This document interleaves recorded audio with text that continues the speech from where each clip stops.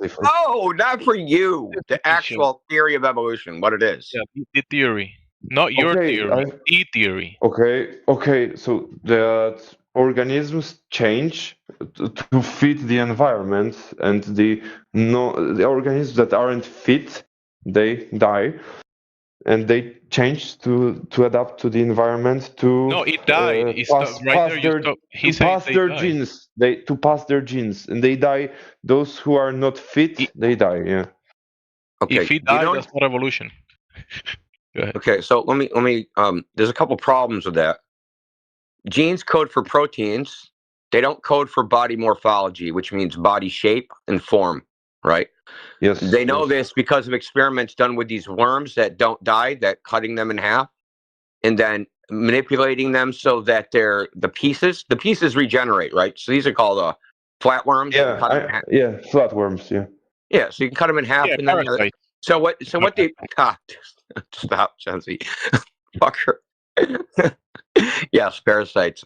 So what they've done is they've got these worms to basically, by using electric field, to cut it in half, and the head, instead of the head growing a tail, they get it the head to grow another head, and the tail to grow a tail, and then they can cut that in half, and it stays a tail worm, and it stays a head worm, right? But it's all genetically identical, but their body morphology has changed permanently.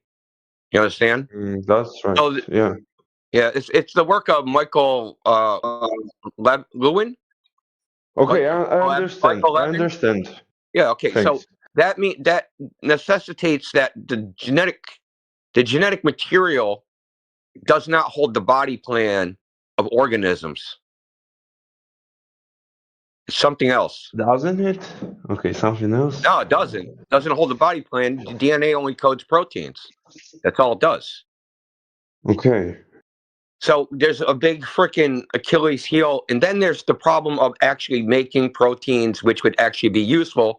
The space of proteins is so large, it's something like 10 to the 167 power. The probability of you finding any useful fucking protein in that space is well beyond how old the universe is. The universe would have to be something like a million times older. Okay? So From what I know, proteins are only on Earth, are they? yeah, but there's so else? many variations of proteins, right? Yeah. Did you know that the odds of a single protein forming by chance is 10 to the 167 power? Yeah, I know that this is like a very small chance. 10 to the 100 of 60 what? 167 Six, power. Okay. Power. Okay. That's impossible. That's not in a small chance. That's impossible. Okay. If you want a protein, if you want a particular protein and said, I'm going to do it by chance, you would wait longer than the age of the universe by that number is like 10 to the 23 power. But wait, I mean, there's these experiments with the primordial soup. Do you believe in this primordial soup even? I mean, no. Does it got onion? Because there. No, this is like these amino acids swimming in this like something water or no? In water? No, it's not possible. What they saying happened isn't possible. Do you understand? Probabilistically, yeah, not I possible. understand. Well, I mean, there's an open challenge. It's just an open challenge. Therefore, there is a God. Therefore, there is a God. No, I believe in God for completely different reasons than this. Oh, okay. My argument for God would be a logical argument that has nothing to do with evolution, or I don't have a naturalistic justification for God. Okay, I think I consider myself like a thinker, like independent thinker, kind of. I would say so because I kind of think and I try different ideas. Like your idea, I tried it for a moment. I don't have an idea. What is my idea exactly? My idea is I go out into the world. It looks flat because it is flat. That isn't much of a stretch of imagination. In fact, that involves no imagination. Yeah. It involves it's like simple observation. Yeah, okay. Yeah, and just take it for what it is and like stop adding shit to it. And other people have said that observation that we all see, everybody has seen, that's got eyes. They've told there's people that say that's an illusion, that you're just too small. That's actually a big ball, and you're just too small. You can't see it. You have to go to a special place, but you can't go there because you don't have the right stuff. Only these anointed people can go there and see the ball in its full glory, but not you. Everybody else. So, and then they also say, also hold on. They also say the Earth is spinning. You see the sun and stars move, but they're not moving. You're moving. They're basically telling you that your entire perception of reality is some sort of illusion. It's nonsensical. Your perception of reality is nonsensical because your senses are telling you something else, but reality is something else than what your senses tell you. I agree, but reality is nonsense, bro. From what I know, these theories are supposed to enhance your senses in a way. That by ignoring something them? I don't know, by just scientific microscope and telescope. Yeah, but no one's ever used a telescope to look at the Earth and see if it's a ball, and seeing that it is a ball. Not with a telescope, that's for sure. Actually, when you use the telescope and you look at long distance observations, you see that it's not a globe. If you see far enough, right? So would you maybe Look, bro, we're not trying to listen. Let's just go. We're not trying to convince you of anything. There's no way we're ever going to convince you. We're not that good where we're going to overcome, basically the indoctrination and you've grown up in Western society and you've been bombarded with this idea. We aren't going to overcome that because it's regardless of what you think, it's integrated into your identity, and that's how it is with most people. Yeah, okay. So we aren't going to defeat that. The only thing that will ever defeat that will be you testing it yourself. That's the only way. That's the only way.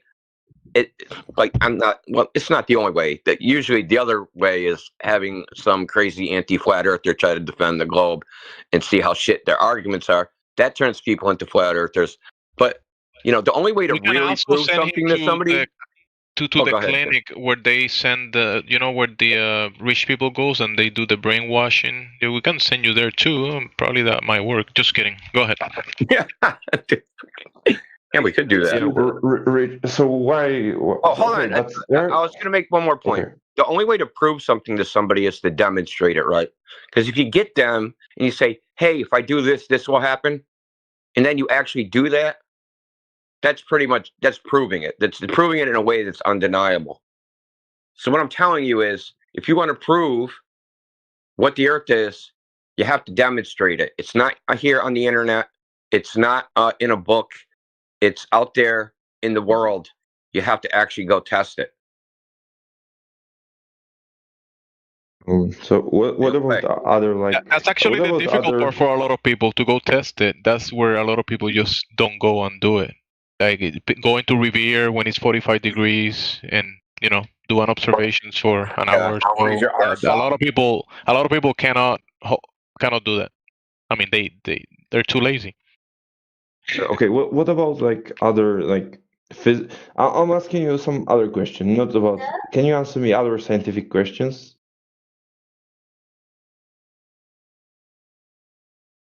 Hello. Yes, you can answer another question. Okay, electricity. So it works, yeah. Electricity works? Yeah. I thought it was unemployed. What unemployed? Just kidding. Go ahead. What works? What was that? I missed it. Electricity, he said. Yeah. Yeah, I mean, I can switch the light bulb on and it lights. Okay. So I have electricity, and that's great phenomenon. So it works. Okay. Is there more to this? Yeah, there's some scientific theories about that, and the other way, it's about like the Earth is round. And see, now this is a good example. This is you brought up the perfect subject matter: electricity and magnetism.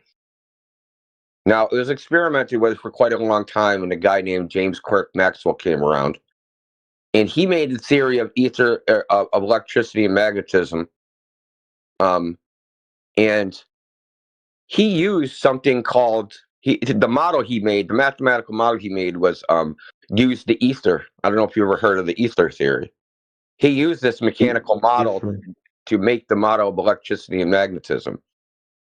Okay.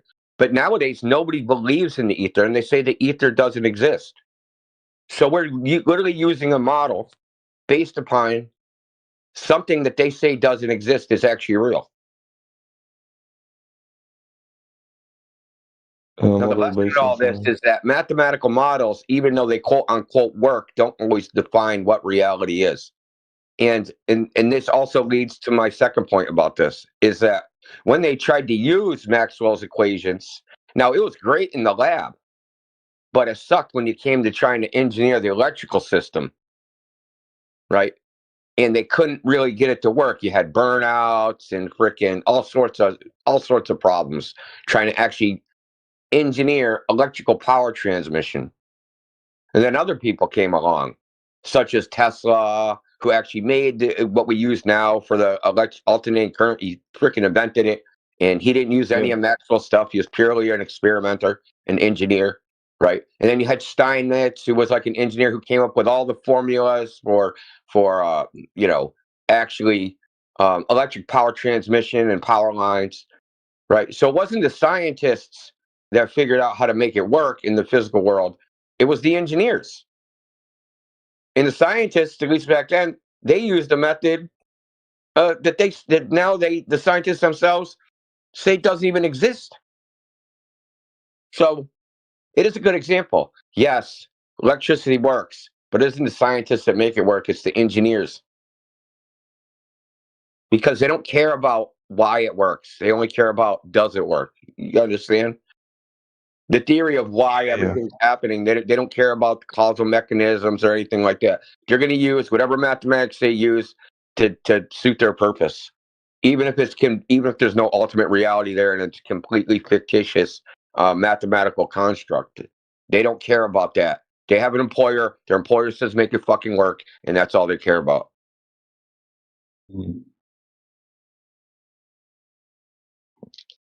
And the reason their employer says make it work because you say make it work, right? My electricity. Yeah. I want electricity. I want electricity in my house. Yeah. Yeah. I'm trying to cook. I'm trying to heat my house. I'm trying to look at porn, and my computer won't work. So turn that shit on. I try to whatever cook. Yeah. Run my computer. Or something. Okay. Yeah. Computers are without electricity are nothing but a giant paperweight.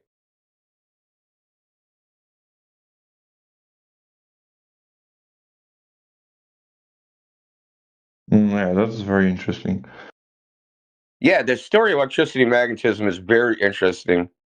Oh, There's a guy on YouTube. His name is Eric Dollard. There's a presentation he gave called "The History of Electricity and Magnetism." It's really good. He's not even a professor, man, but he goes through the history from the beginning of from Benjamin Franklin to Gauss to like all the original people, and how electricity and magnetism, its understanding of what it is and how to use it, developed over time. Is very educational. It's really like everybody that's like pushed the field to ends up going a little crazy, which is also kind of weird. Yeah. Do another question, like different. So would you consider your like views to be like kind of obscure or like dangerous? Like dangerous? Would you consider? I don't know if I say this at my work. The Earth is flat. Like, my views are not dangerous unless like look. Yeah, I don't know. It's dangerous. Just personally, my view is not dangerous because I don't give a shit what the government does. I don't give a shit if they fucking make fake space programs. I'm not going to protest them. It's their gig. Let them do it. I don't care if everybody follows it. I'm just here giving information. Hey, they're saying it's this. You go out into the real world, it's not that. It's this other thing, and that's all I'm telling y'all. Like, I mean, and you can take it or leave it, do what you want with it, but you can't say you didn't know because now at least you know. I mean, listen. I grew up in the '80s when the space shuttle first, flew. Yeah. And I know all the bullshit that they were telling us back then is the same bullshit that we're going to the moon, we're going to go again. All this stuff, it's to me, it's just nonsense. They've been just saying forever. Like, I mean, we were actually talking about this in here last night. How long is it going to be when people because they keep saying, so they keep saying like, hey, we're going to go back to the moon. We're going to go back to the moon. How many more years of not going back to the moon before people start being suspicious? Right? I mean, it's another 80 suspicious. Yeah, I agree. I know. But I mean, I agree that it's suspicious. I agree that it is suspicious because there was only like one successful moon landing, and it was in the 70s. Yeah, it was in the 70s. Yeah. What I'm saying is, so it is suspicious that it's been like 50 years and the technology has improved. I mean, computers have improved, and they have this. Actually, the only technology that has gone backwards is space technology. Moon landing technology has been going backwards compared to everything else. Yeah, they can't even make space. Okay. I honestly believe that moon landing could be fake. Because I've seen a lot of like analysis on YouTube that prove that it is a fake. Yeah, and I was more convinced that it is fake, this moon landing. So I believe in this for sure. That is. You were fighting me earlier, but that's good that you kind of like. Hold on. But I really want to. I'm talking about the whole space thing. I was just using a moon landing as an example. They've also said there's going to be space tourism, and like just like random people can just like buy a ticket to space. When none of this stuff happens, like, is it going to be like 50 years from now, 100 years from now, 200 years from now? Like, hold on, dude. It's been 200 years. You're still not doing space tourism. Like, you must be lying. Like, how long is it going to take before the normal people go, these guys must be lying?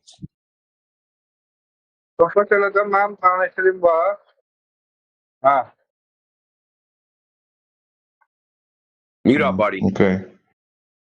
Yeah. I know. That's like very interesting what you're saying.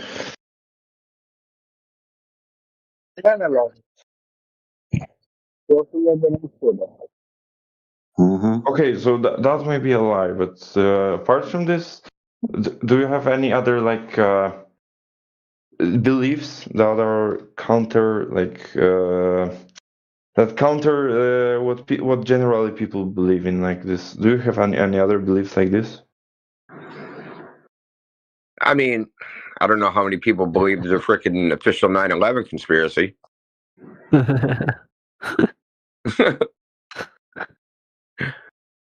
Do you believe in the official 9/11 conspiracy theory? What do you think happened in 9/11?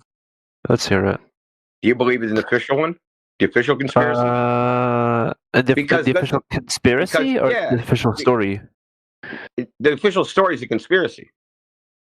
I mean, I honestly, Loki, I think it might have been Israel, honestly. At this point, you just got to admit, though, the official story is a conspiracy theory. Or the Al-Qaeda one, like the terrorism one? Well, yeah, a conspiracy of 19 hijackers, right? Okay, yeah. I mean... it's a conspiracy of 19 hijackers, brother. I just don't know what to believe anymore. Well, all I'm saying is, even the official story is a conspiracy theory. So when they say 9/11 conspiracy theory, they're talking about any theory. Because no one thinks one person did it, right? Because your thing is conspiracy or solo.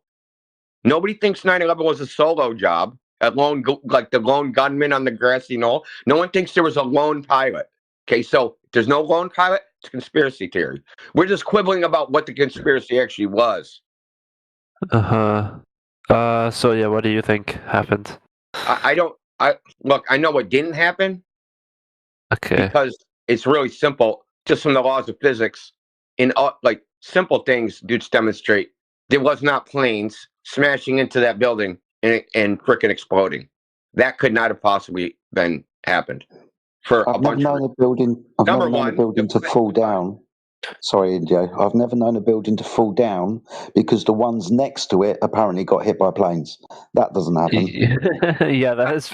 For sake, that is awful. Billy Seven was like, I'm lonely and just committed suicide. Did Building 7 get lonely and commit suicide, bro? What's the official explanation for why Building 7 fell? Fire. External damage. Good lord. That's Fire. the official story. But it fell in the same way that the other two did. All right. Interesting thing about those buildings that have fallen down is that event, fires knocking down concrete, steel girder buildings, has only happened 3 times in history. And you wouldn't believe it, all 3 of them happened within a very short amount of time. Yeah.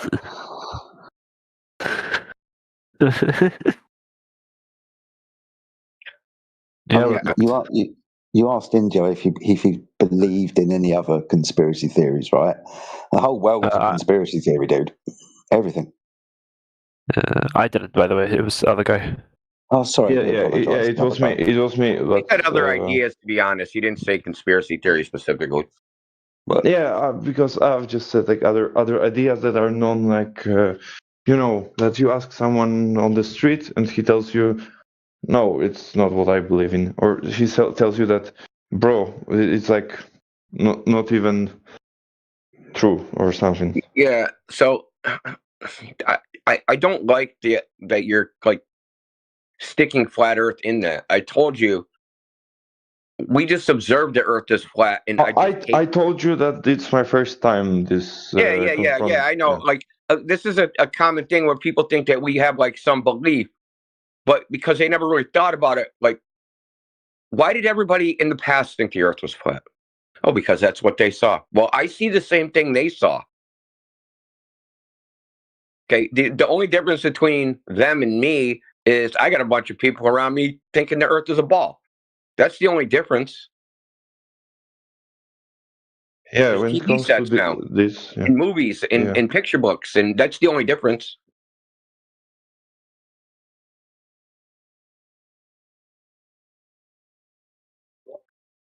But like, I just observed the Earth the way it is, and like I said before, there's people that say, "Hey, you can't just naively look at the Earth and go, hey, it looks flat, therefore it is flat."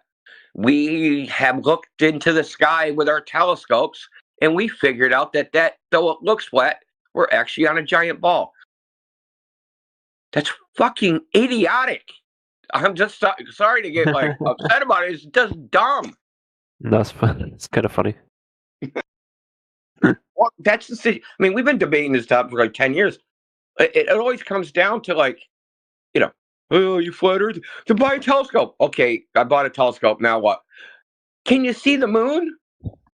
Yeah, that is actually the number one. In 10 years, it will be the number one. The number one evidence of the globe is looking away from the Earth. Earth is a globe when you look away from it. Like you gotta look in the TV, not to the Earth. Just don't look at the Earth. Look at something else. That's the best. Yeah, because it's weird because like you're internal on the Earth. So how are you gonna like judge the object when you're on the object? You have to look at the object's effect on other things, which is, for example, the moon. Like the moon, the Earth, the spherical Earth has an effect on the shadow of the moon. No, which is why. No. Even if you're going to say that the Earth is like the moon, you still have to prove that the Earth is like the moon. You can't just say that the Earth is like the moon because the moon exists. I meant like you have to look at the objects. You have to look if you're on the object.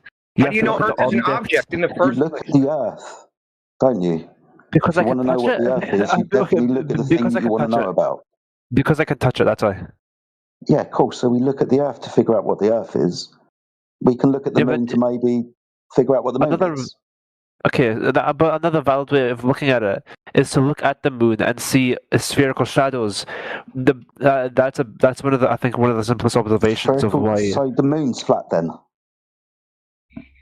The moon's flat? What? No. Yeah, because if you're going to have perfect shadows created by objects and you get the true representation of that object, let's say a sphere is going to have a perfectly rounded shadow, you're only going to cast that shadow on a flat surface. If the surface is distorted like a sphere, then so will the shadow be. So for your example to work, the moon must be flat. We gotta. Ever created shadow puppets before? I have. They're fun. Cool. Try and do that on a distorted surface and note how your shadow is distorted by consequence of the surface.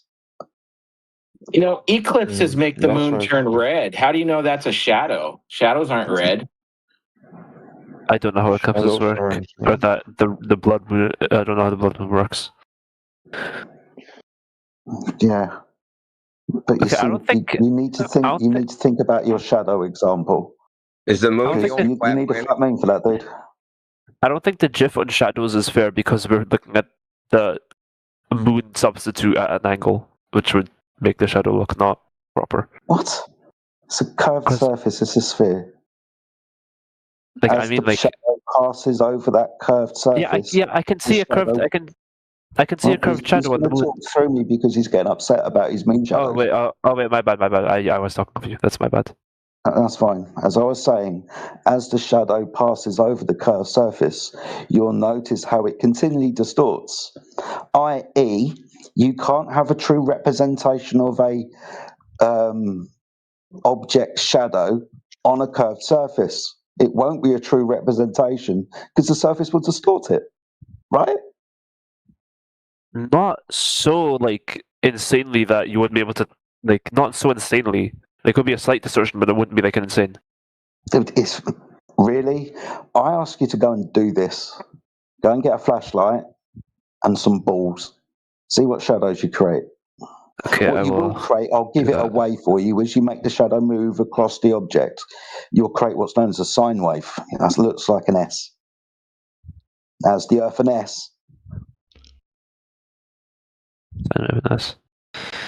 Okay, I see. I was kind of rude, Jed. I asked him the guy to get some balls. Come on, bro. I see. So we can tell you the reason it makes an S is because what'll happen is the shadow, the edge of the shadow will cross the center of the sphere, right? Say the dividing line of which way the shadow is being projected, and one side of that curves one way down, and the other side of it curves the other way down. So as the shadow crosses this, its orientation of the curve changes. It'll look like an S, basically. Okay. Word salad objections. Blue Jumper, how about you mic up, and how about you try and review or talk? Mic up, better microphone, you mean? No, mic up as in get on the mic, bro. Start talking. Yeah. Instead of typing. He's getting upset. Instead of going clack, clack, clack on your keyboard, go talk on the mic. Well, listen, he's allowed to type. Just mute yourself so we don't hear the background noise, and that's it. You're allowed to type whatever you're going to type and then speak to us in the VC if you want. It's okay. Never mind. Okay.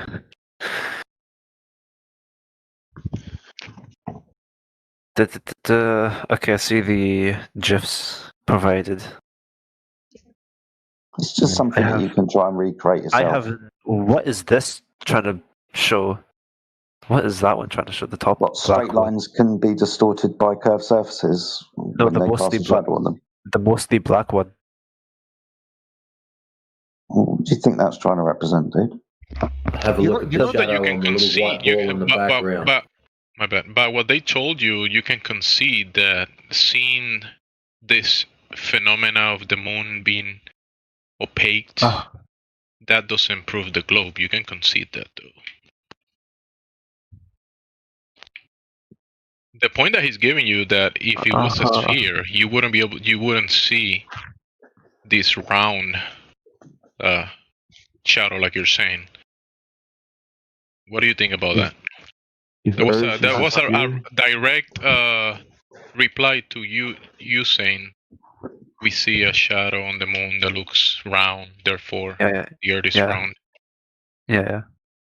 Why isn't like flat Earth popular? Wait. We still hold that question. Okay. Let the other guy reply to what Jada told him about what will happen on the surface, depending on the surface orientation, if it was flat or a sphere. What do you say about that? What will happen to the shadow?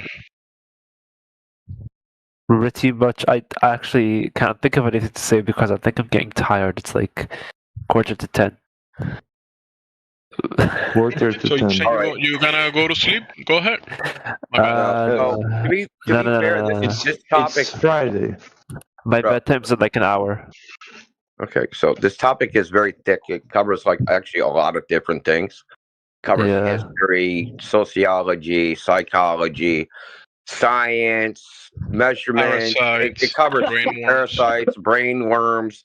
It covers it covers a lot of things. So it will mentally exhaust you in the beginning because a lot of these things they're hard. They're not hard to comprehend. They are in a way, especially when you're just talking about it. If we had like whiteboards and diagrams, it'd be easier to show you. But don't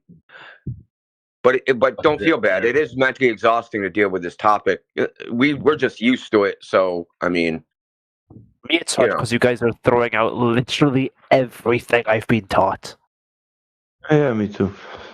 Yeah, I mean, you've been taught the wrong thing. I mean, the people. To be fair, the people that taught you, they didn't know either. Yeah, probably. Yeah. They got the textbook. They said, teach the kids this. And they're like, okay, just give me money. They weren't even given enough money. Have you seen teacher salaries? Oh, yeah. It's a living. Have you seen teachers? Yeah. Have you seen teachers? It's a living. It pays bills. People just go to it as a job of work. People like this. Honestly, I am a teacher, by the way.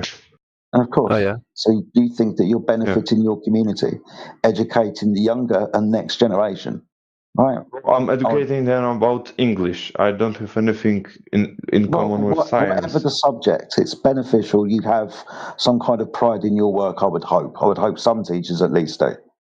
Right? There's no. Yeah, I mean, I do. Like, I teach them like necessary stuff, like how to speak English, how to write English. That's it. Yeah, that's fine. In a public school or just like? Yeah, in a public school. Yeah. Can you just teach them whatever you want? No, I have like a textbook and there's like present simple, present continuous, past simple, past continuous. Now, it's like say that you open the textbook one day and it said, teach the kids the earth is a globe. Would you do that? No, I wouldn't. But they don't tell me to do this. Yeah, look, you're an English teacher. Of course not. But the science teachers or the other classes, they're told, teach the kids the earth is a globe. And they just do that. They don't know that. They don't fact check the textbook and say, I refuse to teach this. The textbook's wrong. They don't do that, right?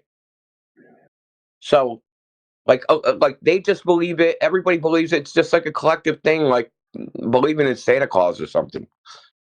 Everyone just believes it because they think everybody else believes it.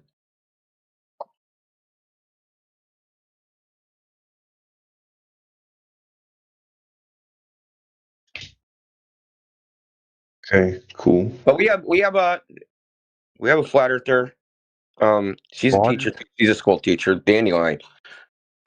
She's not in here right now, but like, if you come back, maybe you'll be able to talk to her, and you guys can like compare notes of teaching brats. What do you think there are any like teachers? Sorry, you go ahead. No, I just want to. What age do you teach? Primary school, so like young learners. I mean, age, yeah. So specifically like 9, 10, 11, 12, 13, 14. 13, okay, 13, up to 13. Oh yeah, that's 13. Awesome. You get to teach them English. Right. That's freaking great. I wish. Primary school, 13. Yeah, in my Primary schools. country. Oh, okay, in my okay. country, up to 14, there's the primary school. Okay, that's cool. What country? Poland. I live in Poland. Okay.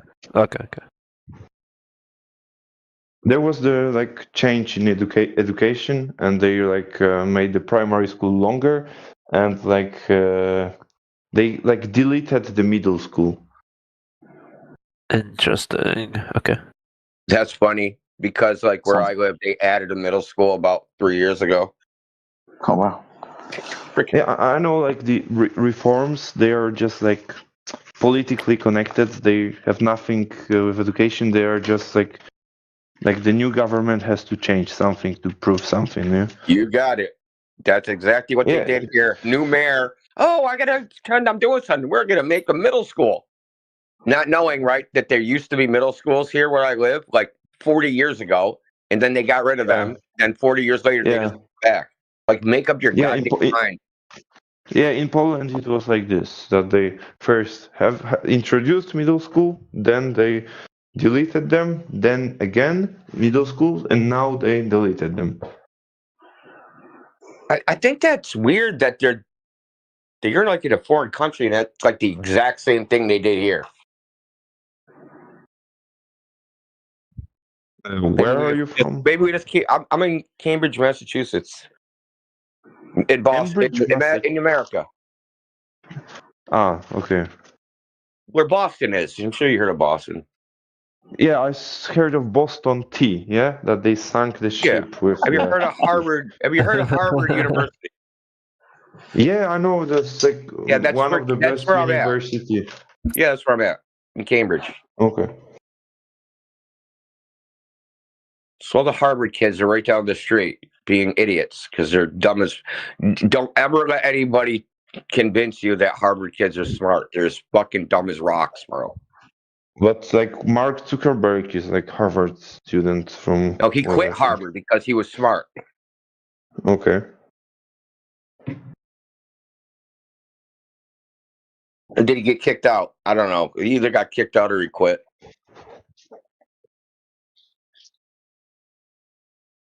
Yeah, quit Harvard. She quit. I think there are other like smart kids from Harvard, like like billionaires. There's Harvard, one other billionaire from Harvard. Harvard is kind of like a place to do like networking, really. So you get an education, you meet people, and like you have this like Harvard degree network of people that get in the places of political power and on boards of directors and in industry, and you're basically forming like I don't know what type of network you would call it. A social network, not in the sense of social media, but it's basically like a boys' club, social network. That's kind of what people go to Harvard for. It's not really for the education. It's more like it's not what you know, it's who you know type deal. That's what you know, not who you know. Okay, I get this. But Facebook is real, and they programmed it. So yeah, it involved a lot of work probably to program this. Zuckerberg didn't do the work. I mean, I don't want to get in the controversy of Zuckerberg. I'm just saying there aren't smart people at Harvard. There are, but they're not. They're pretty fucking dumb too, man. There's a lot of dumbass ones. Take my word for it. You got to live here and see it for yourself. I mean, I can tell you, but you just got to see it for yourself. Like the people that live here make fun of them because they're so like intellectual yet they're idiots, right? Intellectual yet they're idiots. So you mean that they know the like theories, but they don't trust their senses, as you said, yeah? More like they can't walk and chew bubble gum. They know their theories, but have trouble tying their sneakers. Okay, yeah, you mean this? Okay, yeah, okay.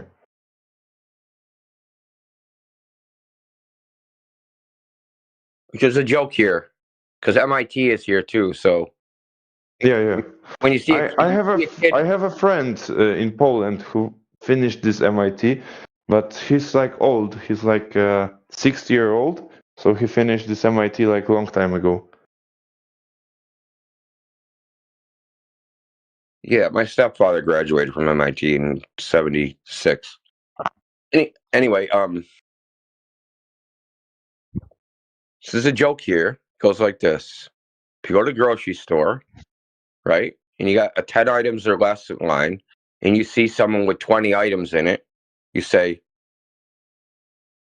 are you from MIT and can't count, or are you from Harvard and can't read?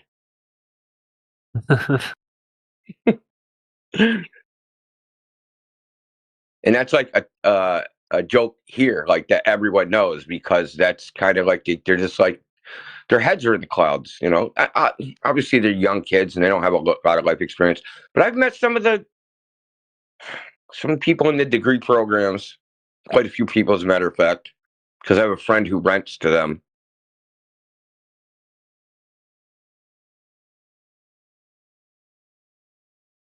So I've met some like economists, mathematicians, I think there's computer science, one astronomer. Because people come here to get their graduate degree, PhD, they do postdocs here. Just occasionally you meet some of them.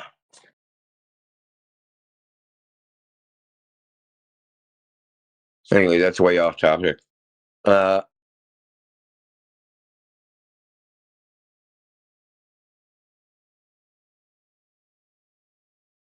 DJ, you live in here? It's Sunday somewhere in the world, India.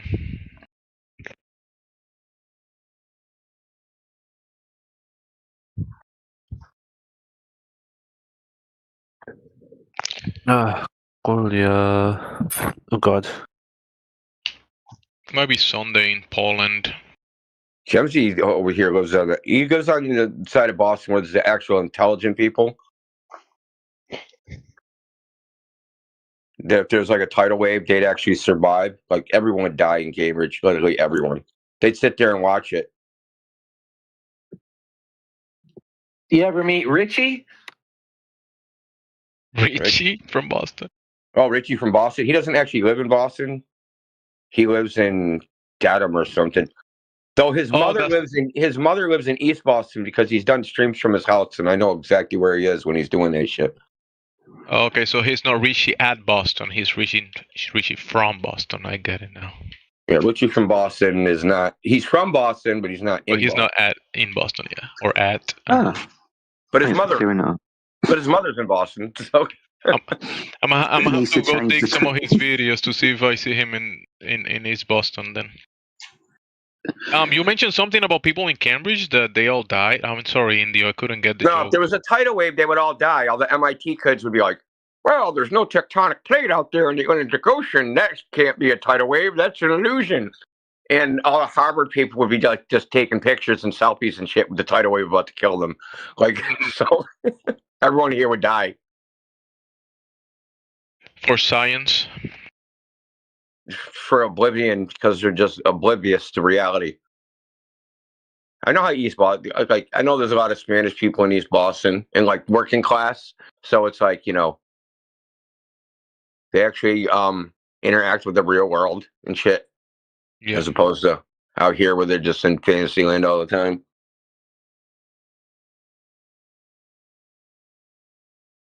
Earth, where is your proof everywhere? What else was it? Oh yeah, Brian Cox has something not so friendly to say about you. He says to disprove a flat earther, he would hit you over the head with Newton's Principia. Well, obviously he did. What? Obviously he didn't read it. Yeah. I'm just gonna read what he says in the video. Imagine every time you get on a plane and fly somewhere, then the person who's in charge of the plane is part of a vast conspiracy that's trying to deceive you. And imagine that. How nervous would you be on the plane if the people that are flying it are actually just keeping you in the dark about the real nature of reality? How does that make you feel? You never get on a plane again. That would be great, because then when I go on a holiday, I'd never bump into a flat earther because I don't travel. Funny guy. That's stupid. Craziest. The fuck. Brian Cox also said in an interview on an Australian daytime show, said that no one ever actually believed the Earth was flat ever. Yeah, that's ridiculous as well. Okay, that's he just did say that. His 3 hours worth of interviews with pilots from commercial level, military level, in the side chat. Who are flat earthers? Ouch. Let's play. I actually want to play this. Let's play Spot the Straw Man.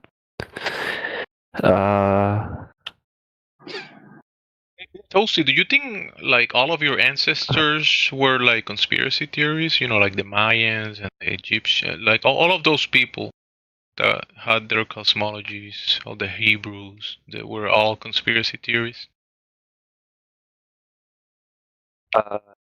Not really, no.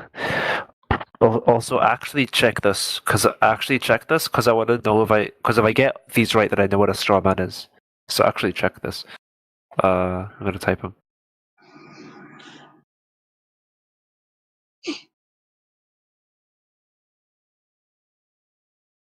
Globers just discard all of the other civilizations of the past. They just call them dumb. That's how I grew up. They were telling me, yeah, your ancestors are dumb. That's why they didn't know. Didn't Christopher Columbus's crew fear that they were going to sail off the edge of the Earth? There you go. More dumb. I think Brian Cox needs to study history. Start with that bit of bullshit as well. Christopher Columbus was dumb as well, but he just got lucky. He was actually a tiny earther. He thought it was a much smaller globe. It's true. Yeah, that's a good one. It's a Tina Turner tiny earther. Tiny earther. Yeah. It's a tiny earther. I only got 3. I can't spot 5. Look, you've done me now, Jedi. I'm just starting to think, tiny earth, refraction for me. Yeah, refraction for money. Refraction for Earth Curve. You can be what I want you to be. I won't sing again this year, don't worry. Does it anybody take Hollow Earth? The pilots being part of the conspiracy theory. Globe Earth is meant to deceive us. Flat Earthers wouldn't fly. These are all ad hominems. Those are the 3. Pilots being part of the conspiracy. That's fucking stupid. I mean, you could say that's a straw. I don't think you could. It's bad argumentation anyway. He's strawmanning pilots. Yeah. What the hell do they know? They fly over a flat plane, man. Never trust address. Look, even globe earthers, even people that oppose say pilots don't have to adjust their airplane for the curvature of the Earth because it curves at such a slow rate. So how would they know if the Earth is a globe or not? You can't see the curve from an airplane, so it can't be that. So how would they know? Well, just follow the globe logic. You know they know because they don't know. You know it's curving because it's not curving. You know it's moving because it's not moving. That's the globe. You know it's real because it looks so fake. Yeah. Legends of Islam series. What is this? You can tell it makes sense because it's complete nonsense.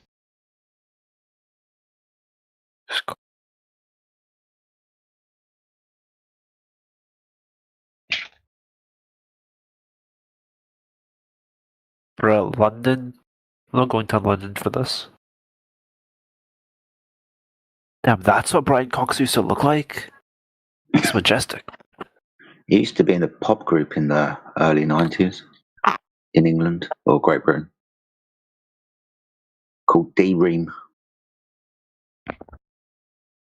They were shit. Unfortunate. Fall off. I don't even know. Not even fall off. But think about this, right? This is Brian Cox. This is a science communicator that appears on national and international televisions and podcasts and streams all across the world, and everybody wants to ask him his opinions about the universe and everything, right? When confronted with a flat Earth argument, that was his response. Not something that could easily be demonstrated or practically done by you, the individual, to prove that the flat earther was wrong. Just some thinly veiled attack. It's fucking bullshit, dude. Yeah. Actually, remember earlier? I was saying that the only way to like turn someone into a flat earther is to do it yourself. Do you remember what the exception was? Is to hear people that oppose flat Earth actually speak in the dumb shit they say. That's what also makes flat earthers. Yeah, because they expect to have a good answer, right? Like, yeah, there's obviously a good answer because Earth's a globe. That's obvious. So the scientist has a good answer, and then they say stuff like that. You're like, hold on, that don't make sense. Let me look into this more. Then they find out that's all there is. It's just dumb frickin' answers.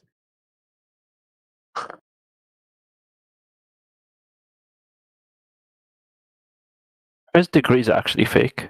I swear, man. Why can't people just stop being fake for a second? Well, ever heard the magic speed? What? The magic speed. What's the magic speed? The magic speed is why all the craters on the moon are round. The magic, bro. What? Yeah, this is what PhD astrophysicist Neil deGrasse Tyson said when asked, "Why are all the craters on the moon round and why aren't some oblong? Because the meteor hit it at an angle or something." Oh right, okay. He said it's because there's a magic speed. That's his words that the meteors travel at, which always make a perfect circle. Okay, that could just be easily explained as him trying to do some sort of just easy to digest analogy. So he just calls it magic speed, as a substitute, Well, there's another thing he said for 4 decades that if you weigh something on the North Pole and then go to the equator, it weighs less. Yeah, because the Earth bulges out at the equator, which means slightly less gravity, slightly, but it would weigh less. The rotation of the Earth, right? And there's a centrifugal force throwing the thing off, right? Yeah. So it weighs less than the equator. Well, he's recently recanted that and said, well, because there's a bulge, there's more mass at the equator, so then there's more gravity, and it exactly cancels out the rotational centrifugal force. So after fucking saying bullshit for 4 decades, he's retracted it. So people will still parrot this nonsense. Things way west at the equator than at the poles. Well, they've updated and revised the lore. That's what we call it. We call it space lore. It's like they download the DLC and then they update it. And the shit they were saying before is now not true. And the stuff they're saying now is true. Yeah, I can see how that's frustrating. Yeah, we can point like there's example after example after example. We can run through all the things that we've noticed of things they've changed, right? That were true. There you go. Start listing off. The atmosphere used to be just around the Earth. Now the atmosphere encompasses the Moon also. That changed about 7 years. There's loads of them. Yeah, did you know the Moon is now inside Earth's atmosphere? No, what did someone say that? Who said this? ESA. European Space Agency. Why would they say this? Because the Moon's inside. Why would they say it? Because that's what they get paid to do, is say stupid shit. Yeah, it's called ads and click. They just say stuff and people click on it and, that kind of stuff. Just making stuff up. People eat it up. Atmosphere stretches out to the moon and beyond. Okay, that's kind of stupid. Makes perfect sense. Technically, see, space is fake. No one could have possibly gone to space because they were always inside the Earth's atmosphere. It makes perfect nonsense. I mean...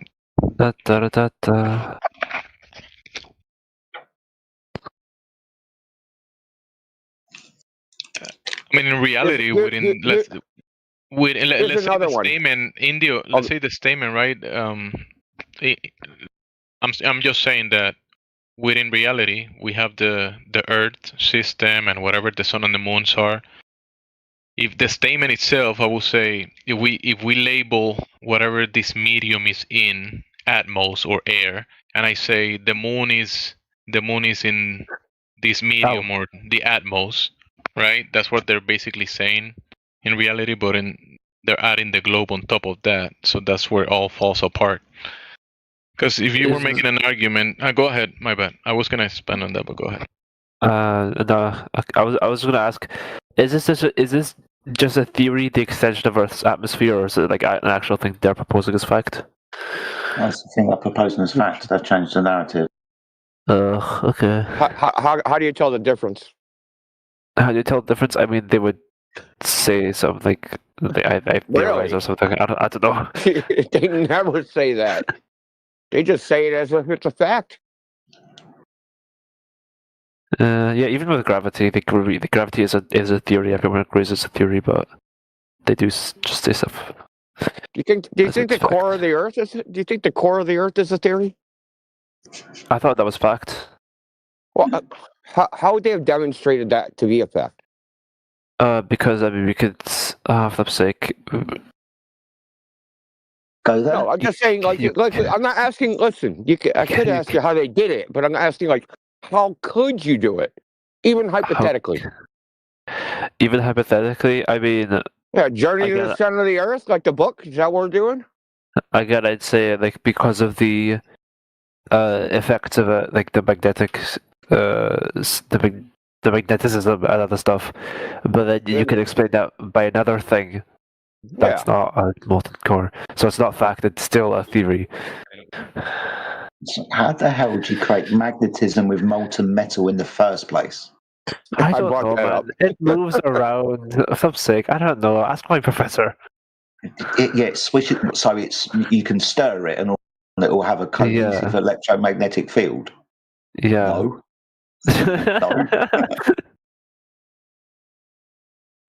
Okay. Is this superionic iron alloys and the seismic velocities? The image isn't even related to the article.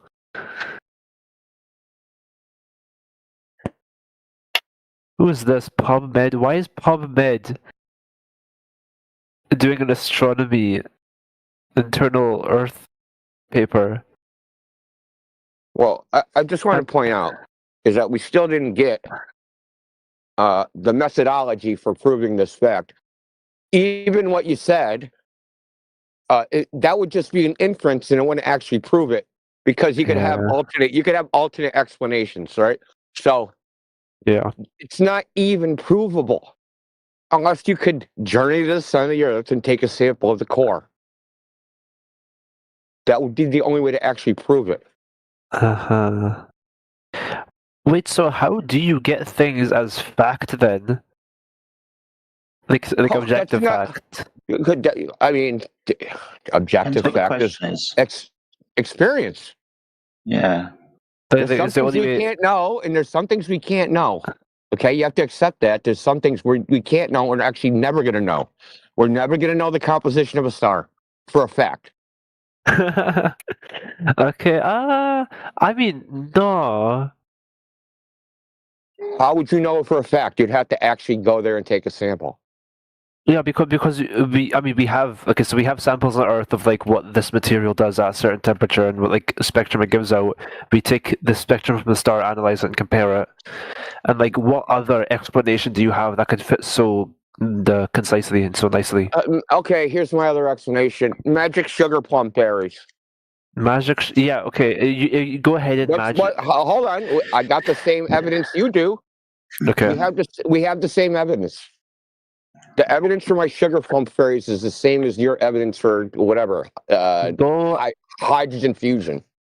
Go analyze the spectrum from a magic sugar plum fairy if you can even prove that exists. Again, it perfectly matches the star. That's what I'm predicting. You couldn't tell them apart. I'll just affirm the concept. So this is the thing. You're using a logical fallacy. This is the problem. Is that this encompasses the logical fallacy of affirming the consequent. Okay?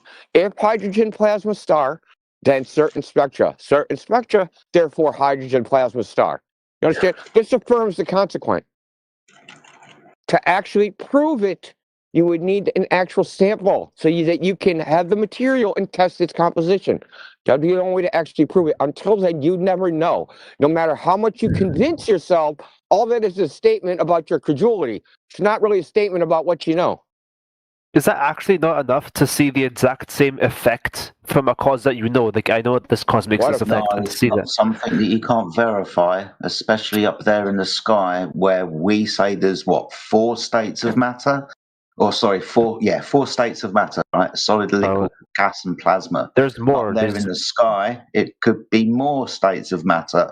You could have you could have the same elements in different phases giving you the same color spectrum. You wouldn't know until you went there, though. Right. Okay. And it's also not that simple. The evaluations of the spectrum are probabilistic because you have things like Doppler line broadening, Raman scattering, and all these other things which shift and move and obscure the actual spectrum. So they infer a spectrum from how they think through some theory-laden filter, basically. None of this stuff is as straightforward as people think. It's all theory-laden. People still argue today about the solar spectrum, right, and what it actually shows. Some people say, that shows plasma gas, high temperatures. Other people say, no, it's a metallic liquid. So even people today argue about what the sun's made of. We just get taught a narrative, right? It's a gaseous plasma fucking hot thing.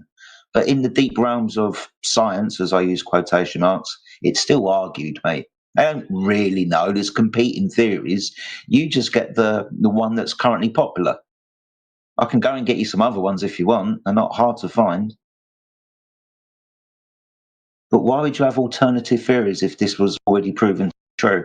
It's not a proven fact, right? So that's why there are alternative theories. Okay.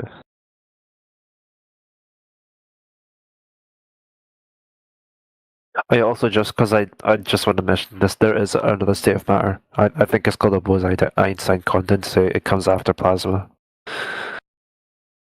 There's different phases depending on temperature and pressure differentials and all types of stuff.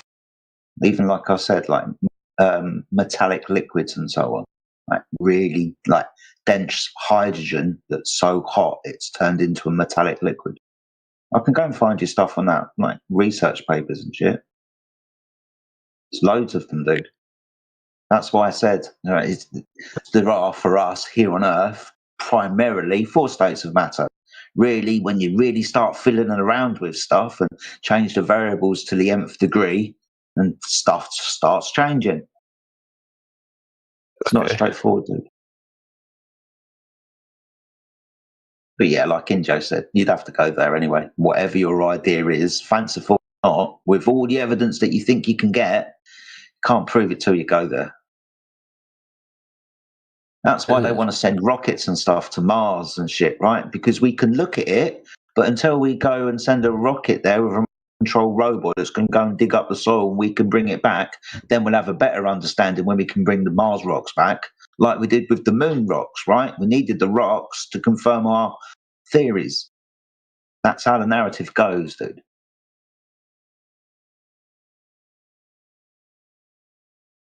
Yeah, interesting.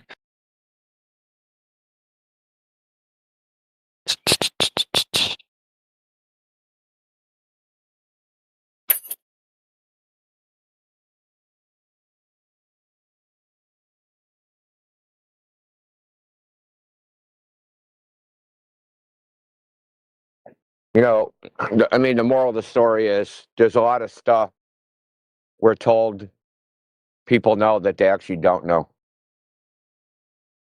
And, it's hard to sell, I don't know.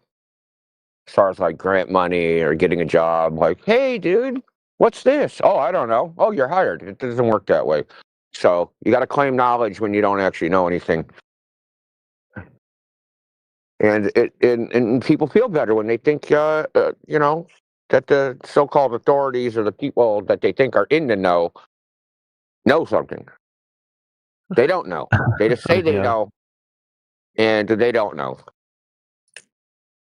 I mean, think about it. If you just think about it just from like even like from a probabilistic idea, how many theories from 500 years ago are currently believed?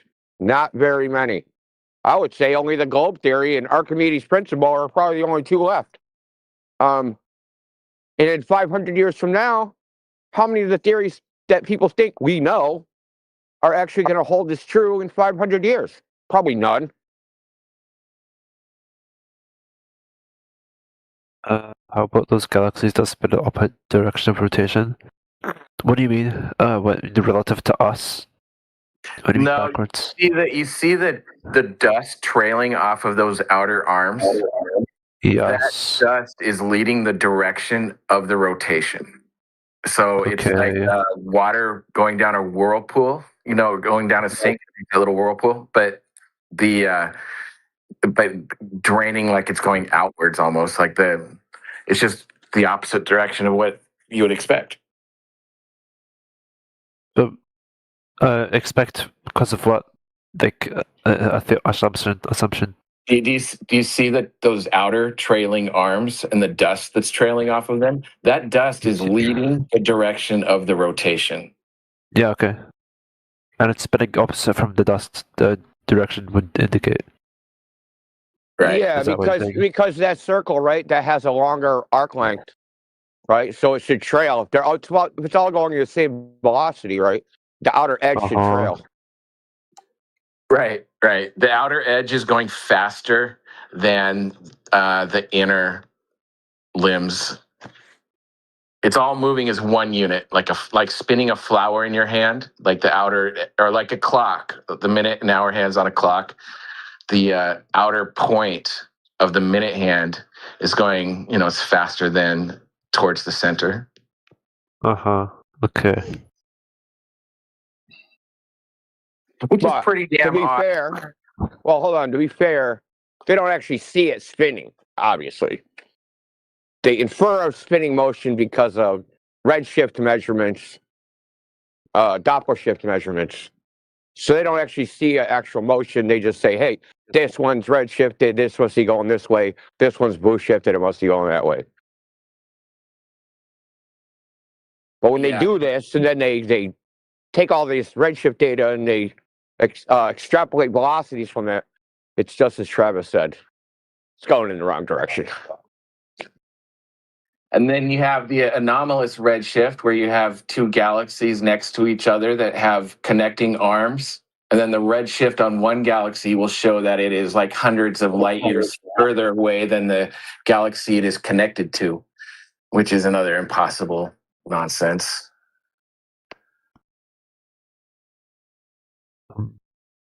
It'll show the one galaxy is hundreds of light years behind it, but they're connected via the same luminous arms. Okay.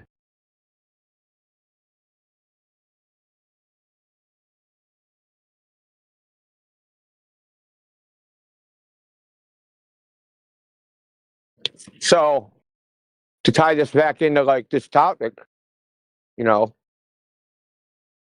all these distances and speeds and velocities, they all come from the radius value that's never been measured.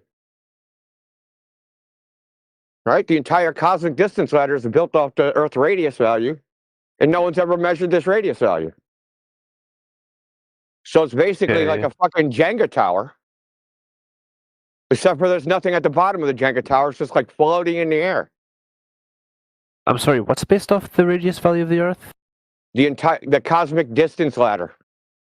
So I thought that was. I thought they used astronomical units. Yeah, where'd they get that? The distance from the sun to the Earth, not the radius. Not the radius. Yeah. Where did they? Yeah, they got that from the radius of the Earth. Okay then, sure. Because no, it's not sure. They did because. No.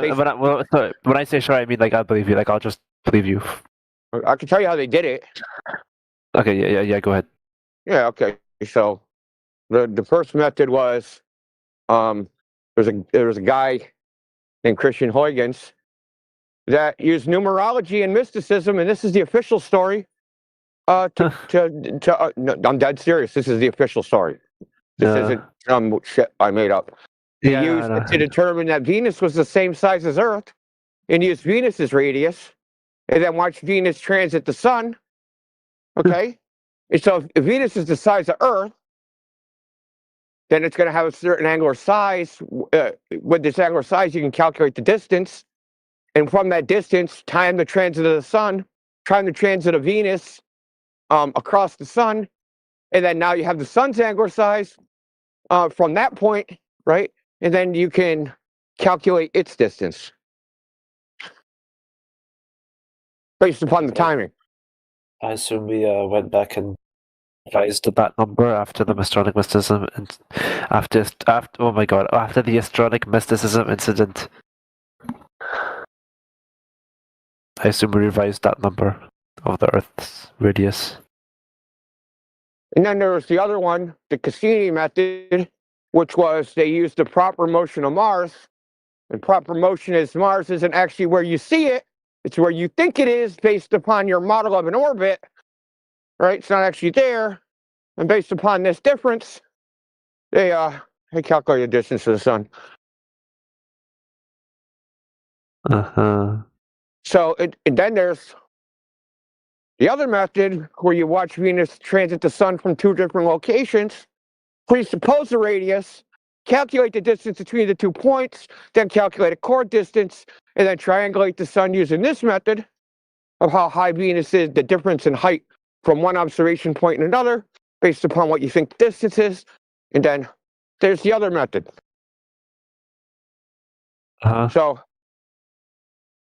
now, the distance to the sun, what you might not have known, has changed something like 20 times in the last 150 years. So you sound fed up with this, man. So but the whole point is that they never measured the radius of the Earth. The entire cosmic distance ladder is based upon the first rung, which has never been actually demonstrated. It's a Jenga tower floating in the air. It's not resting on anything.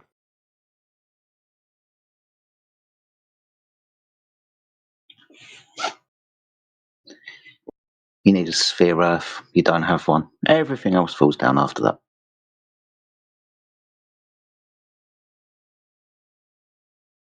You don't believe in gravity, Jedi? Nothing falls.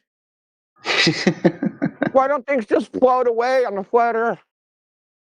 Why not? They're floating right now.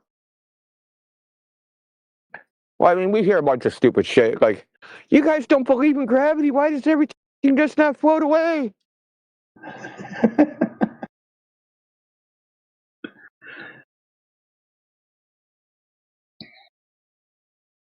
We hear this from people that think they golfed on the moon and rode around in a dune buggy. No curve, no rotation, no planet, no Big Bang. Here's a question. How long was Voyager 1 and Voyager 2 supposed to have lasted? Was it like maybe 20 years? Okay. They're not long. Yeah. And the fact that that thing's still going is just magnificent masterminds of human construction and engineering, right? I mean, it's lesser than power than the Game Boy has managed to last this long in regions we're told are extremely dangerous.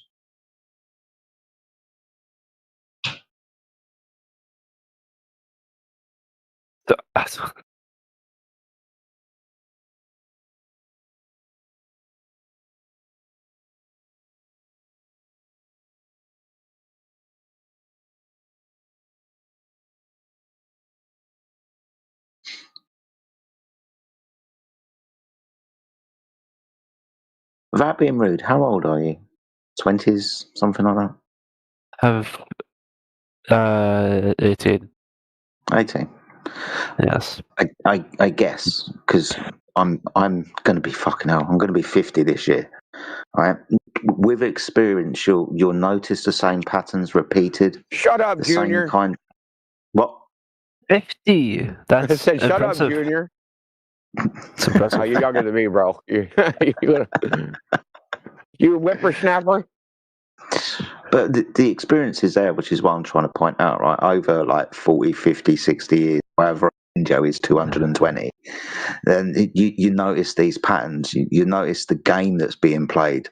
The common one that gets brought up is like space travel all of the time, right? Moon landings, and eventually we're going to have, hotels on Mars and, moon bases and all of this shit. All right, we were told this in the 70s and the 80s, and again in the 90s, and again in the early 2000s, then in the teens, and now we're being told it again, and I guarantee you we'll be told the same fucking thing in the 30s. This can has been kicked down the road so many times. I guess only experiencing it through your life is, how you can be sure that this is happening instead of like second-hand stories from us telling you that it is. But maybe you should look back into the history of like exploration of space. They probably won't tell you the amount of times that they wanted to tell you that there's going to be hotels on the moon, for example. But I've been trying to do this shit for ages and never really got anywhere. What have we got now? We've got just about Katy Perry going up to the edge of space and telling us that she sees a curve. That's all we've got.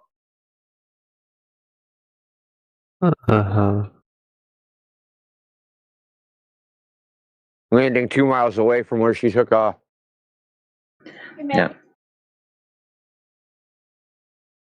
Maybe she went really, really, really high up. Just really high up. That's a Snoop Dogg fallacy. Very, very high up. Well, I mean, it's definitely possible that Katy Perry rode a giant rocket that looked like a penis. That's normal. That's just like her opening act. I thought that was one of her music videos. Yeah, exactly.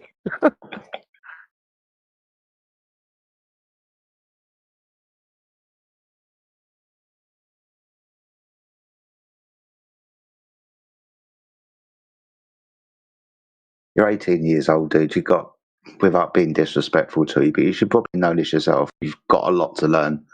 I figured out about 10 years ago that most of the stuff that I thought that I knew, I definitely didn't. I've got more questions now than I had, say, 10 years ago. Right? So you're not going to know everything at the moment, but I would suggest, and we would suggest, that at least critically think about the information that you're fed, especially if it's repeated over and over and over again. Propaganda exists, mate. You must be aware of that, right? Okay, fair enough, yep. Yeah. Sales techniques, right? Yep. Advertising. It's all the same fucking game, dude. And do you know how they sell you something you don't want? Are you familiar with Edward Bernays? Nope. Not you, Jedi, the other guy. He's the father of modern advertising. He's a grandson of Sigmund Freud. They make you think you need. They make you think you need it, or they give you like a certain time. Yeah, but you only have 10 hours. You only have 10 hours to take the deal, and they put like a fake counter, fake time. No, fake timer. What they do is they sell an identity. So this is how so I'll give you an example. This is a good example I heard.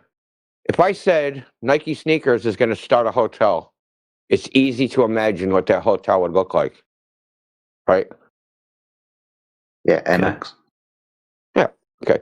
If I said Hilton Hotels is going to start a sneaker company, you have no idea what those sneakers are going to look like. Yep. Because Nike sells an identity. It's a brand identity, and that's what they sell. They want you to identify with their advertising, right? They typically advertise runners wearing running sneakers, or maybe basketball players, right? They want you to identify with the brand. So like when he helped advertise cigarettes, Torches of Freedom, they wanted women to identify with being liberated from the yoke of the patriarchy, etc. Right? So the globe Earth is also an identity. Believing in the globe Earth, and people identify with it, which is so hard for us when we talk to them, because it's integrated into their personality as part of their identity. Global warming, global village. I'm a global citizen. Fly around the globe. Global weather. the whole space idea that we're an technologically advanced civilization, and we can solve all these problems because we're so freaking smart, right? And you are smarter than your ancestors. Way smarter. They were a bunch of knuckle draggers. Thought they would fall off the edge of the earth, man. That's how stupid they were. When you just go around a big ball, you flip upside down like it's nothing. Upside down people. They don't believe in upside down people. What's wrong with those flat earthers? No, I don't believe in upside down people. Okay, so the point is the globe is more than just like a scientific, because some scientific idea that's been proven by science. It is an identity at this point. And one of the first things, and this is the last thing I'll say, one of the first things I noticed when I realized the Earth was flat was the amount of times that I would see a globe in a day, right? The actual space propaganda, globe propaganda that's everywhere. And when you think about those people that put those signs up or advertising or made a company or made some TV show where they showed the Earth as a globe, they've never seen the Earth from that point of view. They have no idea if the Earth looks like that, but they're sticking it everywhere, right? I mean, there's going to be a plumbing company called Global Plumbing with a big globe on the side of their vans. Like, why? What the fuck does that got to do with plumbing? Oh, why? Because they would just want to sell like, oh, we're for everybody and we can fix any problem. Yeah, an like identity. Around the Earth. It's identity. That's right. It's an identity. No, people see you're technologically advanced. That's what they see. Yeah, as in like we can fix any problem anywhere, like on Earth. Like it's not identity about the globe; it's identity about being good at plumbing. Yeah, but that's what you should be caring about, was whether they're good at plumbing, not whether they are good at advertising. Right? What I'm saying is they're tuning into a primal identity that people have, right? What do they call a worldview? People have a worldview, right? I'm just and this is where the globe gets into its evil part, right? There's a Big Bang, there's evolution, there's men, but if I think about my life, it can never have any meaning because the Earth is just one planet in trillions of planets, of trillions of stars, and I'm a meaningless speck of dust in an uncaring, naturalistic universe. So it really doesn't matter what I do. To some degree, just don't get in trouble and arrested, and everything's fine. I can be a degenerate. I can do whatever. There's no God to tell me what I'm doing wrong. This is where it leads to. This is like the dominoes, how the dominoes fall. You got to believe the globe, and then believe to the Big Bang, and then believe the evolution, and then believe the solipsism, right? It's an evolution of human thought that's founded on the identity that people think the Earth is a globe. Okay. I'm probably blowing your fucking gourd right now. I understand. No. But I get what you're saying. I get everything you're saying. It just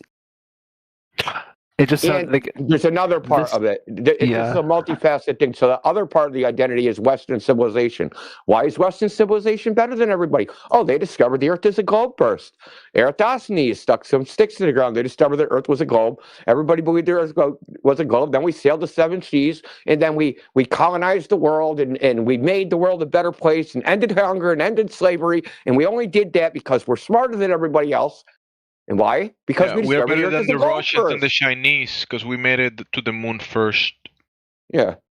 We're better than the Russians because we went to the moon, right? So there's like, this is a multifaceted idea with tentacles that go in every part of society, of Western society. I don't know how it is in other countries or like not the non-Western world. I'm sure in the Congo, they don't believe any of this bullshit that we talk about. But it has permeated Western thought. Because it's really our claim to fame. Who's the smartest people? Oh, it's Newton. It's Galileo. It's Copernicus. Oh, what did they do? Oh, they discovered the heliocentric model. They discovered that there's gravity that formed the Earth into a ball. So these are who we consider and idolize as the smartest people in the West. Einstein. What did he do? Oh, he talked about space and how there's black holes and yada, yada, yada, right? So there's a foundation here that not just you personally, but the entire Western world in a societal sense, its foundation is on this globe idea. which is why people get triggered by this topic and don't know why they snap out and get so emotional. They don't even know why they're doing it, because they're just like, they have Stockholm syndrome. That's all there is to it. They have Stockholm syndrome. You know what Stockholm syndrome is? Yes, I know what Stockholm syndrome is. Are you in Stockholm? Okay.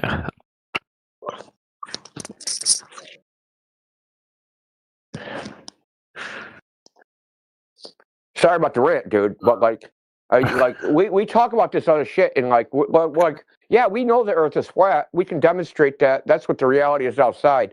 But like we beat around the bush of what the real problem is. The real problem is it's an idea that's like a fucking cancer, right? It's a cancer because you have to believe that all of your reality is an illusion, that you can't detect the world as it actually is, and you have to defer to other people that claim, for some reason, that they're smarter than you. Okay, though they may or may not be smarter than you, but you have to defer to them of what reality is. That right there is a fundamental problem, that you're deferring away from your own experience of the world to what other people claim they experienced, and somehow their experience is superior to yours. Right there, you're outsourcing your own intellect, your own mind, your own experience to some fucking stranger that you never met, that may or may not have your interests at heart.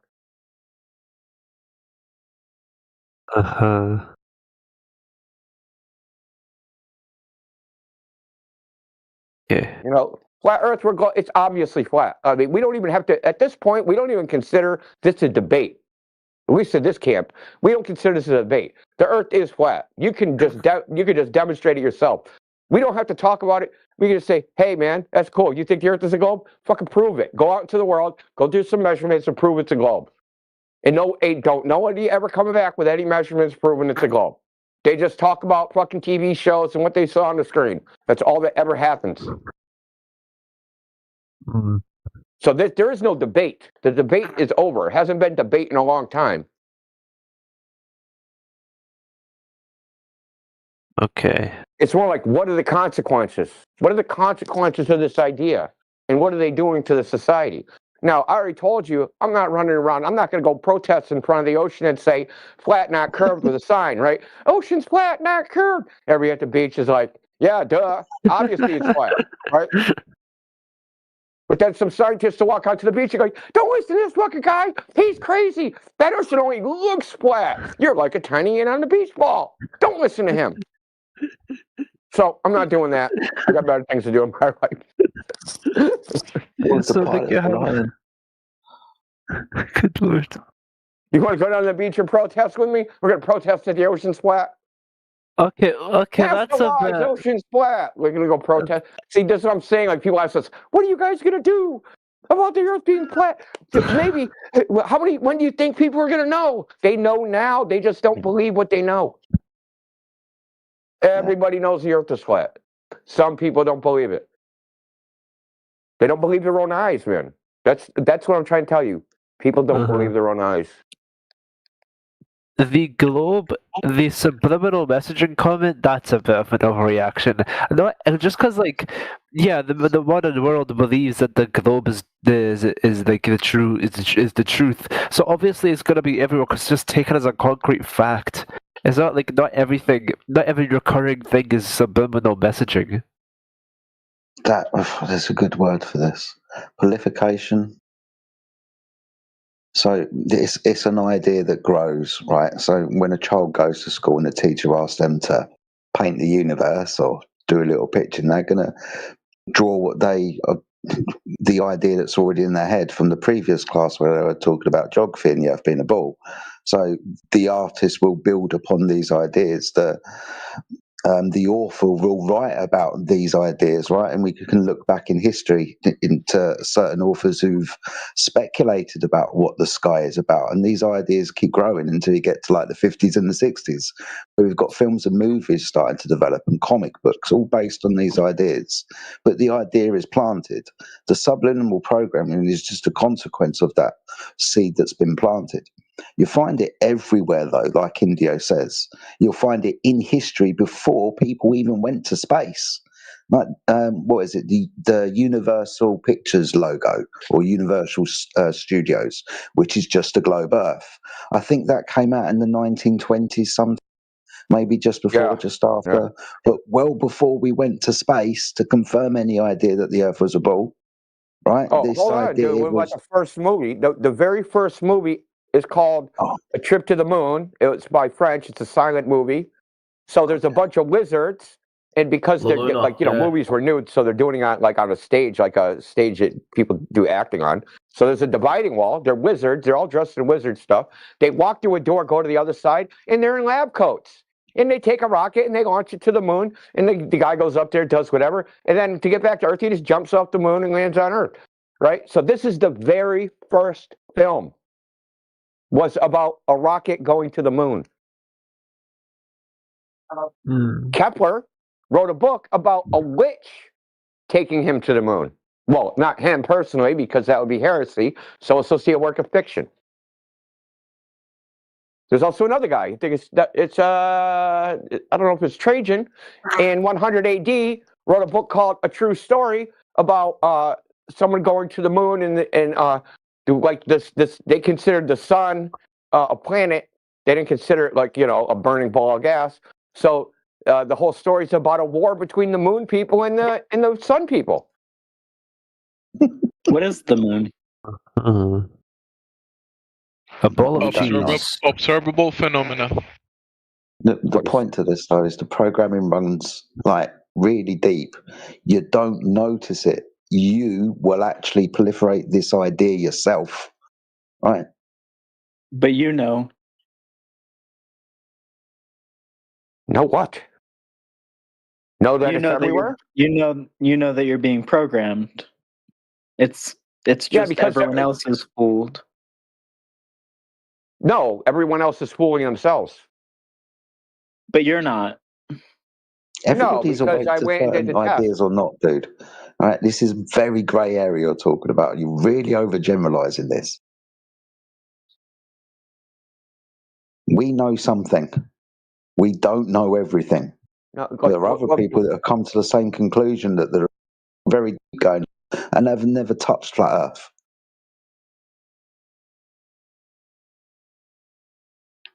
Look, all of us in this chat, whether you believe it or not, you know the Earth is flat. Period. There's no denying it. It's impossible to deny. Well, knowledge comes from experience. The only thing you know are the things you actually experience. Now, you can believe other things, right? So you believe that you're going to wake up tomorrow morning, but you don't know that. And you can read a book that says, hey, cats are mammals, right? But you don't know that? But you don't know that, no. You don't know that a cat is a mammal? No. Why not? Okay, well, yeah. Look, you'd have to look it up in the dictionary, the word mammal, and then see if a cat. You wouldn't just know that? You wouldn't just know that a cat is a mammal? No, you wouldn't just know that, dude. You're saying that you don't know that a cat is a mammal? No, why you don't know? Why should I believe you? Know by yourself, Mark. Are you really that desperate that you're going to do that weak ass attempt at a straw man? Really? So, Mark, desperate? No one's ever told you anything about cats. No, I didn't say that. Nobody's ever taught you anything about cats. You're walking along the street one day. Oh, look, a cat jumps out in front of you. Are you going to go, that's a fine-looking mammal? Or are you going to go, oh, wow, it's a cat? You're saying that you don't know what a cat is? What's no one said that. Why are you Have you taken a biology class? You're going to get muted and kicked out of the channel. Don't do it again. It's your only warning. Everybody knows a cat is a mammal because of anecdotes. Like, no, because there's a word named mammal, and it's a category, and it has a criterion properties, and then the cat will meet all the properties of the category mammal. That's how you know the cat is a fucking mammal, dude. Yeah. Because I've never personally studied it myself, but like people who have told me, so that I know it's a mammal. That's. So yes, I know. No, you don't know that. No, you don't know that. Someone told you. You don't know that. You believe that until you go and do it yourself. Okay, so nothing. So nothing anyone ever tells you, you can say you know. You're right. Not getting this. Right? I can know what they. What I know is what they said. It's going to frustrate me. Yeah, hold on, Jai. I can know what they said. That's what I know. I heard some words come out of their fucking face, and I heard it with my ears. That's what I know. Whether those words are true or false, I don't know that. So if I were to say a cat is a mammal, you don't know if it's true or false? I can evaluate. I can. You really want to get kicked out of here, don't you? I can figure out if it's true or false by the way I just said. Can you tell me what I just said about how to figure out if a cat is a mammal? You would look it up in the dictionary? What would I look up in the dictionary? Whether or not it's a mammal. No, you retard. You wouldn't use a dictionary for that. Well, you're the one that doesn't know if a cat is a mammal. And see what the definition is. And see that it's a category of animal. And then I would look at a cat and say, hey, this category, does the cat have the properties of this category? So that I can say cat fits into it. All right. That makes sense. No shit. Yeah, no shit. This is like 3rd grade. Didn't they teach you this in 3rd grade? How to figure out what categories are?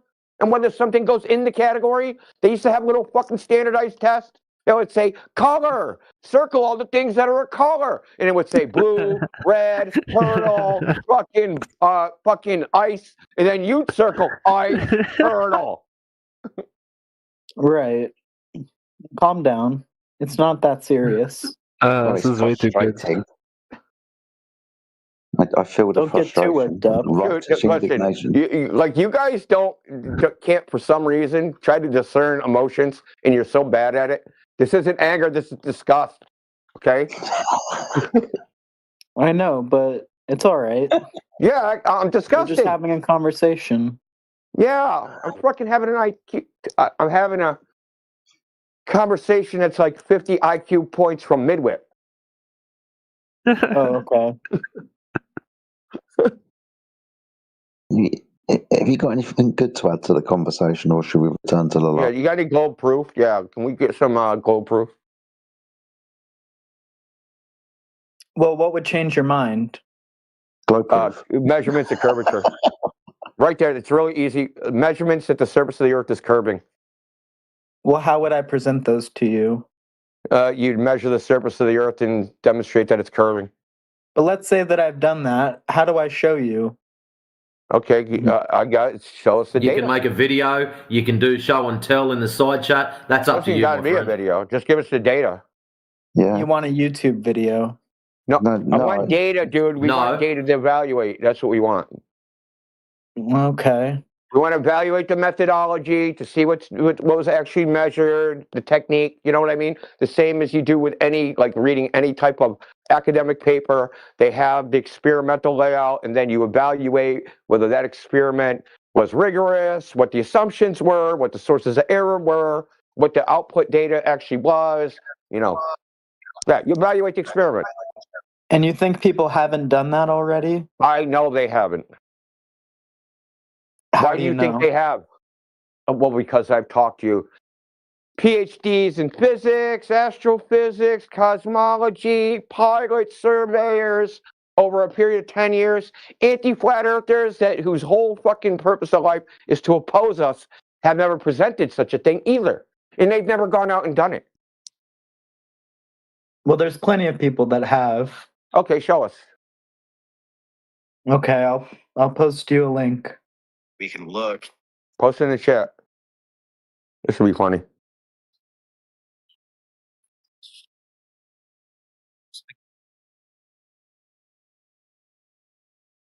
Jesse, Path of Lies?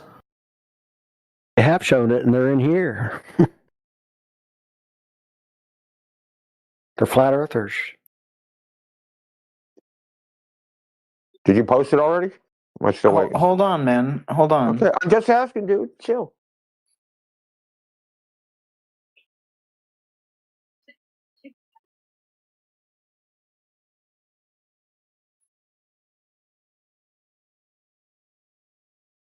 Sorry, I zoned out for a second. We are waiting for measurements of Earth curvature, right? I mean, he said it's done plenty of times. He probably, I guess it's probably has so many that he can't pick. So just make like a roulette wheel of like earth curve measurements and just like spin the ball and whatever it lands on, present that. Because you have so many. I bet you the video he presents is going to have a 23-foot tall Jaren. Well, I was going to post scientific and empirical evidence. Oh, sweet. Yeah, post that. Do that. That'll be fun. All right, this is from Wikipedia. Oh, Jesus Christ almighty. Wait a minute. Did he say scientific? Because that's not going to work. This is geometry, this bro. Is empirical evidence for the spherical shape of the Earth. So let's go through these. Yeah, hold on. Is that what I asked for? I asked for measurements of curvature. Are there measurements of curvature? So first of all, the visibility I asked for measurements of curvature. Shut up. I asked for measurements of curvature. Is it in that? Yep. Okay. Yep. Which one? Well, we can go further than that. I mean, which we can talk one about in there is the measurement of curvature? The first one. Okay, hold on. Let me see. So the first paragraph, the roughly spherical shape of Earth can be empirically evidenced by many different types of observation, ranging from ground level, flight, or orbit. The spherical shape causes a number of effects and phenomena that, when combined, disprove flat Earth beliefs. Yeah, these include the visibility of distant objects on Earth's surface. Well, us seeing too far proves it's flat, so that was a fail. Lunar eclipses. Wait, what? What did you just say? I said lunar eclipses. Is this appearance of the moon. Observations of the sky from a certain altitude. Observation of certain fixed stars from different locations. Observing the sun. Surface navigation. Grid distortion on a spherical surface. Weather systems. Gravity. And modern technology. Okay, so where's the measurements of curvature in that? Well, that's the introductory paragraph. Let's go through it. Yeah, listen, we're not reading the Wikipedia article. You're going to go down it and find the measurements of curvature part and read it to us. You said what would convince you.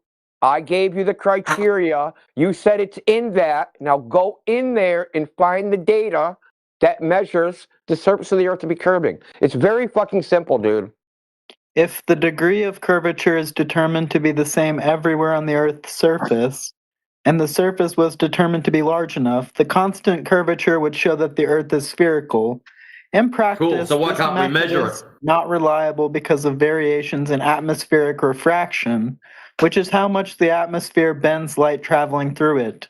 Refraction can give the impression that the Earth's surface is flat, going to lead to a curved measurement. more convexly than it is, or that it's concave. So that's what happens in the various trials of the level experiment. Okay. Right, this isn't a measurement, right? This is excuses as to why you can't have measurements. Do you think it's? Do you think it's never been done? No. Before you move on, I'm going to ask you about this refraction thing. What's the evidence for this refraction thing happening? I'm not sure. You'll have to do the research yourself. You should. Oh, I know what the evidence is. I know what its evidence is. The evidence okay. Explain it for us. I'm gonna tell you what the evidence is. So the evidence for globe refraction is that the Earth looks flat. That's your evidence. Right, but just because it looks flat doesn't mean that it is. Right. So my evidence is the Earth looks flat, and that's my evidence of a globe. Think of how retarded you sound right now. I know it doesn't. I'm well aware of that. So why are you saying it if it doesn't make sense? That's your position. What's my position? That the evidence that there's globe refraction, and I asked you what the evidence is, and you said you don't know, and I told you what the evidence is. The evidence for the globe, for refraction, bending light around a globe, is that the Earth looks flat.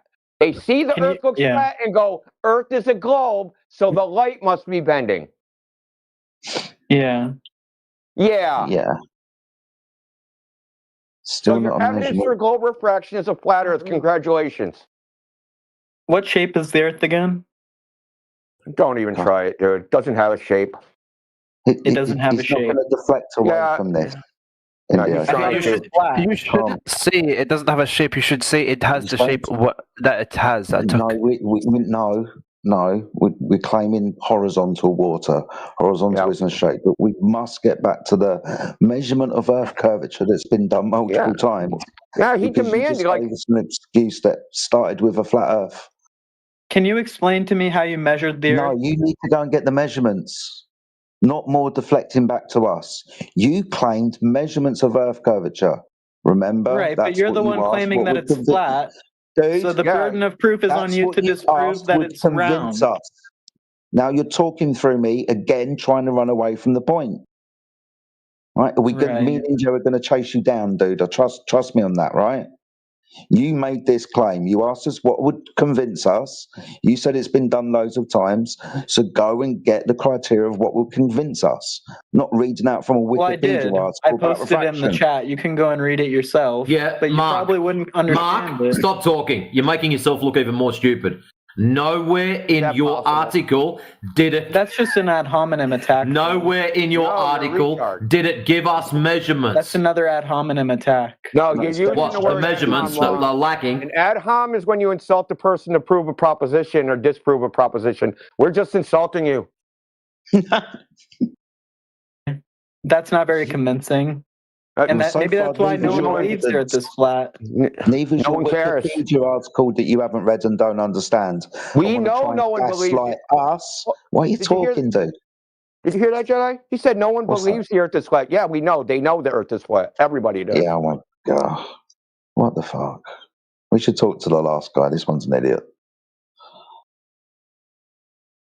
Oh, they separated them. Who's the last guy? You, dude. Oh, yeah. Which you have half a brain cell. Oh, that dude had 2 brain cells and one is down of loneliness at this point.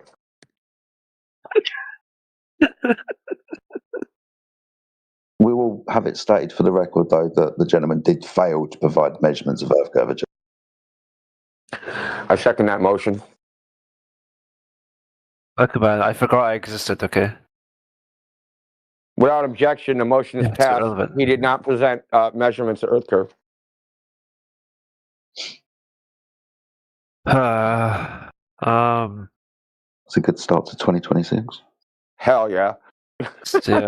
Next semester we'll have a good start when I ask my professor. Have your professor come in here? Sorry? Have them come in here.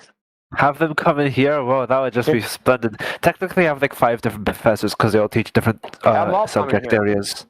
Yeah, have them all group project. Look, we've talked to people with a way higher academic standing than your school professors, believe me. Oh no, university. Okay. Line them up, dude. So, just bring them in, line them up, feed them to India. It's going to be great. We've had people with PhDs in physics, mathematical physics, that wrote their dissertations on direct detection of the dark matter and all sorts of crap. So we've talked to people in academia of lots of different professions. Okay. Yeah. So just bring them in here. That's all I'm saying.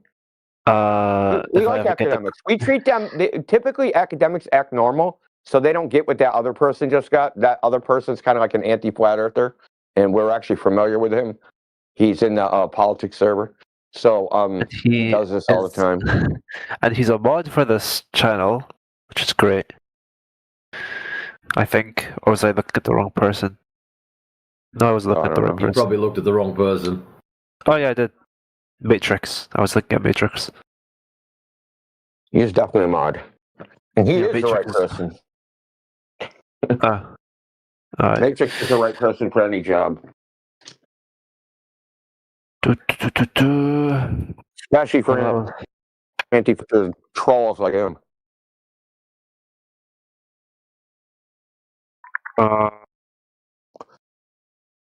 So the only reason I want them to come in here, quite honestly, is for you.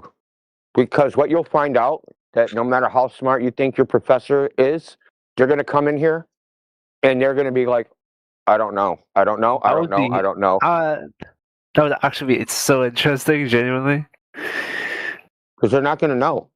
Like, so they'll say something like, yeah, stars are like, do this, or I think somebody did this, and you go, okay, can you actually show the evidence for that? And they won't be able to do it.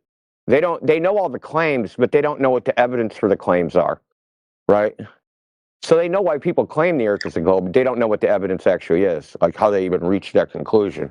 And maybe they'll bring up Eratosthenes or Al-Biruni or one of these other guys, but they won't know what they did or how they did it or anything about the techniques they used or what they assumed or even the precision of their measurement. They won't know anything about like how anybody actually came to the conclusion, right? They'll just know the general claim. That's it. And this is typically what we find by people in academia that, you know, they've never looked into it, and they'll typically admit it. They're like, well, I really don't know. I've never really looked into it. I just assumed it to be the case. I was taught it in a grade school or whatever, and, you know, I just took it to be true, which is kind of unscientific. Hi. No, yeah. Hello. It's between the two of us.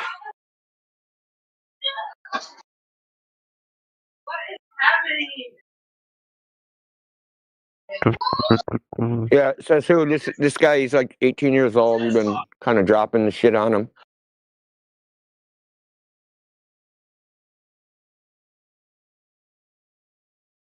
You're more than welcome to talk to him. I'm kind of like been going at it a while, hogging the mic. Who are you even talking to? You. No, you were talking. You were saying to someone else. Talking to Says Who. Yeah, Says Who makes great arguments about this topic. Well, a lot of people do, but he's particularly good at working with people that are very unfamiliar with it because you're a newbie. Well, I mean, most people are. I mean, there's people that have varying ranges of experience with this topic. Typically, most people do like through internet memes or, you know, nonsense. Some TikTok video maybe. But then there's others that like they've got into it a little bit. What do you even do for work? Me? I'm retired. Yes. You're retired? Oh yeah, because you're 40. I'm way over. I'm older than 40, dude. I haven't been 40 in a while. 50? I'm older than that. Good lord. Okay. You know, when Huygens was doing his numerology and mysticism, I'm the one that cut open the chicken so he could look at the guts. What was your work? Network engineering, computer science, IT, okay. Dude. I shouldn't even say network engineering. I did a lot of stuff in IT, so I'm multi-talented. Okay. Multi-skilled, whatever you want to call it. Okay. I'm pretty much retired. Good job. I work when I feel like it. If I want cocaine and hookers, that's pretty much the only time I work. Okay. I'm kidding, man. I'm kidding. I'm almost out of cocaine and hookers. I better go get a job.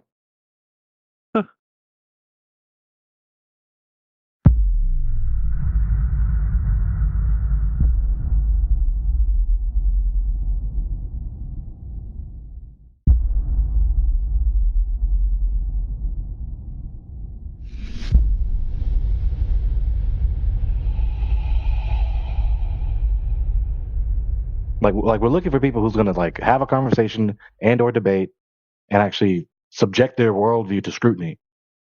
Right? Not just presume they're just gonna lecture us.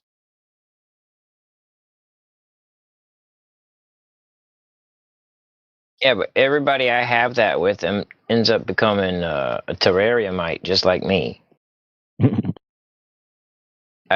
no such thing as a Glober out in public.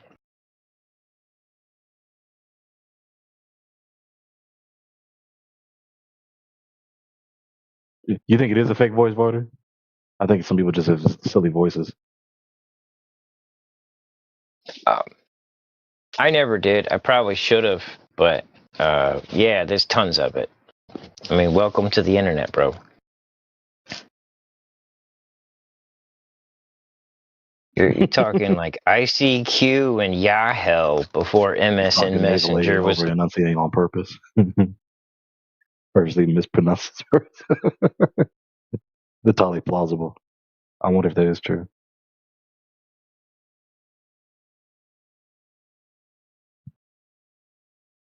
The worst part of the whole thing is that he started off that refraction was proof of globe, and then he said it wasn't the only proof of globe, right? So he like kicked the crutch out from underneath himself. As soon as we exploded his presumptuous lecture about refraction, which is what they have to run to that because there's only two options available to them in light of the long distance observations, right? The longer, what I'll call the longer observations and measurements, right? They have to account for the longer observations and measurements, which are not possible on their SE, but of course they make it possible by appealing to the ad hoc rescuing device that is refraction, right? This whole this fictitious super looming and this whole, pseudo lore about the nature of light. It's what you have to do if you want to, clutch onto this and convince yourself that it's actually, empirically veracious, substantiated. Yep. They have to have so much refraction that the Earth would just appear flat. That's the crazy part.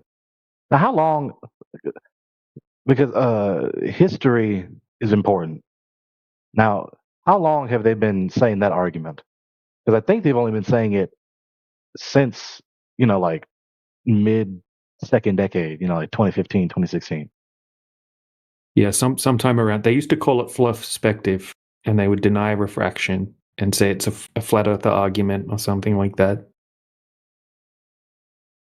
Around 2015, 2016. Yeah, because around 500 years at least, they've been appealing to the simplistic notion that bottom of disappearance, bottom of obscurance is bottom of obstruction behind the Earth curve. But then you have to account for why we still see with the aided eye, the longer observations and measurements. Well, now because of refraction. I don't think they've been saying this for 500 years. I don't think they've been saying it for 30 years. I think it's a new apologetical trick. Well, for the anti-flat earthers, sure. Yeah. Whereas the actual, people that are subject matter experts dating back into the 1800s, they will say it can happen, and that's how it happens. The deviation of light within a medium due to the difference in the refractive index, but they'll be honest and say that there's absolute limitations to that. Mm-hmm. It's not going to allow. It's not just like a magic word you can say, and then all of the observation, like it's not just going to flatten out all the water in every single observation and make it just look like a flat Earth. That's not what they claim. 10 miles further, 20 miles further, 50 miles further, 100 miles further. Yeah. Exactly. They'll say like something like it'll be like 7 to 10% in standard conditions, which will allow you to see a little bit further over the curvature of the Earth. And in extreme situations, it could be up to like 16%, 20%. Some even go up to 30%. But we're looking over distances that it would have to be thousands and thousands of percent, which isn't meteorologically possible.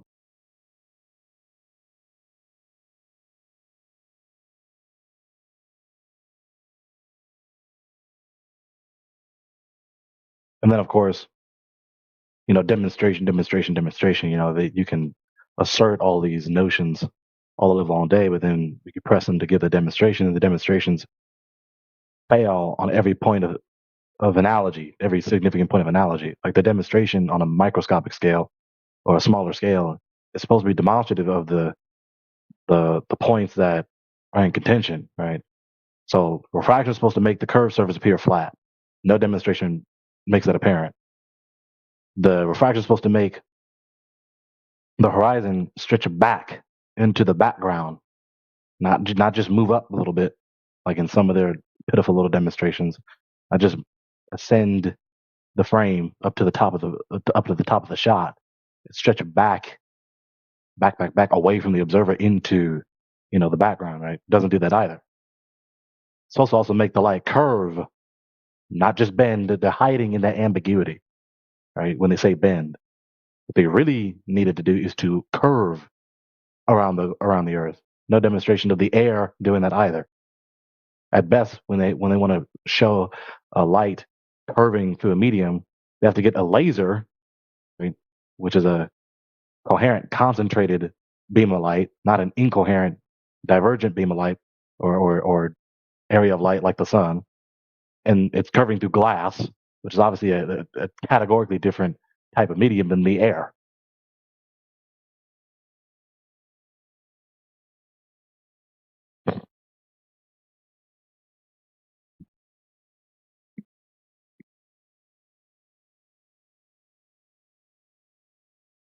Those are the main 3 points of analogy that they have to demonstrate on any scale. All right, but they fail to do it every time. They have no proof, no demonstration that refraction does what they needed to do to rescue their glare from the longer distance observations and measurements. I found my best argument is asking them for the point of incident, and they lose their minds. It's actually kind of entertaining. Because they say it's refracting. Okay, cool. Now, where's the point of incident? Well, you're just making words up. No, you're telling me it's doing something. I need to know where at it's doing the thing. Right. Simple. The point of the incident. Right. I'm just a country boy, bro. You tell me the cow stuck in the fence. Which part, man? Where at? The east field, the west field, the north field? Exactly. Like, in the middle, at the quarterway, near the northwest corner? Like, near I need river, data. Near the big boulder. Right. Yeah. They just don't get it. But again, anyone listening, the average person listening might get the impression that this is just an endless discussion that doesn't actually get to a conclusion. Now, the conclusion is this. We all live on the earth, right? We've seen the earth our entire lives, unless your eyes do not have the ability to see. Okay, we've seen the earth our entire lives. Some have seen some more of the earth than others. But regardless, conclusion is this. Do we actually ever observe curvature? Right? Do we observe the entailments of the earth being a ball? Well, the entailments are what they are of the earth being a ball. We don't observe them, right? We observe farther than what's possible on their ball, which proves that the horizon is not the horizon of their ball, which is why I call it the SEH, spheroidal Earth horizon. Their term is geometric horizon, which is, again, not very precise analytically, but it's more precise because it's the horizon that they need it to be, or that it's entailed by their specific doctrine about the Earth. So their SE entails the SEH. The spheroidal Earth entails the spheroidal Earth horizon. They need that line that is the water or whatever, what have you, easily the water for people to understand. They need that water line to be that line that is the surface of the Earth wrapped around, right? The surface of the water, the oceans wrapped around the lopsided rock that allegedly is wrapped around, and it allegedly is flying around through the cosmic void, right? We all understand that, okay? That's supposed to be, as it were, the summit or the peak or the pinnacle of the water hill, so to speak, right? The oceans are wrapped around the ball. They need that line to be that cutoff point, right, of the water hill. That's what they need. But we see further than what's possible with those entailments. So obviously the horizon is not that physical, external, geometric feature of this water wrapping around this rock that falsifies what their SE entails the horizon to be. And so propositions that imply false implications are false. If you falsify the entailments of a given proposition, that falsifies the given proposition. So if you falsify the SEH, the spheroidal horizon, which is an entailment of the SE, then you falsify the SE. That's the conclusion.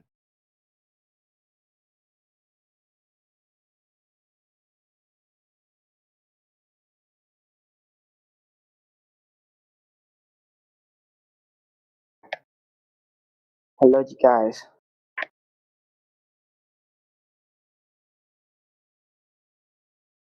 Earth is completely sphere, bro. It's not flat, it's sphere. Fucking eat it. Okay. So you believe the Earth's a ball. We're gonna see how you reply. Do you have any proof that the Earth is flat? But hang on. So you believe the Earth's a ball. Okay. Do you have? Because we're gonna cut to the chase. Right. See what you understand. If you don't understand this, then we might have to teach you some things. So you believe the Earth's a ball. Okay. So do you have the measurement to the geometric horizon? The measurement of the distance to the geometric horizon. Can you present that to us?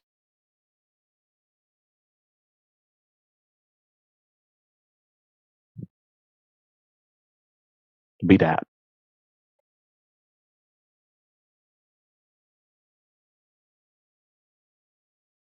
What? Repeat again. Do you have demonstration of the distance to the geometric horizon from any point being measured? If you do, show it to us. Okay, that's your answer.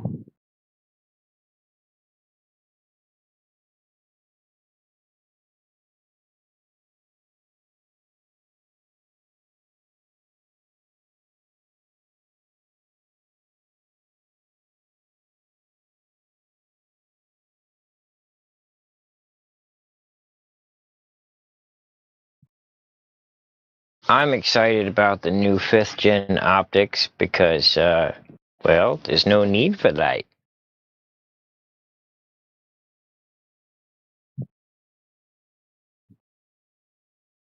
Is anti-globalist talking? Is DJ talking to Pariksit or Pariksit? DJ, did you say did you say it? What did I say? Did you say getting VC Puss to Pariksit, DJ? Oh yeah, just whichever glow. I thought someone was talking crap about us, about echo chamber or something, but turns out he was talking about some Hindu argument in some other channel. So ignore that.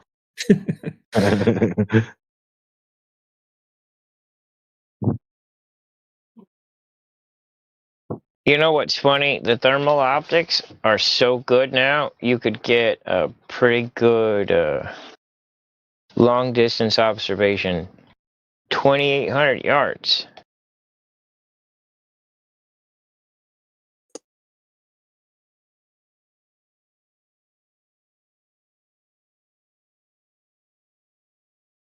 I'm liking that. I'm really liking that. This dude is haunting me. My DMs, freaking Storm, asinine, a clutter of symbols in his account name. Spot. Welcome to the fan club, I guess. I don't know. We all get them.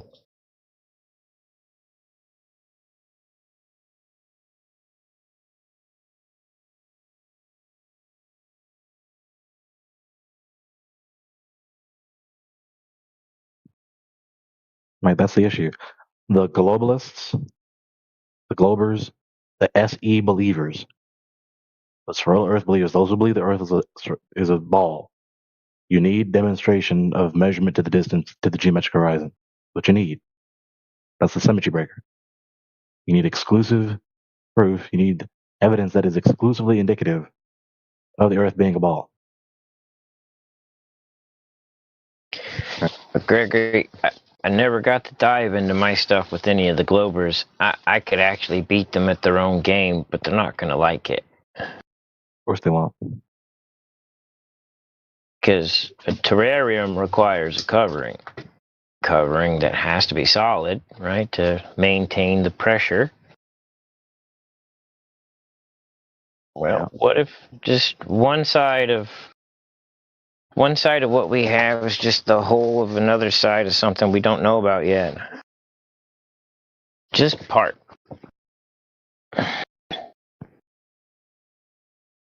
Always kind of thought that whole Helmgard Asgard thing was interesting.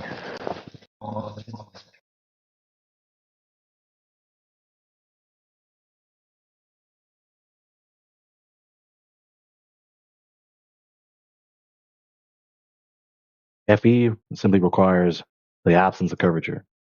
SE requires the presence of curvature.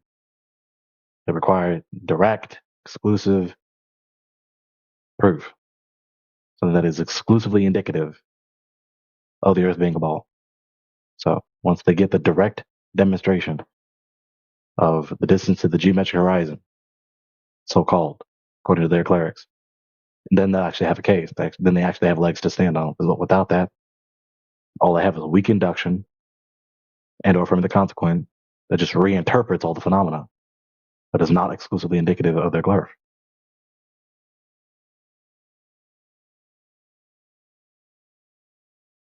They also don't have a... Go ahead. Sorry. Well, I was just going to say, what the crazy thing is, with all of their refraction claims, you would think that they would have one observation throughout all of history where one person's gone out and perfectly accounted for the so-called refraction that they're claiming, and that it matches up with the globe. They don't have that. They don't have a single account of that throughout all of history, not one person. One.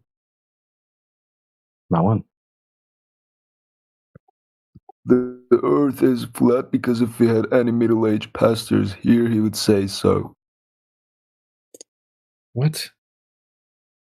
Yeah, so you're mocking the FE premise as though it's some sort of medieval nonsense that we've been graduated beyond, of course, according to your worldview. So let's cut to the chase. Do you have demonstration of the geometric horizon? Right? Do you have direct measurement of the distance to the geometric horizon?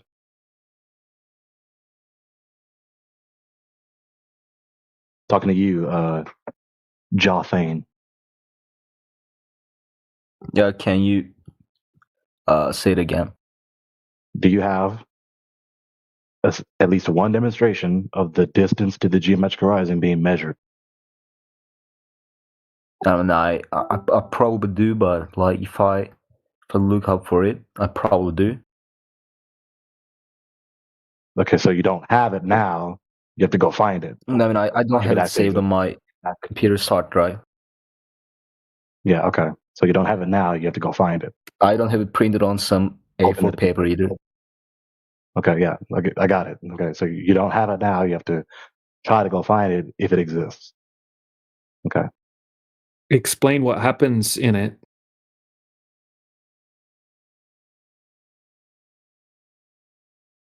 Jothane, just tell us about it. What do they do in the I don't know. I'm just trying it. I'm just trying to fuck around. I'm not really serious about the float or globe or thing. Yeah. All right. Anyways, you guys keep with your talk. Yeah, ignore me. Okay. All right, will do. Thank you.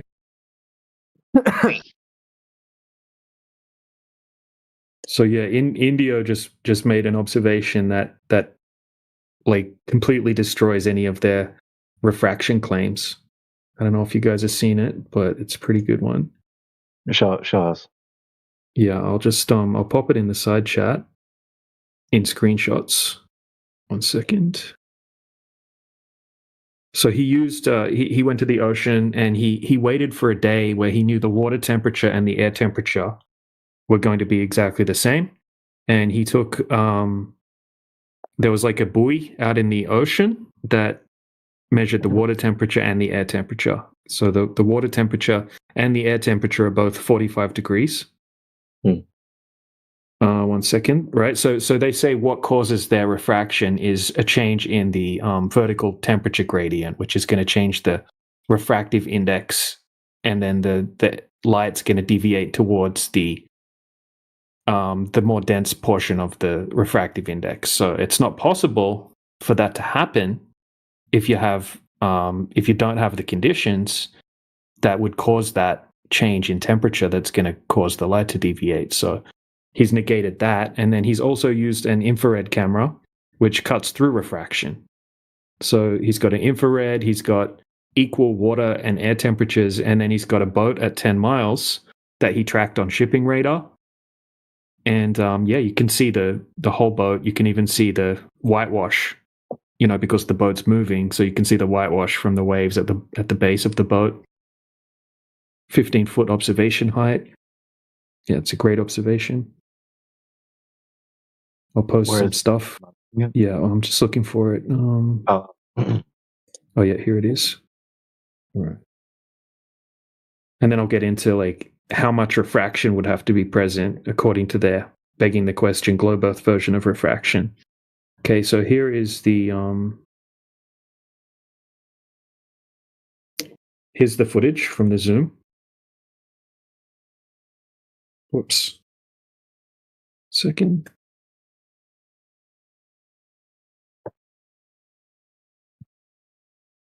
Oh crap, hold on a second. Yeah, I can't copy paste from the browser version of Discord. All right, give me a second. So yeah, if you're on the browser version of Discord and you right click on a GIF and then there's no option to like copy it and then paste it into a chat. But in the application version on desktop, you can do that. Yeah. Okay, just a second.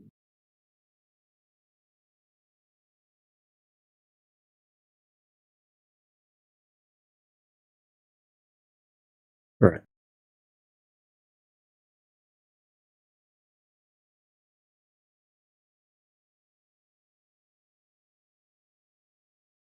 All right, so here's his camera footage, video footage.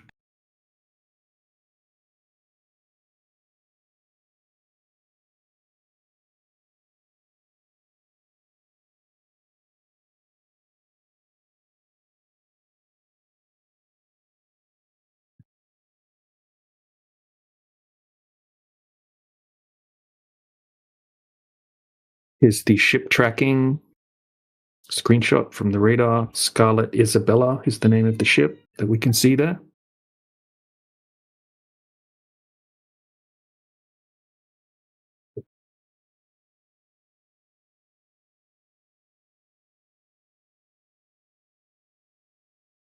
ISA Bella. Uh-huh. And yeah, that's that red circle. That's where the horizon should be.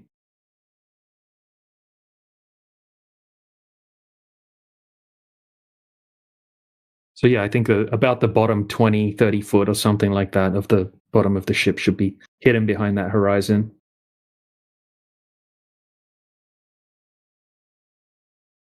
But if you put this observation into Walter Bislin's advanced Earth curvature calculator that has the begging the question refraction slider, you have to slide the refraction slider almost up to full, right? So you would have to have a refraction coefficient of 0.84, which is like a K factor of 5.5, which means that the radius of the globe would be something like over 20,000 miles for this to work on a globe. So it's kind of ridiculous, that whole begging the question refraction slider, which basically all it does is it just increases the radius of the globe to allow the observation to work. Yeah. Increasing the radius. So you have to slide it up to a 20,000 mile radius globe for this observation to work on a globe. Even in his in his own little simulator system, to adjust the refraction is going to change the radius of the freaking Earth, which is what their pattern of argumentation would entail without their ad hoc appeal to refraction.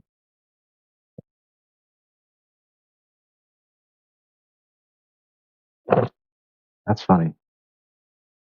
Yep, here's the screenshot from Walter Bislin's calculator. Yep, so I had to slide that red slider all the way up to almost full. Okay, and Walter Bislin says that once it's at full, the radius would be so big that it would just look completely flat. The Earth would just appear flat.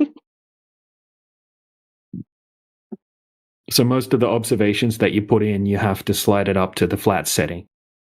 Like if you put in the Black Swan or you put in the Great Salt Lake, Utah one, where you can see 21 miles from 5 foot height, shoreline to shoreline, you have to have so much refraction that the Earth would just appear completely flat. It's freaking insane.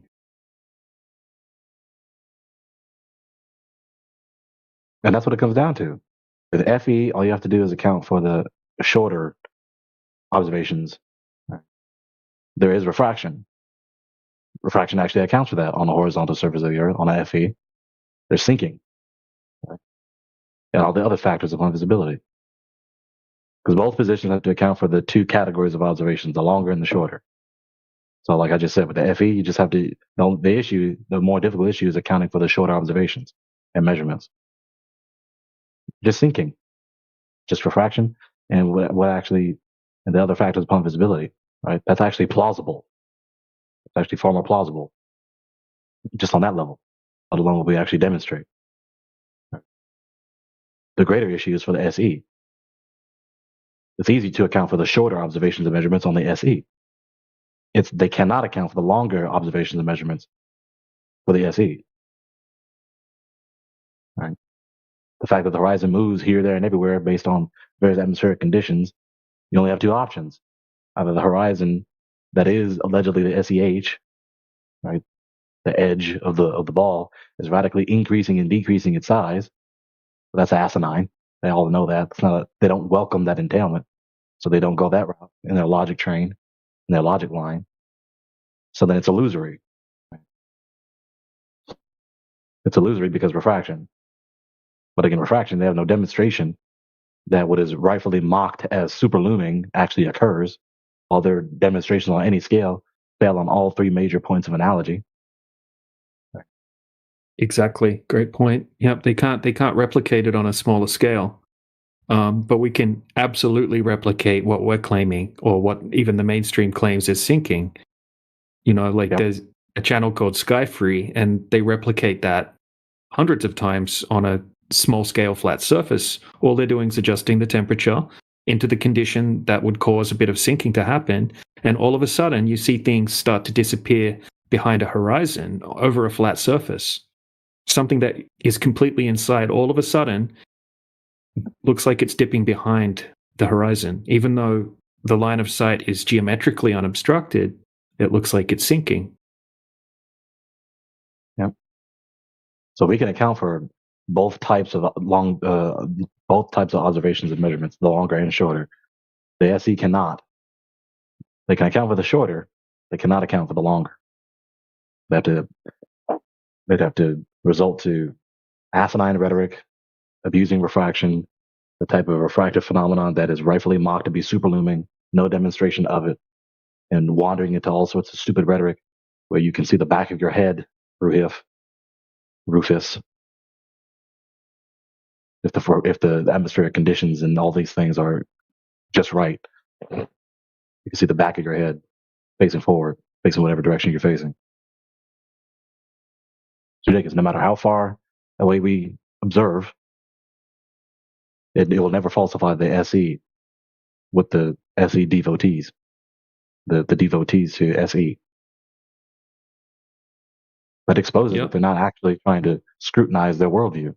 They just emotionally clutch to it. This is a good challenge, actually, for the globe earthers. Set up a small-scale reenactment of what we're seeing with the oil platforms, for example. Like, get a slightly curved surface and then put an object beyond the curvature. So, say half of the mock-up oil rig, whatever you want to put there, right? Just use a toy boat or something. Make it so half of it's hidden from the observer behind the physical geometric horizon that you've set up. Okay, use a bit of Perspex board or something like that. Make it slightly curved. Put something beyond the curvature so it's hidden behind the curvature. And then do whatever you want with the weather conditions, right? With the temperature, the humidity, the pressure. Do whatever you want and try to make it completely flatten out, and then have that geometric horizon appear behind the object. Now, all of a sudden, you can see the object that was physically hidden behind the physical geometric horizon. Okay, make it look completely flat, and then have that horizon that was blocking the bottom half of the object appear behind the object. Good luck with that. It's impossible. It's even stupid to suggest such a thing would be possible.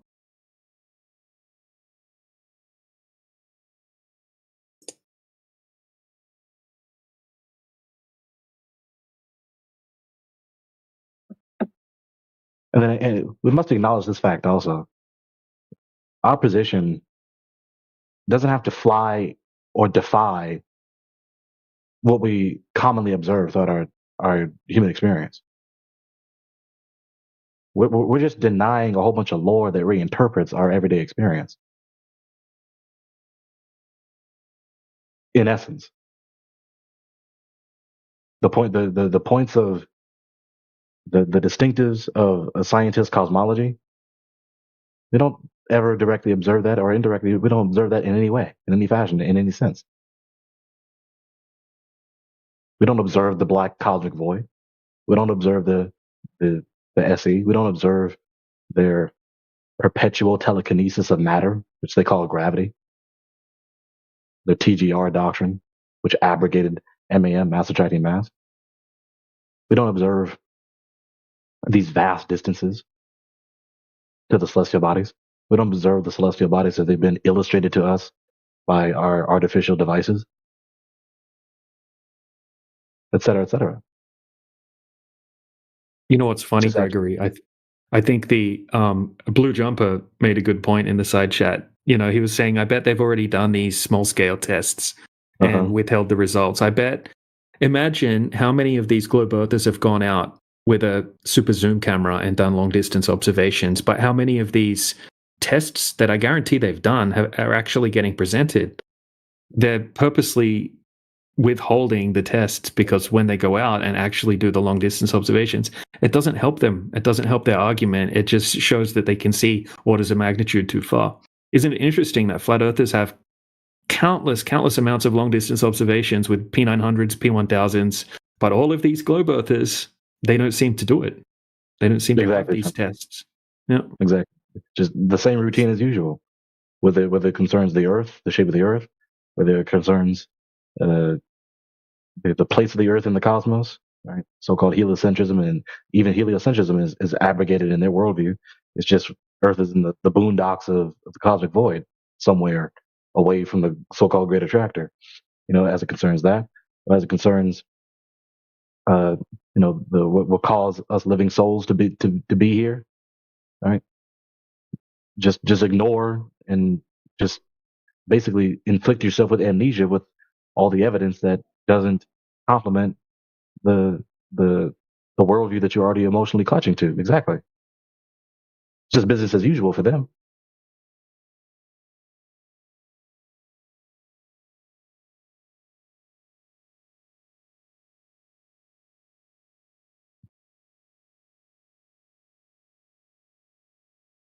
You know, here's another thing. You know, people are so incredulous and so emotionally adverse to the very possibility that only God knows how many humans, how many generations, how many assets, money, and otherwise can be utilized by so many for so long. You build all these things, you build all these institutions, you build all these devices, you build all these machines, yada yada yada, whilst being what it really is accurately called deluded about the world. A delusional worldview, a delusional cosmology. And these people, these so-called professionals, these officials, these experts, spending all this money and other assets, making all these devices, apparatuses, machines, you know, big ass towers, big ass machines. All these things cost only God knows how much money. All the while believing an asinine worldview that flagrantly flies in the face of what we actually observe. And flies in the face of and defies sound argumentation. It's possible. Like, internalize that. Number one. And secondly, not only is it possible, it is happening. Not only is it happening, it's likely to happen. This is a reoccurring pattern in human history. But people don't understand that when they have a false worldview, especially a false understanding of human nature. They don't acknowledge human depravity, human corruption. Maybe you might not be so bad, relatively. Humans are corrupt. Humans dedicate their lives. I mean, you hear so much in their rhetoric. They always talk about how much they're dedicating, how much the clerics or the specialists, the experts have dedicated their entire lives. You know, you can just hear the gravity, wink, wink, in their voice when they use this rhetoric. They've dedicated their entire lives to this area of knowledge, this area of expertise, and they're wrong. So they're comfortable saying that very thing about everyone else with their worldview. They're comfortable saying that about the Christians, about the Jews, about the Muslims, about the Hindus, et cetera, et cetera. But of course, they could not. It couldn't possibly be the case that they're guilty of the very same thing. It couldn't possibly be the case. Just another point of hypocrisy. There's at least 12 distinct points of hypocrisy on the part of the scientists that I've identified over the past 10 years. At least 12, and that's really being graciously underestimating. I think I'm graciously underestimating. There's at least a dozen, and it's on major points of their worldview, according to their rhetoric, not major in my estimation, major in their estimation. It's possible. Not only is it possible, it's plausible given the human track record, right? And how hypocritical that they can presume that everyone else is just so deluded to believe all these ridiculous things in Hinduism or Christianism or whatever, what have you, but they couldn't possibly be guilty of that because they just have the fact. Because they're just so tough-minded, so scrupulous. No. Especially when the vast majority of their distinctives that make up their worldview are just modern renditions of old ancient doctrines from these other worldviews that they mock. They mock the ancients while pretty much they're eclectics borrowing all sorts of doctrines from various ancients.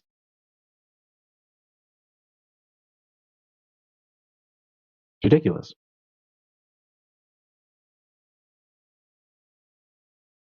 Because it's not just about the earth. Yes, this channel is designated for talking about the earth, the shape of the earth. But that's not the most major subject. That's not the most major concern. We're not talking about geodesy just for the sake of, because geodesy is just so freaking interesting by itself now. It's interesting within the greater context of your worldview. Of our worldview. The truths about the world. Origin, purpose, morality, destiny.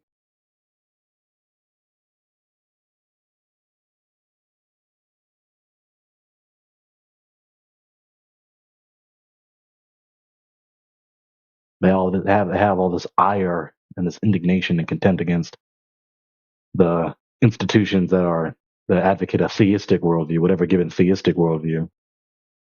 Right? They got all these assets. This is their rhetoric, right? They got all these assets. They got all this.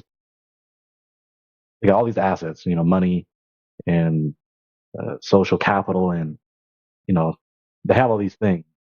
Yet they're lying to the people. They have all these assets that they could be using for good, and they're lying to the people and exploiting the people. But no, we don't do that. As the scientists, no, we don't do that. But yes, they do. Yes, they do. Guilty of the very same thing. Another point of hypocrisy.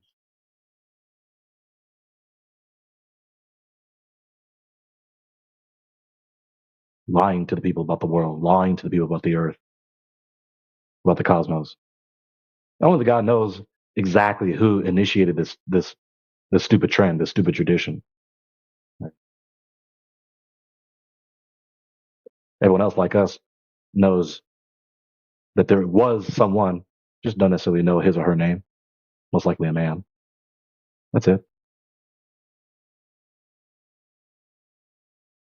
Yeah, the world began with only truth. Truth predates lies. Truth predates lies.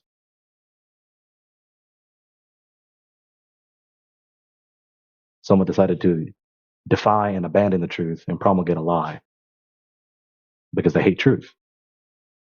No good reason. It's not like they have a plausible, understandable reason. It's just a corrupt mind. It's a warped, corrupt person.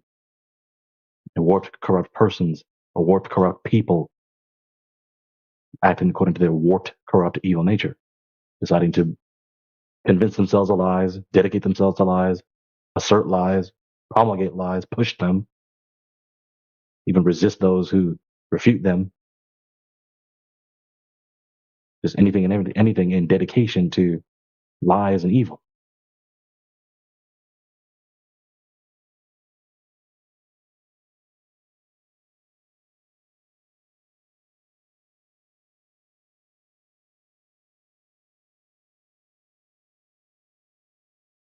Like, think back with me. There was no reason for the globe Earth to even take off. There's no reason for it. There was nothing about our regular routine experience that suggested the Earth was a ball. Someone decided in their warped, ridiculous mind, like their mind is just warped. They just decided they were just so clever. They were just going to defy common human experience and assert these doctrines and abuse even those who are relatively clever, abuse their gifts, their God-given gifts. They're articulate, right? They're educated on other areas of knowledge. They can articulate those facts. And so they use their rhetorical prowess, they abuse their rhetorical prowess, and with no regard for the well-being of others, exploiting the gullible, et cetera, they promulgate these things. They gather enough disciples, enough followers, so they have a credibility base, and then they start repeating, and it grows, it spreads like a virus, very analogous to a virus, an infection. Patient zero spreads to another person, and then these people, and then to those people, and then out and out and out and out and out.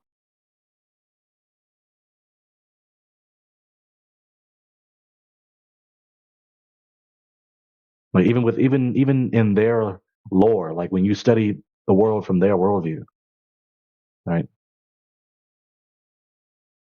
Someone didn't have the bright idea the Earth was a ball until what?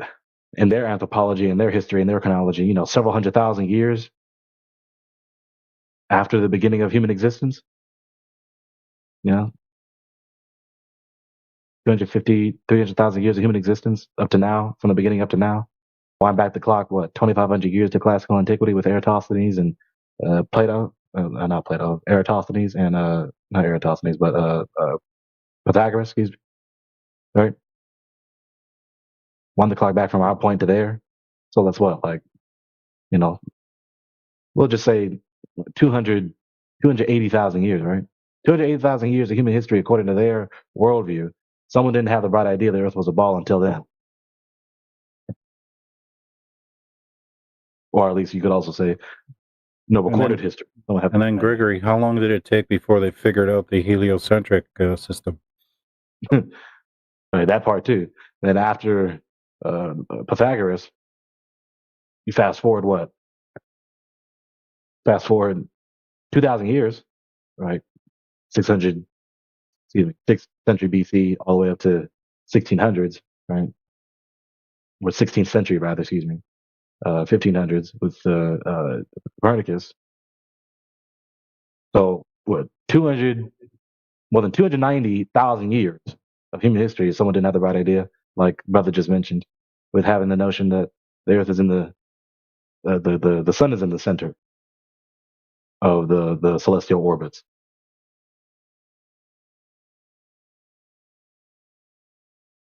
Yeah, but there's even a lot of 2,000 years, right?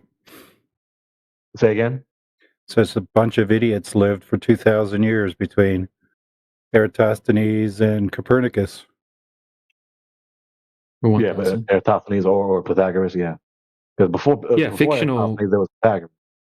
Yeah, I've been studying into Pythagoras a fair bit recently, and even historians, like mathematical historians from these prestige universities, will tell you that there's actually almost zero proof that Pythagoras even existed or said any of the things that they claim he said. There's no original writings. He says that he may never even have claimed that the Earth's a globe. All of that just came way, way after. And he was going into how he didn't even invent the Pythagorean theorem. That's absolute nonsense. He said it wouldn't have even been possible because of the concept that they had when it came to numbering systems and things like that. He said the Greeks just loved making up these mystical, leaders and things like that with the pinnacle of this and that idea. In all likelihood, it's entirely plausible. Yeah. That notion would be relative to common scientist orthodoxy. That would be like heterodox. There's orthodoxy, heterodoxy, and heresy. Orthodoxy is the common accepted doctrine that's commonly accepted to be correct. Heterodox is the other, literally heteros, other doctrine. Heterodox would be other things that are more or less considered legitimate, but are not the common, contrary to the common doctrine. And heresy is just not considered to be correct at all by virtually damn near everyone, right? So they have their own, these categories apply to their worldview too. They just don't want to talk like that, but too bad it applies so we can make sense out of their worldview, because they're not going to use rhetoric that makes sense out of things. So yeah, that notion would be, that would be at most a heterodox notion, but still entirely plausible. I don't have any emotional commitment to the notion that Pythagoras was a concrete real person in history. That does not. Yeah, this historian, he says, there probably was some guy named Pythagoras that lived somewhere. He's like, let's call him Bob Pythagoras. He's like, there may or may not have been a Bob Pythagoras that lived on this place or that place. He's like, likely someone named Pythagoras did live, but when it comes to the specifics on what we're told in the classroom about Pythagoras, it is all just made up. And that's coming straight from this guy here in the side chat, Dr. Pierce Bursill Hall, University of Cambridge, and he is a mathematical historian. So even people from the mainstream, are calling bullshit on the mainstream story. Yeah. Crazy. Amazing. So with that factor that into our analysis. So now, with that being said, we have a doctrine, a geodesic doctrine categorically, that the earth is a ball, coming from a spurious source in antiquity, classical antiquity. Right? Not even from a person who, with all this lore ascribed to them, being verified by any, even the most lax or inclusive historical criticism standards. Right? We got Pythagoras, so-called, with spurious, little to no historicity, right? Who is taught in Orthodox scientism to be the primary or most prominent initiator of spreading the notion that there is a ball and allegedly proving it. And then special persons or highlighted persons in the common historical curricula in the average university, persons after him, right? Eratosthenes and all the rest, and da da da da. That's where it starts. When you do just an analysis of their historical notions, their historical doctrines and their worldview. That's where it comes from. That's where it originates from. It originated from a spurious person with little to no historicity, and asserted it on the basis of an aesthetic preference, because it is known in classical Greek philosophy, classical Grecian worldview, that aesthetics was important to them, and it's important to us. Right? Aesthetics is important, but one of their aesthetic notions is that the sphere was the most perfect shape, aesthetic-wise, the most perfect shape. So, given that the sphere is the most perfect shape, and the Earth is very important, and that which is most beautiful is important, then it's all in all likelihood, the Earth is a sphere. That's where it began. That's the notion. That's the idea that generated the whole history of this shit with about the SE, the globe Earth. Sounds like a cult. And again, in like Rayleigh just mentioned, Pythagoras was a cult leader, hence Pythagoreanism. He promulgated primarily ethical doctrines in tandem with some type of metaphysic, not really a fleshed out metaphysic, with some math. That was his doctrinal system. Not really a system, but that was his doctrines that he promulgated that many subscribe to. But yes, Pythagoras or Pythagoreanism. That was the thing. And Pythagoreanism continued explicitly by name, people who identify themselves as Pythagoreans for a while, for a few centuries, and then it died off because it wasn't the truth. It wasn't all that persuasive with some very wacky restrictions. But it still continues on today. Just most people are oblivious because people aren't self-conscious about their worldview. Right? But the hyper-emphasis upon math to a fault, like we usually hear from the scientists, that's Pythagoreanism. That's Pythagoreanism.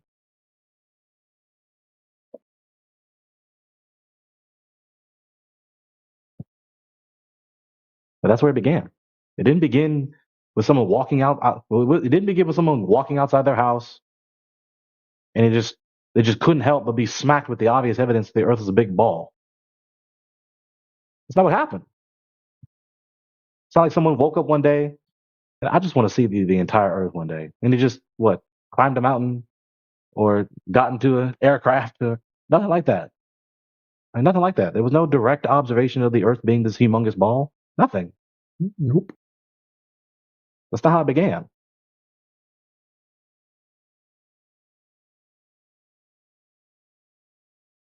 Yeah, and people don't realize we didn't develop the technology to go higher until 1931.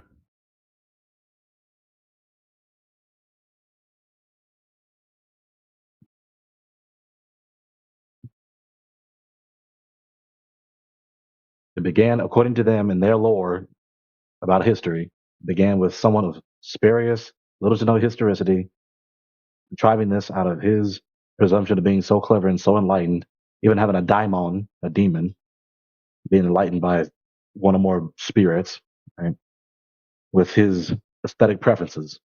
That's where it began. That's where the notion of the Earth is a ball began. Yeah, the more I've looked into the Pythagoras and the Pythagorean cult, it's freaking insane. Like, they had some crazy rituals and crazy rules and belief systems. And they believed that Pythagoras had the ability to remember all of his past lives. And Pythagoras himself thought that in one of his past lives he was a bird, and like all these crazy things. They believed that Pythagoras had the power to speak with animals. And they literally thought that one of his thighs was made out of gold. Like, he had a golden thigh. Apparently, that's what they believed. He had a voice that could calm storms, and he also had the ability to be in two places at the same time. Yep. Crazy stuff. Yeah, this is the where the globe came from, guys. Again, not according to us, according to the scientists. Right? The average university educated person, just the average person nowadays, because right? they don't identify themselves to be scientists of scientism, but I do. Many of us do, because we have the right. It's entirely valid to identify them by a label, so that we don't have to struggle every time we want to refer to them. Because it's not just the issue about the Earth; it's the whole worldview. So the worldview that we're taught in university, in college, in damn near every so-called public education, which is the state indoctrination system. We can use a convenient label for them to make it easy to refer to them. Scientism, scientists of scientism. Okay. So the average scientist, especially the average, university graduate, and especially these professionals that teach whatever given classes that teach some aspect of this worldview. This is what they're saying. This is what they're saying. Not from us, what they're saying.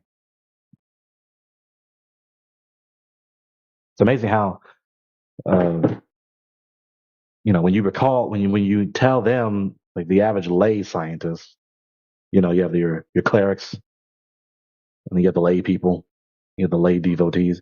The average lay scientist, especially the devout lay scientists that want to be apologists for their worldview and polemicists against whatever they think is egregiously false. How we have to do so much education for them in order for them to finally have some grasp on the nature of the subject, for them to actually say something worthwhile listening to in the conversation or debate. It just goes to show even they have failed to teach each other and to discipline themselves to be epistemologically self-conscious, to actually scrutinize themselves, to actually examine their worldview. What do I believe? What actually do I believe? Do I just have these vague, wiggly, malformed, squishy notions of, like, is my worldview just a bunch of mud slapped around everywhere? Or is it actually a solid, rigid structure, so to speak? Most people have like just this rainbow swirl of a worldview. Like there's content, but it's just not structured and organized and systematized.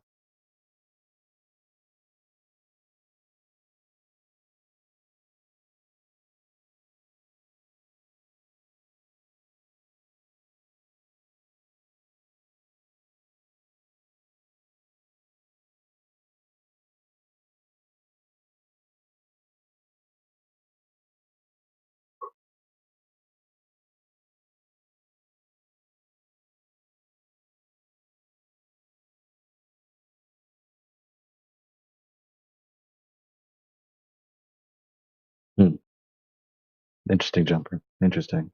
I don't doubt it either. Pythagorean theorem found on clay tablet 1,000 years older than Pythagoras. Yeah. Interesting. They even named it Pythagorean theorem 1,000 years before he was born. We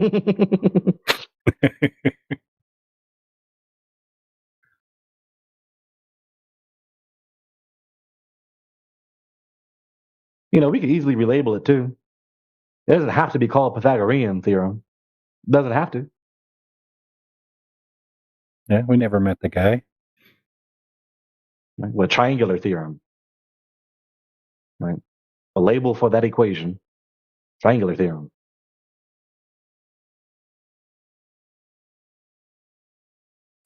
Well, they had like this crazy belief that like they kind of worship spheres and numbers and things like that.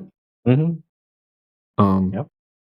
They believed that odd numbers are masculine, even numbers are feminine, and that 10 is divine perfection, and that spheres equal the perfect shape of the universe.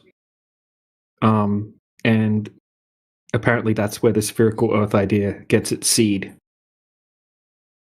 And they believed that the planets emitted musical tones as they moved, and that the universe was literally a musical instrument. And since music was what they considered perfect and harmonious, the cosmos had to be made of perfect spheres. The metaphysical belief in what later thinkers inherited when they adopted the spherical Earth. Yeah. So after Pythagoras, Eratosthenes, for instance. Don't have to go through every person like precisely, but the majors, the major hitters, the major sages, right? In their worldview, in their line of history, in their historical doctrine. Eratosthenes. Chinese did that thing before him, right? Without the assumptions that he did when measuring the angles with those shadows. So more weak induction. Al-Biruni with the mountains and shit. So since Pythagoras all the way up to what mid, early 20th century, you just had a bunch of humans running around on the ground. At best, doing observations and measurements. At best. A bunch of humans on the ground, staring up the sky, and or doing some observations and measurements concerning the shape of the Earth. That's all you had. For how long? For about 2,500 years. About roughly 2,500 years since Pythagoras. That's all you had. You didn't have anyone going up away from the Earth far enough to see the entire Earth. You didn't have that. You have people standing their feet right here, staying their ass right on the ground.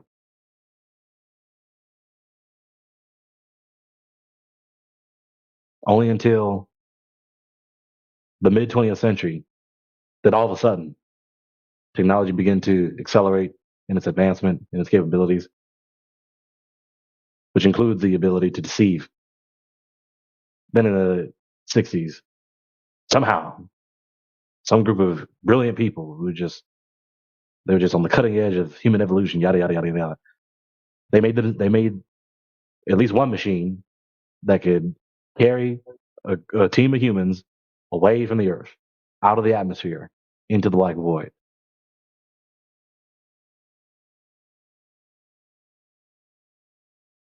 What's the point of highlighting this?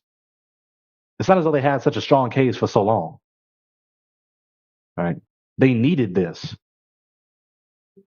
I mean, there were plenty of flat earthers before the 60s. Wasn't that controversial? It wasn't as though they had such a strong argument for the SE before the so-called lunar missions.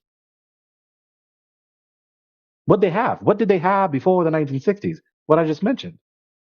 Everybody standing their ass right on the ground with weak induction. At best doing some observations and measurements.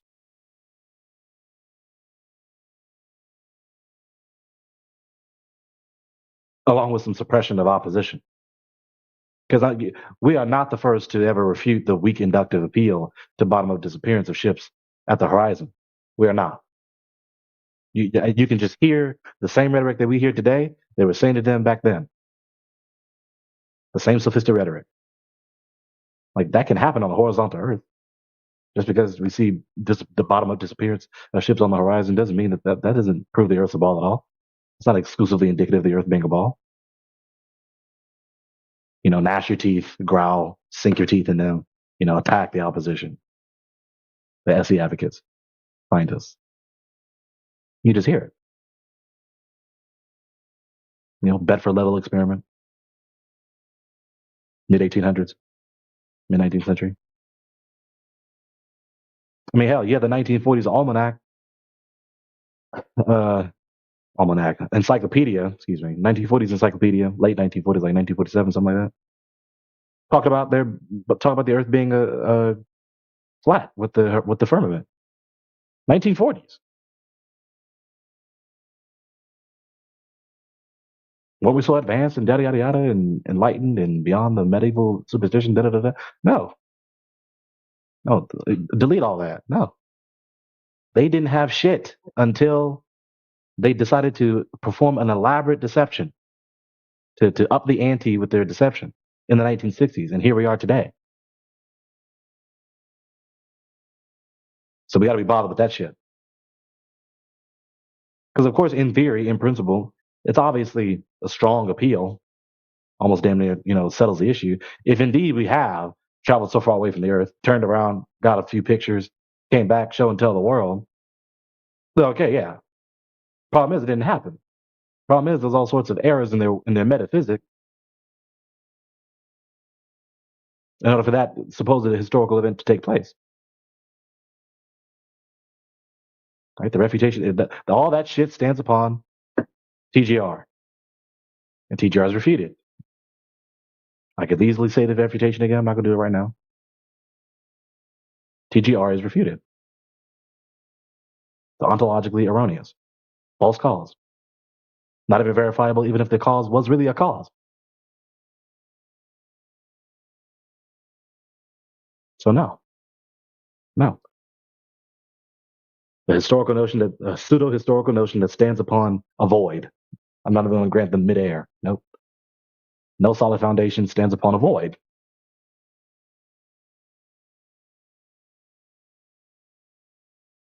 So take that off the table. They don't have that. So what else do they have if they don't have the actual direct observation of the Earth being a ball with some photographic evidence and or video?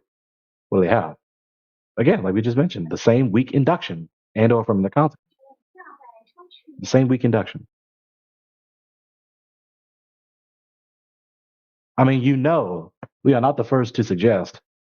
I refuse to believe that we're so clever that we're the first to suggest that someone actually just do an observation, like, do the operation, do the measurement of the distance to the geometric horizon.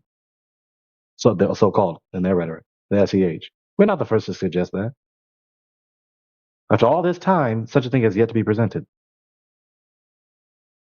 After what, since Pythagoras? Since Pythagoras, for more than 2,500 years, the demonstration of the measurement to the geometric horizon from any point of any given observer standing anywhere has yet to be presented. If I was the scientist, if I was the devout scientist and want to be apologist for this worldview, especially on this point of doctrine, that's what I would be running to. Cut to the chase, cut the bullshit, run right to that observation, get it done, present it. Hasn't been done. Not by one.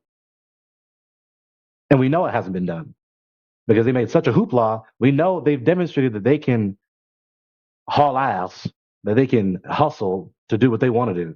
They hauled ass, they got the asses moving to present the so-called FE, final experiment, which they think settles the issue. So they ran to that, thinking that settles the issue, that it's over, the debate is done. They didn't run to demonstration of measurement to the geometric horizon. Now let's travel our asses all the way to a frozen wasteland and watch the sun run around the sky. That's what they think is going to settle the issue. Those people who did that operation. Why didn't they spend all those assets, money and otherwise, on giving a demonstration of the measurement to the geometric horizon, the actual exclusively indicative thing to break the symmetry for their globe Earth? Why? Why waste your money with that? Why not rightfully wisely spend it on that? Because they can't. They cannot complete that task. You cannot measure the distance of them that don't exist. I mean, hell, you can try, and then you can fuck around and find out you're not gonna find the distance to it because it don't exist nowhere. Nowhere.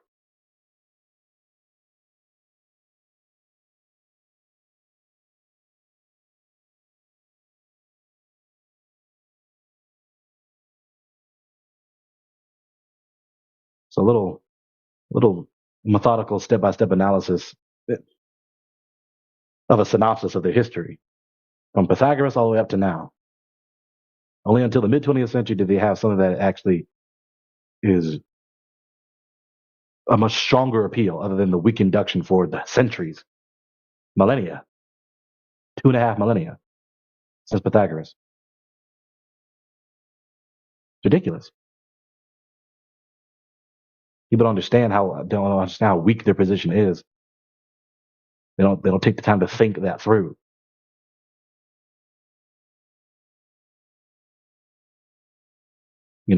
Some people already know about this little thing that I can say, but whoever's listening, maybe not. But primarily the damn near certain confidence that so many have in these scientists is not because they are so diligent with presenting such rigorous and precise and succinct sound argumentation for their worldviews. No. You baffle people with technical jargon mixed in with actual demonstration of things.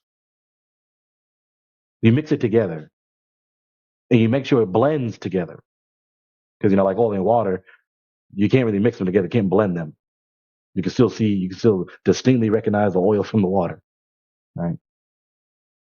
But if you blend it together, then of course, then it's more difficult to see. So it's a blend of actual applications, successfully achieved applications, with their scientism and a bunch of arcane rhetoric that most people don't understand and could not give a fuck to bother themselves to study, and public stigma, common social stigma with contradicting or even just being skeptical and asking questions of their points of orthodoxy. That's really what produces the damn near virtually certain confidences only people have in them. That's why it seems so ridiculous for people to question them. But things are changing. I mean, what I just previously said like 5 seconds ago, that's still there, but it's decreasing in its intensity nowadays, which is good. So it's getting a bit better. That's becoming a bit less That's becoming a bit weaker, so it's getting a bit better, but it's still there. Like I remember hearing a clip on what is it, Fox News? One of the anchors was like, I remember her saying, I should find the clip, but basically, she herself is still like, a lay person, lay subconscious adherent to, or a subscriber of scientism, not self-consciously in so many words, But I remember the regular panel members on this Fox News program, she was saying, this is not working with the people, right? This snobbish, disrespectful, condescending, insulting rhetoric, where you just insult and mock people who don't believe these things. I think they won't even talk about the earth, but it was irrelevant to vaccine and earth and trust and authority and medical professionals and all this stuff together. But basically, you have to eventually mention it because it's happening. The change has happened. Obviously, it's happened and it's still happening, and it is not working with the people. I mean, just on the first level, like when you're totally unfamiliar with all this, you're not been into this for a while. You're just a common regular person. On the outside looking in, being introduced to this, you see the condescending, snobbish, disgusting shit from the advocates of scientism, the scientists, against the people who at least just question, express some doubts, let alone at most those who articulate what they think are refutations and or alternatives, right, against scientism and alternatives to scientism on whatever given subject. And just the nasty fucking rhetoric from the scientists. That people are taking notice to that. They're tired of this. Especially when it's something like, with medical stuff and how it affects people who are precious to them. Okay, so you're saying these things, but I've seen these things. All right, I kind of doubt what you're saying. And I really have some real serious concerns because I've seen some things and I've heard about some other things. I've seen some other things with other people. But hey, why are you talking to me with such aggression and hostility and disrespect? Why are you being so nasty to me? Right? That's happened to so many. Only God knows how many. Especially about surface of the earth, shape of the earth. So in a way, the scientists are the greatest producers of apostates. The greatest producers of apostates from their worldview. Because it's just so nasty.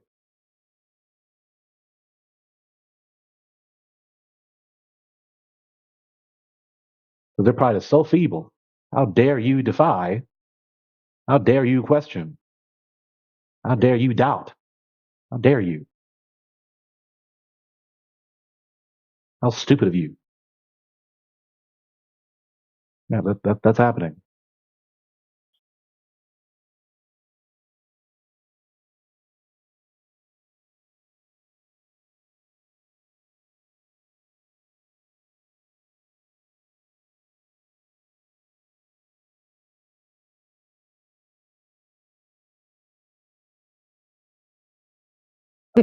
Jumper. You think you're smarter than the people I believe are smarter? And that's to reply to people just asking questions. Asking questions out of some healthy skepticism. I mean, it's ironic. I mean, the scientists are the same people who yap about the necessity and benefit of being skeptical and yada yada, being tough-minded, and then when those same virtues, at least as far as they articulate them, are applied to their own worldview, then they become indignant. Have a healthy skepticism, except against my worldview. Don't you dare irritate me with your skeptical questions against my worldview. Don't you dare convey to me in any way that you doubt my worldview, especially on cosmology.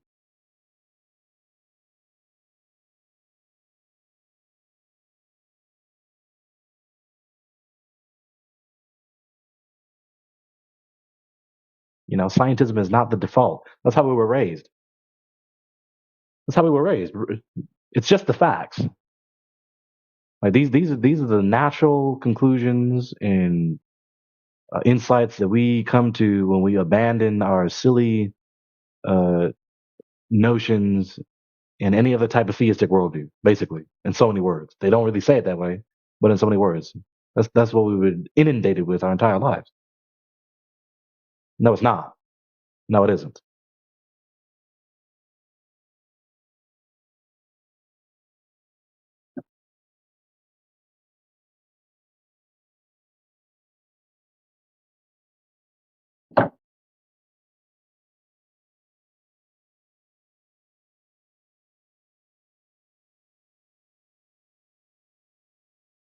It's also difficult to really say when scientism began, because scientism again is just a Frankenstein of a worldview.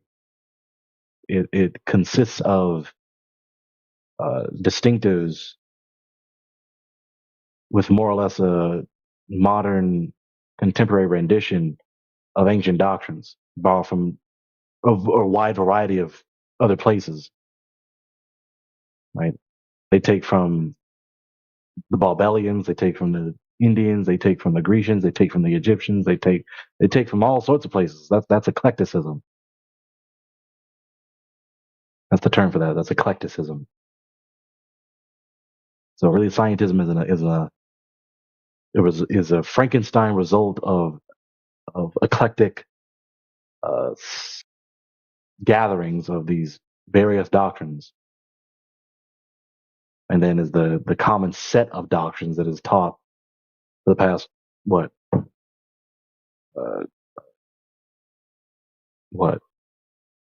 I'll say 500 years, 5 centuries.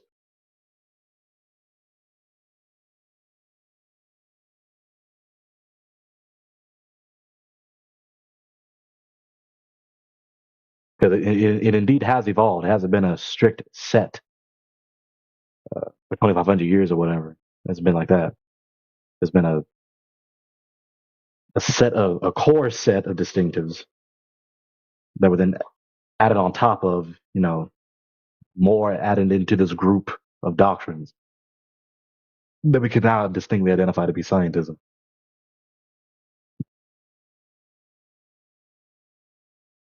I was to articulate it precisely with an analysis of basically the evolution of scientism in the history of philosophy.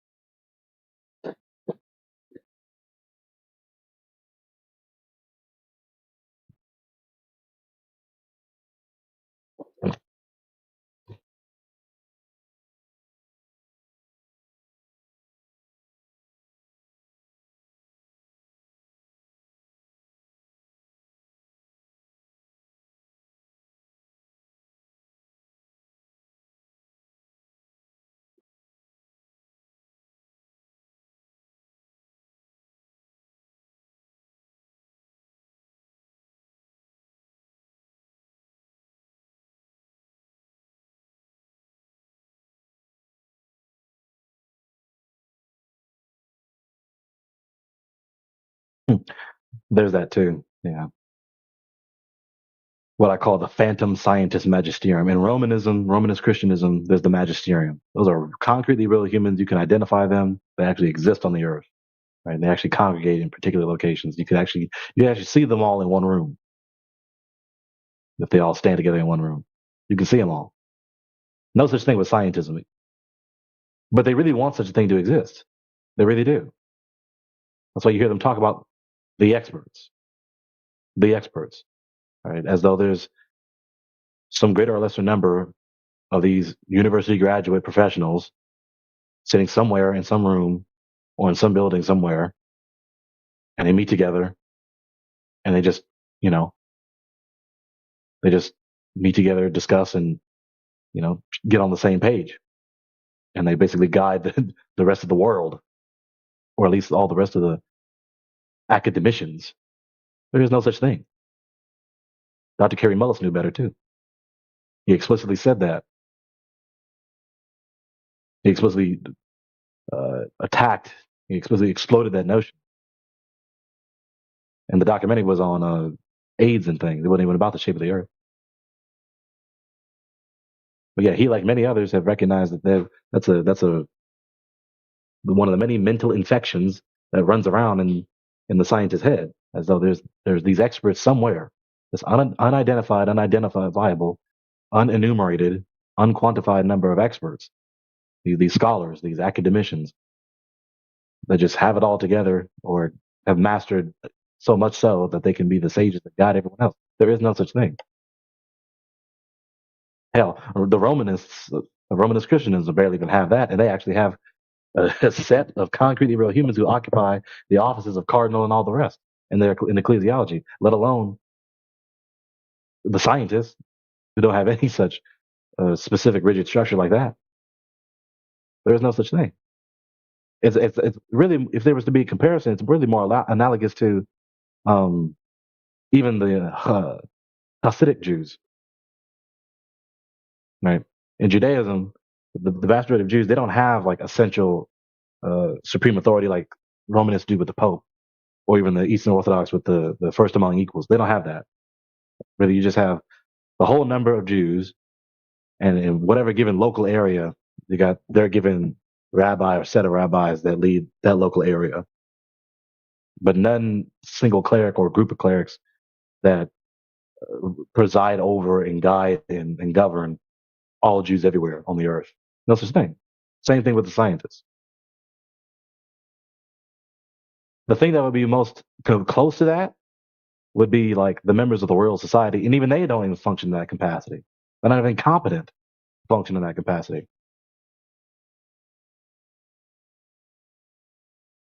The closest thing to the phantom scientist magisterium would be the members of the Royal Society, which have been very prominent in the development and promulgation of their distinctives in their worldview and their current practices. But even they can't function in that capacity. They're not competent for that. Too many freaking academicians, too many freaking students, too many freaking assets, too many freaking apparatuses. There's just too much shit to keep track of. And especially with the people that is as defiant and irreverent for authority as the scientists, as much as they always talk about how authoritative and reliable their authorities are.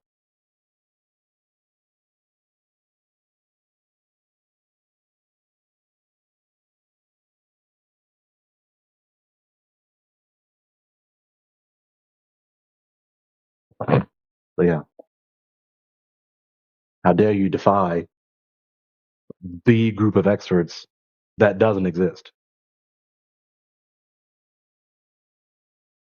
You deny what the scientists say, right? What they mean is you defy this phantom group of university graduate professionals that guide all academicians and students everywhere on the truth about the world. Yeah, sure. We defy this fictitious group of people that you wish existed but doesn't actually exist.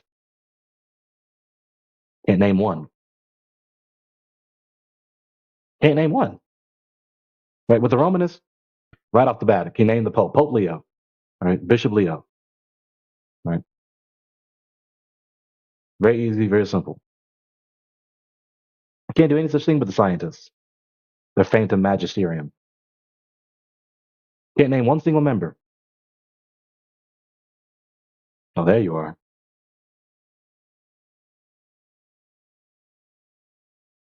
Well, since you're awake now, you want to hop on the party?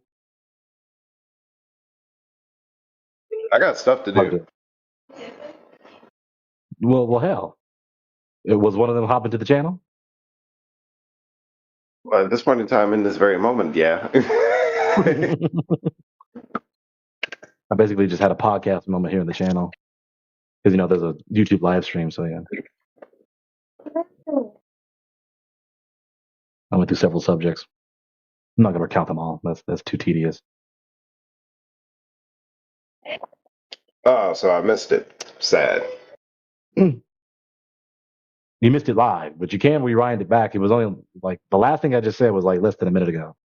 Like the last point of my whole series of comments was like less than a minute ago. So if you could rewind it and hear me.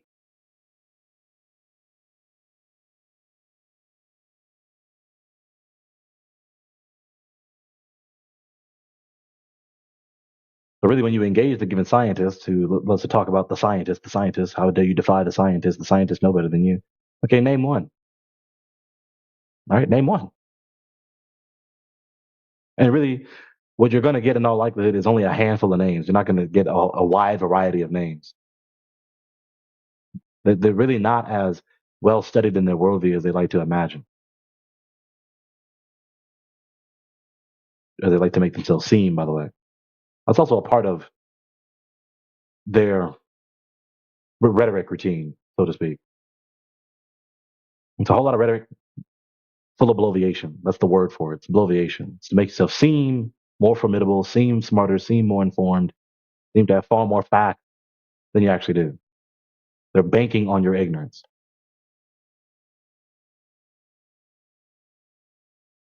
That's what liars of all types and all in any given worldview, any given circle, any given category of worldview do. They come at you strong rhetoric, hoping and banking on saying, all sorts of things very assertively, hoping that you won't know. It's a gamble. It's a gamble. It really exposes how undiligent they are, but it's a gamble. They're gambling their credibility on bloviation. Because hopefully the best outcome that they're looking for is that you don't know how to reply. You're going to reply honestly. You're going to reply honestly because you're not as deceitful and trying to, all like that. You're going to reply honestly. You're going to admit that you don't know. And they're going to sink their teeth into that.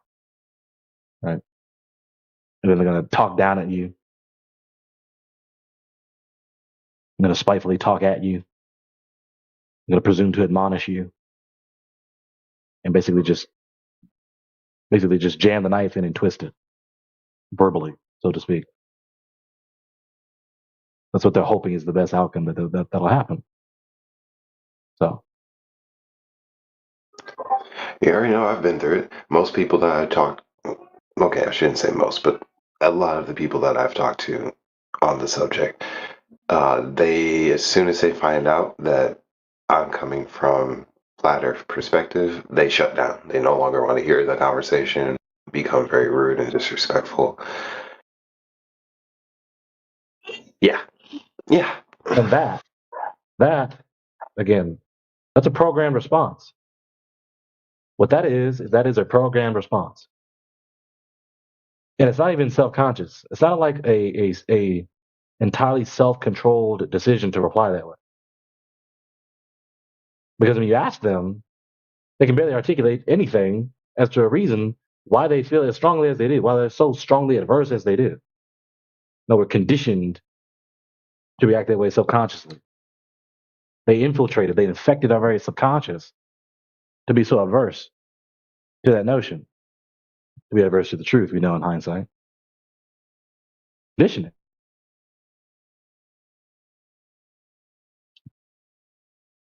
Right? What is so abhorrent about having skepticism about the shape of the earth that we've been taught? What is so abhorrent about asking these scrutinizing questions to see if the people who believe the earth is a ball actually know this? Like, what is so abhorrent about that? What is so abhorrent about the very proposition the earth has a horizontal surface? Right? It's one thing for it to be false. It's another thing for you to react with such abhorrence. That's the word for it. Just this such profoundly strong disgust and indignation and anger. I was always taught that if you're on the position, if you're on the side of truth, if what you know or what you think you know is absolutely true, then you reacting in a poor fashion towards someone who doesn't believe that doesn't look good. Because usually someone who reacts that way is lying. A liar gets caught up in a lie, and now they're angry because you caught them in a lie. That's where that anger is coming from. Now, that's not saying that anybody who doesn't affirm the position that you and I have is lying. I'm just saying that that reaction is very synonymous with it. It's very synonymous with, this is possibly not true. You say you believe it. I've come up with something that contradicts your belief. Or not, I've come up with something that contradicts your belief, but I believe in something that contradicts your belief. And now you're angry. See where I'm going with it? It doesn't look good. Yeah.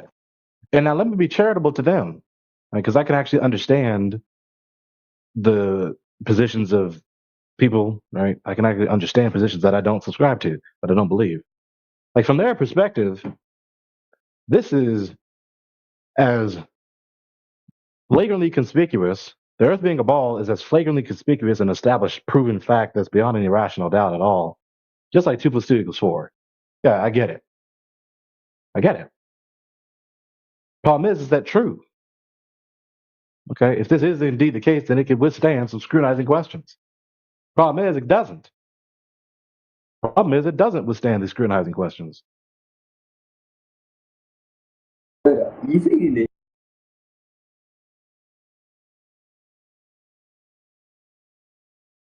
when you actually begin the task of scrutinizing, verifying the proposition, it actually is not as tenable and rock solidly robust as we were inundated our entire lives to believe in the first place. That's obviously a learning lesson with a general principle. In this world, we are convinced of many things, but just because we're so convinced of them doesn't mean that they are actually true. Even if they have some very credible and convincing, sophisticated rhetoric to support them, there are some notions that people are strongly convicted of, with some rather seemingly credible and persuasive, convincing, sophisticated rhetoric to support the given proposition, the given notion, and it's still false.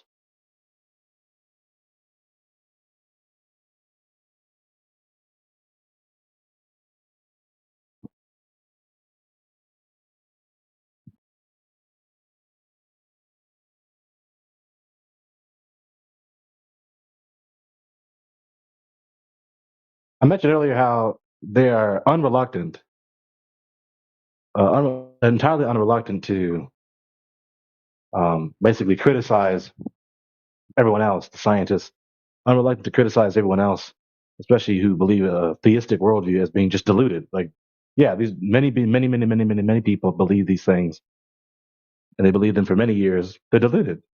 They've been diluted for a long time, including their scholars. Right?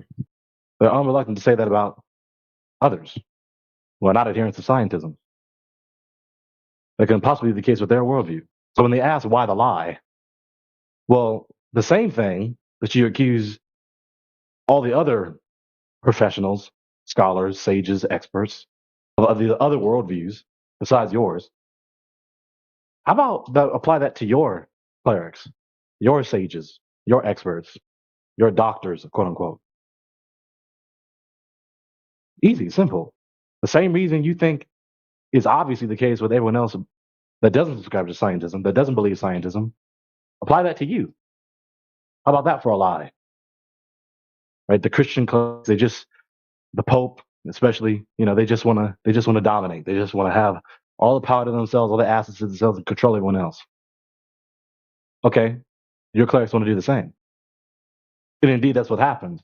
Indeed, we know that's what happened, because the 20th century is entirely proof of that. All the tyrants of the 20th century, all the dictators of the 20th century, they explicitly professed in so many words, made it official doctrine, official state doctrine in their public school systems in every category, like the Soviet Union, right? And they applied it and made the 20th century the bloodiest century in history, but more than all the previous 19 put together. All that bloodshed was the product of scientism. So yeah, scientism works. Yeah, it certainly works with all their yapping and emphasis on pragmatism. It works. Just believe it works. They have an entire century of bloodshed to prove that it works.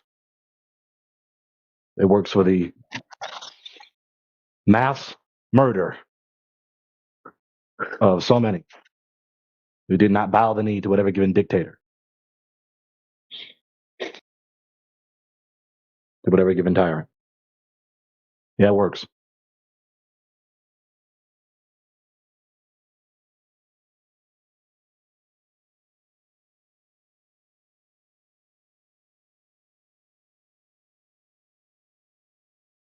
Hey, brother.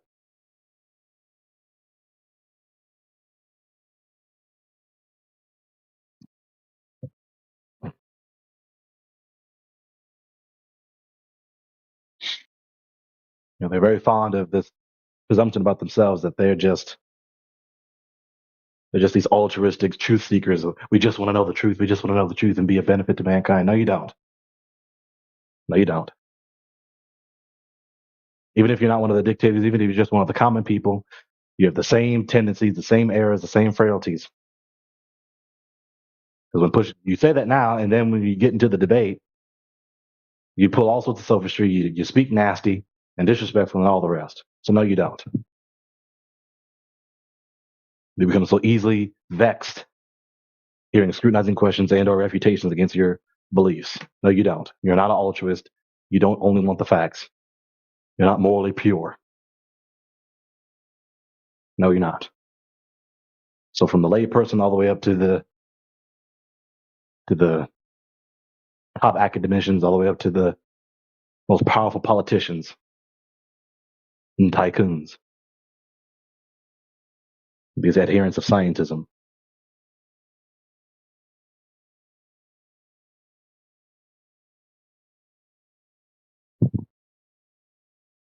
You're not going to realize these things from their worldview. If you are convinced of their worldview, you're not going to recognize these things. Most of them. You're at least not very you're very unlikely to do so. Now, some people are so exhausted and depleted in every way, not just mentally, not just emotionally, spiritually, in every way, depleted and exhausted and just drained from scientism. They abandon it. Well, it's not working in a good way for me, in any way for me. Right? That's why so many of these scientists are nihilists. That's why so many of these scientists don't believe they have any value. Nothing is of any value. There is no truth. There is no meaning. There is no purpose. There's no justice. Yada yada yada yada yada. Right? This dreadful of a nightmare of a worldview. Right? Just the very content of the worldview. When you think through it consistently, think through it coherently, acknowledging the entailments of their distinctives. Some people are driven away from scientism, and good enough. That's good. But usually they just go to another error that's more pleasant. But then the rest go to the truth.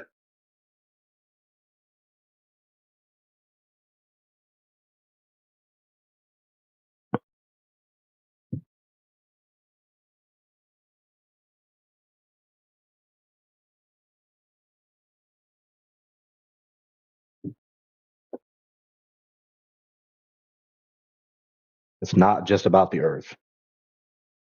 It's not just about the shape of the earth. Humidity, wind, right? Time of day, maybe tide height, stuff like that. You know what I mean? Yep. Definitely important.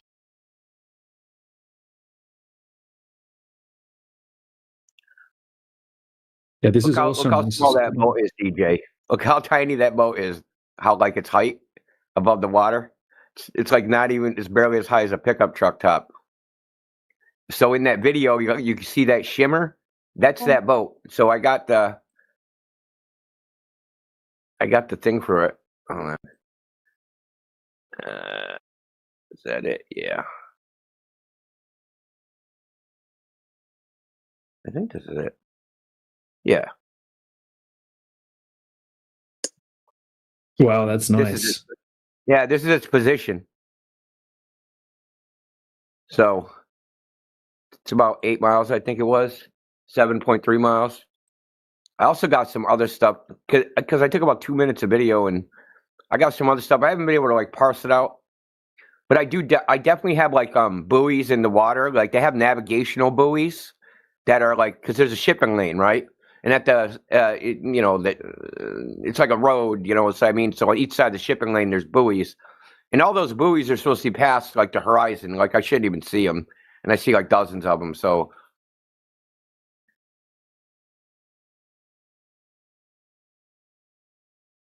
Yeah, another nail in the coffin, dude. I don't even know how many nails are in there at this point.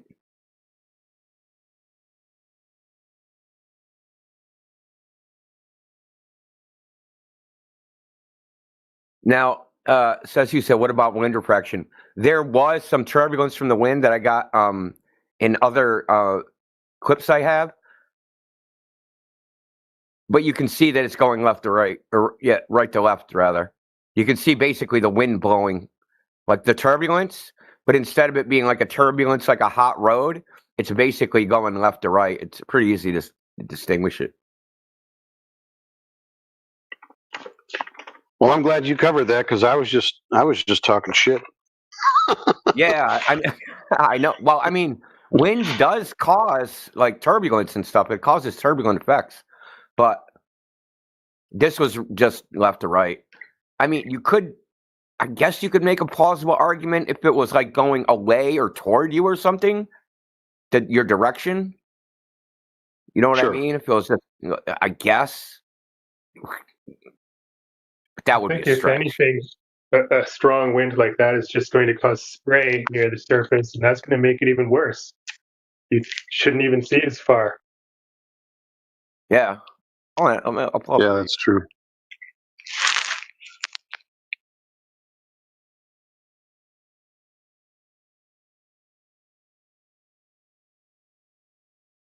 So I just uploaded an infrared, but instead of the black and white, it's the it comes out purple. If you I turned it to monochrome after this, so this is like magenta or something. But anyway, you can see the wind like turbulence going like right to left easily.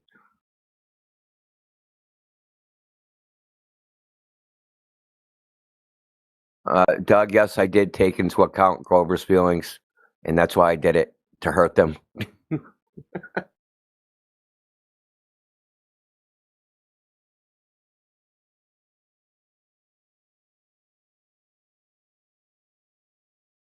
Dude, Setsu, I really, really, really appreciate that. Yeah, man, I've saved all of that into a channel in the server, so I'll be presenting that one quite often. That's a great one. I love it. Especially because it's right at the 10 miles, and we always talk about 10 miles, 66 feet. So that's just like really convenient. When he said that, I'm like, oh shit, that thing I did, it's 10 miles. I'm like, we actually have an example now. You know what I mean?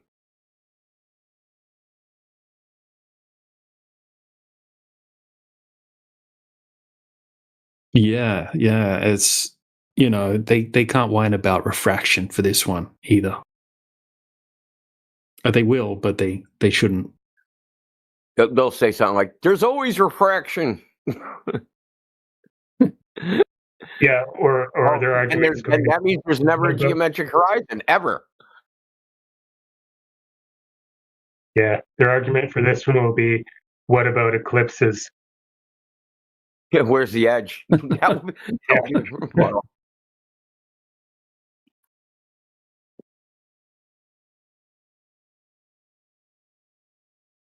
I like how you can see the turbulence moving in a direction, though I haven't paid attention to that before. It's a really good example. Yeah, I got really. I mean, other than the pain I suffered, I got lucky. Dude, like, listen, I'm very wet. Weather don't bother me. It's true. I mean, like, seriously, weather really doesn't bother me. But that shit was cold. I actually like. When I finished, I like went into a coffee shop and like warmed up. That's like unheard of, man. Usually I just do my thing. and just tough it out. But I was like, damn, I'm cold. I need to fucking take a break from this shit. Yeah, it's cold on the water when there's a strong wind. Yeah, there's like no hiding from it. Like there's no. The thing about the breeze is it was like constant, like it was a fan. You know what I mean? It wasn't like there was no gusts.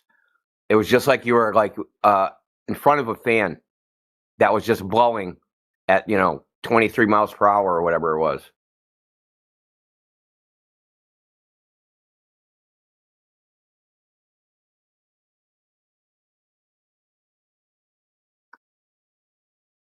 I also got this from the plane. I just thought it was interesting. I don't really know what to make of it. Like the light coming through the clouds like that. It's just kind of cool.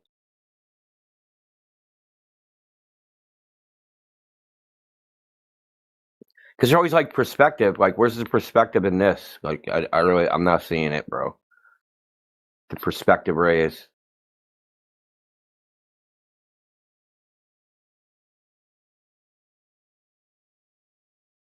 So that ship in the purple video, I'll show you. That ship has been anchored out there for like a month, more than a month. It's anchored about 13 miles off the maybe it was 17. It's out there. I also got a picture of that from the airplane.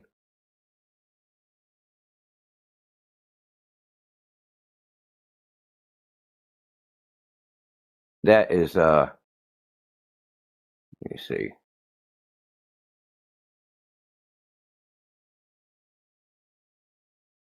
That is this ship here.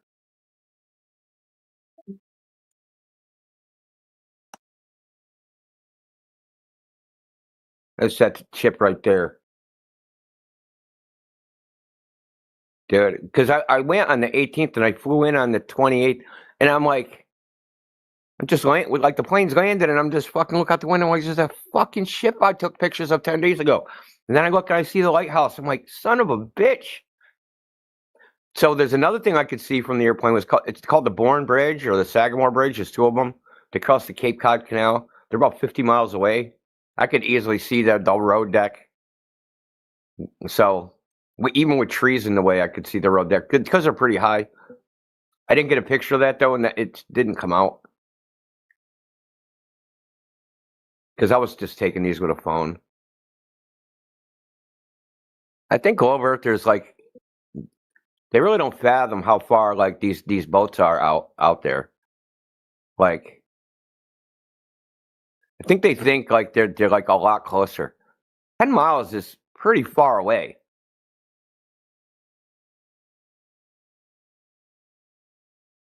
I mean, think about how long it takes to walk 10 miles. Because there's a theory called the solar nebula theory or something. The planets formed from a big disk of rotating like gas, and it coalesced into the sun and the planets. Do you not buy that? No. Well, no, I can't confirm it, man. And if they say space is a big vacuum, I don't think you can have that happen in a vacuum. Nor can you have water in a vacuum. Nor can you have like a big ball of plasma gas inside a vacuum. Nor can you have a planet that's covered in water and gas inside a giant space vacuum. It's not something that anyone is going to be able to prove that is possible. It goes against gas laws. It goes against a bunch of natural laws. The second law of thermodynamics. It's not possible. It's just something that you're going to have to choose whether you want to believe or not. I mean, you could. You talk about there's no plasma in a vacuum like the plasma of the sun, right? It's a burning ball of like plasma gas. Yeah, like the way they explain that, like there's like atmosphere. Does the sun have an atmosphere? I think it does. I don't know what the story is about the atmosphere of the sun, but you're not going to be able to show me a sun in a vacuum chamber. Something that's similar to the sun in a vacuum chamber. I mean, you're not on Earth, man. You could barely get one to work in like a flippin' reactor. Yeah, but it's not analogous. It's not to do with gravity. It's not. Are you talking about Oh no, I've completely moved on to gravity. I'm just trying to learn as much as I can, Loki. Yeah. So, real quick, if the air is like an ocean or where everything sinks in it, if it's less dense, and if it's more dense, it becomes buoyant. When you drop a rock at normal gravity, at normal pressure, when air is there, it will fall at 9.8 meters per second. And if you drop it in a vacuum chamber, it will fall at the same rate, even though there is no air. So how does it fall in this way if there's no gravity? It's not floating in anything. Because the density of the rock, and the resistance of the air is not going to make much of a difference. So it's going to approximately fall at 9.8 meters per second squared, whether it be in a vacuum, which is just a less dense medium than the air. So get something like a feather or something like that. Obviously, there's going to be more resistance and it's going to slowly float down. But then if you drop the feather in a vacuum chamber, because you've removed what's acting as resistance, then it's going to fall at a similar rate to the bowling ball or whatever you want to put in there. But in a vacuum chamber, we can't test it properly because it doesn't have enough distance to get to its terminal velocity. So they're just going to fall at roughly the same rate. But that does so that's just an observed effect. We agree on that. We can all agree on that. That's y'all are anyone can test. I'm not the guy with the cat with the eyebrows for a profile picture, bro. Come on.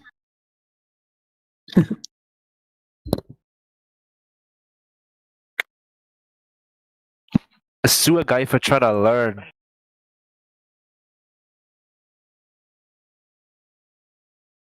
No. That's that's a troll. That's a Globe Earth troll trolling us, not you. You probably. Yeah, that's not a flat earther. Gotta watch the cat profile picture, people, bro. It's their trolls. So wait, pretty much every time. Wasn't your whole explanation for gravity based on your substituted gravity laws for buoyancy laws? No. Nope. No. Basically, explain the gravity substitution to me again. Okay, so first of all, I think it's important that there is really no substitute for gravity, since gravity, number one, has never been proven or exists. At this point, it is only a mathematical concept. So if there's no replacement, all we have is what we observe. Apparently, we have a pressurized system where there are 3 to 4 different states of matter.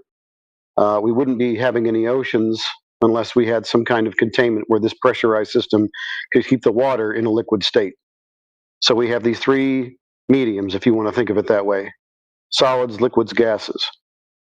Solids pretty much always descend or fall downwards in the gas. Sometimes they fall downward in water. Sometimes they rise in water. This is just what's observed. It's like a giant density tower. So there is no replacement for space-time. It's just what we observe. Heavier or more dense objects within a less dense medium will go downwards, and vice versa. That's what we have. Okay, so now you take the rock. Wait, the rock is always more dense than the vacuum or the air, which is what he was saying. So and typically the water. Situations. Mm-hmm. I had a thought. I lost it. So now let's take something different. Let's take let's say a block of wood. So a block of wood still descends through the air, right? The air is not dense enough to support it. So it goes downward. You take that same block of wood, you put it in the water, now it wants to rise upward and find its equilibrium at the surface of the water. But you'll notice that not the entire block is resting on top of it. So the little bit of density that there is displaces the small amount of water that is there. So everything is just a really big density tower. Have you ever seen a density tower? Just again, so in a vacuum, when you drop the thing, there's a vacuum chamber, so there is no, it's also going to fall down. Correct. So yeah, that's what we observe. It down now? Vacuum is the presence of nothing or nothingness. You have taken out all the air. It's look, man, it's the same thing that I was describing without the vacuum chamber. Okay, so the things that you put in the vacuum chamber. Talking about air resistance. So yeah. Hold on. This is it, though, right? So the things that you put in the vacuum chamber are just going to sit at the bottom of the vacuum chamber forever. They're never going to move unless someone comes along and forces them out of their resting place and lifts them up. Okay, then they're going to reseek where they were due to their density, okay, and in relationship to the density of the surrounding medium, which is essentially no resistance, right? Because there's hardly any gas left in the chamber. Okay, so they're just going to sink back to where they were, but only because you lifted them up. They never would have moved if you didn't lift them up.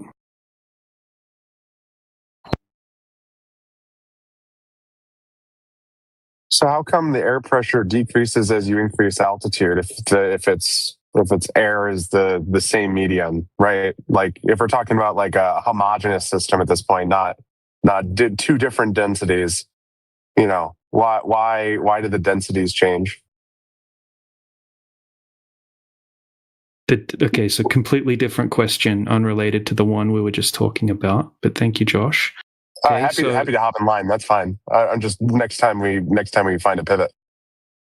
Yeah. So I mean, obviously it's a lot warmer down here, a lot cooler up there, and then also the gas is all being created down here. Okay, almost all of the gases are created down here. Okay, and gas obviously slows down like crazy as it gets cooler.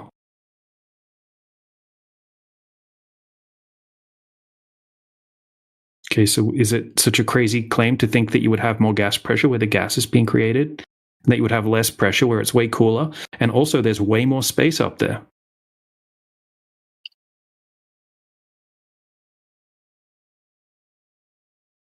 But yeah, who are we talking to just then? CYE? Psy? And yeah. And Bean Toasty.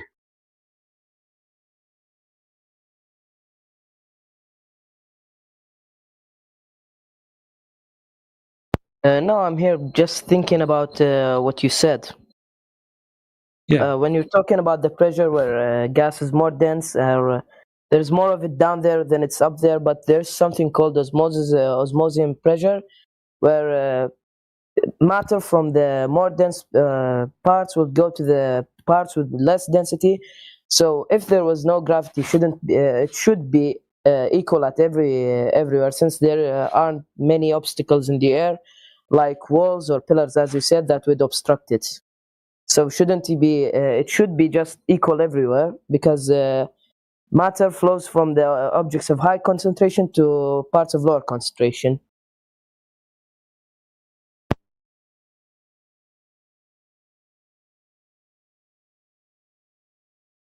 Sorry, I was typing something towards the end of your sentence. Can you just say that one more time for me? Sorry about that. Yeah, if you think about like the osmosis pressure in sewer water, in the higher concentrated places will flow to the lower parts. That because matter always wants equilibrium. Mm-hmm. Objects always want equilibrium. So gases at the bottom would rise to the top, almost reaching an equal state. If there is no gravity, that should be the case. Well, not necessarily. Like gas particles behave very differently than solids and liquids. This also applies to gas. How do you think about air pressure or the weather, to be exact? Why does rain or something happen at any place? Because winds from it's to do with temperature, though. It's to do with pressure systems that are caused by temperature differences. Yes, temperature causes concentration differences. When you increase the temperature, the matter gets excited, so it disperses more. That creates a concentration difference. The part where the temperature increased would have less wind or less gas. That's why it would increase. Unlike the but if what you're saying, like, look, let me use your own argument against you for a second. Okay, so if things are always trying to reach equilibrium, then obviously high pressure would go to low pressure, right? Yeah. Okay, so we're claimed to be inside a giant space vacuum that's 10 to the negative 17 torr, about like more than 100,000 times more powerful than any vacuum chamber that we can create here on the Earth. Yet we have high pressure adjacent to the low pressure, extreme low pressure system of space. Okay, yet it doesn't happen, does it? The equilibrium doesn't happen. Entropy doesn't happen according to you guys. And you're going to say gravity is the solution for that. And then, is that what you're going to say? Yeah. Exactly. And then we're going to start looking into gas laws. Okay. And we're going to see that gas particles don't have a downward bias. Gas particles move randomly in all directions. You could look up any definition of gas particle movement and you're going to see the same answer, that gas molecules, they move in straight lines indefinitely unless they bounce off another gas particle or against the walls of the container. Exactly. They can slow down. They can slow down or speed up because of temperature changes. But if a gas particle is going upward, it's not going to be pulled back down to the Earth by gravity. That doesn't happen with gas. No, exactly. Gravity acts like the barrier that holds it in place. It holds the gases in place. Think of it like not the vacuum in space, like the vacuum cleaner. When the vacuum exerts pressure, air enters in it. You can test that by, of course, putting your hand over it. You'll see that your hand's getting sucked. The Earth acts exactly the same with gravity. The gravity would have to be pulling. The gravity would have to be pulling. Yes, gravity things pulls, towards the center of mass. Everything would be pulled towards the center of mass. So that means that a gas particle would be pulled downward. So that means that a gas particle would have to be getting pulled downwards towards the Earth. But gas particles don't do that. A gas particle that's going upward doesn't get pulled back down. Gas particles move in straight lines and they move in random directions. They don't have a directional bias. They don't have a downward bias. So they're just going to go indefinitely, even if they're leaving the Earth, if gravity isn't holding them down. That means if I go to the center of the Earth or go mine really deep where I'm far away from the surface, I shouldn't find any gas there. No oxygen, no carbon, no anything. I didn't say that. Gas particles move at random in all directions. The gas is being created at the ground level, where 80% of the oxygen is created in the ocean by ocean plankton. Okay, then we have nitrogen cycles. We have all of these different gas processes where the gas is being produced, under the surface of the ground. I got to go on mute for a second. Yeah, anyways, I had fun talking with you guys. Should be back in another time.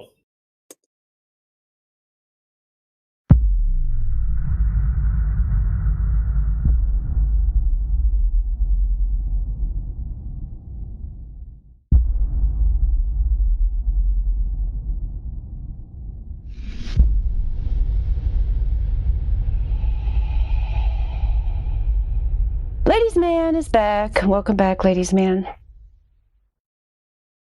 Hello there. Did we ever answer your question? What question? Oh, the question. Some people tried to answer, and then other people derailed into their own little thing that could have easily been done in a private voice call. And then I tried to restate your question. You said I restated it wrong. I asked you again what it was, and then we went into another private voice call that we all had to listen to. Do you remember what the question was? No, not at all. It might have been something like, what is the flat Earth map? Or, I don't know. Might have been that. Yeah, because that dude said that there was one, and he loved it so much that he has it hanging on his wall. Yeah. I thought you asked something about the government and why they would do it. Yeah. So the reason why people, about the flat Earth map, I guess I'll answer that one since that's the one that came to your mind.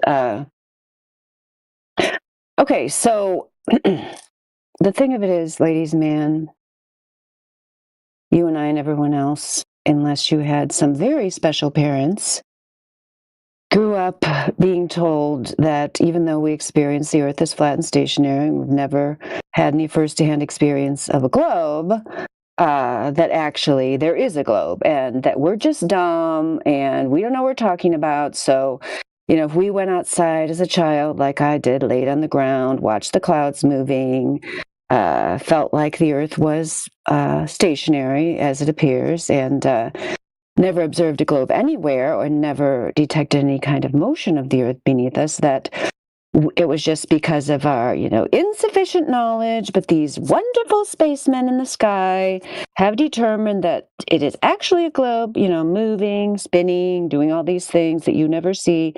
So what that taught you was that you couldn't do what people have done since they first were born onto this plane, which is learn about your environment and the Earth from your own firsthand experience, and then perhaps from some trusted adults that were near you who were either related to you or lived in your immediate community and therefore actually did have your best interests at heart and did not want to trick you into thinking the Earth was something different than it actually is. So, therefore, you got that brain, that globe idea implanted into your brain at a young age, and it wasn't just that the idea was there, it was that the idea supplanted and took the place of your actual lived experience. So then as you grew up, you thought, I can't actually learn from doing or observing or even reasoning, because my reason would lead me to think this was flat and stationary realm, because that's all I've ever experienced. So you were taught that you were unreasonable to trust these observations and that you can only trust authority. So then once people start getting into flat Earth, it's normal that since they are programmed into these very rigid brain structures, that they would still think, even though they've been shown, whatever it is that convinced them that the globe model was wrong, whether it be the 8 inches per mile of imaginary curvature that's never observed, or the maximum distance of the horizon that is continually superseded by observations of the horizon being way farther than it should be if we lived on a sphere of 59 miles. Once you're intellectually convinced of that, due to thinking that you, one, needed to know everything and needed to have this kind of God's eye view of what the Earth was, you might then, as a new flat earther, be tempted to jump onto, here's a new thing that explains everything that you can look at, aka the flat Earth map that explains all things. That's defined, that you can now have a new model. So we here at the 24/7 Flat Earth server are different than other flat earthers. So since you came in here telling us, ladies, man, that you were observing our behavior and attitudes, you might be interested to know that our behavior and attitudes are different than other flat earthers, because we do not want to produce a replacement model for people. In fact, we have found that it is a 24/7, 365 days a year job just to debunk the failed fantasy globe. So that's what we do. And so, the map thing, it's like, yeah, we like maps. Like, ladies, man, maps are best. The smaller area that the map represents, therefore a larger scale, meaning, like I could draw a map, of my house or something, and then I could make 1 inch be a much larger area than I could if I was trying to draw a map of my whole town, and so on and so forth. And then, so every time you go up, you're going to have a less accurate map. That's why topo maps, topographical maps are very helpful maps if you're actually trying to navigate in the world. So having a map of the entire area of the world is not only unrealistic and impossible, it's also unnecessary. So that's why we're not into it. Does that make sense to you? Ladies, man, 217. Yeah, that made some sense. I mean, yeah. Okay, what part didn't make sense? It only made some sense. That means it didn't make total sense. So what part didn't make sense? No, I was just saying that some parts of that, it kind of felt you were going on a rant, like when you were saying, like, when you're talking about some people grow up in different households or their parents teach them different things. I was kind of confused. I was like, this isn't really what I was asking, but then you tied it in to the map. Oh, okay. So you thought I was going off topic, but then you realized at the end that it did have to do with the map. Yeah. Good news. Yeah. People think about maps completely wrong. They have no idea what they are, other than the most rudimentary understanding. There is no accurate map. They don't exist. They've never existed. They never will exist. Even cartographers say this. It isn't us. You have to choose what's called an origin of coordinates. Where you place that, right? So now imagine like a Cartesian map, right? You have the x-axis and the y-axis.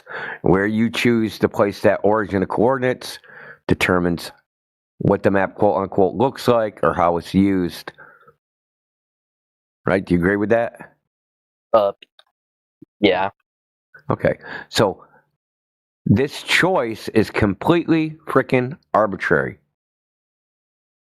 Now, if I choose Cartesian coordinates and go, hey, I want this map to now be in polar coordinates, the way the map appears and is used and what it can do and what its limitations are, it's determined by the transformation and how you transform it from one coordinate system to the other and what you're using it. But when we go and say, hey, now we're going to apply this this conceptual mathematical framework, and now we're going to apply it to the real world, right? Which is another mapping. How do you do that? So, for instance, north, south, east, west. East on a globe is a circle. West on a globe is a circle. East-west in like a Mercator map is not a circle. Could be a circle because it's a cylinder, but on the map it's like a Mercator map properly used is rolled up into a cylinder, like a tube. Right? So people get fixated on maps and they choose an arbitrary coordinate system. Right, and they go with it, and it's good for whatever use they made it for, and they chose that coordinate system. So, for instance, we choose if you use the compass as your coordinate system, it isn't going to match any other coordinate system. It's not going to match the celestial sphere. It's not going to match the sunrise sunset. And if you choose the sunrise sunset as your origin of coordinates, then it's not going to match the other two. Because there's actually 3 sets of north, south, east, west. But a lot of people don't know that. So, like, the demand for a map it's just silly on its face. What they're really saying, what they really want to, and they just don't know how to say it or they don't have the balls to say it, is, what's the Earth look like from space? Because that's what they really want. They want you to show them a picture of the Earth from space. So they go, hey, what's the flat Earth map? Oh, what do you mean by that? Well, what does the Earth look like? Oh, look like from where? From space, obviously. Or the distances are wrong. How do you know they're wrong? Well, because the globe says the distances are this. Well, how do you know those ones are right? What do you think? We can't measure distance? No, they don't. You can't measure the distance between New York and Australia. You can calculate some distance, but you can't measure it. So maps aren't what they seem. The way people conceive of them in their mind are completely different.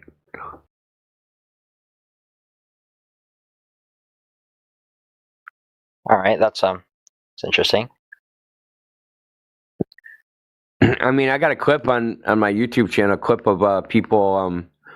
So they did something very interesting. There's a lot of old maps, and so for instance, in Russia, there's a map where they mapped accurately every town, city, village, everything like their boundary.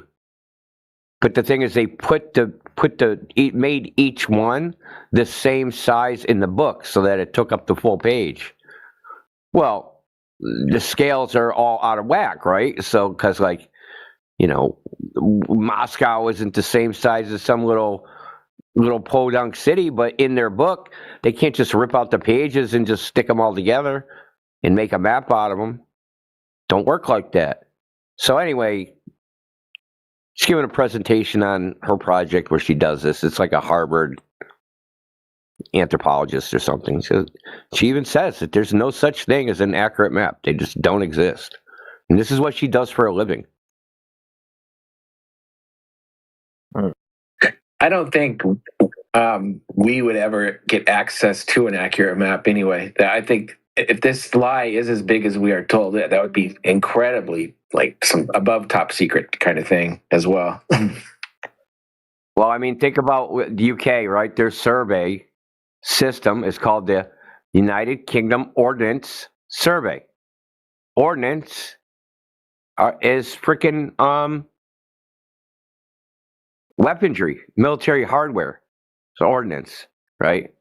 So they use this, and the Ordnance Survey started because they wanted a map of Scotland, so that they had to invade Scotland. They knew where everything was. They would know where all the mountains were, where all the valleys were, all the high points to put their artillery on top of, right?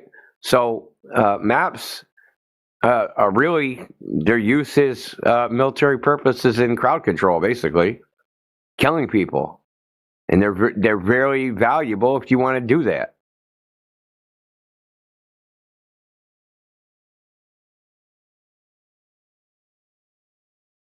Right. See, we invented bloody everything here, even the art of war, how to map the landscape so you can fight somebody. Yeah, actually, I think I had one last question.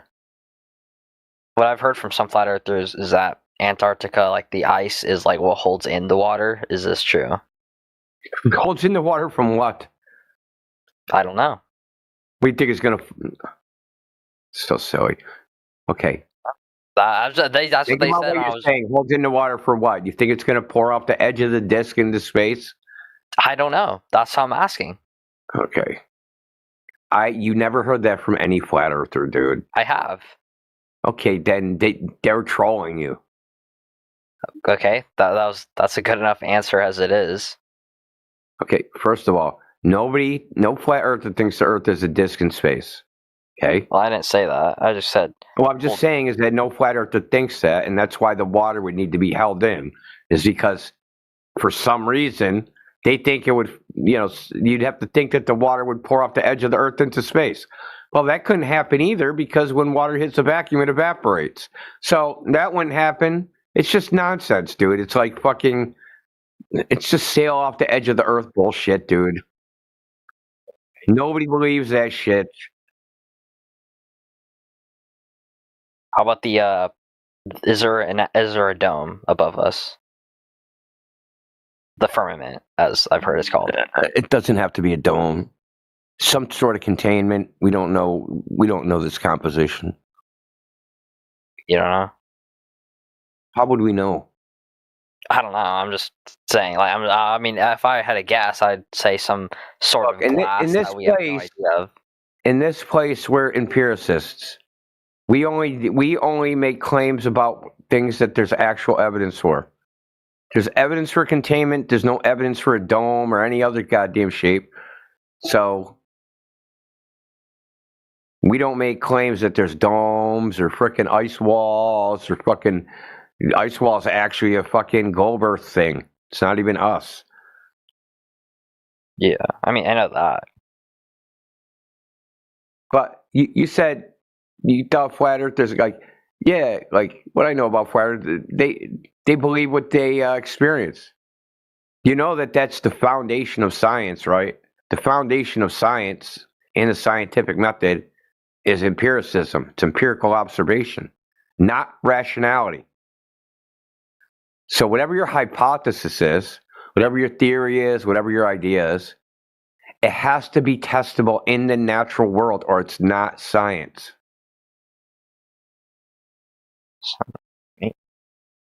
So we had a guy come in earlier. He said, I heard flat earthers don't believe in gravity. Oh, gravity, what's that?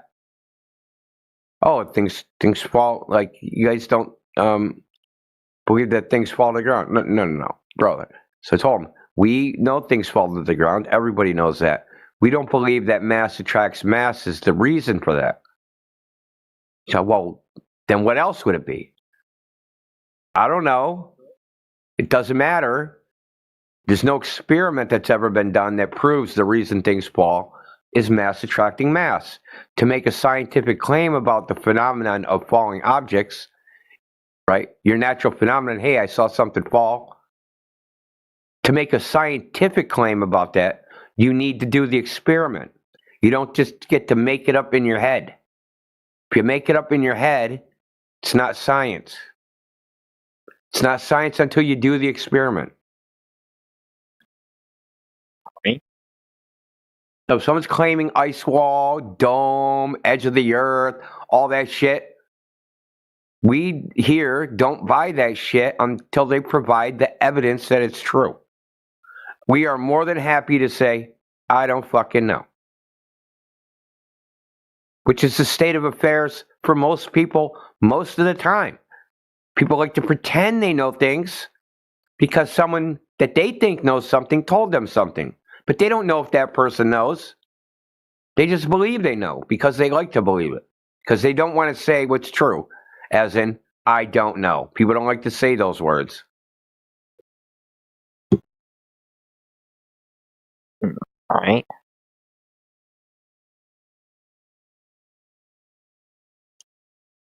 I think that's what I mean, that's the fact. You don't know the Earth is a globe, and nobody else does either, right? I could pull any scientist that you could come up with and think in your head, hey, this person would know.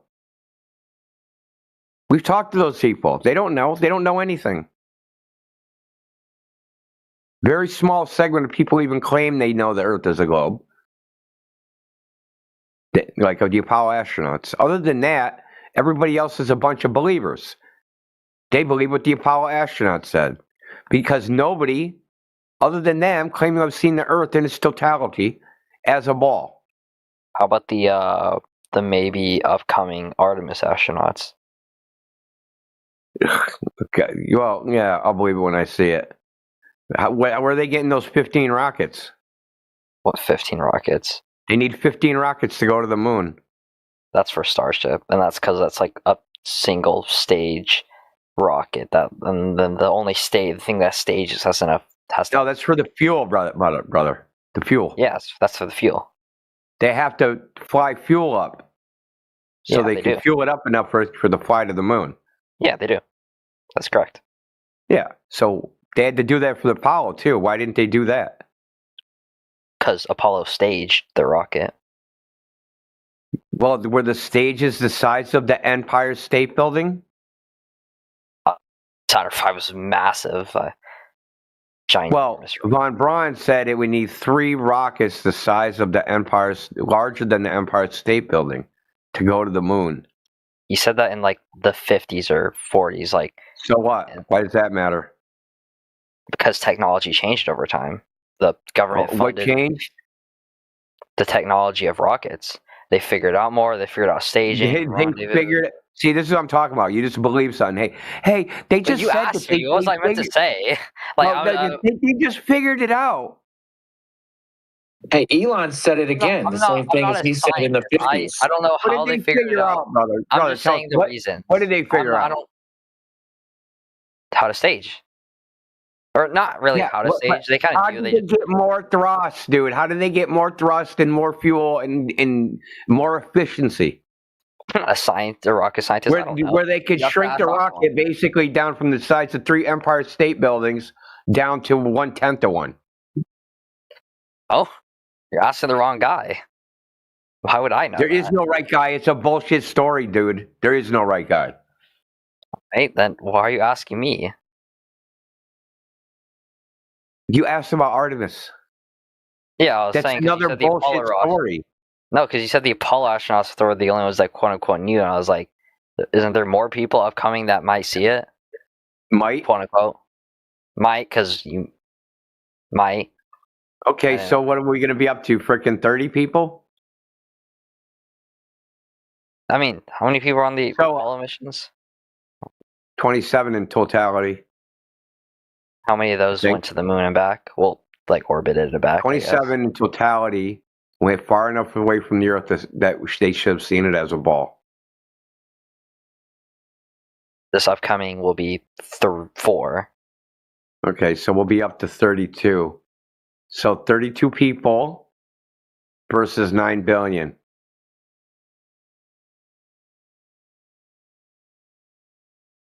So are the 9 billion people supposed to hook their wagon to the claims of 32 people and live their lives by that? Why not? Why not? I said probably not. Yeah, that's probably better. You said why not? Like, are you high as hell, bro? It's New Year's Eve. You drunk? No, I didn't say that. Okay.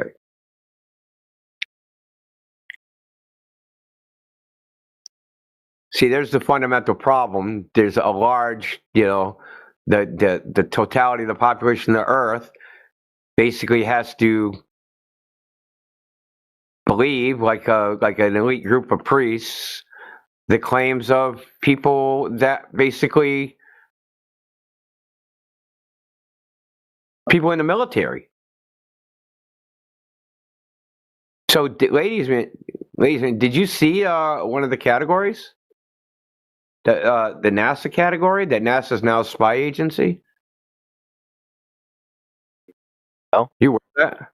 The NASA is now a spy agency? Oh. So Trump signed an executive order? I thought that was meant to be the new branch of the military. What was the new branch? Space Force? I thought that's what they were meant to do, spy and shit. No, he signed an executive order, I don't know, earlier in the year. Trump this year. Is a guy. He's a person. Yeah, I know that, but he signed an executive order that said the primary purpose of NASA is intelligence, counterintelligence, investigation, and national security issues. That's their primary function. All right. Okay. Doesn't have anything to do with me. Well, no, what I'm saying is now the masks are coming off. If they're saying our primary mission is counterintelligence, you can't believe anything they say. All right.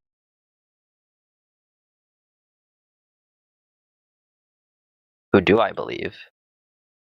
I don't know if that makes sense, but I'm saying who am I? But now there's no. But I'm just saying that there's no pretext that they could even possibly be telling the truth. That even the pretext that they're telling the truth, that's gone. Now you have to assume that everything they say is a lie, and they can't tell you if it's a lie. They have to tell you, okay, are you lying to tell the truth? That's classified. Yeah, who can you believe? You can believe your own observations. You could go out and do your own long distance observations if you wanted to. So that's what you could believe, ladies, man. Is that something you'd ever be interested in? Sure. I got a telescope. Maybe I can do something with that. Do some of my own observations. Do you live near any lakes? I live. Don't have to be that big, 3 to 10 miles or something.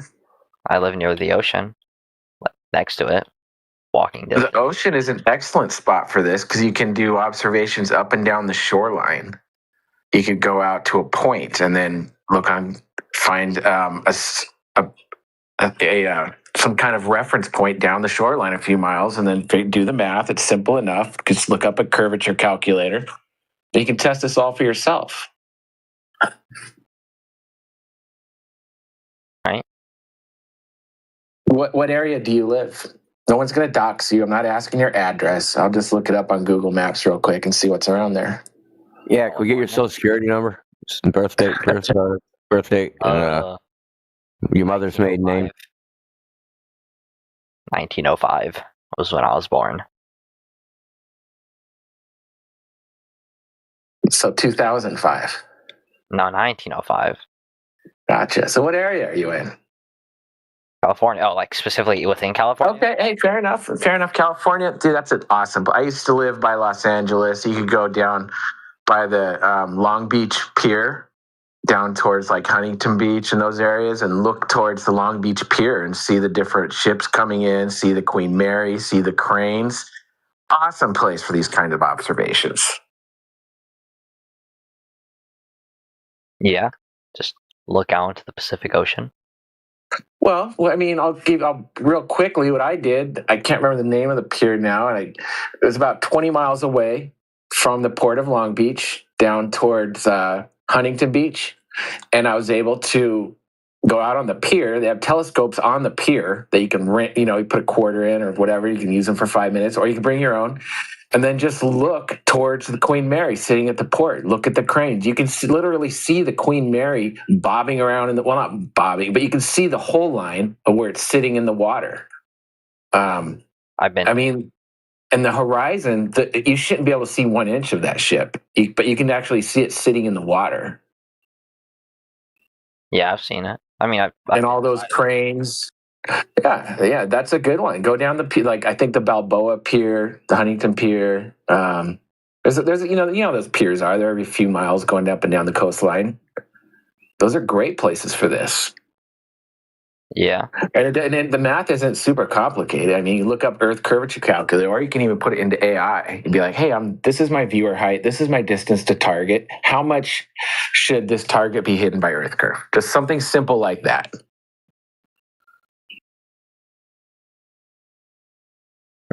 All right. That's a good place to start and fun. Yeah. Yeah. I was planning on just looking at the sky, but yeah. Well, if you wanted to find out if there was 66 feet of curving drop over a 10-mile wide distance, how would you do that by looking at the sky? Well, I don't know. My plan is just to look at like stars and like maybe see if I could like see the ISS because I like track it and like see time when it's above me to like take a shot of it through the telescopes. I mean, that sounds. See if I. That sounds fun and all. Sorry, go ahead. Didn't mean to interrupt. No, I was just gonna say like to see if I see anything, to see if there is something there. That sounds fun and all. There's no reason why you can't have objects in the sky doing circuits above a flat Earth. Okay. But you still will never get a ground measurement. You'll never be able to figure out if a 6-mile wide lake has 24 feet of curving drop across it by looking up at the sky. You need to measure the ground. You want to know if the Earth is curved or not, you got to look down. All right. That's just being real about it. You can't look up to figure out what's below your feet and get specificity with, like that frozen lake video you watched. Yeah. I mean, what's your thoughts on that? I thought it was very interesting. And it's, you pretty much you can do that. You can replicate all that yourself across lakes. I mean, I don't have a frozen lake, but I can sure try. Maybe. There's some good videos I'll link of people doing this at the Salton Sea. Like doing mirror flashes across like 17-mile sections of the Salton Sea where they're getting right on the shoreline on a hot day, flashing a mirror, and people 17 miles across the water. That place is flat anyway. It's like if you're on the shoreline, then you're right at the water. And these guys are like 2 feet above the water, and there should be like 180 feet of curve or something blocking that mirror flash from the observer looking across at the other location. Yeah. I got. All right. I have another question. I don't know if this topic over, or you want to stay on it, or no? Keep them coming. All right. This one I don't know if you count as off topic or not, but I understand why you guys hate like people like Professor Dave because he's kind of an asshole. But how about like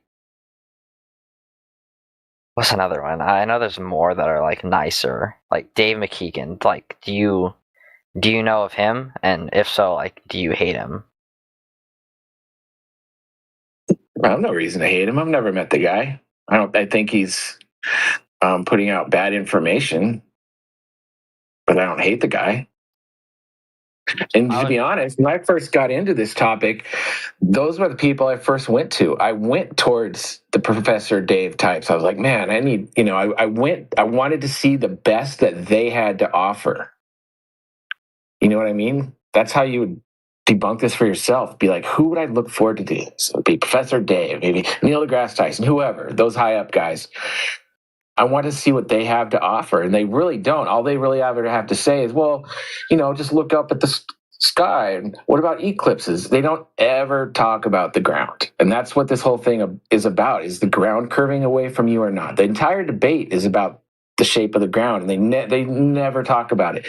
Like the final experiment, for example, not an experiment, but whatever. That should have been an observation showing curvature.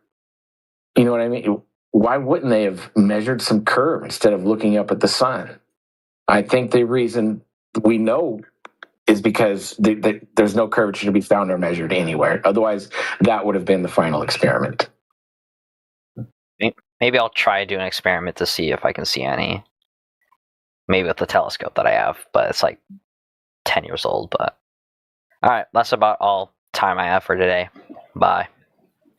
Hey, come back soon, man.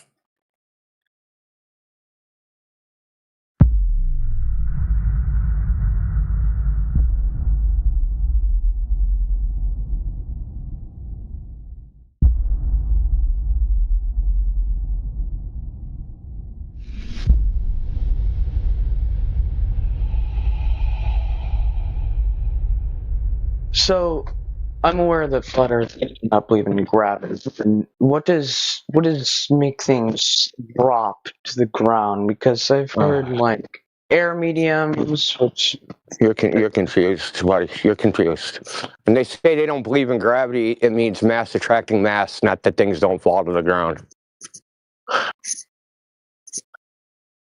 yes, because mass attracts mass, which means Okay. How do you know that? Yeah. How do you know that that's why things fall? It's a mass attracting mass. What else is going to make it fall? That's not. That doesn't tell me how you know that. Hold on, so we were talking about something, and now this random guy chimes in. I'll tell you. Well, hold on. He was talking before, Peter. I don't know if you're here. We're waiting for his evidence. He was in limbo, and so he didn't find it. I'm asking. Nobody knows why things fall. I'm asking what you believe. Yeah. No, I don't have a belief. There's no belief here. You believe that things fall because mass attracts mass. You have no evidence for that. That's the problem. You believe something. So I'll ask again. Also, what's the evidence that mass attracts to mass is the causal mechanism why I think... Yeah, hold on, Peter. Dude. So what's your evidence that mass attracting mass is the causal mechanism for falling objects? Can you give us an experiment, for example, that shows it? Should be simple, because you think it's a foregone conclusion. No? I'll give you an example.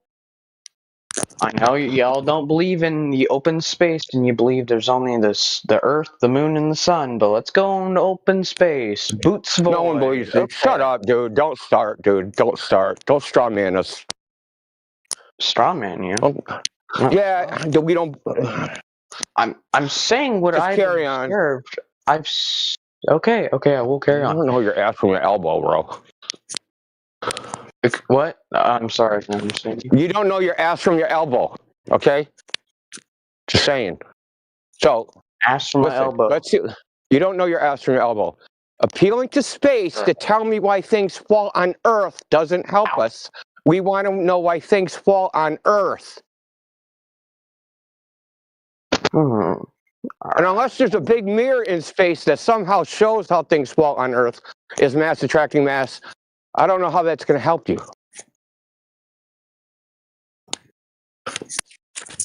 So we have an observed natural phenomenon, right? I let something go, falls to the ground. Boom. Right? Why does that happen? What experiment can we do to figure out why that happens? Okay. Yeah, simple. Experiment. That's how science works, right? You do an experiment. The experiment. Yeah, Okay. the experiment. The Cavendish experiment conducted between Okay, so 1797. what falls in that? What falls in the Cavendish experiment? The experiment measuring the force of gravity. Okay, first of all, yeah, but we want to know why things fall. It's gravity. Mass attracts mass. Yeah, that's your claim, dude. I want the experiment that shows it. Okay, I'll explain you the experiment. I don't need the explanation. I need the experiment. I don't need a story, dude. I'm trying to explain you the experiment. I don't. I understand. Oh, the experiment. You the said experiment itself. Okay, so how does the? I know the Cavendish. Can I tell you the experiment now, or are you going to keep on cutting me off? I know.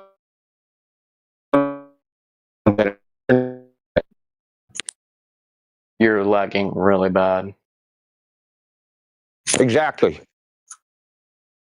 No, like genuinely, you were lagging really bad. Okay.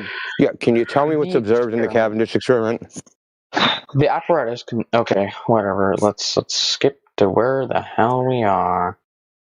Hey Glover, this is the first time you saw the Cavendish experiment, right? So I have to talk to ChatGPT now. Fantastic. I don't know how I deal with this shit. This is the funniest thing in India. There's a baby Glurf comes in, never heard about it before. He just Googled it real quick, and he's trying to explain it. Okay. The apparatus consisting of a torsion bar made of a 6-foot wooden rod horizontally suspended from a wire with 2-inch diameter, 1.6 pound lead spheres, one attached to each end, 2 massive 12-inch 348 lead balls suspended separately could be positioned away from each other to either side of the smaller balls, 255 millimeters away. The experiment measured the faint gravitational attraction between the small and large balls, which deflected the torsion bounce rod about 0.6 inches or around 0.03 inches with a stiffer suspending wire. So what is falling in the experiment? Sorry, what? My sister was being annoying. What is... I know. She can't be like that. What is falling in the experiment?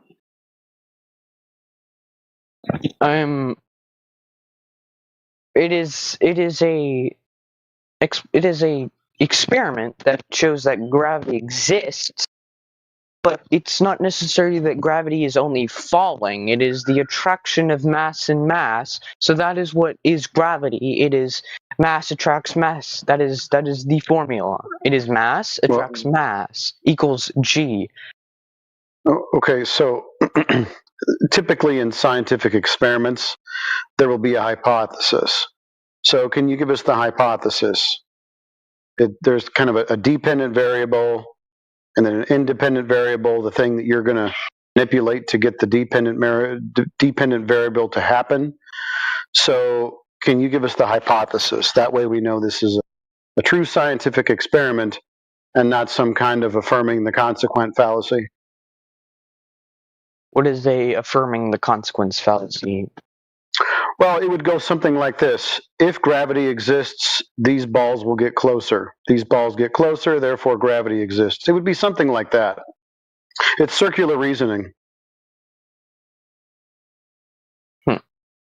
So, what I'm reading from, it doesn't necessarily go, like, it doesn't necessarily tell me the hypothesis, but I can infer that the hypothesis is that yes, gravity does exist, because if I set up the experiment, the balls should, in theory, move together. They move together, therefore the gravity exists. So that would be affirming the consequent. This would be basically a fallacious test or a way to rip off the masses by showing them some kind of parlor trick and then declaring that gravity exists. Do you want me to send you what I'm reading from? If that would No, I already know the entire. No, bro. I already know the entire lore behind this particular non-experiment. It's not an experiment, first of all. In fact, the only thing that you really could be observing, because this is not natural science that they're doing, they have an apparatus. They built it, so it's a synthetic or an artificial thing that they built. And so what they did is they said, I know. We'll tell the people gravity exists if these balls move closer together. The balls move closer together, therefore gravity exists. By the way, that wasn't the intention of this particular apparatus. It was supposed to be detecting the mass of the Earth. And in this case, they had already presupposed that the Earth was a large sphere with an unknown mass. So there's a lot of things, a lot of nuances about this that you probably aren't aware of, but just a surface level read like you're doing right now would have you convinced that because two balls moved closer together, all of a sudden gravity is a thing. So, if I tried to argue with an experiment, you can turn that around and say circular reasoning and then flip my whole argument upside down. Is that what you're telling me? No, I'm not doing any kind of witchcraft here, or, there's no tomfoolery involved. I'm pointing out to you that what you're dealing with isn't actually an experiment at all. Do you think that because men build something, all of a sudden it becomes a scientific experiment? That would be incorrect. In the scientific method, the first thing you're supposed to do is observe a natural phenomena. That's why, the lore is that old Isaac Newton got hit in the head by an apple. An apple fell out of a tree and hit him on, right? That's how the story goes anyways. So the naturally observed phenomena would be something accelerating towards the ground. You could use a raindrop. You could use an apple. You could use any of these things. So the thing that we're trying to prove is what causes things to fall. That's why Indio was asking you about the falling bit, not about balls in a shed. The next thing you would do is propose a hypothesis. If blank, then stuff will fall to the ground. So in this scenario, there is no experiment because there's no hypothesis. We don't even actually have what is required for the experiment to occur. Nothing is falling. But you don't need specifically falling to... Oh, you're right. What was the naturally observed phenomena again? Things falling, right? Yes. Aren't we trying to go ahead and create that particular scenario? Yes, you could create that. Actually, no, you couldn't on Earth because of its gravity. And if you were to, for example, get like... We're not to gravity yet. We haven't even proved gravity exists. All we see is in certain scenarios things fall. Meanwhile, the gas molecules around the raindrop and around the apple are moving freely and randomly in all directions, including up. So I'm not even sure that we have really a naturally observed phenomena because not everything is falling. Some things are going freely and randomly in all directions. But for the sake of argument, we'll just stick with the falling part for now. So something falls. We need to know what causes that. So what causes it? As I said, mass plus mass. Okay. Mass is attracted to other masses. Well, apparently that's a hypothesis that you're coming up with. So what is mass? Mass is, for example, I'm pretty sure it is the weight of an object, or I may be wrong. I don't know. Well, weight is weight. Mass is a different word.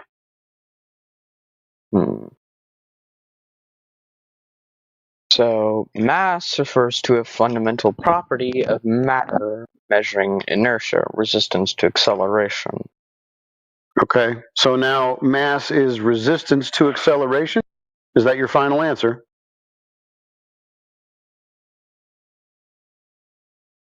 The fuck? I don't know. telling me this here. Oh, it's a stupid ass AI overview. Okay. Mass can. Okay, here we go. Mass can be experimentally defined as a measure of the body's inertia, or basically, I think that means potential force. I don't know, dude. I have like an 80 in science. A measure of the body's inertia, meaning the resistance to acceleration when a net force is applied. The object's mass also determines the strength of its gravitational attraction to other bodies. Okay. So now it's two things. Which one are you going to pick? It is the second one, because the first one is the fuck-ass AI overview that is very commonly incorrect. Okay, so now mass is apparently an attraction? No. What does it say? What was the second part? Mass can be experimentally defined as a measure of the body's inertia, meaning the resistance to acceleration when a net force is. Can this stupid thing stop being annoying on me? Measure of the body's inertia, meaning the resistance to acceleration when a net force is applied. The object's mass also determines the strength of its gravitational attraction to other bodies. Okay, so it determines that. So the resistance to acceleration, how we would measure that? That also happens to be the same definition of inertia. We'll just keep going. Could you repeat that? Well, interestingly enough, depending on what website you go to or what source you pick, mass essentially has the same definition as inertia, which is resistance to acceleration. Okay. So mass and inertia are now conflated, but I would like to know how we would measure that. Okay. So how do we measure it? What value can you give me for something's mass? So you can use the formula of M equals weight over gravity, which is mass. Mass equals weight over gravity. Mass equals force over acceleration. And to measure mass, you would use a triple beam balance.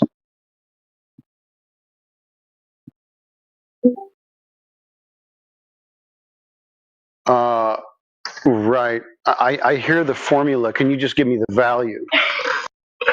The value? What do you mean by value? Well, if you're going to measure something at the end of the day, you're going to end up with a certain amount of volts or inches or kilograms or Kelvin, right? So what units determine how much mass we're dealing with? What value? I guess homeboy bounced. El Hussein is here. Welcome. I don't think I've talked to you before. It says you're VC verified and Nitro Ghost VIP. I feel like that's a combo we don't see very often. You know, just those two roles. Hello. How did you find us? I know I've been here for quite a while. Like I keep joining and leaving and joining and leaving. Like first time I've been here was like 2020. So 2020, yeah. I know, I'm the same way. It's kind of upsetting. Like I'm kind of mad at my past self because my account doesn't really show like my actual history of dates and stuff. Yeah, exactly. But yeah. But it's all right. You're incognito as a new person. What is your position regarding the globe? Like not much to say, to be honest. More into the flat Earth, I guess. But like it's not a topic that I've been into way too much. Sometimes I just keep reading, watching videos, watching arguments online. But really, I haven't had the time to look into it enough, I guess. Yeah, so you haven't made up your mind, and you might be seeing bad information because there's a lot of bad flat Earth information I'm aware of that. Yeah, like the Twitter guys, I forgot what they're called. Like that Twitter account that's very known and is assumed to be the flat Earth community. I think that's what they're called. Oh, yeah, I don't know who that is. The Flat Earth Community, is that what they're called? The guys with like the disk profile picture who used to talk to Elon Musk on Twitter, I think. I really can't recall what the username was. Oh, that's okay. Yeah, I don't really know that much about what goes on there on Twitter. So what are arguments that you've heard for Flat Earth that made you lean in that direction? Well, not really arguments. It's just looking at photos that are supposedly from space, and you can kind of tell that curvature seems to be changing from one photo to another. And that kind of raises questions, right? So I keep looking into it. That's how I ended up here. Nice. Yeah, I like that. I wish we had a globe believer, like a true believer in here, because you could tell them how pictures from space indicate the lack of consistency of curvature, like you just said, that they show a widely varying degree of curvature, which makes their story inconsistent and incoherent, both of those things. Because, the people who say pictures from space make them think it's a globe, it really should be the opposite. That should make you question. Yeah, because if it were, then all these images should show a consistent level of curvature, and they don't. Yeah, as Elon Musk said, it has to be real because it looks so fake. Yeah, what about the measurements? Have you seen those, like the long distance observations, the laser tests? Oh, you haven't seen those? Oh, great. Well, we have to show you then. Yeah, sure. Yeah. The ones like in the channels below, like there's a lot of channels where there's quite a bit of evidence there, the additional info category. Yeah, that's right. Yeah, there's the long distance observations channel. Oh yeah. I have been there. Yeah. I just looked. You have been there.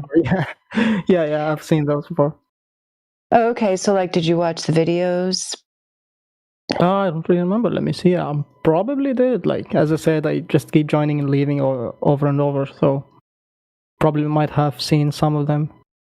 That's cool that those channels are down there because, that's a lot of people don't realize that is one of the main benefits of this server, is that there is a carefully curated selection of information down there that is good, verifiable, flat Earth information, which you can't find just anywhere, and you definitely can't find if you just Google flat Earth. Then you're going to get a bunch of nonsense. Like, I think that was John Adams that came in here and said, "Oh, he knows all about the flat Earth stuff, And then he just named a bunch of straw man arguments that are not real flat Earth information at all. So that's cool. I'm glad to hear that you've looked down there.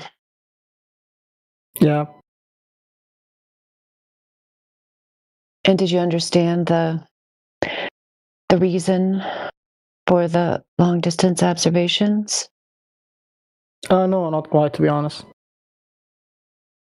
Yeah. So, depending on which one you look at, there's basically two different kinds. There's observations that debunk the expected drop over distance that you would see if you lived on a sphere of a radius of 3,959 miles.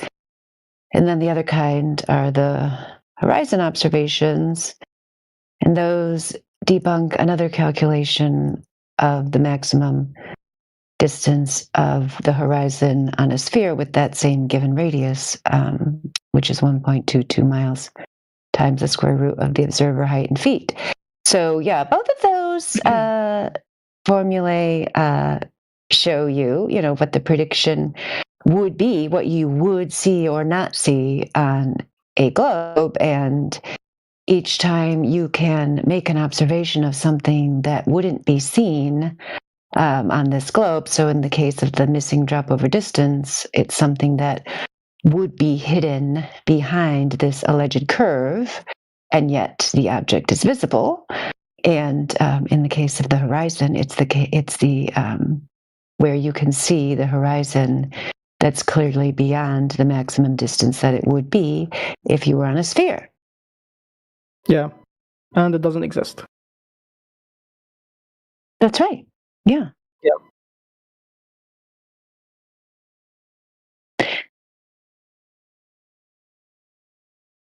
Yep, the only sphere we can see is what Professor Triangle has put there, the not even perfectly spherical, but slightly spherical nature of the dandelion ready to spread its seeds.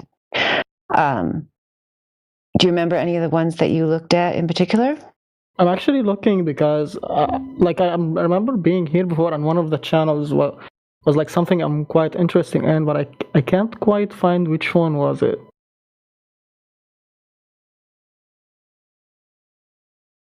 All right, it's the astronauts one. There is this guy who, let me play the video, just a moment. Yeah, it's the guy who keeps saying, like, we can go back to the moon and, like, we destroyed the technology and we can't go back anymore. Was one of the videos. Don Pettit, yeah. He's the best hostile witness for the flat earth. Yeah.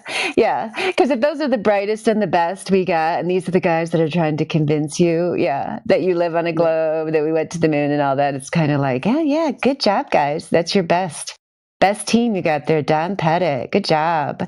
I mean, that's the thing. All of these things are kind of, just side notes to the main conclusive evidence debunking the curvature, which is never measured, never observed in reality. But all these other things, they're just icing on the cake. Like, these are your best of the best. Yep, these are your astronauts. Yep, Don Pettit. Yeah, we can't go back to the moon. Yeah. It's too hard. Yeah, we destroyed the technology. Yeah, I mean, it's just absurd. Like, it's really a litmus test. Do you have common sense or not? Like, if you still think that, this fairy tale is true and you think these are the experts, it's kind of like, I don't know. It just shows that the person either has no common sense or has emotional problems, I guess, where they're just so strongly in denial and they can't even handle the concept of going against the emotional appeal and the propaganda, which is fine. I mean, that's why propaganda has worked throughout history, is because it appeals to the weaknesses in human nature and the inability for most men to stand strong against a crowd. If Don Pettit convinces you guys, just go back to the globe. Like, we don't even want you if you think Don Pettit's an astronaut.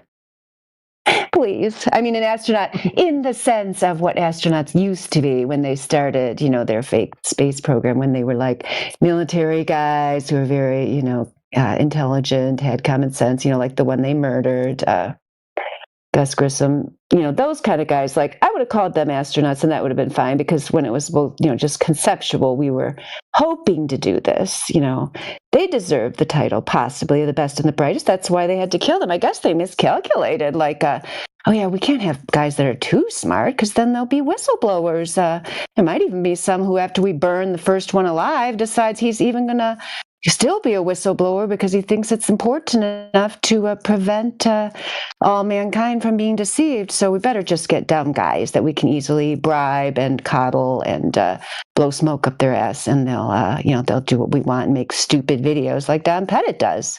Good idea, guys. You got the help. That's all you get. You get the help. Yes. Thank you. That was beautiful. That was beautiful. Oh my gosh. Which one were you referring to? Like the people who got killed or something? Like, I didn't catch that one. Oh, yeah. I'll find you some information about it. The most interesting information to me is how he was an Apollo 1 astronaut, Gus Grissom. He was one of 3. The second one was from Grand Rapids. The third one was from somewhere south of here, like either southern Indiana or somewhere down there, southern Ohio. I can't remember where that guy was from. They have stuff named after him down there. I feel very bad that I don't remember the name of the other 2. It's very bad. But Gus Grissom was the one who really put his neck on the line. So I can find the other information for you. But anyway, so during Apollo 1, I'll just tell you the story, and then I'll tell you a short version, and then I'll find some links and document to back it up. So Apollo 1, first mission. They said they were going to go to the moon. Gus Grissom, former military guy, was I don't know if he was the head of the three, but he was definitely the most gutsy of the three. We'll put it that way.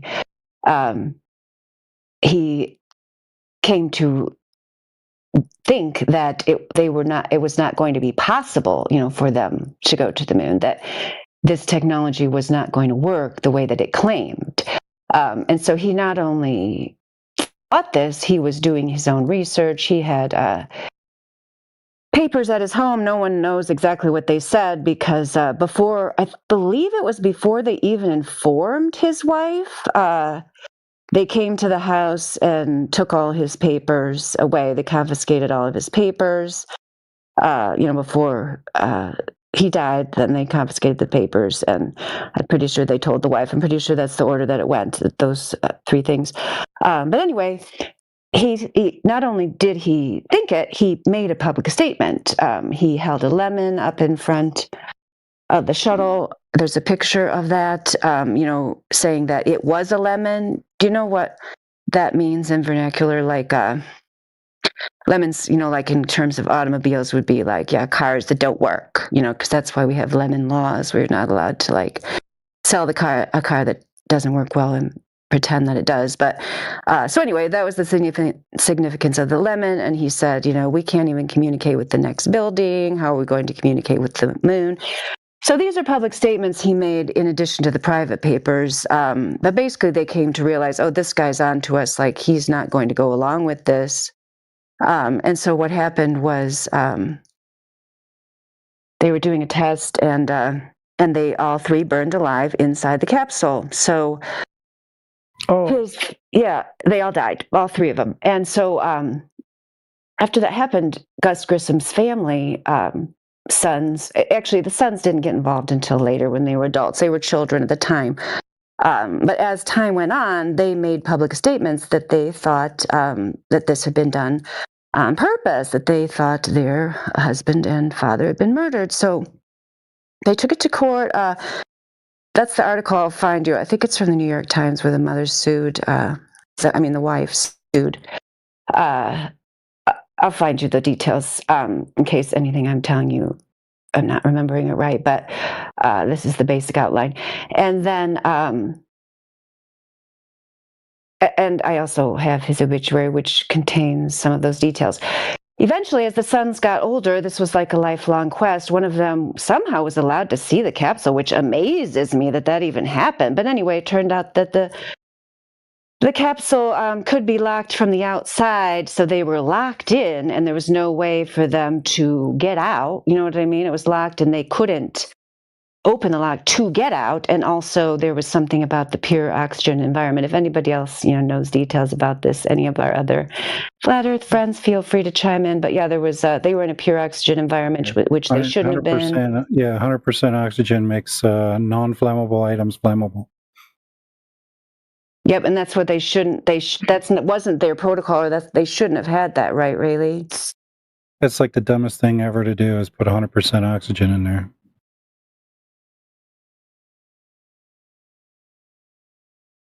Yeah, so so people ask why aren't there whistleblowers? Oh, okay, well, could be because they murder them. Could be that's why.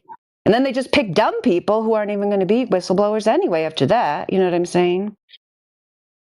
Yeah, so I looked it up and I think I found it. There is three guys. The commander was named Gus Grissom, I think, and senior pilot was named Ed White, and the pilot was Roger B. something. Can't quite see it. Chaffee, I think.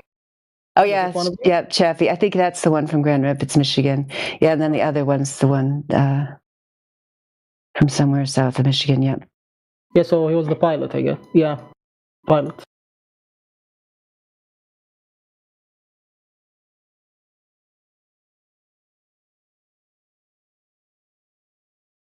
Oh yeah, I guess he was from Texas, but there's some. It says Ed White was from Texas, but there's something when we were driving to Tennessee, I saw something named after him in between here and there. I can't remember what it was. I should find that. That's why I thought he was from there, but maybe he lived down there.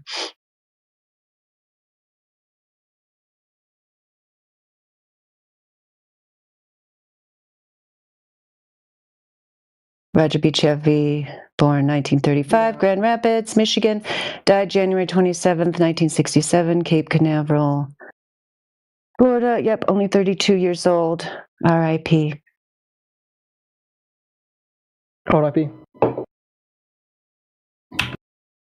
Cause of death for Ed White asphyxia, aka burned alive in a locked capsule locked from the outside by the U.S. government.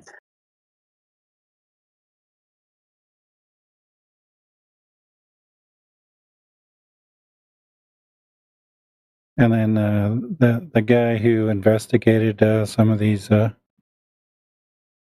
problems with NASA, he ends up dead too, miraculously. Which guy was that? Same dude or someone else? He was the guy who he sent this long before, like, to a lot of different people. His report. Let me see if I can remember his name. His name's Thomas something or another.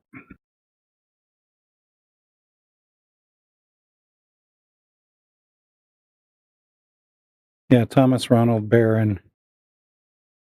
He was the quality control and safety inspector employed by North American Aviation. They were the ones who were building the Apollo command module.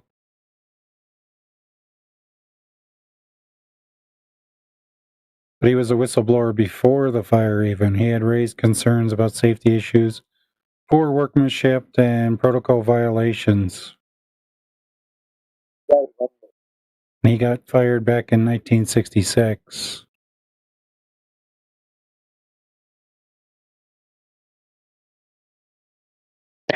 He testified before Congress in a subcommittee once the accident happened. I guess New York Times, I guess they make you pay for articles, but this is the one I was thinking. It was Betty Grissom's obituary, yeah, who sued an astronaut husband's death. She was shunned by the space community after she sued North American Rockwell in the launch pad death of Gus Grissom. She won a settlement. Can you tell me that name again, Rayleigh, that person you were just talking about? Yeah, he's Thomas Ronald Barron.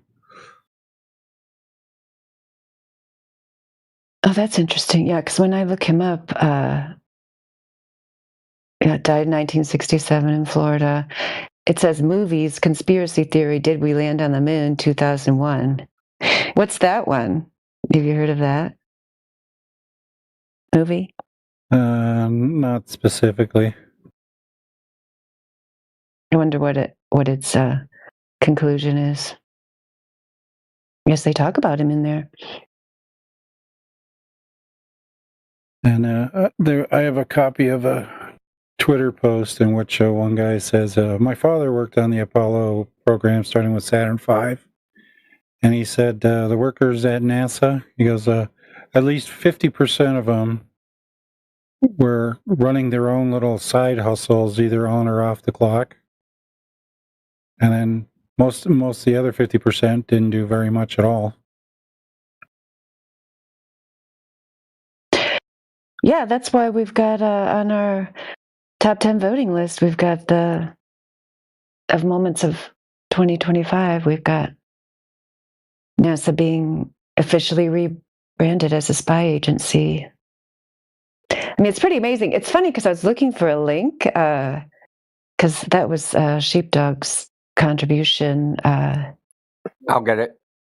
Okay, yeah, because it was like it wasn't like I didn't find a lot of news articles. I guess it was kind of like people didn't really hear about it because it seems like people didn't even know. Even today, when you brought it up, Indio, I think some people didn't even know that it happened. I found out because someone on Twitter was whining about it. Trump is destroying NASA now, and he made it a spy agency. Now they're not doing space. Like, yeah, cool, thanks. They never were. That's right. At least they're done with that claim. Oh yeah, that's interesting, Riley. My dad worked as a NASA engineer for 30 years, starting with Saturn V. Close to 25 to 50% of his coworkers had other business ventures they were running both on and off the clock. Of the remainder, one half of them did almost nothing. The 80-20 rule on display. So yeah, El Hussein, if you've got any other questions, we've got a great panel here, a group of people that can answer your questions about Flat Earth, if there's anything you want to know. No, not much really. Just joining to listen if there's any interesting takes being made here, and also to attend the countdown for 2026 since I already missed it here. Oh, good. Yeah, which time zone are we actually going to count down? I don't know. Because we got people from different ones. So I'm sure we'll end up counting down here. 3 a.m. here, so. Yeah. I mean, we really should, I guess, count down at the top of every hour. I don't know. I don't know if there's anywhere that we have representatives from that would be celebrating at the top of the next hour. Probably not. Effie Batman's already in 2026, I do believe. Loggy's already there. Old dude's there.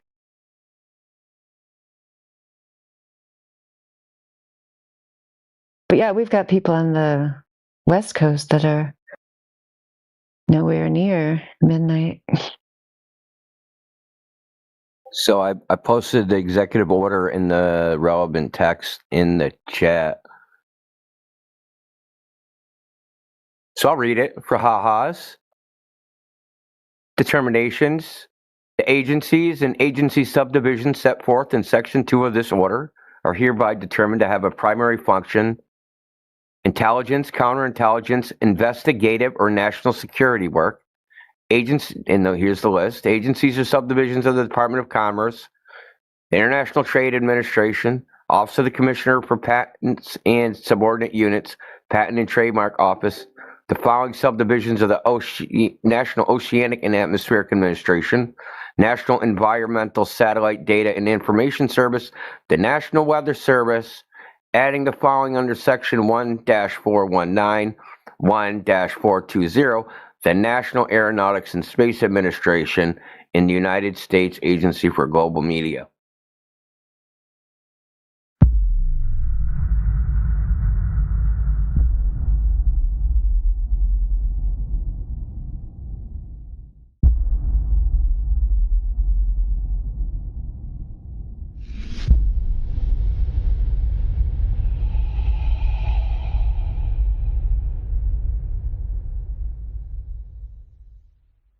Ayush, welcome.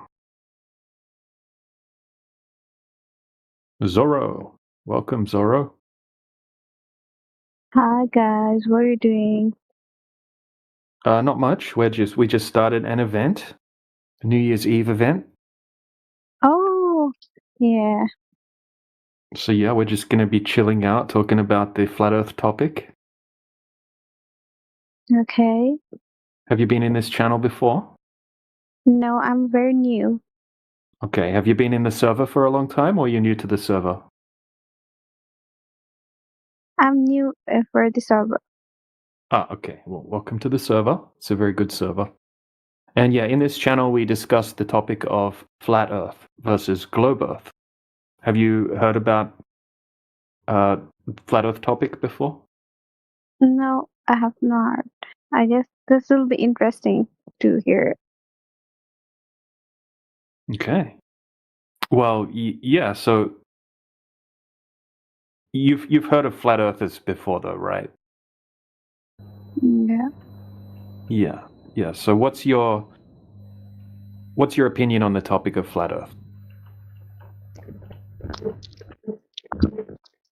Like, what do you think of when you hear flat Earth? Hello, world. You have background noise, my friend. Please put yourself on mute. Tony,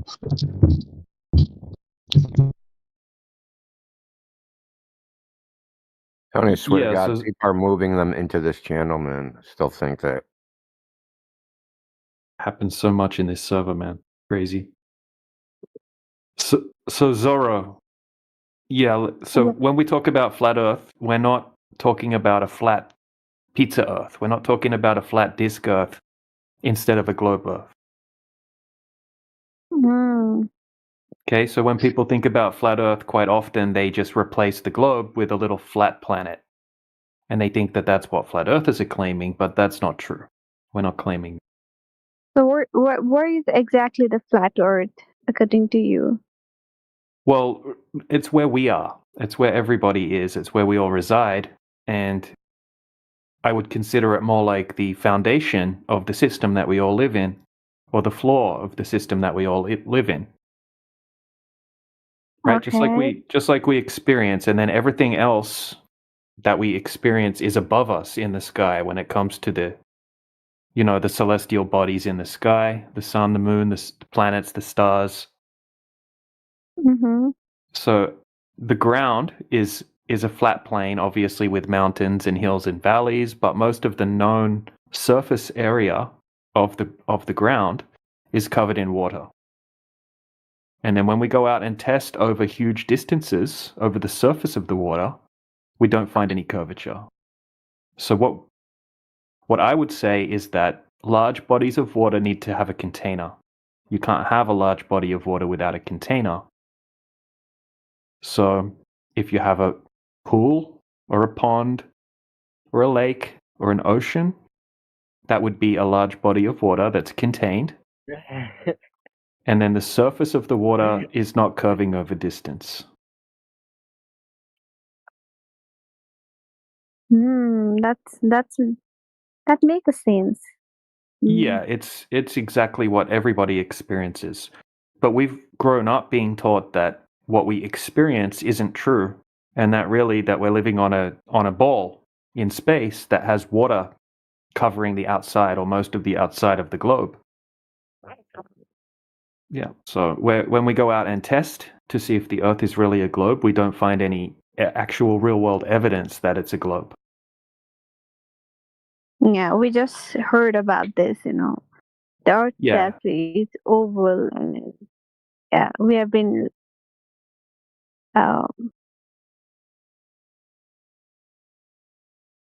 Yeah, it's something that we're all taught from a young age, and most people have never questioned it, and they've never tested it, and they just believe it. Okay, so we flat earthers decided to go out and put the claims to the test in reality, and we're going out doing very long distance observations where we can see things that are far, far beyond the limitations that would be present if the Earth were a globe. For example, being able to see something that's 50 miles away that should be hidden by a huge amount of Earth curvature if the Earth were a globe. And we can consistently see things that are way too far. And then we have people going out doing long-distance laser tests. And all sorts of different tests have been done now, and we can't find any curvature. And then we can't find anyone from the globe side that can provide us any proof that there is curvature on the Earth. Can I add something real quick? Yeah. Yeah, go ahead. For who's the person we're talking? Zorro. Yeah. So you may be thinking about like all the other things in the sky, right? Like you start thinking about Jupiter and Mars and planets, all these things, the sun, the moon. We're focused on Earth. Okay, we're not denying that we don't see Jupiter in the sky, the moon. The moon goes through the phases. We see all the same things. We just don't ascribe a story to them. We don't sit there and make something up and then say, "Oh, it has to be." You can't verify it. That is what it is. We're focused on the Earth, right? Let's focus on what we can verify. Okay. That's all. Okay, I got that. It sounds interesting. You all people are in same ideas or what? You have same points, or is there any alternative points, or like you all agree on that point that the Earth is flat?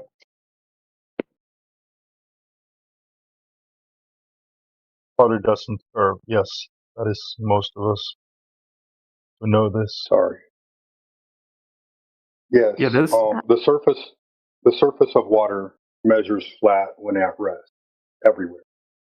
So if the Earth is made up of 70% of the water on the surface, and the surface of water is flat everywhere, then the Earth can't be a ball. Okay, yeah, that's something interesting and makes sense.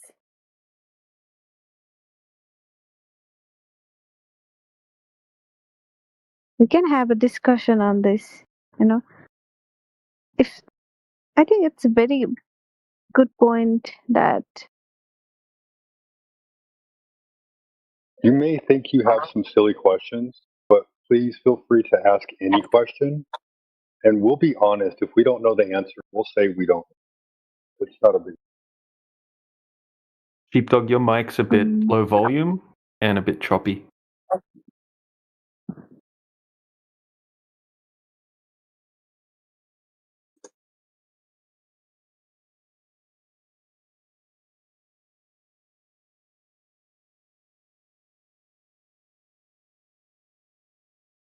Yeah, so let us know if you have any questions, Zorro.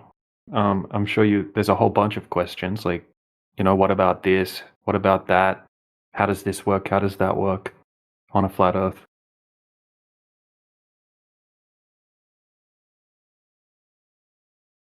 It's like a good observation that Indio has. I'm looking forward to seeing what the numbers are on it.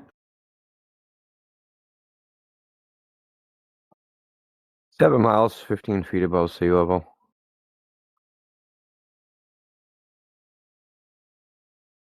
Is that the horizon should be like 4.5 miles away, something like that?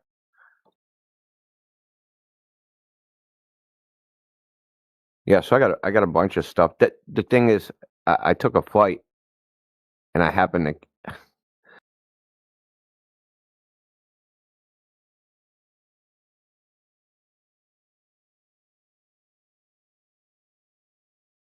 Change the density of a medium and watch something go up, like, with the salt water and the egg. It's like, okay, now we've confirmed that you can get this reaction by changing the medium. We already know the item within the thicker medium is going to go up if it's less dense, and vice versa. So we observe this. It's a bit like a natural law to me. It has to just be part of the design in the place that we live, and it's very practical and predictable, and we use it, but I don't know if you can really ascribe a cause. It's almost like it's programmed in. It's a law to me. Now, if someone has a difference of opinion or has something to show me that would refute that, then I'm happy to hear it. But to me, when they talk about the laws of gravity, I think they're just talking about the laws of relative density. That's all I can think of. Yeah.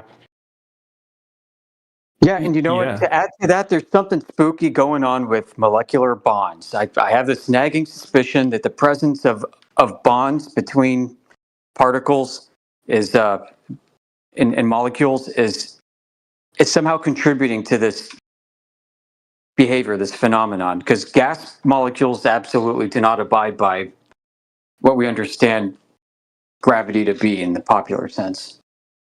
But suddenly you add bonds, right, in a liquid or in a solid, and now you've got this behavior. I have to go. I have a meeting. I should probably go. I need to sign into it. So I'll talk to you later. Yeah, you don't have to appeal to gravity. You just air molecules have weight. That's why. Yeah. So I know you don't like to. Yeah, but that's goes hand in hand with gravity on a globe. Right, but I'm saying we don't have to argue about the cause of weight. We could just talk about the weight of the molecules, and that's why the pressure of a container is higher at the bottom than the top. Define weight. I think What do you mean? You know what weight is? It's like how much weight objects have. Yeah, what is weight? Weight is a force that pulls something towards the bottom, towards... Oh, is that how it's defined? Weight is a force that pulls things down. Right. Yeah, okay. So weight is now pulling things. It's not gravity? I'm saying that I think gravity causes weight, but I don't give a shit what you think, Matthew. Oh, okay, then goodbye. Bye.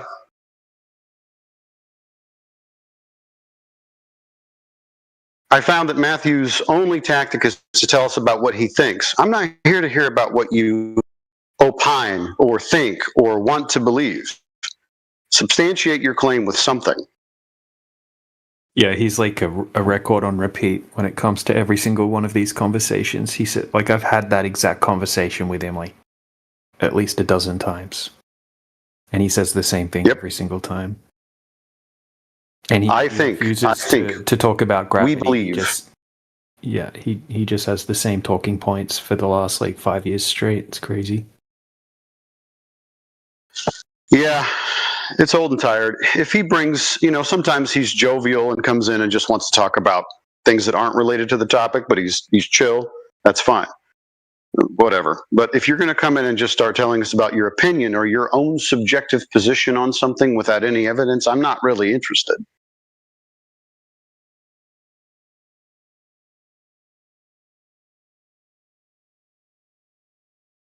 Yeah, usually what I challenge him with is to provide an actual experiment that's been done where we have a static system that accounts for all of the variables and has a higher pressure at the bottom than the top of the static system that has accounted for all of the possible variables that could cause that to happen. And there isn't one that exists.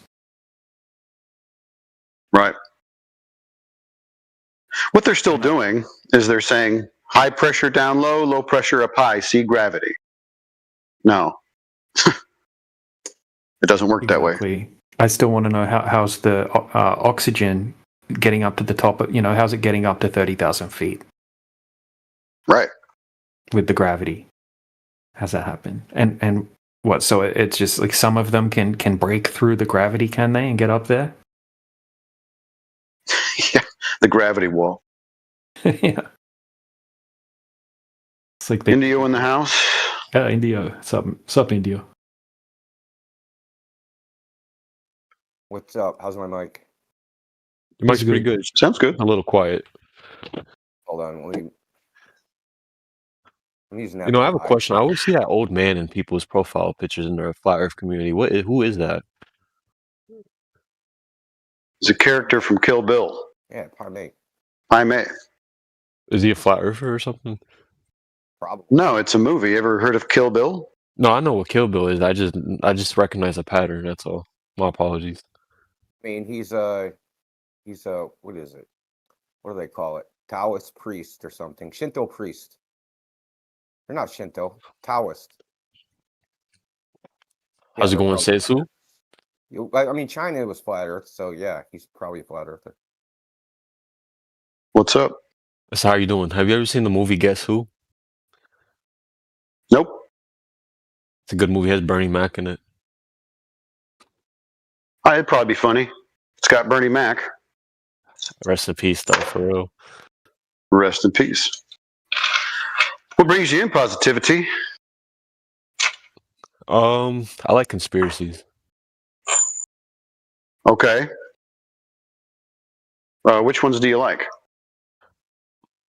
I know you're live on YouTube. I don't want to get nothing flagged, but I like researching like aliens, UFOlogy, CIA, psychological warfare, all that good stuff. Okay.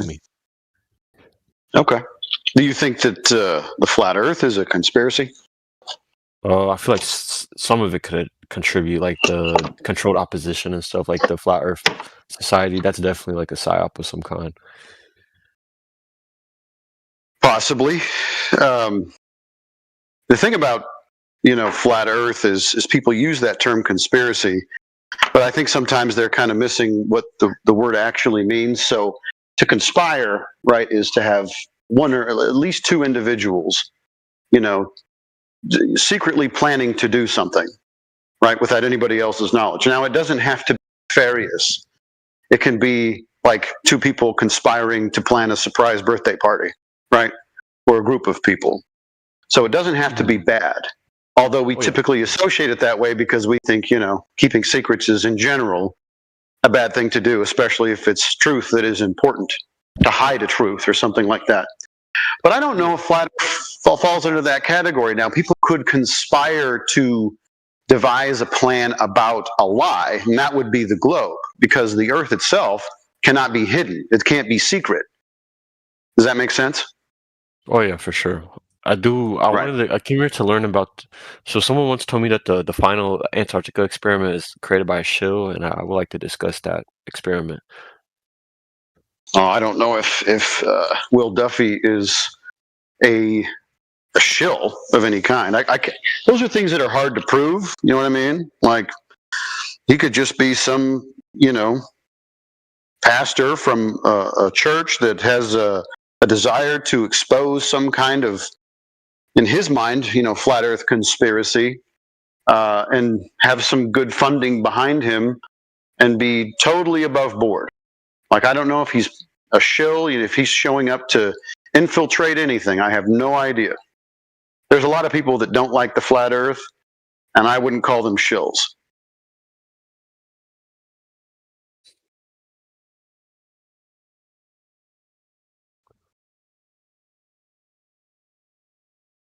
But yeah, we could call him other things though, like a slimy sophist, or something like that, like a greasy businessman that has a track history of ripping people off and a whole stack of lawsuits and things like that are ongoing. And then when he debates the topic, he's extremely fallacious, and he's kind of shitty at debating the topic in general, to be honest. And I think he probably did this to make money, but I can't prove exactly what his motive is. But yeah, he kind of sucks. The final experiment, didn't do anything. It brought more people into looking into the topic, if anything. And it shut down some shitty flat Earth arguments that were out there as well. And we were able to get rid of Jaren, and now the globe side has Jaren, which is great. Yeah, that's just the kick. We've been cleaning up that idiot's mess for years. And oh my gosh, yeah, we don't. I mean, we'll still have to do it, but at least he can't see any more dumb things that we have to clean up.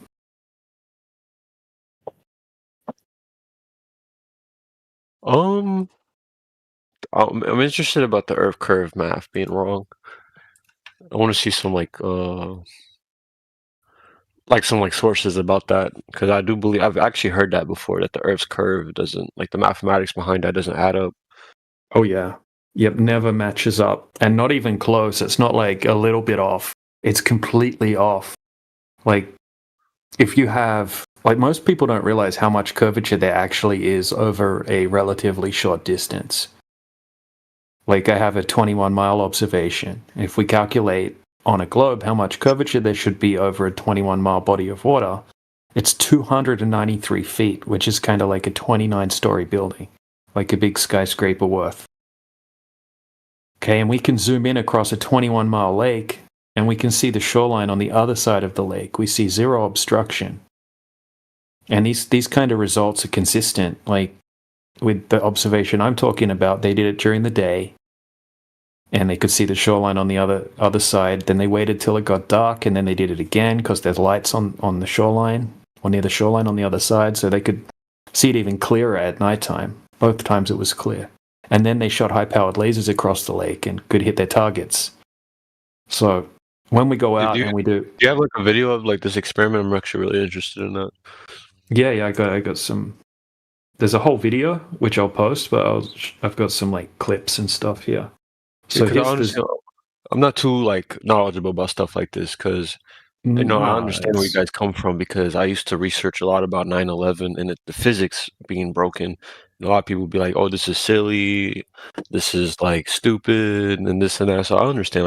Like I've been in here a couple of times. Sometimes I take the joke a little too far, but like honestly, there has yeah, to be yeah, some science yeah. behind this. So, well, this is the thing. I mean, there's certain characteristics that have to be present if the Earth is a globe, and one of them is that the water has to be curving. So even to have gravity, okay, they say that everything's being pulled towards the center of the globe.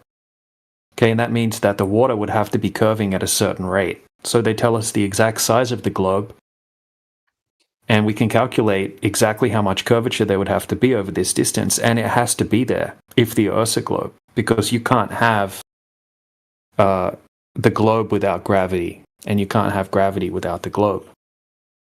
So if the water's not curving, right, that would debunk gravity, and that would debunk the globe radius at the same time.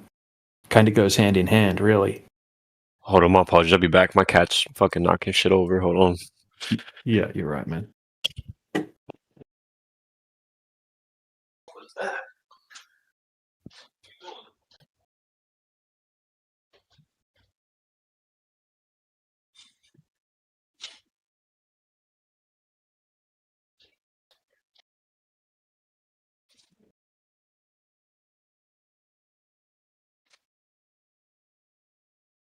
I'm like better.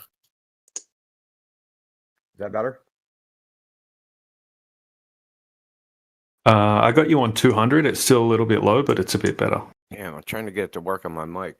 It's just... Oh, that's good. Yeah, no, it's good now. Oh, okay, cool. Yeah, Matt was making the dumb gravity gas pressure nonsense. Is that what he was doing? Yeah, he says that his argument every single time is that if you're in a room, there's always going to be higher pressure at the bottom of the room than at the top of the room. And that proves that gas has weight and is being pulled towards the Earth by gravity. Oh, okay.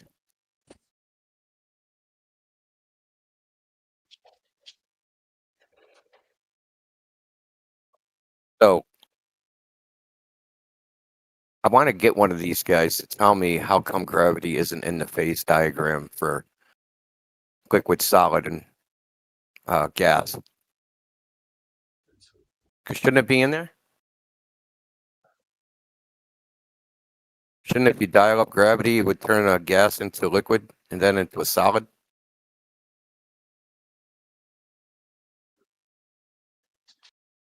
Yeah, you would think so. Have to.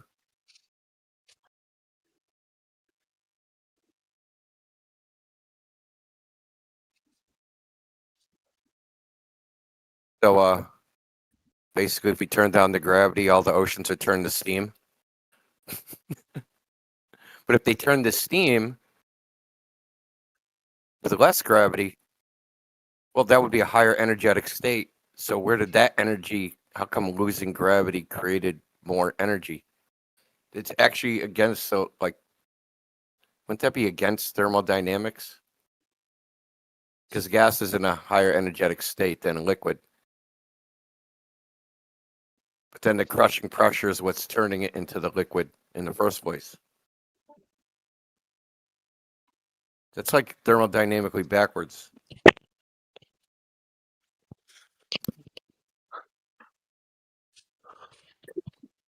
Hello. I'm back. Hope everyone's doing well today. Doing well, thanks, Bennett. Hope you're doing good. Have you ever met a communist flat earther? Not that I'm aware of. No. I was just curious because I believe like the first people in space. Well, if you believe in space, the first people in space were like communists. I believe like cosmonauts. I think one of them died or something. There's a cosmonaut that said recently in an interview, I forget exactly when he said it, but he said if anyone says that they've been to space, they're lying to you. Blatantly said it. You have it kind of reminds me of There's this one guy that tried to make Buzz Aldrin swear on the Bible that the moon landing was real. But the main interesting fact was when Buzz Aldrin and his son went back inside, they accidentally had their mic on, and then his son was like, "Should we call the CIA on him?" That's funny. Yeah, Reminds me of that. You're mixing up. That was Astronauts Gone Wild, and you're mixing it up a little bit. The CIA thing, I think that was Collins, and Buzz Aldrin's a different astronaut who sucker punched Bart Sibrel. Now, here's the funny thing. Bart Sibrel, the guy that made that video, he just did a debate with an astronaut, an Apollo astronaut. It's on a channel called Danny Jones. You should watch it. I'll post it in the chat. Yeah, you should just watch it to see how bricked this astronaut is when confronted with like the evidence that they didn't go. He's just like stuck on stupid, stuck on repeat. That's one thing I pretty could give crazy. you. Because I seen an archive. I think it was Buzz Aldrin. This you know just that happened view? like 2 weeks ago. This debate. Do you remember? Have you ever seen this footage of the moon landing where they're showing like the Earth through a window, but then you could hear like someone on the radio. They're like, "Okay, get ready to say this and that," but then they expose that it was just a reflection. Yeah, it was a partial Earth, and they stuck a piece of paper up to make it look like a crescent.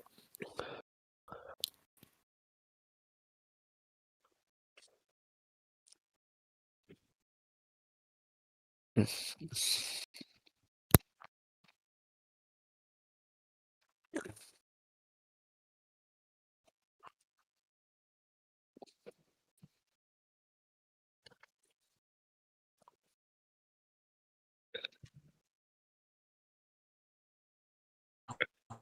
like to the if you still believe that dudes went to the moon after listening to this guy, God help you. So what was? Yeah. How did you get down this space is fake rabbit hole? Okay, hold on 1 second. No problem. No rush. means yes, guy, dude.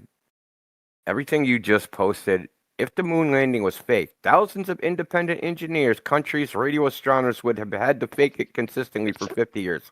That is utter horseshit. Okay? It's nonsense.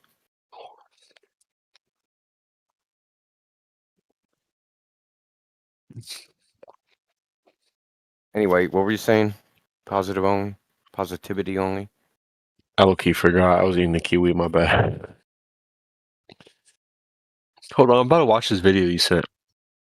It's long. It's a debate. So I mean, Bart Sibrel, that video you were talking about. This guy, the bald guy on the right, he's the one that made that video. Astronauts Gone Wild, and tried to get astronauts to swear on the Bible.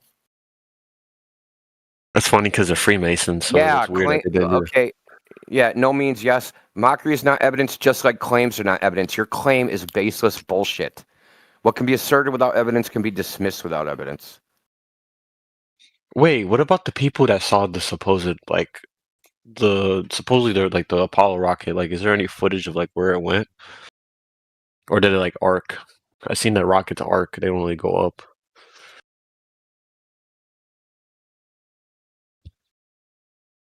I mean, there's a couple Soviet scientists who said there's no way, based upon the trajectory and how fast it was going, it could have reached anywhere. They said it couldn't even reach space. That's on a website called Aulis.com. It's AU. You point out your claims are baseless because they're not based upon any fact. There's no facts in there. You're just saying it. Do you think the KGB and CIA could have collaborated on like faking space and this whole like space race rivalry?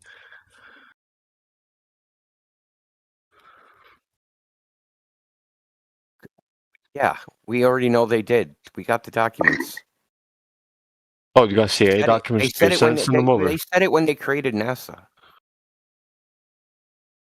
The creation of NASA, the documents. Hold on, let me find them real quick.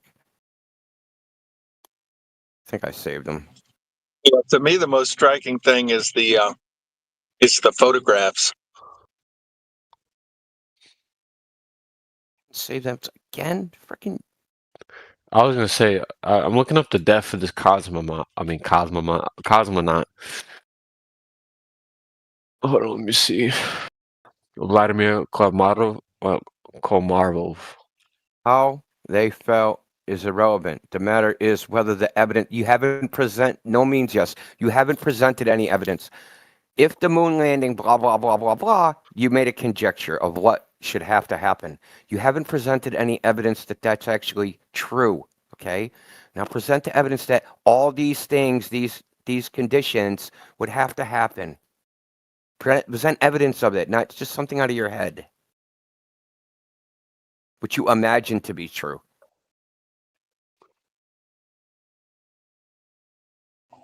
Yeah, to me, the documentary American Moon, that's the mic drop.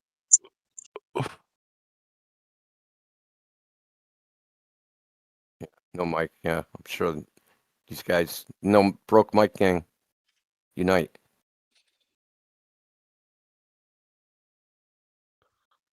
Or I'm about to look. I'm watching. Should we Yoder, watch American Moon? This guy. Okay, so there's documents. Did you know that? Let's just go in reverse. So about a month and a half ago now, Trump issued an executive order making NASA's primary function an intelligence, counterintelligence, and national security. That's their primary function now, not space. That's an executive order that was signed, I don't know, a month and a half ago. You ever play Call of Duty Zombies? I feel like you would like it because it talks about Nazi like zombies. Yeah, Love Nazi actually, that's zombies, based off dude. Rostov. I love Nazi zombies, bro. Oh, yeah, I can solo Der Reese. That's the second one. I can get to like level 30 solo, which is freaking crazy madness. I've also heard that like when you look at it got too weird. It's not simple enough anymore. I just like shooting zombies. I don't want to freaking. And the power ups are cool, but like it became like a puzzle game. I don't freaking dig that shit. I feel like zombies turned into like an MMO RPG almost. Yeah, that's what I'm saying, man. It became like a puzzle game. Freaking, you gotta like level up and shit. Like, what the fuck's that? They should have just kept it simple.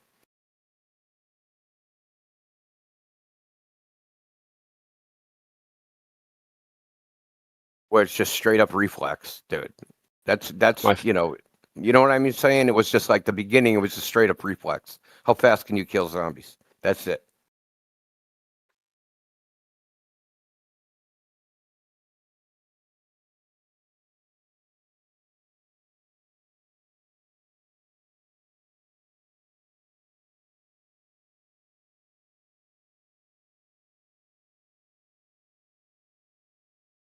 Anyway, Yoder's not here right now, but Yoder, like, there's a bunch of documentation from NASA's formation that they said that the whole purpose of creating NASA was to create the illusion of technological superiority so no one would oppose the United States.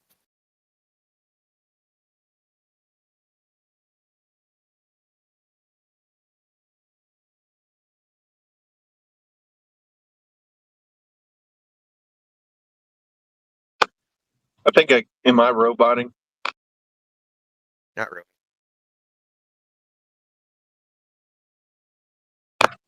Yeah, a lot of the videos from back then, that looked, I guess, realistic to the population back then, just obvious fakery when viewing them now.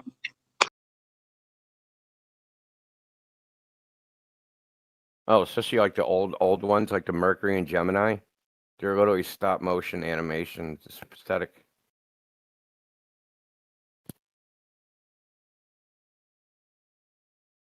Yeah, we had a guy in here yesterday that was 50-50 on the moon landings. And after showing him about 5 or 10 clips of claimed real footage, he was 0% after believing the moon landings happened after that. He was pissed. He couldn't believe how ridiculous the footage looked. He was like just gobsmacked. Yeah, when I first, my oldest son is 24 now, but when he's like, I don't know, he's like 14 or 15, I showed him the takeoff, the Apollo 15 takeoff. I'm like, hey, check this out. I didn't tell him what it was. He had no idea. He'd never seen it before. He didn't grow up watching TV and crap like that. So he's like, man, that's some cheap special effects. I'm like, no, dude, that's the moon takeoff, man. That's the actual footage from taking off from the moon. He couldn't believe it, dude. He hasn't believed in that shit since I ruined his childhood. He didn't even get to believe the moon landing for 10 minutes. That's hilarious. But I showed the same footage to Josh Ingersoll, and he was just defending it like crazy. It was hilarious. He's like, what? Like, what is wrong with it? It looks great. There's an official story about how they remote controlled it. That the camera was remote controlled from Houston, and that they trained. And yeah, there's an actual document of a guy that I don't remember if he was like giving a conference talk or something like that. And talk about, yeah, we trained to remote control it. And this is like, this talk was done in the 90s, right? So we had to train for the 2-second delay, right? So they synchronized like their filming, right? Because you know how the camera pans up, perfectly centered. Yeah. Everything's all perfectly centered, and it was so great. We got it perfectly. We trained so hard. It's just such a bullshit story. It's ridiculous. Is that what they say?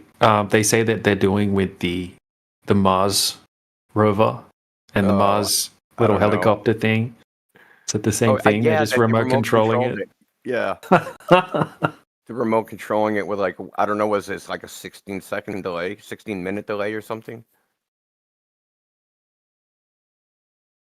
One of you space nerds, what's the delay? What's the delay of the speed of light from Mars? Come on, NASA fanboys, you should know. This was on the test.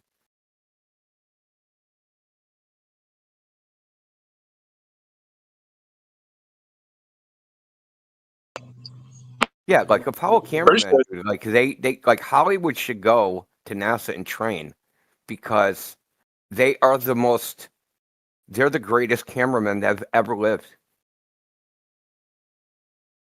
Ever. By far. Like no one's even close. They can take it perfect film shots where everything is centered and it's all perfect, without knowing the exposure, with no light meter, with no viewfinder, strapped to their chest, with big fat gloves where they can barely push the frickin' button, and they take thousands of perfect photographs. Something like one of the Apollo detectives guys said that it would be something like a photograph like every 15 seconds the entire time they were there. It's like some astronomical amount of photography. And like less than 1/10 to 1% of the photographs are shit.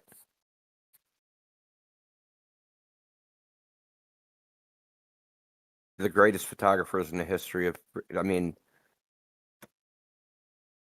I don't know what to say. They are on the Hollywood Walk of Fame. I mean, maybe that's why they're there, for cinematography. Yeah. Well, what's crazy to me is I've had photographer friends that will defend the photographs and believe the story. I'm just like, bro, there's no way you can believe that those are legitimate photographs. Like, not in a studio. Well, have they used, your friends, do they use film? Have they used film photography? I think the argument was the shots of the moon to the Earth, and talking about how the different lenses or aperture. I don't remember, but you know how it looks really small sometimes and really big other times. Yeah. I know that argument that zoom in, zoom out, right? The field of view changes it, but that only matters when the object is close. Okay, that matters. So if you had, like, say a physical globe, and it was across the room 10 feet, yeah, that would matter. But when the object is far relative to the size of the camera, That doesn't matter because at all distances, it's a pinhole. Zooming in and out isn't gonna. You're not seeing around the sides of it. It's totally different. See, this is what they don't understand. They're used to taking pictures of terrestrial objects. They're not talking about taking a picture of something that's 100,000 miles away, right? Like their brain doesn't even comprehend that the geometry is completely different. Everything is parallel. There is no zooming the camera in and out doesn't do anything. It's kind of like if you were doing a portrait shot of someone on one side of a football field and the basketball was on the ground way on the other side. Like no matter what zoom you did wouldn't affect that. Yeah, it's like if you took a picture of a mountain 100 miles away, right? You're like when the globe shots, right? So one will be like where North America takes up the entire globe, and then let's zoomed out. You can see that the Atlantic and Pacific in North America is small. If you took a mountain 100 miles away and took a photograph and zoomed in and out, you wouldn't like just see the center of the mountain and not the edges, and then if zoomed out, you see the edges and with the center as well. Like it doesn't work like that. It's because that mountain's so far away compared to you zooming in and out, right? You move the camera zoom, 4 inches relative to 100 miles. That's infinitesimal. It didn't even move. But if it's across the room, 4 inches matters, right? It's actually at that scale, it makes a difference. But at the scale of hundreds of thousands of miles, it doesn't mean anything. It hasn't even moved. So you're saying that they calculated the photos, and all the photos they have means like someone had to be snapping a picture every 15 seconds. Is that what you were saying? Yeah, they took something like 5,000 photographs or something.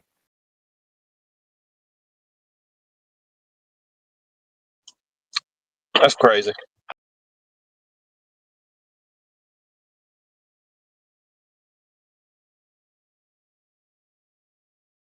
Well, because they only spent like a limited. We know, like according to them, they spent. I don't know what the total number of hours on the moon is. 8. How do you take 5,000 photographs in fucking 8 hours? And I'm talking about across all the missions, right? So that like they only spent like a few hours on the moon. It's not like that they were there for a long time.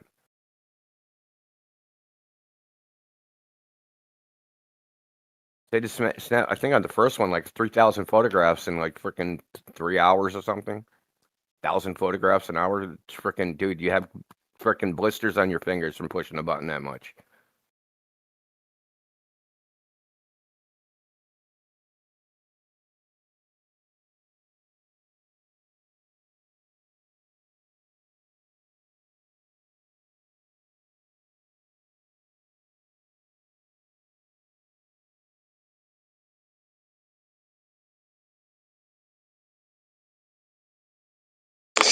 Yeah, man. The American Moon documentary for me is like if anyone who wants to really investigate. I mean, I love it just because you have these world-class photographers innocently being approached with these photos, and they're like, "Oh, wait, yeah, this is multiple light sources."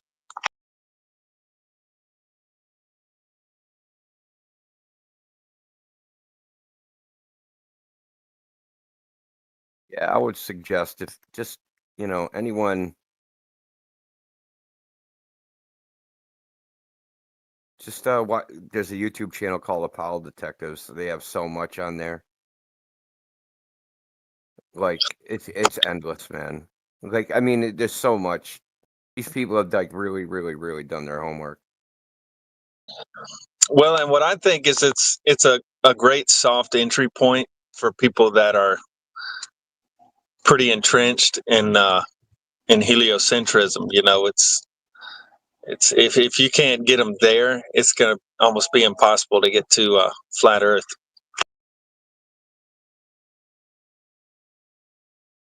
Even though, I mean, flat Earth is obvious because it's measurable, but I think you're just dealing with a lot of psychological barrier. Yeah, the moon landing is how I got into this because I don't know, it was probably like about 11 years ago, 12 years ago, back when YouTube, you could find anything.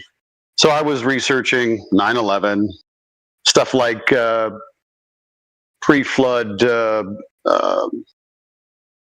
lore, about the Nephilim and stuff like that. And then I came across the moon landing, and then at that time, the suggestions were flat Earth observations while I was looking at fake moon landing stuff.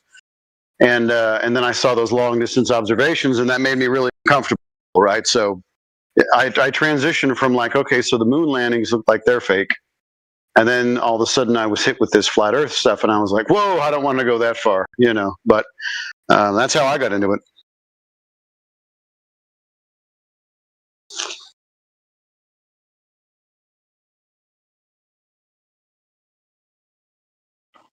Yeah, I started there as well. Yep. 9/11 moon landings, and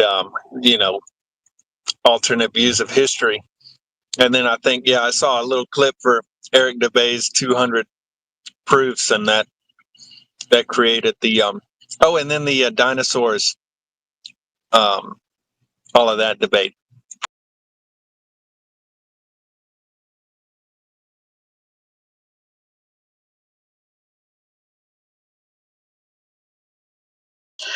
Yeah, one time YouTube would take you as far down the rabbit hole as you want to go. And now it's highly controlled. It's a bummer. Yeah, now it's pretty much Discord or Telegram. Yeah.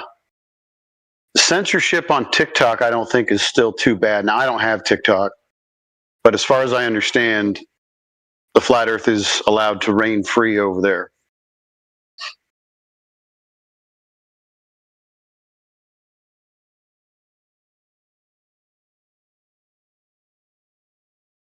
TikTok flat earthers are morons, dude.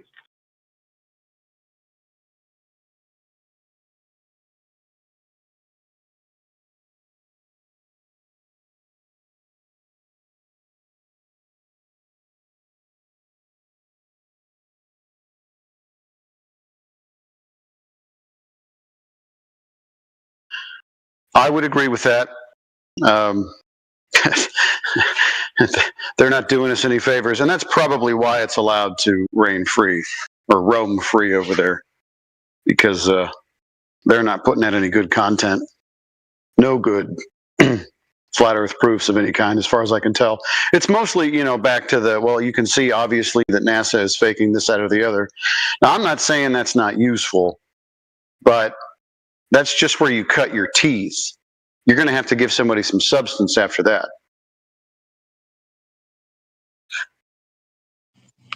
Yeah, I think a lot of people want to believe and start going into faith-based speculation, and it's interesting and it gets the clicks and the views, but yeah, more people need to know the basics. Yeah. And the basics are all that are really required. How was the Earth treated, measured, used? After that, it's kind of over, I mean, I can't believe it's so simple, although things that are true typically are simple. And in this case, it's really just, is there any curvature? No? Okay, well, it's not a ball. And that's it. Simple. You got to pull people out of the weeds, where they've been so hypnotized to think backwards, to think circularly, that it's hard to drag them out of that pattern. But the sunset, it's like, bro, the story about the sunset is just a story, Yeah, if they could empty everything out of their minds and start from zero, honestly. And it's hard. Maybe 1% of people come in here or less, are willing to do that. Yeah. Yeah, that's the thing. Are they willing, right? Like, some people are just way too dug into their belief system or their paradigm or even their social I want to say social security, but that's the best way to describe it. In their social arena, their secure state within their herd, that they go, well, even if what you're saying is true, I'm not really willing to entertain it because it's too costly. I can't leave, my social group. I can't be ostracized. I can't be condemned. And it's really uncomfortable to have to change paradigms. I don't want to have to learn all new stuff if everything that I have is essentially useless. So laziness, wins the day. I'll just stay here, comfy enough. What's it going to change? I always say that. Is this going to change whether or not I have to wake up in the morning and go to work? Well, no. But if that's what decides it for you, then fine, go on. Yeah, I get that. I get that a lot from a family member. Yeah, it's like, what difference does it make? It doesn't matter, and this and that. I'm like, well, truth, matters, and I wouldn't want to live under a false impression of reality. Right. But I think for some people, it's like it's a psychological harness to believe in it because it's so connected to their childhood, and it's too disruptive to change. Yeah, yesterday there was a guy in here. His name was Marian, and he began to call me toxic, even though he was wasting everybody's time. So I gave him an earful. But his little profile picture is, the Death Star from Star Wars. So there's a lot of people out there that are hardcore Star Wars fans, like to the degree where they're going to conventions and they have the Lego sets, with the Millennium Falcon or whatever on, like they have all the stuff and they're just into it. Like it's basically idolatry. And so if you come along and you tell them that the idea that their idol is based upon is fraudulent, they're not going to like that very much. They would rather keep that paradigm because it's what they're into and what they ultimately worship, that they're not going to let that go. It's like, okay, you do you then, but don't be mad at me, right? Like if you're upset, that's your problem. It's not me. You asked, I told you, now you're upset. Doesn't make sense.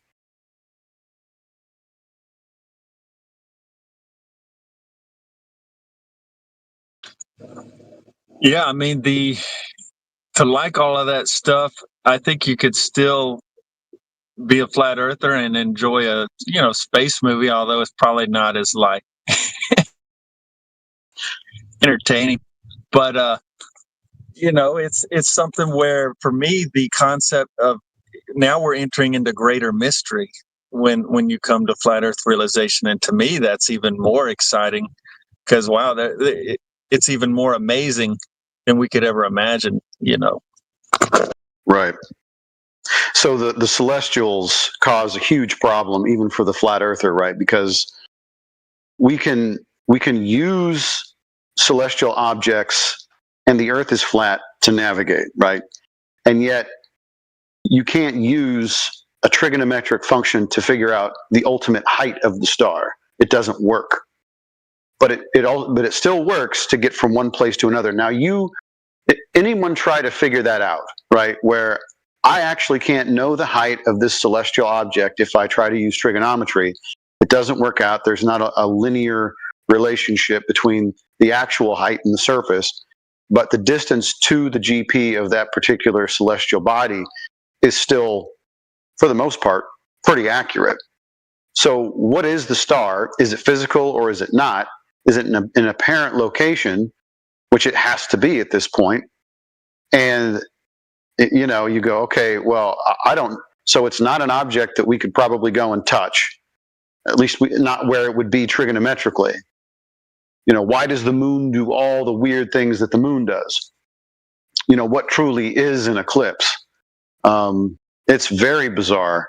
So now we're stuck back at square one trying to figure this stuff out, and we don't have any access to the celestials. So we're stuck just wondering, twinkle, twinkle. Yeah, man, it's a big mystery, and we've got to surrender to it, and it's okay to surrender and not know, rather than like, oh, we got to figure it all out. Yeah, people they have a lot of comfort in thinking that they know the truth about something, and that would be the best answer for somebody to ask. Why? How is this going to change my everyday? Well, if you think that you know the truth about where you live, being a ball and everything floating around in space, and that's comforting to you to have those answers, then ultimately you're admitting that you find comfort in having facts or perceived facts. So wouldn't you rather know the actual truth and the thing that you thought was true now being a lie? Would you rather disregard that and find the comfort in knowing that you do live on a flat earth, but you're maybe not going to know every answer? What's wrong with that? You'll be okay.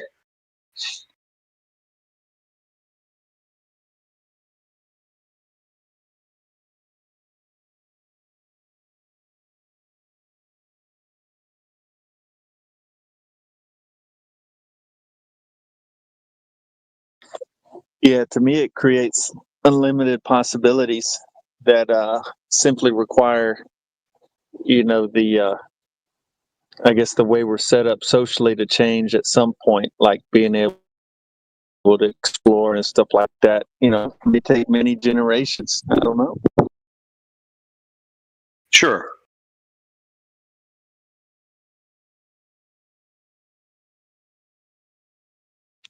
But yeah, man, I listen here every day. Just I'm usually always driving, and I don't want to like look at my phone and be distracted. But yeah, I listen to you all the time, and all the other main characters in here. And man, it would be so great to have a panel of 7 or 10 of the main folks in here, on a live television show with 7 or 10 astronauts. And to me, that's why I love this channel, is you get that Socratic debate in the back and forth. And just my hope is one day we can finally get this to more people. Yeah, you were roboting a little bit there, but I heard most of it. Well, yeah, would it be nice to have a panel in an environment where it wasn't going to be gummed up, with the network or whatever? If this was put out there to the mainstream, and the facts were just presented, and the measurements were allowed to be shown and accepted for what they are. I agree with you. I'd like to see that, but to me, it's kind of a pie in the sky dream, because it doesn't seem like anyone's going to give it a true platform, or at least a mainstream platform, to people who know what they're talking about. They'll bring it on all the YouTube yahoos, like allegedly Dave, the pee drinker, and they'll platform them. They'll even platform guys like oh, doggone it, drawing a blank. Shoot. Anyway. Yeah, you're they'll even platform on that one. Yeah, they'll platform Dave Weiss.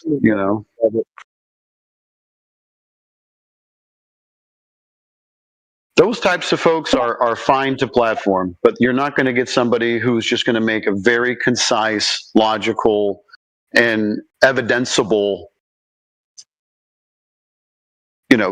presentation. They're not going to do that, whoever they are. But because I'm watching, whoever is getting platformed is usually the more obscure TikTok type, So the yahoos, the conspiratards, they're going to get platformed. That does them a favor by going, well, this guy's ideas are all over the place, and if I research this dude, I'm going to find about 500 videos on YouTube refuting the one thing that he continues to, present as a model, the AE projection. And we'll just tear that to shreds, and then we'll forget about the flat Earth for the rest of our lives, because it's just silly. That's a problem. That AE thing is a real problem. And the people that continue to use it, in my analysis, my estimation, are bad actors. That's my opinion. But we need to get rid of the AE thing. And I thought Duffy had done that. You know, Duffy got rid of the AE thing. Great, stop using it. Why are you still using it? Yeah, well, they're now all of those people are just saying, like, they're forced to say it was all done in a studio or something like that now, which is, what if to the me, tool's not wrong, it seems but the way the ridiculous. tool is being used is wrong? Which tool? Or what did you say? Poll or tool? What did you say? I didn't hear you. TOOL. The AE map. Obviously, it's not ever going to be, because you can't, right? Unless you literally go and scan the whole world and then build a 3D model of it. You're not going to get accurate representation. But for the purposes of navigation and such, which was what it was designed for in the first place. But it is what it is. So there's two things, right? Its purpose is being misapplied by many people within these spheres. And then number two, it's completely ignoring the rest of cosmology, because just because you've got the surface, right, doesn't mean you have the rest of it, right? So how the sun operates and how it interacts with the AE map, should we grant that it,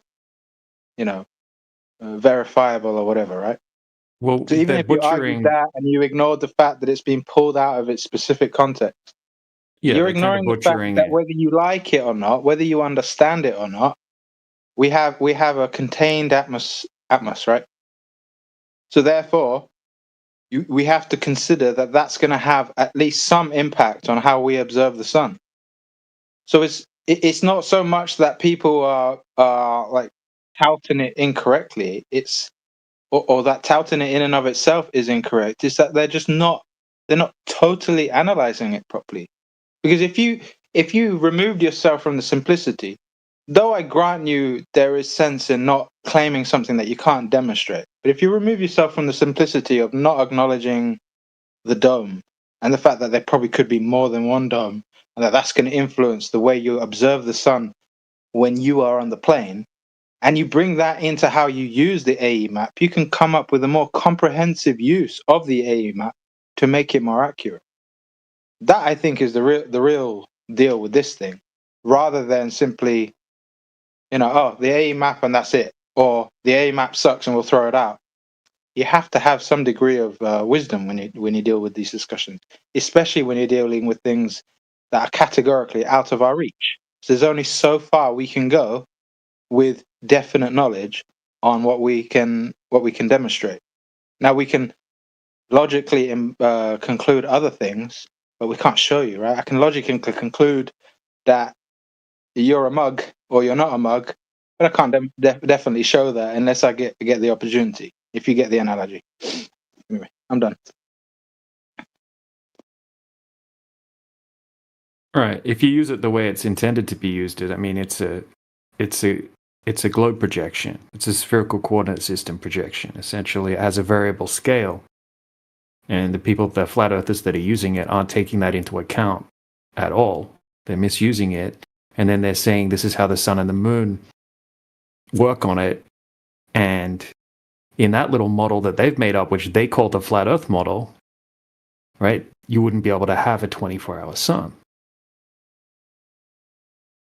And then they're left having to say, well, it was all done in a studio.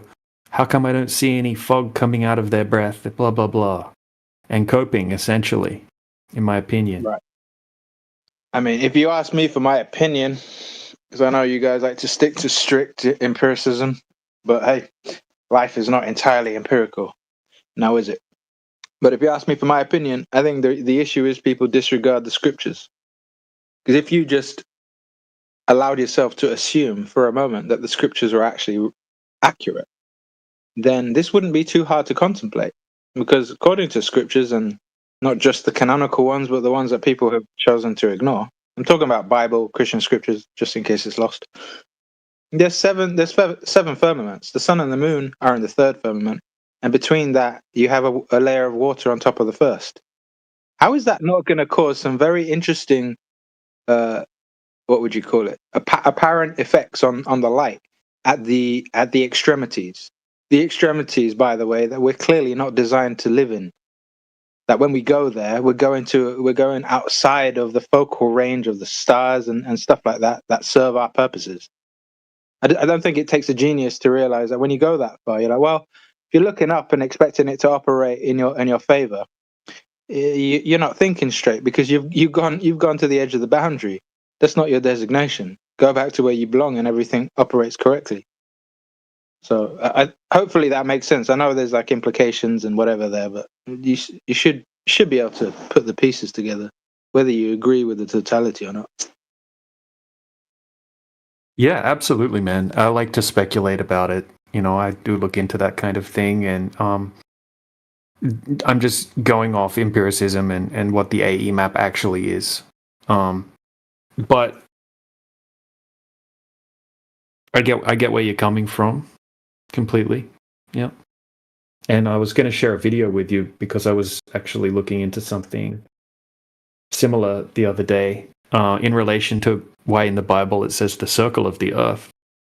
And it's kind of in relation to what they call Pangea as well, continental drift and that kind of thing. It's completely speculation, but this is it's a mind-blowing video. Everyone I've shared it with is like, whoa, that's crazy. Makes a lot of sense. It's a guy named Jason Jack. He's a surgeon who's also a flat earther, and he does little season eschatology. He makes a lot of videos about that topic, and mixes that with researching old maps and that kind of thing. It's got some great content. So I'll share the video that I watched the other day in the side chat about continental drift. And this is just a speculation that he has, and he puts it together in relation with old maps and the Bible and all that kind of thing. Once again, purely speculation, but it's extremely interesting. Well, not to prejudge before listening, of course, but the one issue with pure speculation is that it's purely unfounded. Well, it's not pure speculation. I'm just saying that from what I'm saying is pure speculation. He doesn't say it's pure speculation. Okay, he goes into detail and shows a lot of evidence. He wouldn't say it's pure speculation. But guys, can I say something?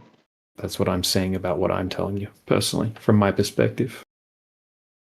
I'm more of an empiricist myself. Whoever said something, something, go you've ahead. already said it. So, I mean, isn't your question redundant?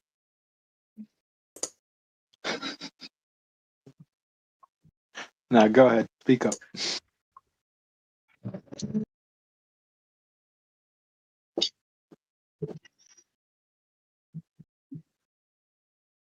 Or not? Why would you ask to speak and then remain silent?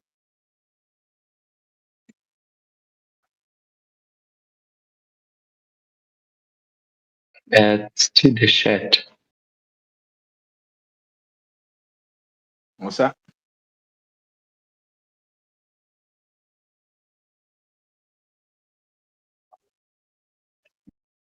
We dealing with mental lag or internet lag?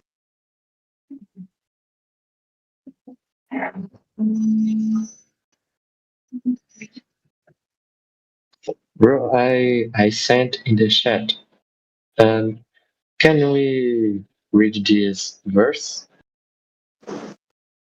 Oh, you want to read Isaiah 44:22? Yeah, if you can read for us. It's and we have let me send other how can I say verse. 1 second, let me go look for it. Bro, if I mistake, it's because I'm from Brazil. I'm learning English. I'm still learning English. Yeah, that's all right. You take your time, bud. I'm only having fun. Yes. So that verse talks about God looking down on the circle of the earth, correct? Oh. Isaiah 40. That's too far. Circle is a 2D shape. Flat. That's what God is looking down upon, the horizontal flat earth. Is it a circle? Well, according to the scripture, it is. 22 it says, yeah. And it is he that comprehends the circle of the earth, and the inhabitants in it are as grasshoppers. He that set up the heaven as a chamber and stretched it out as a tent to dwell in. So why'd you bring that up, Mr. Brazil? Whatever your name is. Are you stuck with me? Yeah, you brought the verse up. Why did you bring it up? I didn't understand. Can you say again slowly? For what reason did you ask us to read the verse? Why do I ask about the Holy Bible using this verse? Mm-hmm.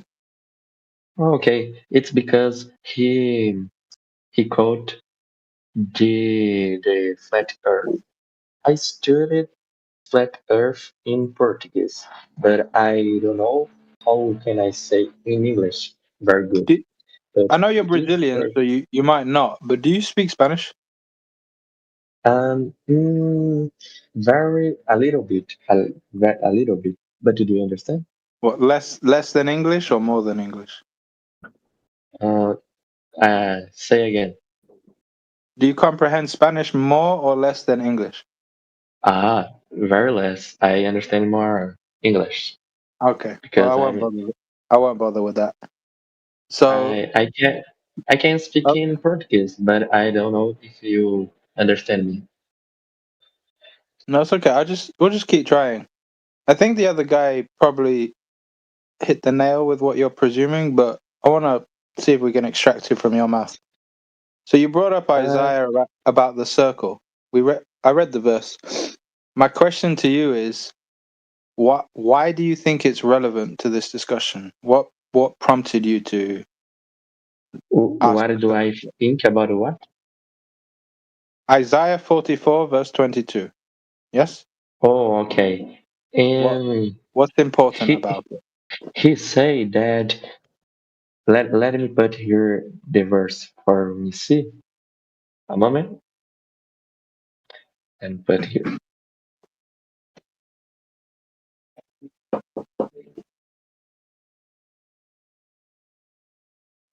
Bro, so just a thing. I would like to to explain the thermodynamic in Portuguese, but in English I can't.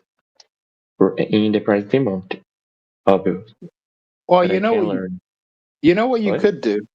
You know what you could do, because I realize it's a struggle and it might take forever, and I'm assuming other people want to talk.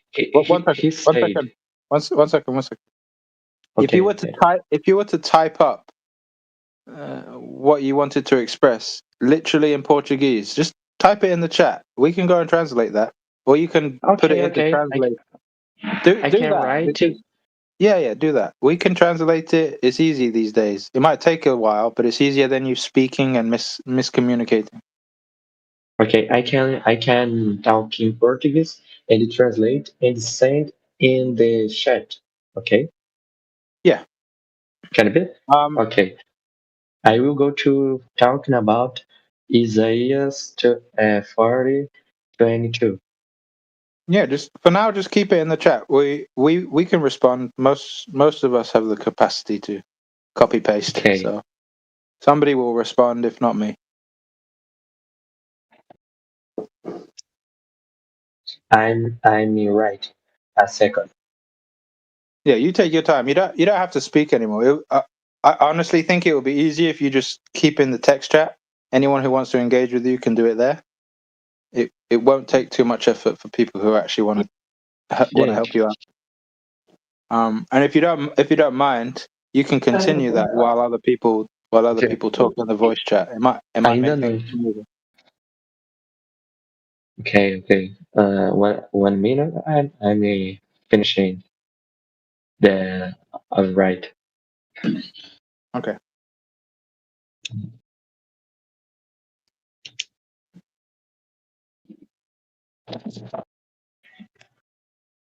Yeah, obviously I know that there's mods in here. I hope what I'm suggesting doesn't cause problems, but I think it's a sensible suggestion. I don't know if anyone's even awake, but maybe just carry on a different conversation while he works his Yeah, it's a bit difficult to discuss this topic when there's a language barrier or like a strong language barrier. Yeah, that's why I think it's better to do it in the text chat. Oh, I'm sending in the chat. Can you read? Yeah, we'll read it when it's ready. Yeah. Okay. So do you understand the difference between a sphere and a circle? Yeah, honestly, I think you're better off responding to him in the text chat. Then he can just go translate it and contemplate it in silence. Do you understand? Did you understand? No, yeah, I know, but this is also it's fine, man. Like if it doesn't work, it doesn't work. So, yeah, so a circle it doesn't mean that it's a sphere. Do you understand that? Is your argument because it says circle that you think that circle means that the Earth could be a globe? And Temps, and can I say something? Have a difference between the circle and the sphere. Yeah. Is it like this? How do you say in English? Yeah, that's sphere. Sphere. Yeah, it depends on your accent, but yeah, sphere. We have a difference between sphere and circle. Circle is second. How can I say in English? Second 2D. 2D. Oh, okay. Yes. But and circle is plan. It's plan. And sphere is 3D. 3D. Okay. Right. 2D and 3D. And, yes. And circle is 2D. 2D. Right. And have other verse that he said that the earth is stopped, is just stopped, and it can't to be moved. He can't to be moved. Right. There's a bunch of verses in the Bible that say the earth cannot be moved and that the earth is placed on foundations. Yeah. Do you want that I say that here? Yeah, I understand you. Do you want I stand here? The verse talking about this, the earth can't be moved. Yeah, that's right. The earth cannot be moved. Yeah. Okay, let me see here. I believe that it is in Psalms. How do you say in English? The Psalms. Psalms. Yep, that's right. Psalms. Let me see here. 1 minute. Bro, I called guy to talking about the thermodynamics. It's very good, and don't just about the Royal Bible, but about the thermodynamic. I can talking about this too. Oh, let me read here.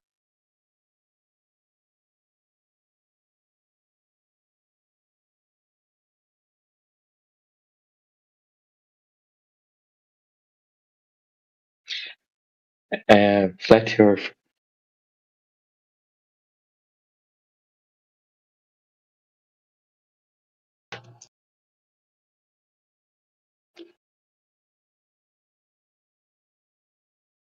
I believe in flat Earth. Right. Excellent.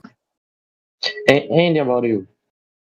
Yeah. I think every single person that I can see in here at the moment is a flat earther. Oh, do you believe in flat Earth? True. Yeah, everybody in the whole chat here that I can see, Bro, I think it's a flat earther.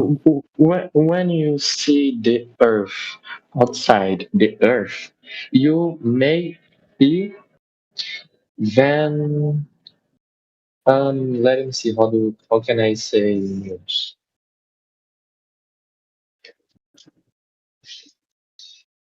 Okay, upside down. Do you understand? Upside down. Yeah, I understand. When we are, if you are outside the world, outside the Earth, you may see upside down the people. You may see the people upside down. Do you understand? Yeah, no, I understand. Yeah, that's a funny thing to think about, isn't it? Like if you were on the moon or something like that. Oh, okay. And you zoom into the what from your perspective is the top of the Earth. Yeah.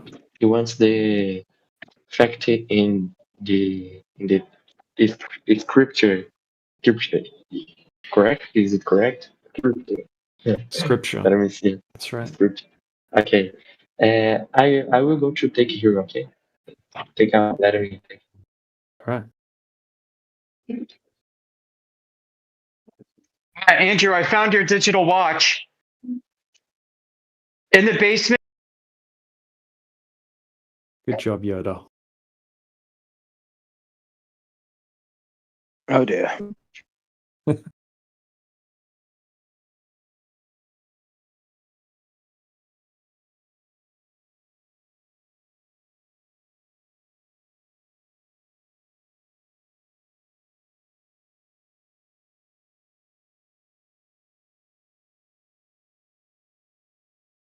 Yeah, that's definitely well, who's this? T-Dub. What's up, T-Dub? Hey man, I was just we're gonna hock it and get you an analog one. I saw Thanks for the. Good job, Yoda. Found the watch. I found the watch. I saw in the YouTube, but I'm searching for if I can meet. Let me see here. I'm searching the video. Okay. Okay.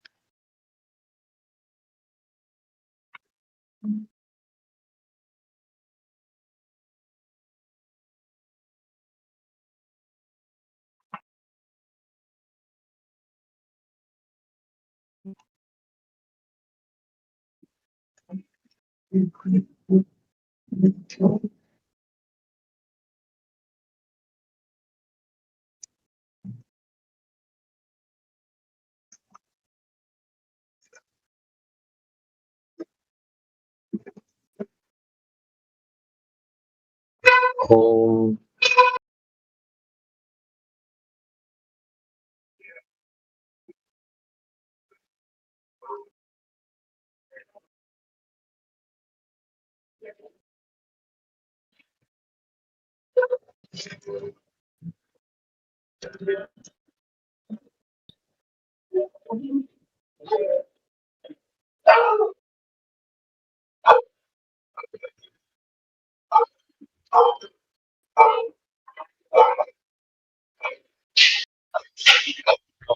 and I think I searched it.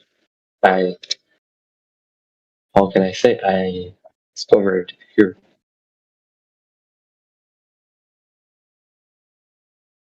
Psalms.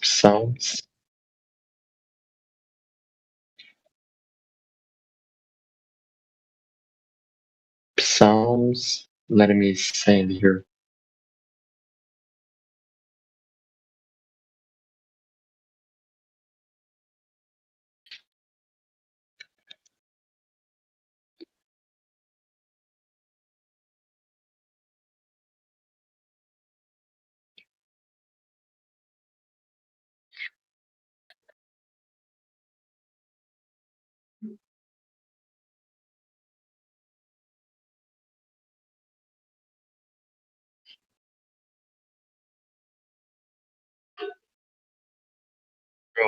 And are you listening to me? Are you listening to me? Psalms 104, 5.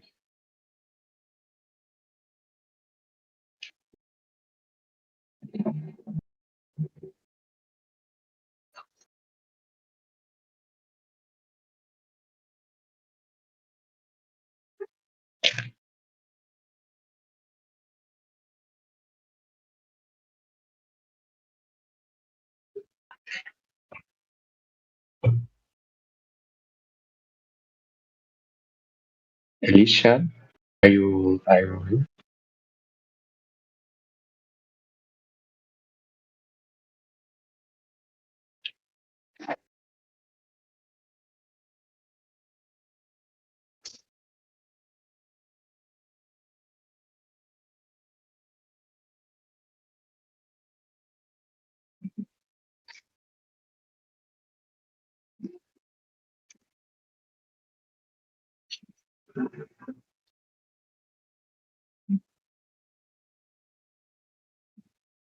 Wait, someone say my name?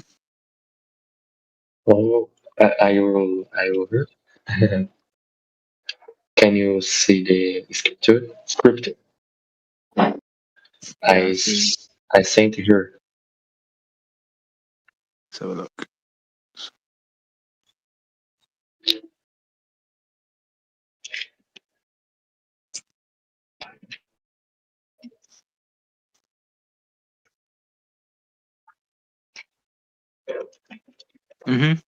Yep. I mean, not that you need to be told, but obviously we're not flipping spinning. I mean, unless you're drunk, you're not spinning. And anyway, the spinniness of drunkenness has no meaning if you're already on a spinning globe. Has no meaning. It's meaningless. Are you trying to say? Say that again. What did you say? That is meaningless. I might be speaking a bit too nuanced because I'm taking the piss, but it's obvious that we're not moving. I mean, not to denigrate the Psalms, because obviously the Psalms are great, but you don't really need to be told that when you stand still, you're literally standing still, and so is the rest of the world. So anyone who comes up with an idea that's contrary to that is mentally challenged or just lying. So when it comes to spinning, the only spinning is that of the drunk or that of the child on the merry-go-round. And it really has no significance. Like spinning around or going around a roundabout or falling down and all the movement that comes with that has no significance if you're on a globe, it's already spinning. So basically, again, I'm not sure if you understood me better this time or not, but I'm just taking the piss of the idea that you're spinning. So why would anybody get drunk if you're already on a spinning globe? You would already be drunk. Your whole existence would be completely chaotic and catastrophic. Why waste money on alcohol? Bro, can you write for me? No. Nah, it's too convoluted to express a bit of comedy in text. I will admit that I'm too lazy for that. Don't worry, I'm agreeing with you. I appreciate you sharing the sound. That's the nuts and bolts. I keep using idioms for someone who might not understand them. It's because I didn't understand so much what you did, what you said, because as I am learning English, I still learn Yeah, no, English. I appreciate that. I'm making it too complicated. I apologize. I'm just having fun, not with you, but with the idea of the spinning globe. I'm mocking it, but I'm also agreeing with what you shared me. I don't know if Do you understand that? I don't know if I said for you, but I am 15 years old. You say 15? You child? Yeah, bro. What? You a child? Try out. What is? Let me see. What 10? You say 10 and 5, yeah?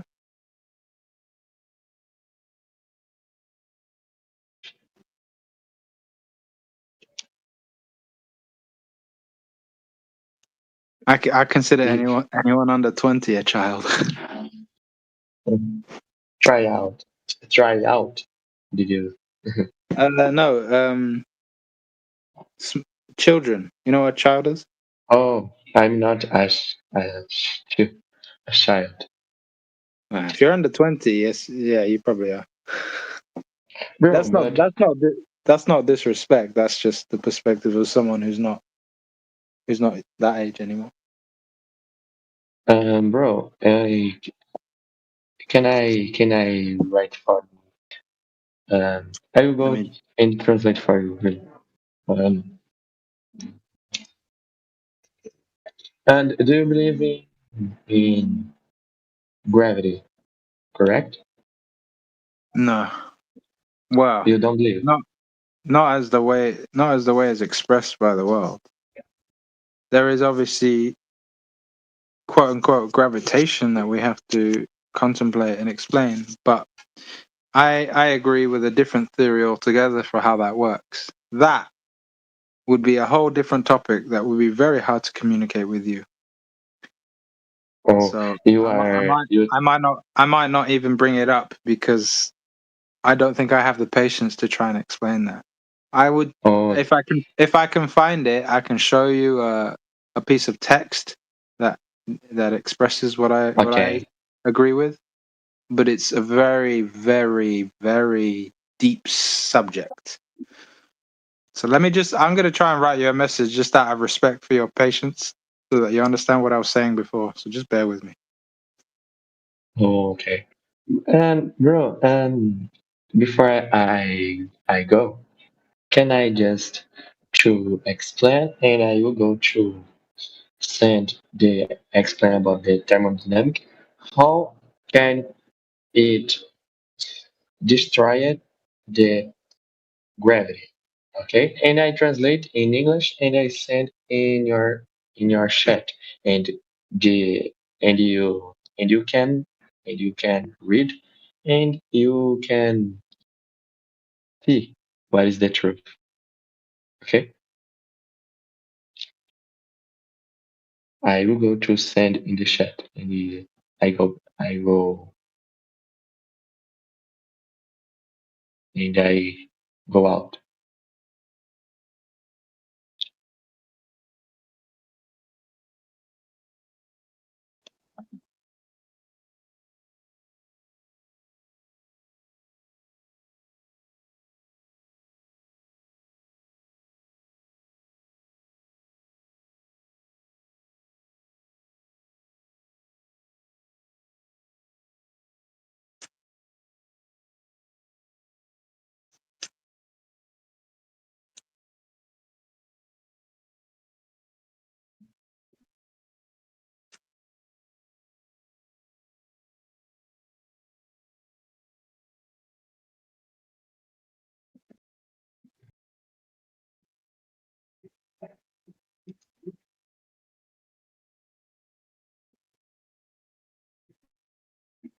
That doesn't help that I can't even I can't even write English properly, so that translation might be a bit wrong.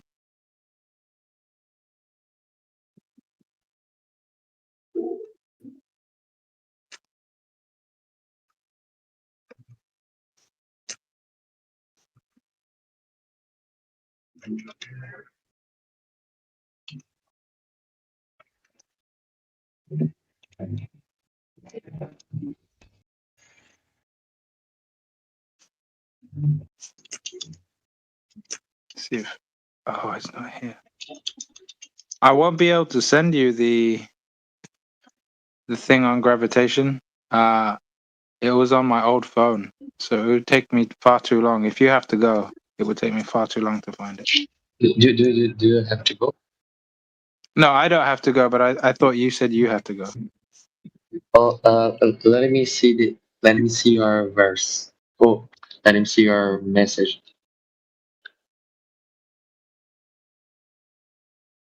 Oh, okay.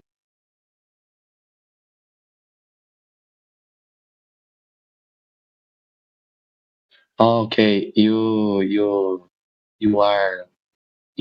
agree with the flat Earth. Thank you, bro. Let me finish a moment.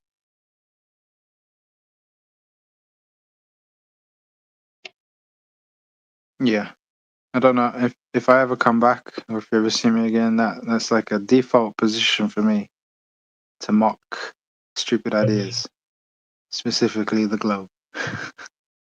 You can mock the globe all day, all night.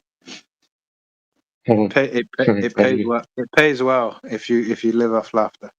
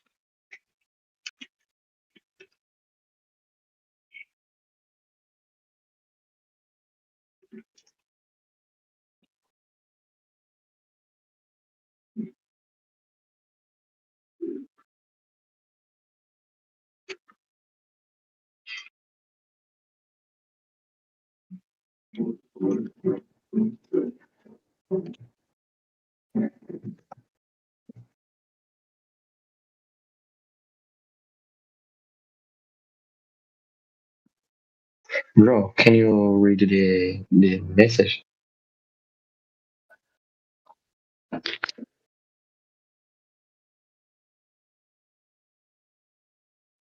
Yeah, give me 1 second. I found what I wanted to send you. Okay. You should be able to. You should be able to read it. Whether you understand it, honestly, I have no idea. But you can always type it out into the translator. So I need to find out where you are. Too many flipping servers. All right, let's read you. I translate. Thermodynamics is capable of destroying gravity. Interesting. Think about it. If an apple is in your hand and you drop it, it falls because it is denser and heavier than the air. Of course. Now imagine you are holding an apple and you heat it with a lighter and smoke comes out of it, which is also heavier than air, but it rises. Where is gravity? We can see it with cigarette smoke. It's also heavier than air, but it rises. What happens here is that the kinetic energy of the smoke exceeds that of the air. That is why smoke rises. Yeah, generally, I'd agree with you. Yeah, there's honestly, again, I'm trying to keep it simple, but I do too many turns of phrases, so apologies. But when it comes to the two expressed, because there's never an agreement, when you really push people, they can't seem to agree. But there is apparently a consensus. When you get down to the logic and the actual expression of the two ideas of gravity that most people contemplate or hold to, you can find any number of ways to poke holes in it. It's hilarious. It's at its base, it's illogical. I mean, the first theory of gravity is fundamentally circular in reasoning. The second one is unfounded.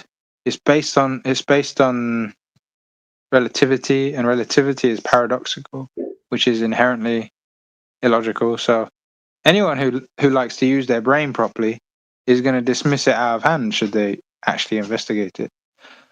But regardless, here is what I want to share with you, because whether we like it or not, whether we agree with the use of certain terminology or not, we clearly have something happening. And these things clearly have reasons for them. Now, we can't get all the answers, but read this and tell me what you think.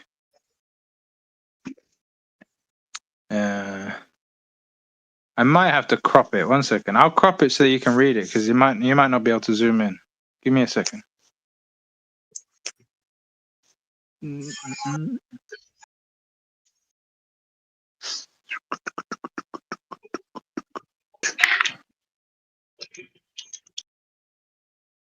All right, I'll do that again. Save. No, wrong place. So, what did it do? Did someone crop it for me?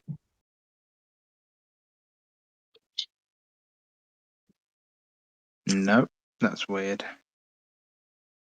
Bro, right, I'm gonna send it again. 1 second. Just wait. What did you say first?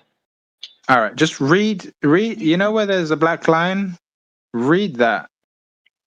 I can't copy and text the text because it does. I don't have the ability to do that right now. But I'll read it for you out loud. Oh, and the smoke. Oh, the smoke. No, let me see how can I say Yeah. English. So just listen to this, because it might. I mean, you are obviously going to struggle with this concept because there's lots of context, and the English may be hard for you to fully grasp. But listen to this. Okay. Ether, do you want to add it? Yeah. Let me just read it.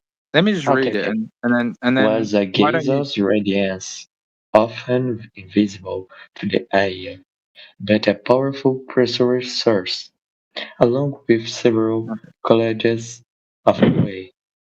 Tesla formally ascribed it to the, and I don't know how can I say this, ascribed it to the etheric, It's pronounced etheric.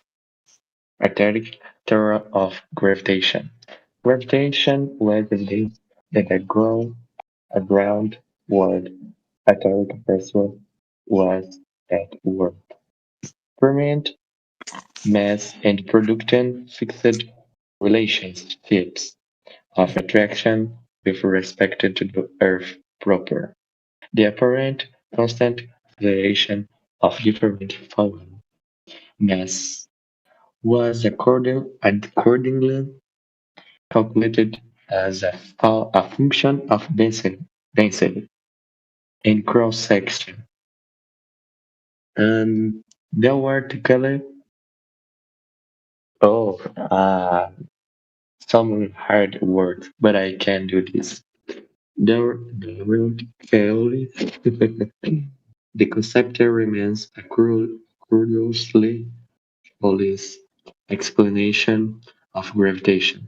Perhaps the recent scientific word "coolnut" resembles the word of pop art and music, where fickle fad and novelties are more important than expressions of excellence.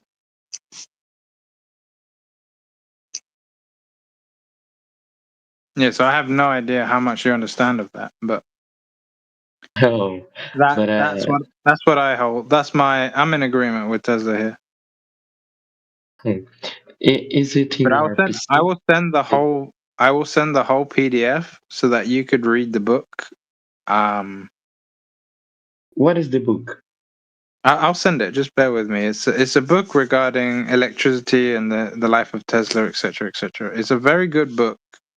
If you can understand the English, your eyes will be opened regarding the subject. If you can't understand the English, your eyes will be half opened. Oh, bro. But honestly, nowadays, all you have to do is copy paste, get AI to translate it, and then it will be easier to understand. So it's really not that difficult. But let me find the file. It's a PDF I have somewhere. Okay. Bro, do you believe that in my country, just 2% is population of the population knows Say to that. speak English? You're going to have to say that again. I didn't understand a word you said. Did you understand? No, I didn't. Just speak louder so I can hear you properly. Slowly. Oh, and do you believe that in my country, just 2% of the population knows to speak English? It's funny, but wait, only 2%? Only 2% of Brazilians can speak English? Yeah. That's crazy. Yeah. Why are they being so lazy? It's lazy. Bro, I will go to translate it again for you. Let me see. Yeah, that's wild. You're just sleeping on the job?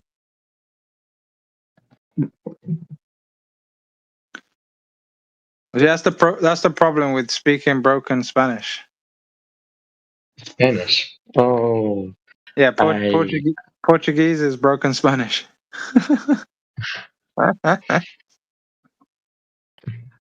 Bro, let me see. I'm an equal opportunist, bully, and mocker. Don't worry. How many peoples of the Spain? How many people? Let me see. Well, let's put it this way: most of the illegal Mexicans can manage to put together enough English to get work.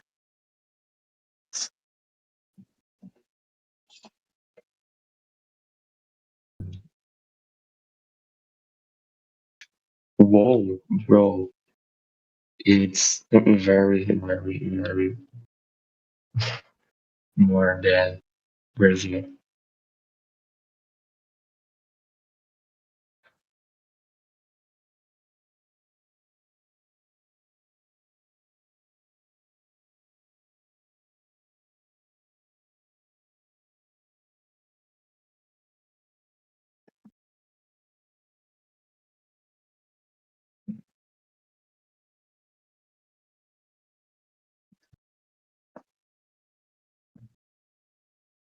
As it's very quiet. Testing, mic check. Anybody there?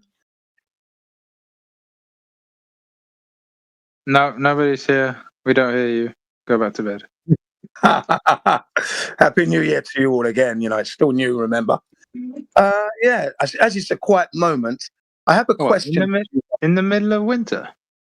Yeah. What have you been smoking? Yeah, I'm as happy as can be because I'm always exercising and the endorphins are always flowing. Now, ladies and gentlemen, we have a question for my fellow flat earthers here. As it's a quiet moment, it's relating to science and the meaning of that word and when is it being used, okay? So I'm in some of you may know, I'm in the Nathan Oakley's panel. I'm the old school character that he likes to shout at and thinks that he's getting somewhere. Like I'm being converted when I'm not. But anyway, the question is this. Science, when we observe a natural phenomena, right, and we try to work out what's happened, we go through the steps, don't we? We observe a natural phenomena, yeah? Then we have the hypothesis, That's our explanation. Well, our attempt to explain a supposition, right? To try and explain it. And then we have our dependent variables and independent variables. That's the natural phenomena, be it earthquake, volcanic eruption, or lightning strikes knocking down a house, let's say. Okay. Now, we've got a building that's collapsed. Okay.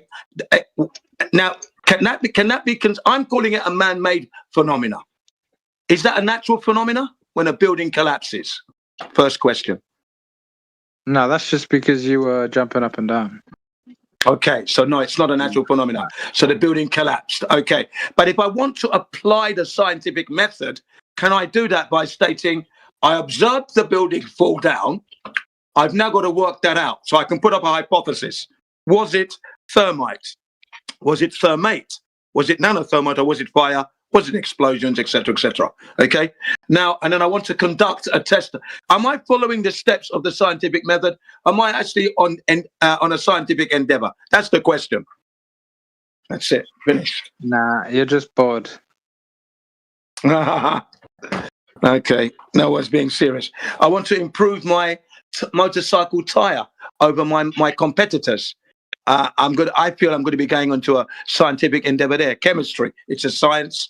And I'm working on polymers, rubber compounds. You're going to be doing your testing. The phenomena is grip, isn't it? And you want a superior grip in the dry. I think all this is applied science. And if it's applied science, then that's scientific. You're on a scientific endeavor. But Nathan Oakley is of the other opinion. And remember, I adhere to the natural phenomena and the way that's.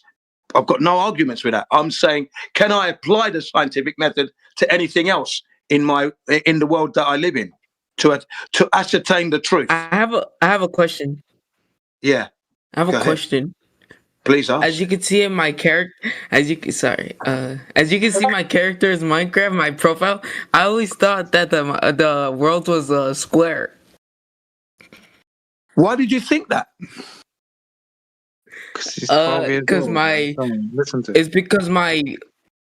my brother told me it was square. He said it was Minecraft, and I'm like, bro, I didn't believe him at first, and he tried to show me that it was square. Okay, so he showed me. So he showed you something, but you didn't validate it. So did you go out and make the measurements for the square? Yeah, I tried to go find out if it was square, and it turns out it wasn't square. But he said it's Minecraft, but no. I found out I used to think it was square. So is it square or is it circle? Can you tell us the steps you took so that we know what you did in order to know that it wasn't square? Go ahead. Basically I just watch documentaries, and I try to learn about it, I asked professionals and they said it was round. So that's why, Okay, so basically, ladies and gentlemen, the young man has tried a little bit, but what do you think is the best way to do that? What's the best way to find out? Asking other people, watching documentaries, which might be accurate, or actually taking the information they've given you and then going to go and check it. Is that not the best move? The best move is not asking Jin CBR. Yeah. Yeah, look at that. See, he's not responding, is he? There you go. So that's it, ladies and gentlemen. Obviously, you'll be given lots of information. If you don't check it or validate it, that's known as a belief, because you're accepting information without confirmation. That's believing. But when you go out and take the information to the outside natural world and start to make your quantitative measurements, that's when you're beginning to know now. And that's what he hasn't done yet. So he doesn't know whether or not his Earth is a cube. Ha ha, squawk, squawk, squeak, squeak. Yeah. I don't know what he said. Bro, you just hit decline on that whole grow up thing, didn't you, Jim? Yeah. It went beyond the scope of his trial, so he didn't know how to respond. So, well. Yeah. Well Does done, anybody guys. here think that the Earth is a sphere? Yeah, metaphorically, it's a sphere.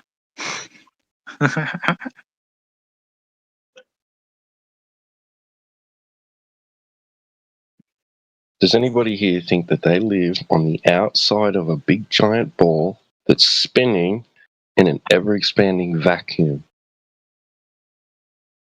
No, but I live attached to two big swinging balls. That's for sure. Bro, can I say my text? Go ahead. Please read your text out loud and clear. Go ahead. Let me see. Can I say? Can I? As long as it's not profanity, please go ahead. Clean King's English. Go ahead. Oh, bro, I'm learning English, but I will go to do my better than I can. I'm Brazilian. Yeah, okay. Muete Brasileira. Muete Brasileira. For example, air conditioners are placed higher, precisely because hot air rises and cold air sinks. Not because cold air is heavier, I think this, heavier, but because its molecules are closer together, meaning it's denser. Cold air sinks because hot air climbs over cold air due to its higher kinetic energy, and the same happens with smoke. I explain it. I translate to English, and my first text talking about thermodynamics. What would you like to read for me? Because I don't know if you are understanding. Well, I'm not going to disagree with what you read. You read it good enough for us to understand it. Well, do you have a problem with it? We don't have a problem with it. What? Well, I mean, cold air is denser than hot air. Hot air is lighter due to its kinetic energy. That's why it rises up. Cold air is denser. That's why it goes down. We're not arguing with, we don't have a problem with that. Do you have a question you want to ask? What if I did answer my own question? Yeah, you've read a text, right? But I don't understand for what reason did you read the text out? What do you, I mean? Okay. Yeah. Why did you read it? Can you read it for me, bro? The first text is we have 5, 2, 3. Can you read? And you will go to understand. Well, no, I don't want to do that. So I mean, what I want to know is what is your point? What do you want to know? Don't get it. What do you want to know? I will go to send again. Okay. Okay. I will go to mix out. Yeah, definitely a language barrier going on here. I mean, I'm getting some of it, but I don't understand your destination with what you're talking about. I don't understand what you want actually. So I'm going to disengage. I don't understand what you want at this point. You don't understand what is my point. Yeah, I don't understand your point. I don't understand the reason for what you're asking for. Yeah, so I'm not getting it at all. Can you see right now the text? Yeah, Jin's probably the oldest one here, but he's more impatient than all of us. You're going to struggle with this guy.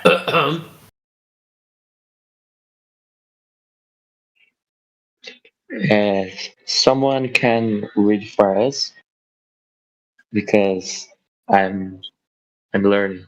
I still learning. This subject is a difficult one for people that are still learning English. I studied in Portuguese, but I'm trying to pass in English. If I That's know all right, mate. Now, learning English on top of learning this is very hard. what, So learning what? understanding what we are talking about. Oh, this can be hard in the present moment, but I will go to understand. Excellent. While I will go to practice. It's the No, that's good. process. This is the process. So, are you a flat earther or do you believe you live on a ball? Oh, I live in flat Earth. Oh, that's good. Flat Earth, and because the Holy Bible, because the science, because the text, the test, the let me see how can I say in English, covert. I don't know.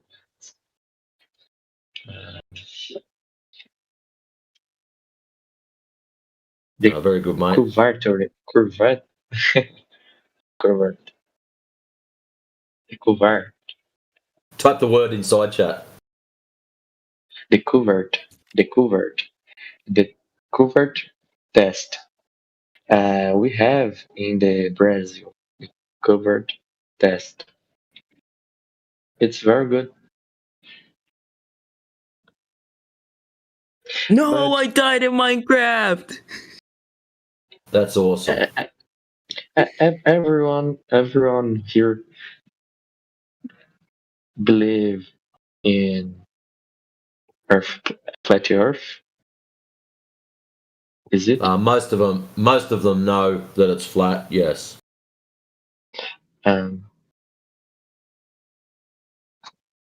Mostly. Most people here know that it's flat. Let's go down the list. I used to thought it was square, but then I realized, oh, it's not square. Not square, no. Yeah, it's not square. I don't know. So I don't know why how would you know? brother. How would you know if it's square or not, Night Dweller? How would I know if it's square now? I don't know, honestly, because my brother, he told me it was square. So I guess he's I don't know, he was dumb. So that's just a belief. Why wouldn't you? Yeah, he made me believe. Like he made me believe it was square, and like he was showing me. Me? Yeah. I'm 15. I'm 15. Oh dear. Oh, Yeah. 15 too. All right. Very good. Yeah. But like I said, you know, try quick games while you're still young. Okay, yeah, no, I just logged off of Minecraft. I just logged off. No worries, I'll focus. Right, get an axe or some tools and start doing some real work. It'll help your mind. Yeah, you might want to mute these guys quickly because you don't want to get yourself into trouble for talking to the underage there at this point. Disengage quickly. Who, me? I'm talking to the mods that are there, and anyone speaking to these, you got to stop speaking to them because you can get yourself into trouble. Stop that immediately. No, it's fine. Discord age is 13. Yeah. So. Oh, welcome that's to cool it. then. Yeah. Sorry, yeah, they can okay. engage. No, not to bully the child, but it is definitely relevant to his state of understanding and the stuff that he's saying. Exactly. You have to consider that. But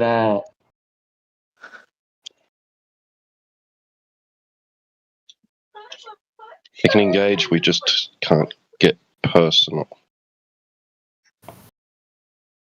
Okay, right. I've got that now. That's fine. Right. When you're 20, you'll look back at your 15-year-old self and wonder what on earth was wrong with you. Yeah. The process of growing up. But hey, if you want to engage in these types of topics, I would highly encourage you while you're still young and your brain is got room to grow and isn't stubborn. Research the foundations of thinking. So look up critical thinking and logic, and try and apply that to every subject that you operate in and look into. Because without that, if you don't know how to think, then all you're ever going to do is think what you're told or what you're persuaded to think, whether it's right or wrong. No, I don't believe my brother because I mean I believed him, but then I went out searching for answers, and I'm like, okay, so I don't know, I don't think it's square no more, but yeah, So what I do try you to think it study. is? I'd say it's like I guess like a round, I'd say. Interesting. What did my friend just say about thinking? You believe it's round because Wait. that's the information that you were fed. Oh yeah, I don't know, Yeah. but yeah. Now you know how it works. It's that simple. Your brother told you something, and because you look up to your brother, you'll believe him. And now what's happened is, all of a sudden, for some reason, whatever happened, you didn't believe your brother, and you went searching for information.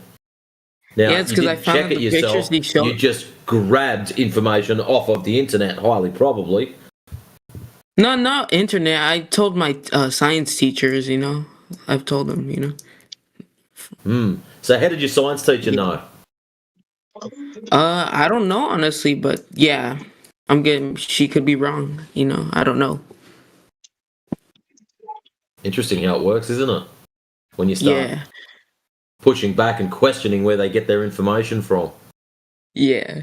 The reason why I found out my brother was lying is because I found out that he took pictures from Minecraft. He took pictures of the outside, so that's how I found out he was lying. I'm like, oh, Excuse me. Can I explain why the thermodynamic is a problem for the gravity? Sure. I will go to right. Okay. And I will go to make a question, and you can answer for me.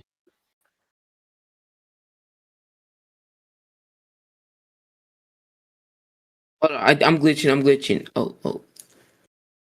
I will go to right.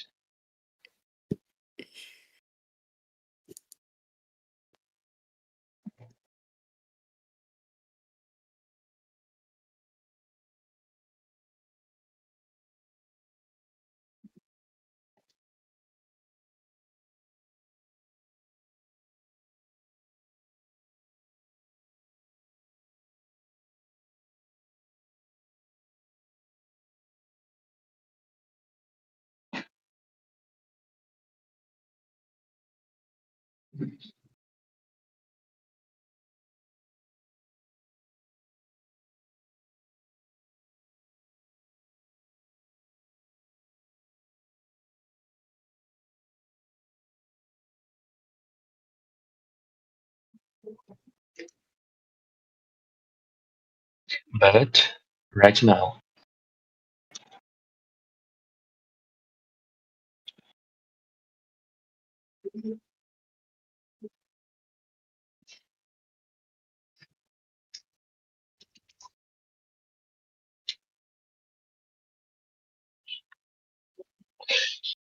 but right now,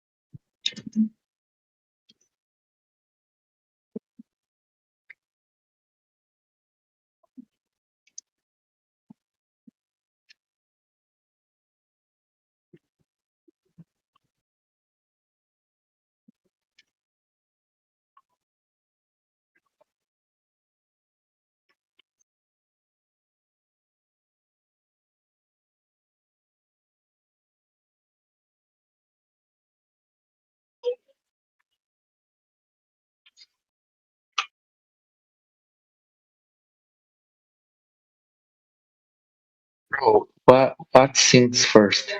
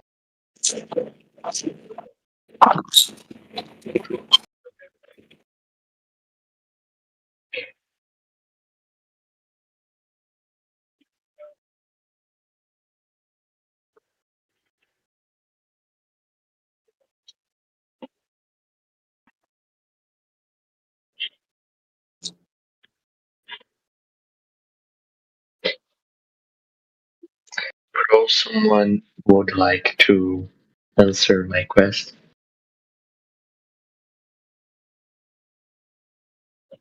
Is this the heated debate? Oh, can I say again?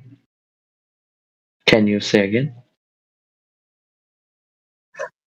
Is this going to be the heated debate? Bro, my quest is in the chat, but I would like someone to answer.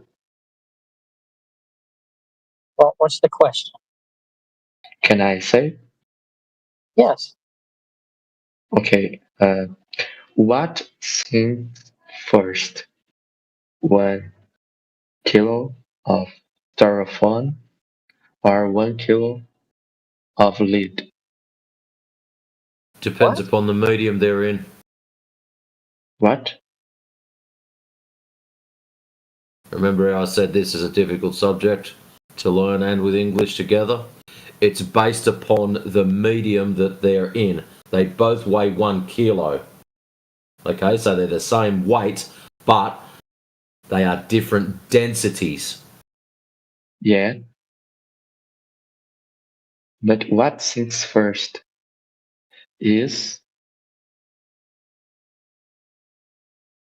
Did you ask what sinks first? Yeah. What two objects or more? Did you say two objects? The two objects? Yes, your question is which sinks First, I couldn't understand what objects you were referring to, and I can't read the chat right now. So, what objects in what medium? The in the present moment, I really want to. In a vacuum, they found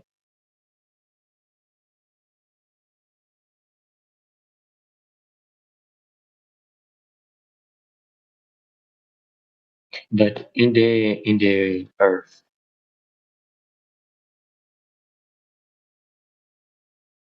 and in the Earth,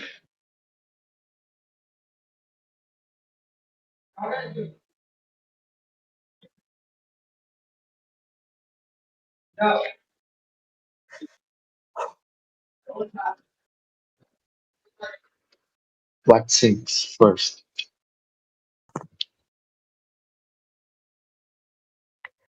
Does he have an advocate that knows what he's saying or asking?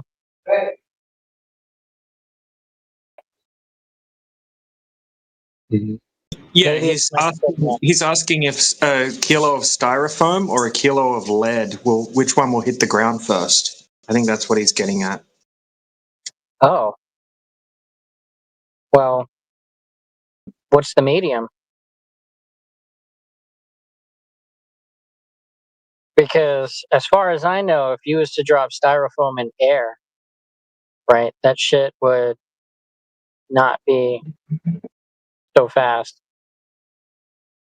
And I assume that the styrofoam would have some kind of, more air resistance in its fall than the lead would.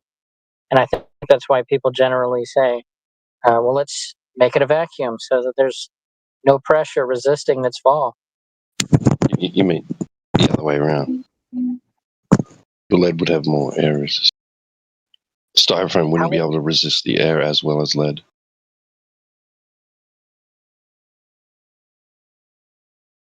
Sorry? I don't know. Like, do you mean like there's more air resisting its fall?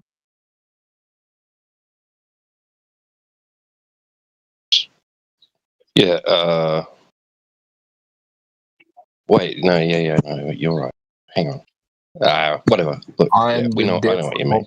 of We know Bitcoin. what you mean. I am Just know what I Satoshi Nakamoto. No. Just in the water. Styrofoam and lead and water. Well, I'm pretty in sure the water? the styrofoam would float and the lead On the water. underwater. Then the styrofoam would rise to the surface and the lead would sink.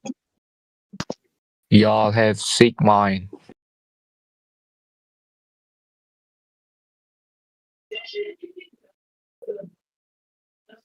Okay, the city related. Okay, it's the truth is the lead, but the lead. Okay, lead. But the gravity say that may showed the two things to fall in the same moment. The two things say the gravity. The gravity say this. The lead made to fall in the same moment that the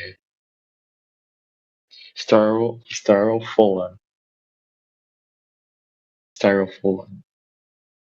The gravity say this, but here is the truth. What is the gravity? The cause of gravity, nobody knows.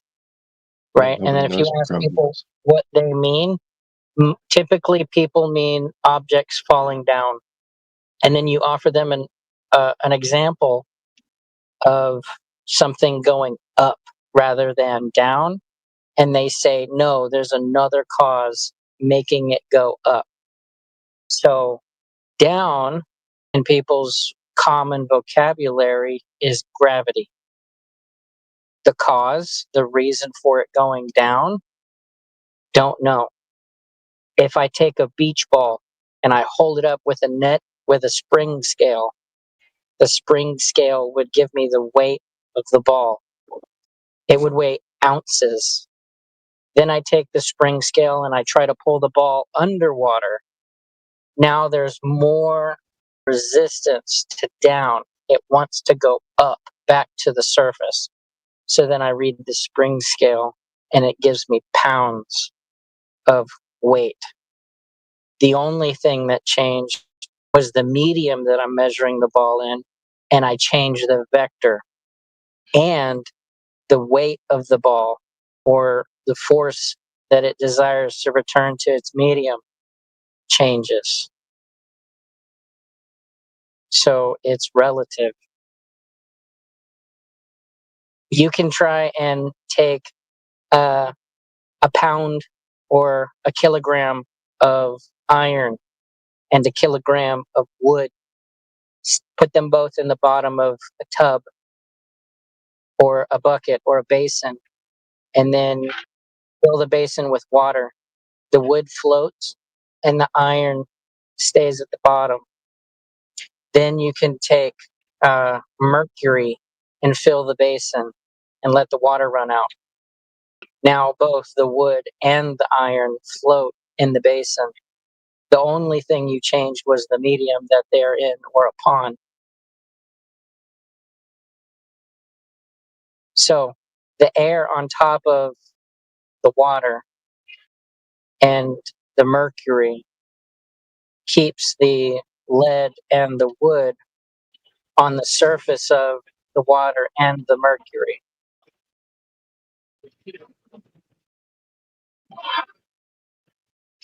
Otherwise, if you had a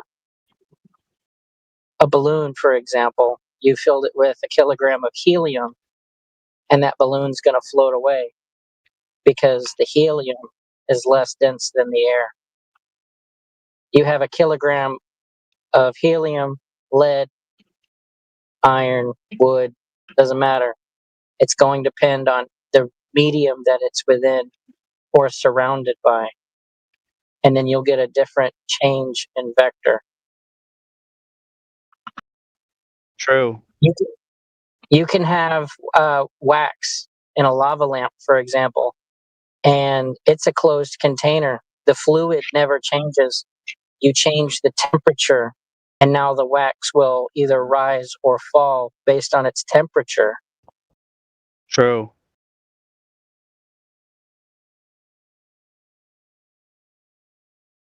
Okay, now repeat that all back.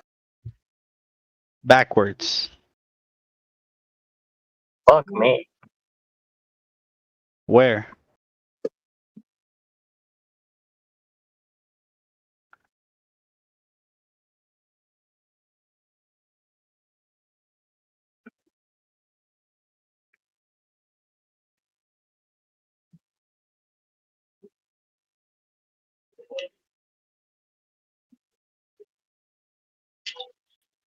Hey, by any chance you guys... Oh!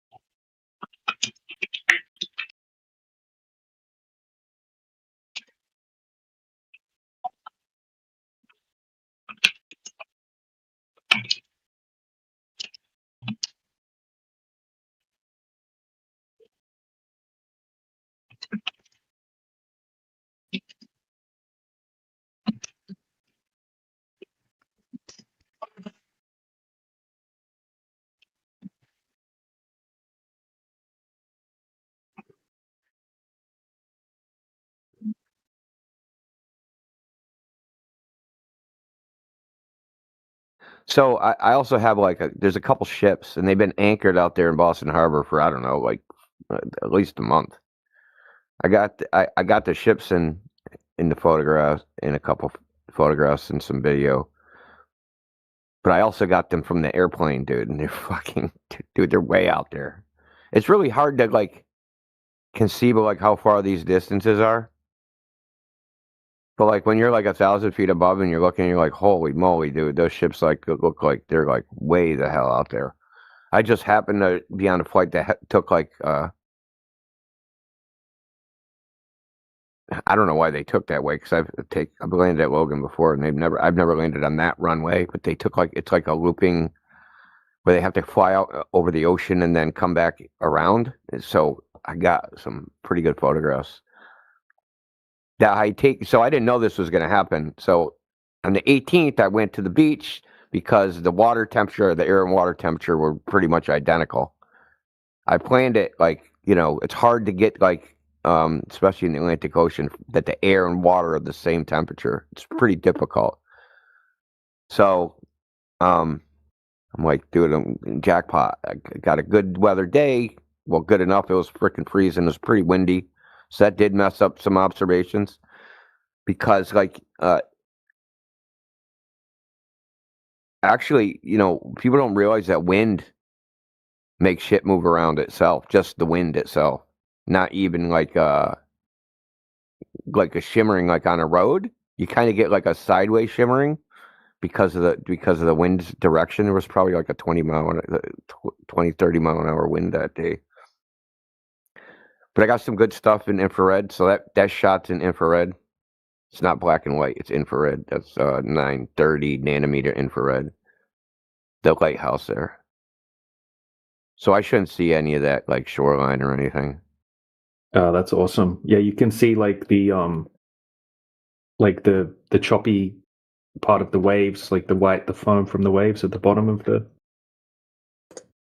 Yeah, this is a screenshot from a video. So I got like a whole video. It's like what I'm finding out, because I've never really used like a camera like a P1000. What I'm finding out is like because it was windy, it was really hard to keep that freaking thing still, and my tripod kind of sucked. But I'm finding out it takes way better video than it does still shots. Yeah, that shouldn't be true though. Yeah, I mean maybe it was because of the wind that day, because it was really, like I said, it was really freaking windy.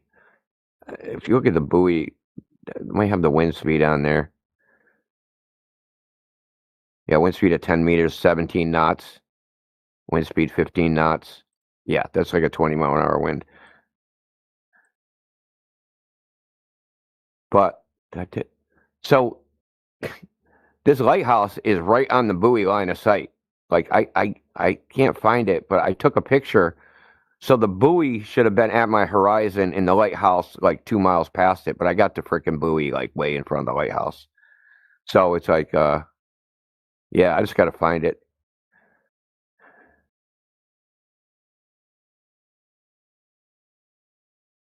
Also got, but you're right. It shouldn't. This still shots should be better. I don't have a lot of experience taking photography, so it's just still a work in progress. Yeah, I know what you mean. It's really difficult to keep it steady when you zoom out, unless you have like a really high end, like a gel head tripod or something like that. Yeah, that's the thing. Like, my friend has a bunch of tripods, and I'm like, man, let me use one of your tripods. He's like, yeah, okay. And I told him like 3 weeks in advance, like, bro, I gotta come get that tripod. Then when I get there, he's like, oh, I don't know where that is. Like, you motherfucker! Like, I've been playing this for 3 weeks now. You don't know where that shit is. So he did give me a tripod. It was like really crappy. It was like a fixed tripod, so you screw the camera on and it doesn't move. Right? The only way I could like pan it was like to unscrew it or screw it, and then it wasn't like it wasn't really that stock. So the camera was kind of like wobbling, because of the wind. That's awful.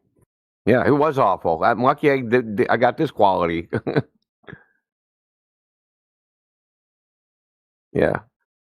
So yeah, I mean, like I said, work in progress. This is this year is, as far as I'm concerned, is a year just doing observations. That's all I'm doing all year. So this is. Let me ask you this, Indio. What? Would you be willing to spend money on a tripod? Not a lot of money, but like if I sent you a link to, I have a good tripod. It cost me like $90. Yeah, that ain't a lot of money. No, it's not, and it can elevate your camera up to about 7. Yeah, I'll send you a link in the DM for like where I got it on Amazon. All right. I want to get one. Do you ever see a tripod where it's got a hook on the bottom? Yeah, I'm assuming the hook is for like a counterweight, right? And I've seen the stems invert too. Yeah, so that's why I want to try and get that, like, so I can like hang a counterweight to keep that, keep it like anchored, so it doesn't. It's very stable. Yeah, but if it's really windy, you shouldn't be using the camera anyway. The wind distorts all the images. Yeah, I didn't have a lot of options. It's December and freaking. It was just a freak. Because typically our water temperature varies between, I would say, 37 at the coldest and only gets up to 67 the warmest, right?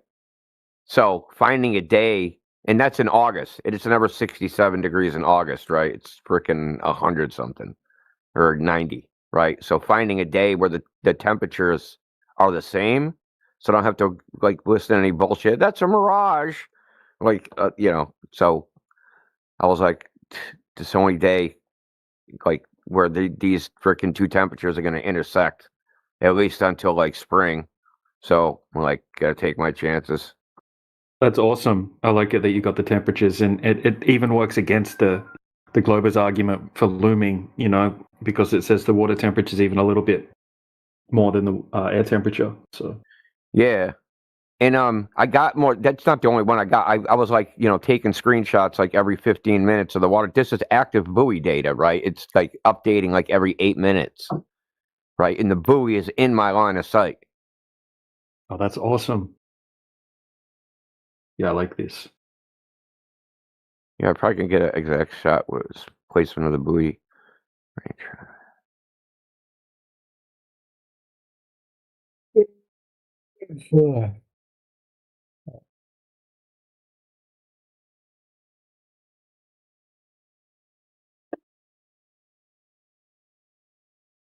So what's it called? Graves Light Station or Lighthouse? Graves Lighthouse? Graves Light Station, yeah. Yeah, right. I'm going to make a channel in my server in the observation section and put all this stuff in there. Oh, sweet. Now, I also saw, so when I was coming in, I could see what's called the Bourne. It was either the Bourne of the Sagamore Bridge. They cross like the Cape Cod Canal. And I was only like maybe at 1,000 feet. That's like 50 miles away, easy. Hey, what's up, Amina? There you go. And it's like blocked by trees. There's like trees and rolling hills between it, and I could see like the road deck. That's when I was coming in with the plane. So I took the photos on the 18th. Well, photos from the plane were yesterday. The fucking photos from Revere Beach were on the 18th. But I got more. I just really haven't had, because I've been busy. I haven't had time to like go over them super crazy.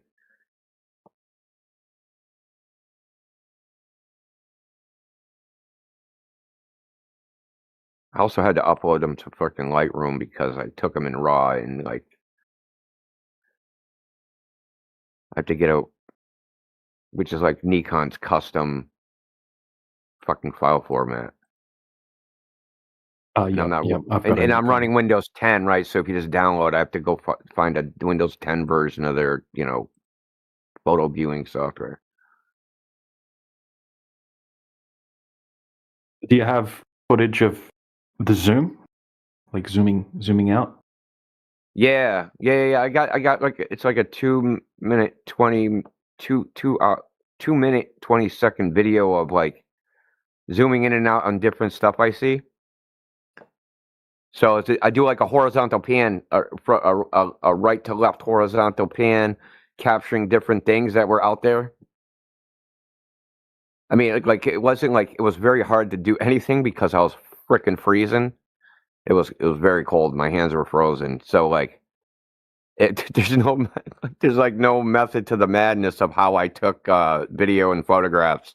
Just like, okay, I'm gonna try this. Okay, I'm gonna try this. So I just like tried a bunch of different crap, and like I got the lighthouse on. I know I got it on another video, but I haven't had like I have to go over it.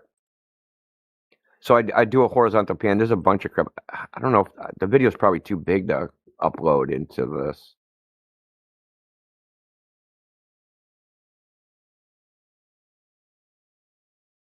So anyway, anyone interested? So the photo, the video I posted, the photo is in visible light. The second one is the video is in infrared light.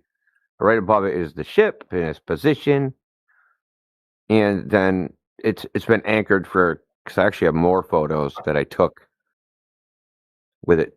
Let me actually just post one of them. Which a 10-degree water temperature difference or air water temperature difference, and there's certainly like an inferior mirage that seems to like push the boat like down, but there's definitely like I'll post that too. So anyway, this boat's like 13 something miles. Ship, I should say, a boat.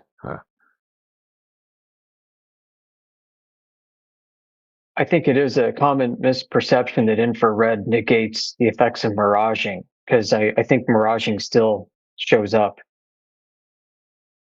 depending on the gradient. Yeah, that's why I think miraging is a type of reflection. That's what I think it is. I don't think it's light dipping down into the freaking cold air and then bending back up. I just can't buy that for some reason. Yeah, that makes sense to me. And I'm in back chats with some of our friends regarding this, and it's always been kind of controversial. I mean, it seems controversial in the mainstream literature too. But yeah, the fact that you can see miraging and infrared and deep infrared at that, I'm like, well, I mean, it cuts through the shimmer, cuts through the haze. You can see through like mist and clouds and stuff, but well, not through clouds, but through like mist, but humidity. Yeah, but reflectivity does not depend on wavelength. Right. Because everything gets reflected. Like, Right, I think I think that whole I think video. the book on that shit needs to be rewritten. So because I've been looking at, so there's a bunch of people that do observations, and Pablo's dog, and like and just based upon like the Plain Truth, Sky Free, what's his name? Can't run the top of my head. I don't know, but there's a bunch of people that have been Heath Carmody. There's a bunch of people that have been consistently doing observations, and those observations don't match what the textbook says should be going on. It's just that simple. It just doesn't match it. There's like no way, because if they have the air and water temperature, they go out and they go, wow, there should if you type in, if you look up, hey, when is there an inferior mirage? Oh, there's a temperature inversion that that the air temperature is colder than the water temperature, whatever the reason is. And if it's the opposite, you see the opposite thing. But that's not actually holding up to scrutiny, but that's actually happening. That the observations are matching like temperature inversions or any other thing, right? It's just like, yes, the inferior mirages exist. They're happening, but they're not happening in the conditions that they say they should happen. Right. And it's like, and there's a couple other things I've noticed is that like the miraging like has a depth to it. Have you noticed that?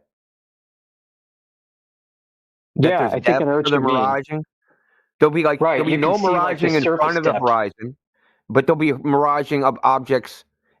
Like say so what thing Pablo's dog has done, right, is like he keeps going in the same spot, right? And like sometimes you can see the miraging, like the horizon itself would be miraged, and then the oil rigs are past it, and then those will look miraged or squished, or you'll see all the way the horizon's past the oil rigs, and the oil rigs will look miraged or they won't.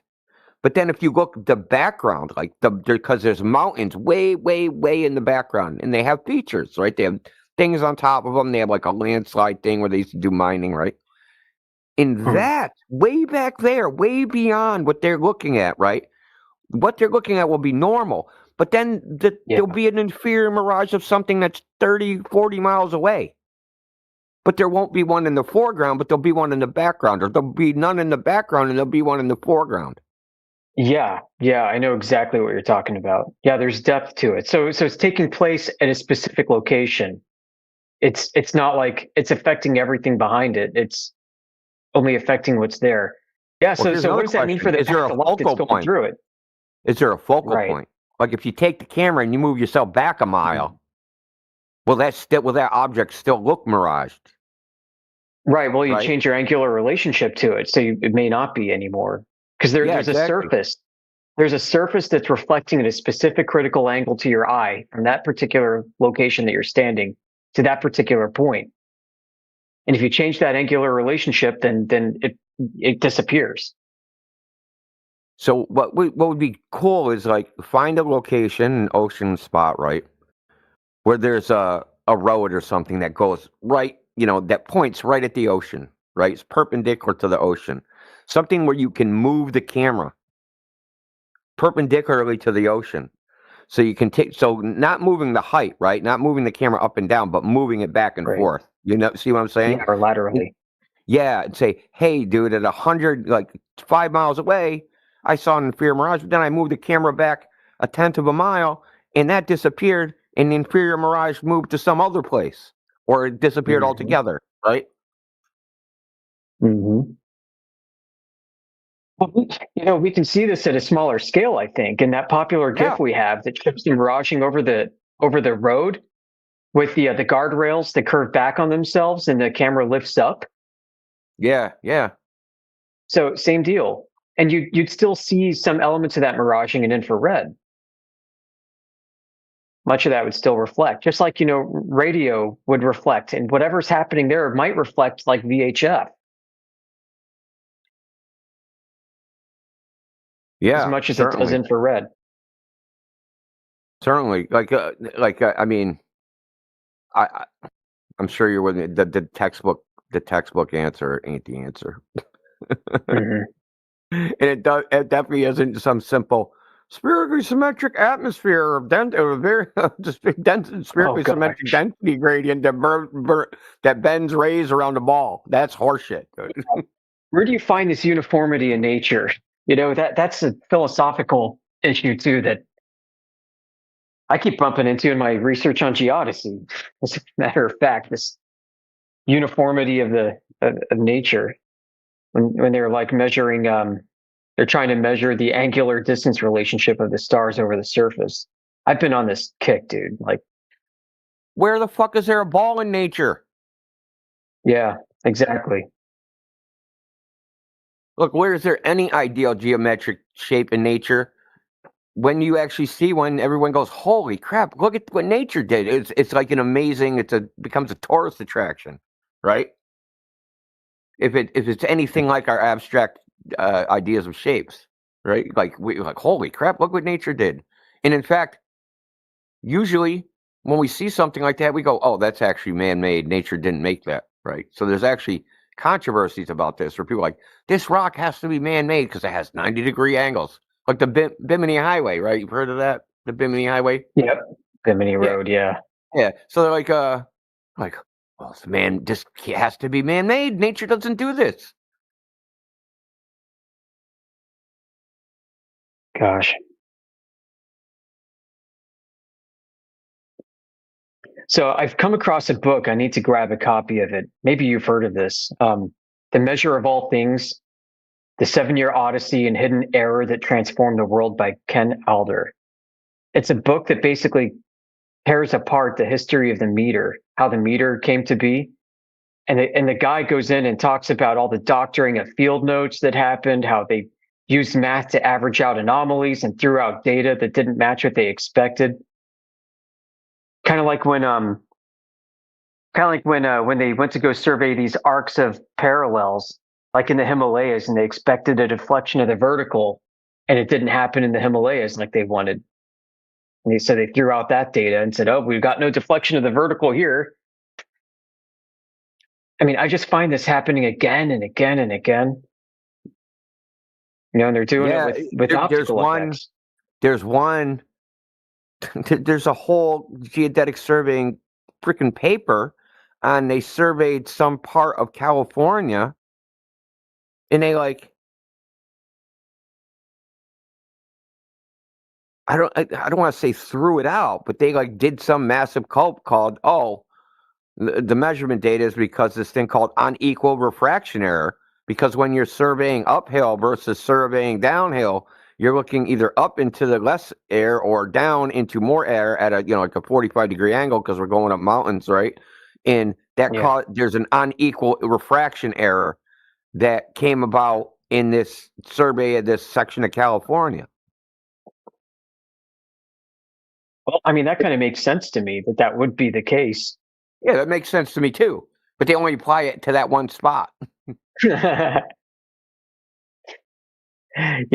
Yeah, you got all these local datums that have their own local rule sets for how the physics of optics and supposedly gravity behaves.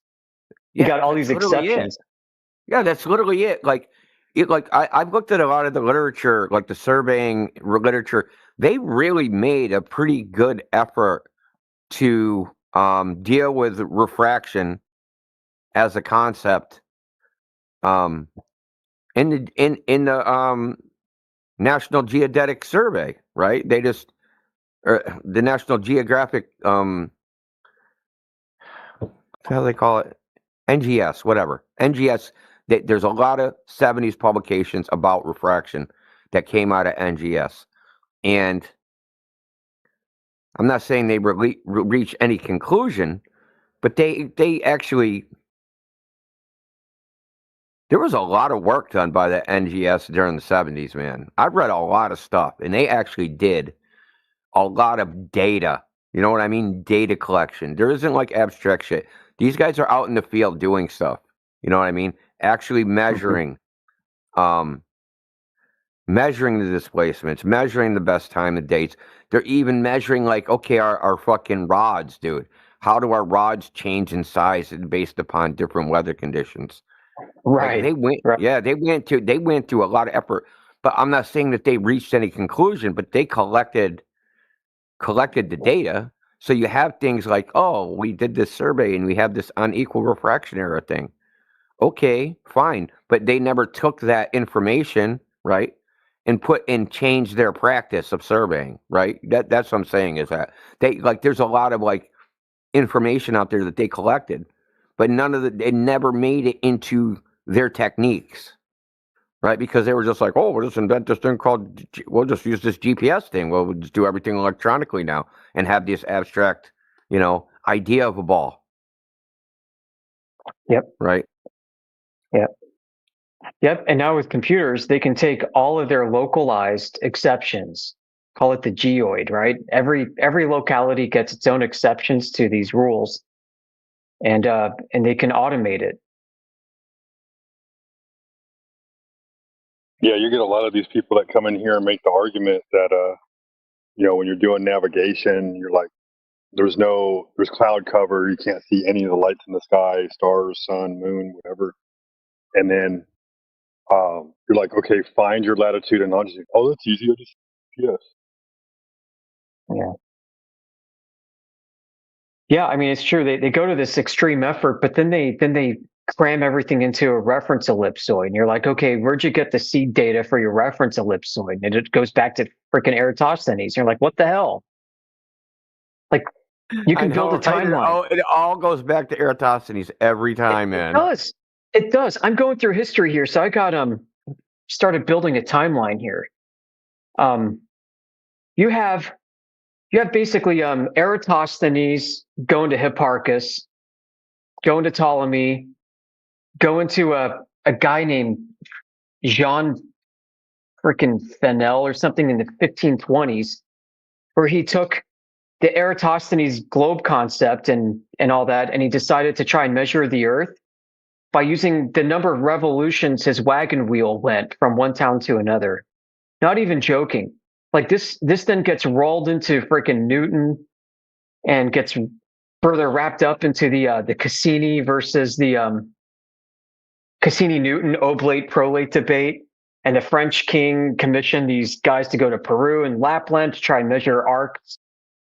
And then those guys fudged all their data and faked it, and they started discovering the deflection of the vertical. They would plug all this into the Eratosthenes ellipsoid. Like everything goes back to the freaking Eratosthenes from antiquity all the way through the Renaissance and post-Renaissance era to the modern age. It's all based on freaking Eratosthenes, and it just blows my damn mind. And you got to ask, like, if Earth is a globe, guys, they got fucking lucky. Like, what are the chances? No shit, right? Yeah.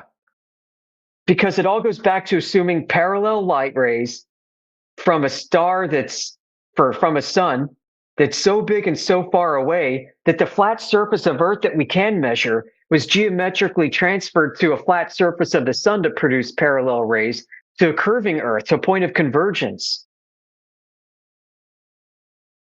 Like the flat globe thing, I mean, the reason why Eratosthenes didn't prove anything either way is because there's a geometric equivalence between whether or not you've got diverging rays from a source to a flat Earth, or from a flat source of parallel rays to a small Earth, and so you have the geometric relationships preserved. And the tiebreakers, the only way to tie break it is either to measure whether or not the light rays are parallel, and or to measure the surface of the Earth to see if it curves. And it doesn't freaking curve. Well, the sky curves? No. Yeah, I mean the sky. That's kind of where I am. Where these people with their geodesy, right? And they've got the geoid, and the timing of stars don't line up with where it should be on an ellipsoid assumption. And so they blame gravity being unequal. And they don't actually measure gravity bending things so much as they have like these pendulums that swing. And they claim that the pendulums aren't swinging as fast over here as they are over there due to gravity difference.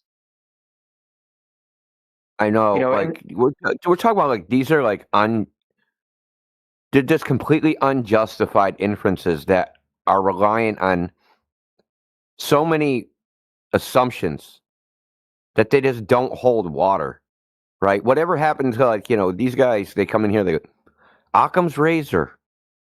You guys don't actually believe in Occam's razor in any sense at all. Yeah, it's like, you want to talk Occam's razor. Let's talk about how the geoid was made in the context of Occam's razor. And look at all the shit that they're doing. They're swinging pendulums. They're looking at stars, comparing it to astronomical almanacs, and they're holding up plumb lines, and they're comparing them to pendulum swings, and they're comparing them to clocks, and they're in the freaking jungle, right? Have you ever seen the pendulum data, like that Shineland Mountain or whatever, Scotland Mountain, where they is that data actually even available? What did they actually measure? Right. Well, they're taking their fucking pendulums through like the Himalayas and through Africa and through India. Oh yeah, it'll still work after that. Jesus Christ, bro. And they're grabbing 100-foot chains. Like, so when they did, I think the India, that famous India arc measurement, and what was that, like the early 1800s? Yeah. When they went from like north to south, they used 100-foot freaking rusty metal chain. And after like several thousand leapfrogs of it, because they'd have to take the chain and stretch it out and measure each link and make sure that it's accurate. And they'd have to then disassemble it and then pull it tight again for another 100 feet and then do the same thing. After doing this like 1,000 times or two, a new guy came in and said, this is too much. It's easier if we use a 10-foot chain instead. So then he goes like 10,000 iterations of this. And I'm like, really? God. Like, how much accuracy? Yeah, this is like what Globers bring to us is the best evidence for measuring curvature of the Earth. You got a team of people going through like the freaking hinterlands of a relatively unexplored part of the world. They did this in India, and they did this in Africa, and they did this in Peru, in the Andes. And well, how about like how do they control for elevation? Well, they use trigonometry, and Yep. Anyway. Well, EDM, you got electronic distance measuring, right? Yeah. You're like, okay, we're gonna measure the distance between the two theodolites, right? Using EDM. Now they have a max range, and the other technique is like using like a scintillometer. Yeah. You haven't looked into that closely. But they're trying to measure an arc length. Yeah. Yeah. How are you doing that? What are they making like I don't even know what you call it. Like how many sides to that polygon out there? You know what I mean? Because between each EDM spots is a straight line, no matter what. Yep. Yeah, so it's and that's the same thing with the chain, right? Suppose they pulled the chain straight, which we know they can't, right? So they're actually measuring a convex surface with a concave surface. Like, Look at how cracked out you have to be, man. Do you even think that you're doing that?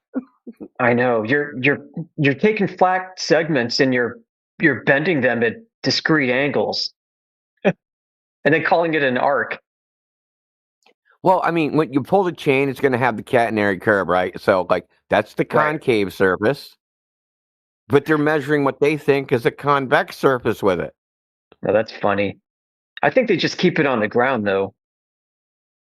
Yeah, but then what about the topography? So they actually measuring the actual surface distance, like right. So they have a way to control for that. I was reading about they basically they do trigonometry. So they measure elevation heights using theodolites, and they take a sample rate, and then they use like RMS or whatever to smooth it out over longer distances. That can't work.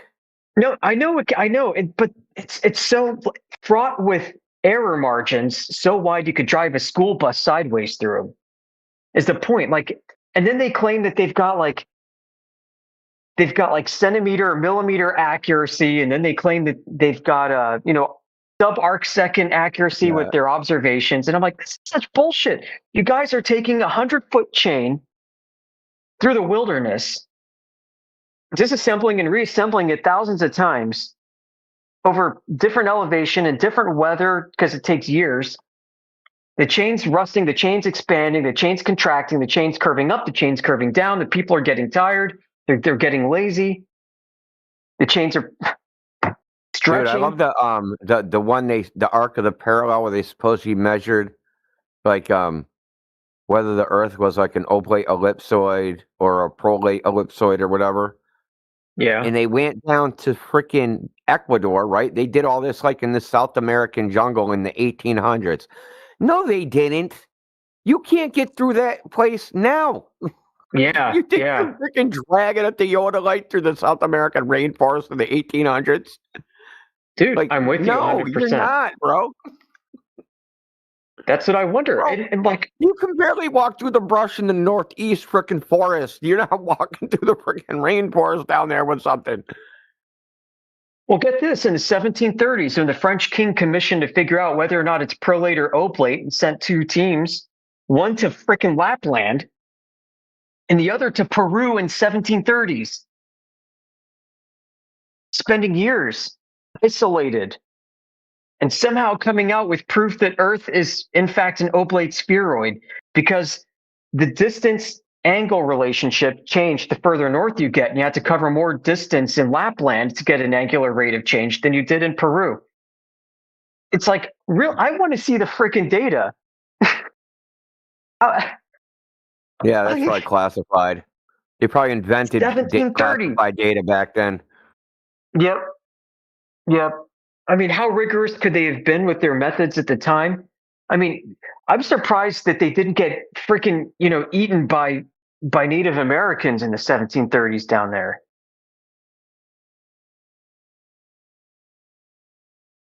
Yeah, I know. It's like, dude, Native Americans. What about the diseases? Diseases, exactly. And yeah, you get a toothache and you die from tooth cavity. So something like, I saw something that said 80% of the people that live at the equator or below, south of that, have parasites. Right? And like that's why the life expectancy is so low, because eventually, basically, you just get eaten alive by parasites. Eventually, everybody does. And right, so you're gonna have a bunch of white dudes that have no concept of like anything to even treat any type of parasite, and like the water parasites, like all the stuff. Like I don't even know if boiling kills some parasites in certain stages. You know what I mean? And then even if you boil it, it's not like they are doing like white glove treatment on shit. Like it's not even feasible to even do that and survive.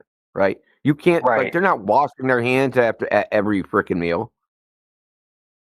I mean, yeah, and the surveyors that they were sent were like French aristocracy. So, like, what survival training did they freaking have? Yeah, man. I think these are like they're all this shit, like the aristocracy thing. That just made like a light bulb go on. That's right. All these so-called scientists and botanists and they all come from the aristocracy. Yeah. They lived relatively pampered lives, but their lives are probably equivalent to like just a normie today. You know what I mean? Yep. Yep. And you're going to convince me that these guys, the French aristocracy, were going to freaking Lapland and spending years there, and going to Peru years there. Not speaking the language that everybody else speaks, not knowing where they are, not having any freaking type of. It's not like, oh shit, man, we forgot the sugar. Okay, let's go back. Let's hop on the train and we'll go back a little ways and freaking grab some sugar and come back. No, it didn't work like that. You can't send somebody for the. No, you just like. Shit, we're dead. No. Yeah, right. I mean, what?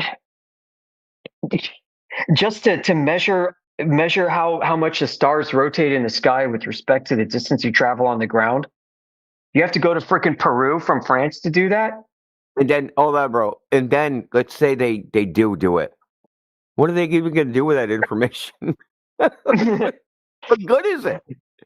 Yeah, well, the French wanted to give the middle finger to the English and say, "See, we're right. Earth is a lemon and not a squished sphere." Yeah, it's an egg. Yeah, the cosmic egg. Yeah, these French and their esoteric. Yeah. Like, there's no practical purpose. Now, nowadays, you could say, yeah, we need to know, with accuracy because we have technologies that can make use of them. Like, there's no way they could use that information for any practical purpose at that time, especially not because of where they're doing it. That's only like those surveys are only valid for where they were. It isn't like you can take their Lapland survey and be like, oh, let's just go to freaking. We're going to build a train. We're going to build trains in the Himalayas, right, or across some other place, and we're going to base it upon the measurements we did in the Lapland, right? We're going to say, hey, this oblate ellipsoid thing, we're going to use that reference ellipsoid. We're going to use it over in the Himalayas. Like, it wouldn't even work. So, which is why they have various datums, right? All around the world. They have all these custom datums. There's no practical purpose for it in any way. What are you going to die for that? Oh, I want to die for that.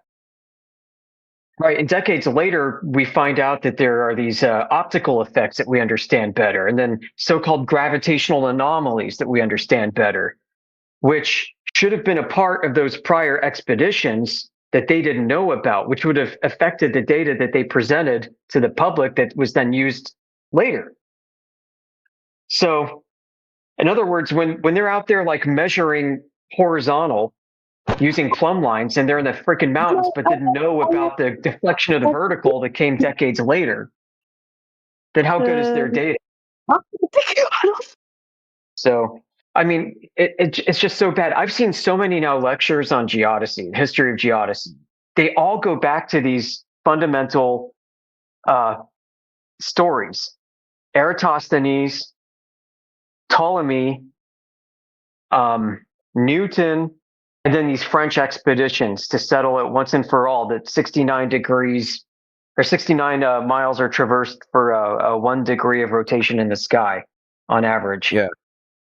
Like, it goes back to this shit. And I'm like, really? That's the bet you're relying on? So did NASA rely on 1730s French era freaking dubious expeditions to Peru to conduct their rocket experiments and factor into their orbital mechanics equations and all that stuff? Because if they did, they got freaking lucky.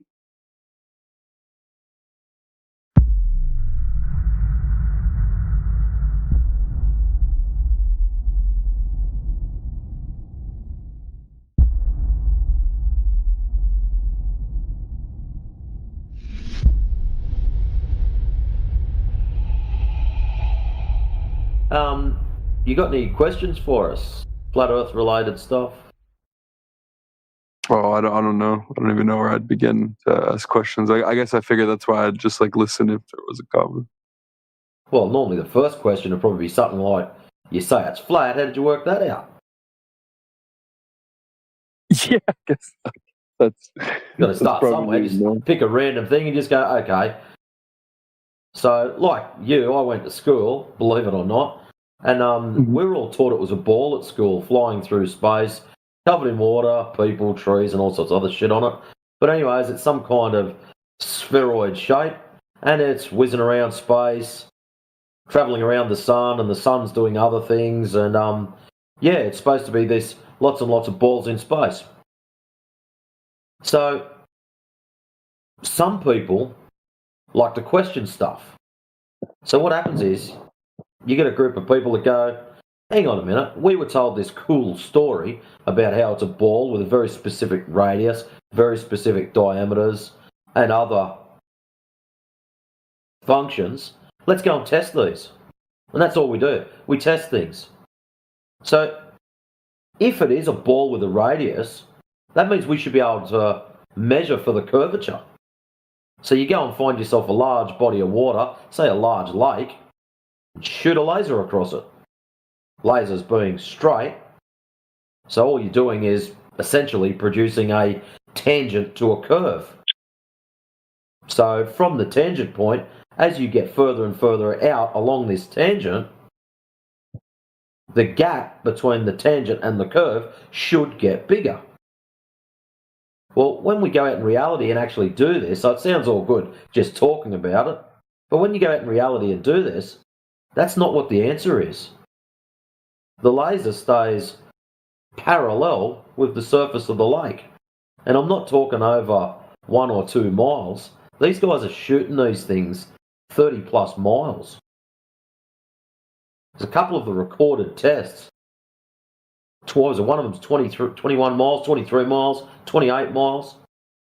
Zero curvature. Yeah, I've never looked at any of that. What is I guess like that would technically make it like a conspiracy. It's like a large group of people lying about a thing, right? Well, that's another side of it. Is it people lying, or has it just been misinformation that's just been passed on through generations? You know, maybe there was a lie somewhere, I don't know how long ago. Fair enough, that's a good call. But did your parents lie to you? Wait, but wouldn't it have to be a lie? Well, somebody have to be lying, right? Like, especially if they talk about. Well, that's what I'm saying. Somewhere along the lines, back at the start, maybe it was just a lie. Or was it something that was misinterpreted and it's been passed on and passed on and passed on, and we just accept the stories at school because it's easier? Like, I didn't question it at school. I only questioned it about, 3 years ago, 4 years ago. Nearly 5 years ago. Yeah, but there would have to be like authorities lying to us, though, right? Because like the whole. Why? Maybe they don't know. They're the same as you and me. They don't know because, I've got better shit to do. I've got to go to work. I've got to feed me family, look after me kids. You know, maybe because they've not looked into it, they just don't know. They're just doing their daily shit, you know? Drive to work, break the rocks at the factory, get home, cook your dinner. Yeah, but isn't there teams of people like that's their job? They would have to be lying, though, right? What people? Teams of who? Like astrophysicists, astronomers, people like that. Why would teams of these guys be looking into the shape of the ground? You don't need any specific ground shape to launch a rocket. The Chinese have been doing it for thousands of years, launching rockets into the air. Most of theirs go bang and have pretty colours, but that's another story. Well, that's because the satellites and the missions and things that they do, that they get paid to do, like they have to like work. And if they don't work, they have to lie that it's not working. But according to the guy that sits in the office that shoots data from satellite to ground, it is working. The data comes from the satellite to the ground. What the satellite is doing up in the air, he doesn't need to know. All he knows is his data is getting received, full stop. So why would it be of any concern to him of what shape the ground is when his job is to make sure that the data goes from point A to point B, or vice versa? He collects it, his job is done. Tappity tap away on the keyboard. I can go home now and feed me family. Okay, so you think that they do successfully get the satellites up there? There is mechanical devices above our heads. I've got no problem with that. Where it does become a problem is some of the claims that people make about said satellites or these mechanical devices, whatever you want to call them. Like what kind of claims would you have problems with? You'll have to make that claim and find out. Like, for example, a satellite has the ability to take an image of the Earth. Your friends at these astrophysicists that you think are all running around measuring the Earth on a regular basis, a lot of these companies like NASA are exceptionally well compartmentalized. So, for example, if you were the toilet cleaner or the janitor at NASA, yes, you've got a NASA badge. Yes, you've got a NASA shirt. Yes, you've got the card that lets you into the facility. Does that mean you know anything about satellites and stuff? No. Definitely not. Yeah. Why not? He works there. He's a NASA employee. Well, I mean, like, yeah, but his level of education. He's got his own no, it's not to do with the level of education. He might be well smart. It's to do with compartmentalization. He's got his very own specific job to do. It's like the guy that makes the little triangle shapes. His job is to make the triangle shapes. He passes them on to the next guy who puts the holes in the triangle shapes. Then they pass them to the next guy that bolts them to the chassis of whatever they're bolting them to. It's all compartmentalized. Every single person is building their own individual component, doing their own individual job. They do their job, they do it well. I've got no problem with that.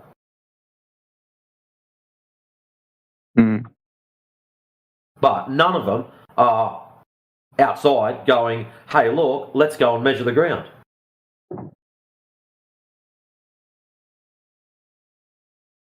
Because they don't need to. The dude making triangle shapes doesn't really need to care what's going on. He just makes his happy little shapes and does his job. That's a good point, Matrix, because regardless of how many people you identify as having to be lying about something, the fact is, measure's flat. And that's the argument you have to attack, because no amount of something that doesn't address that is going to change that. Is the moon flat then? I see. Could be. We're not saying that Earth is a planet, is an object in outer space like other things. We're not even saying those things are in outer space.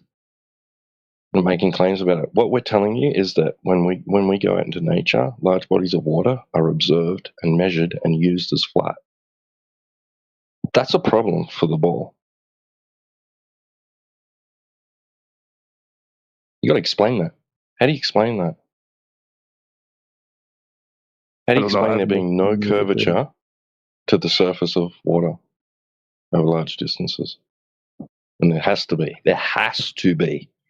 You want to talk about necessities? Oh, that person necessarily is lying. Well, no, there necessarily has to be curvature over distance over large bodies of water, and there isn't. Problem.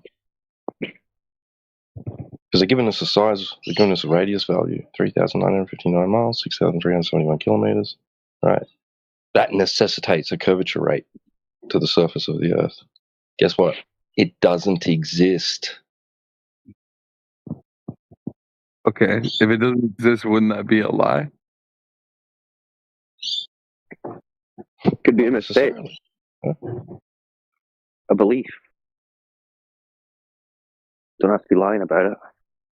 But at a certain point, you have to say, when they're like claiming that they're going to the moon and playing golf and that, yeah, that's fake.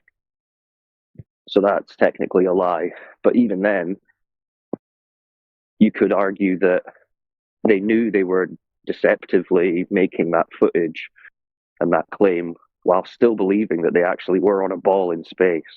So it's not that simple. And you'd have to have some kind of divination power to know exactly what was going through these people's minds at the time.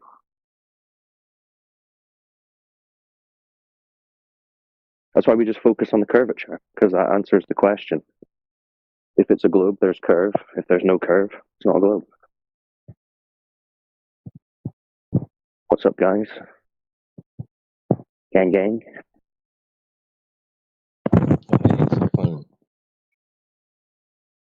We got a curious globe believer in the house. Oh, he's not I wouldn't call him a staunch globe believer. He's questioning things. Good for him. Good for you, dude. What are you questioning? Is that directed to me? Yeah. Sorry, I didn't see your name. Not sure what you're called. Yeah, no, I'm just curious what y'all's thoughts were, interpretations, the approach and angles to this you guys are taking. Since obviously I haven't had that thought or approach. Do you think you understand what some of our basic arguments are? I just heard some of them. I think I'm getting a bit of an idea of where you're coming from. Well, just to indulge me, because I just joined, could you summarize what arguments you've heard presented? I think the main one was, which I've never done it or looked at this, so I'm not sure exactly what it is, but something about the measurement, right, of the ground being flat, and then the notion that if that's the case, then that's what it is, and that everybody just has like a misunderstanding, or it could have started with a lie, or yeah. Like, well, that second part's not so much an argument on our side. I mean, that's just once you figure out that there is no curve and that it measures flat, you naturally come next to, well, where did this globe story come from then? Who told it? Why did they tell it? Was it a lie or was it a mistake? That's a speculative. Well, not only that, I think what I have a hard time wrapping my head around then is if that's the case, like if it's just that easy to disprove, why would that still be the prevailing narrative globally by pretty much every professional in every discipline that's connected to anything to do with space? Good question, and it does really mess with your head if you have it. If you're one of these people that goes with evidence and follows where the evidence goes, you'll find it hard to understand how the vast majority of people can believe this thing, which is in fact so easily debunked. But I mean, from what I can tell, it essentially just comes down to propaganda programming from an early age. You're incentivized in nearly every way in society to accept this story. It's like, why would society want us to accept that, though? Like, why? What would be the benefit? Well, that's a good question. Why would this idea have been enshrined? I mean, again, we could speak all day speculating on why a group of people might want society to believe this story. I would say it comes down to power and control over your worldview. They're essentially saying that we can't trust our senses, and they, the government, have to pick up this gap, and they're the ones who are going to tell us what reality is. And that comes with a great deal of power, right? They're essentially like guardians of the world. They're like, oh, we're the ones tracking. It's like a low-level trauma-based mind control. Right, so there's this existential threat of complete annihilation from an asteroid, let's say, and they'll tell us that through history this has happened before, right? That like the dinosaurs were wiped out by a meteor coming from Earth, and so that puts agencies like NASA and that in this very special bracket of organizations that could actually alert us and potentially save us from the end of the world, right? That's a very powerful psychological position in society. So they're like beyond reproach, and anything they say, people just believe, right? They'll tell you it's raining diamonds in Jupiter and all this kind of stuff, and people are just like, okay, guess so, without the faintest bit of evidence, other than some scientific jargon that they've got no hope of verifying. It's just, it puts them in an incredibly powerful position to define our reality for us and tell us that we can't trust our own senses. Essentially weakens us and strengthens them. That's why it's so important to take control of your own mind. Yeah, that's what this is all about. Taking control of your mind, your senses, having agency over where you are and what this reality is, as far as you can understand it. Well, it's interesting to see the angles and from where you guys are coming from. I just didn't want to be rude because I have to drop off. I have a call coming in. No worries, man. Well, welcome. You're welcome back anytime. We're here 24/7 or somewhere. Seemed all right? Yeah. I don't think he's expecting the angle of it's measured that way. Yeah, they mostly never are. They just want to hear us talk about how the government are liars and all that kind of shit. Government are liars since when? How dare you?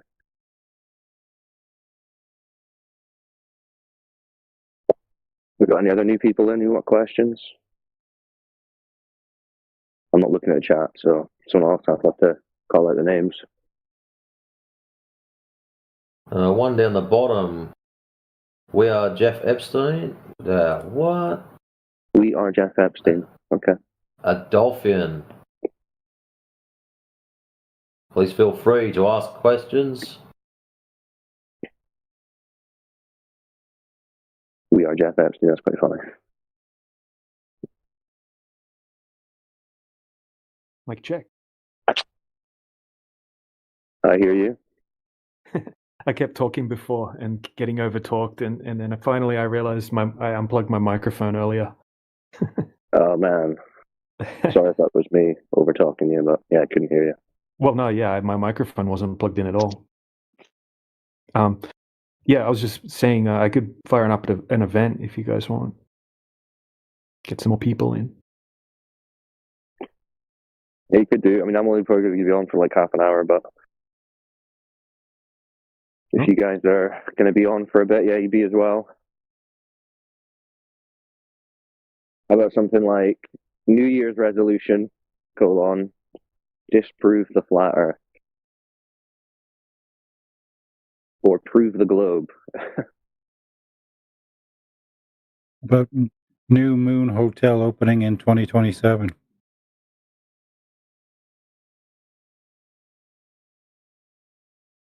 That's what we should be telling them. We should say your New Year's resolution for 2026 should be debunk us. Debunk flat earth. Imagine how many flat earthers we'd have if everyone made that their New Year's resolution.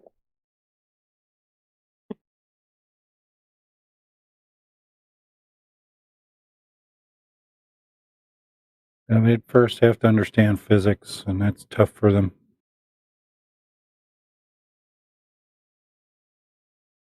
Well, yeah, we're just starting them on a lifelong quest, really, but got to start somewhere. Because they think that they'll be able to see, if the Earth was flat, I would see the Eiffel Tower from New York City.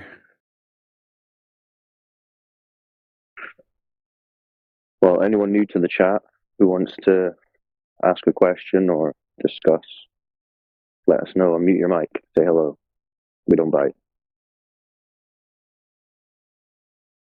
All right, event started. Can you debunk flat Earth before 2026? Oof. Time's ticking. Crikey, you didn't give him much of a chance. Okay, I gave them an event title image of a boat over the horizon. That might might get them in here. Welcome, Sand Sheriff.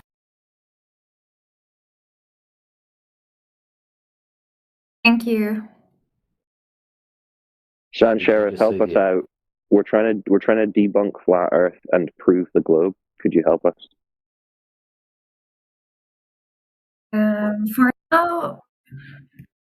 For now, I am just listening. Okay. Smart. That's usually a good decision. What were you wanting to listen to in particular, and we can talk about it. Have you been in this channel before? Do you know what we talk about, or are you totally new? Not actually. Okay, so we should start from the very beginning. Okay. So when you hear the term flat Earth, what do you imagine Earth to be? A globe? But when you hear someone saying they think that it's flat, what do you think they're saying that it is? Like a disc floating around in space, by any chance? Or a square flying around in space? I think I will just, why can I see, for example, New York from Europa then? Or I don't know. We were just there. Yeah, you can't see forever. Optics have a limit. But why? We can see the stars in space. So if there is no, You're not seeing the stars. You're seeing the light from the stars. isn't it the same? So we are No, seeing the no. light from. Now, when you see an object, you're not seeing the object. You're seeing the light from that object. But it can't travel forever through air. So then we can say about this moon. Yeah, we saw and moon is so much far away from us, and it is not a light source. Yes. How do you know that? Seems to be a light that we see in the sky. So how do you know it's not a light source?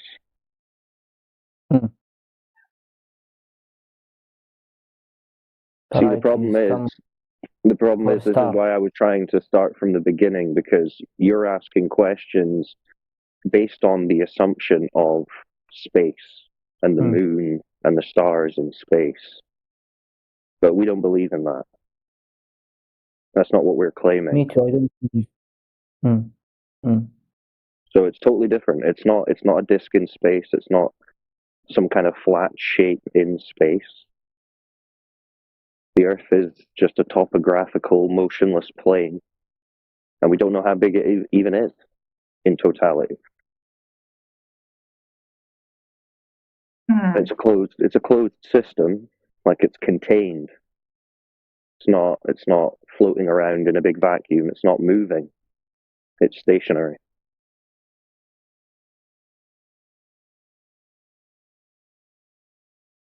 So why should we think that Earth is flat? Because it measures flat over long distances, where it should measure curved, because it's supposed to be a ball. But the water's flat.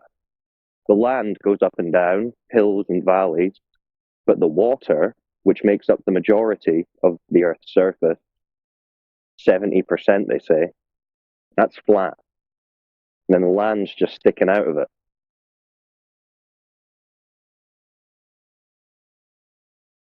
So it's like a giant lake with islands that we call continents. But it's not wrapping around a big ball. So is there any ending of this disk? Well, I'm not saying it's a disk. I don't know. There's no reason we should assume that it's any simple geometric shape that we've conceived of. Like, what shape is a lake? Lakes aren't squares or circles or triangles, so there's no reason to assume Earth should be. And on top of that, I don't know where it might end. It's kind of like asking me, where does reality end? Because as far as we know, the Earth is reality.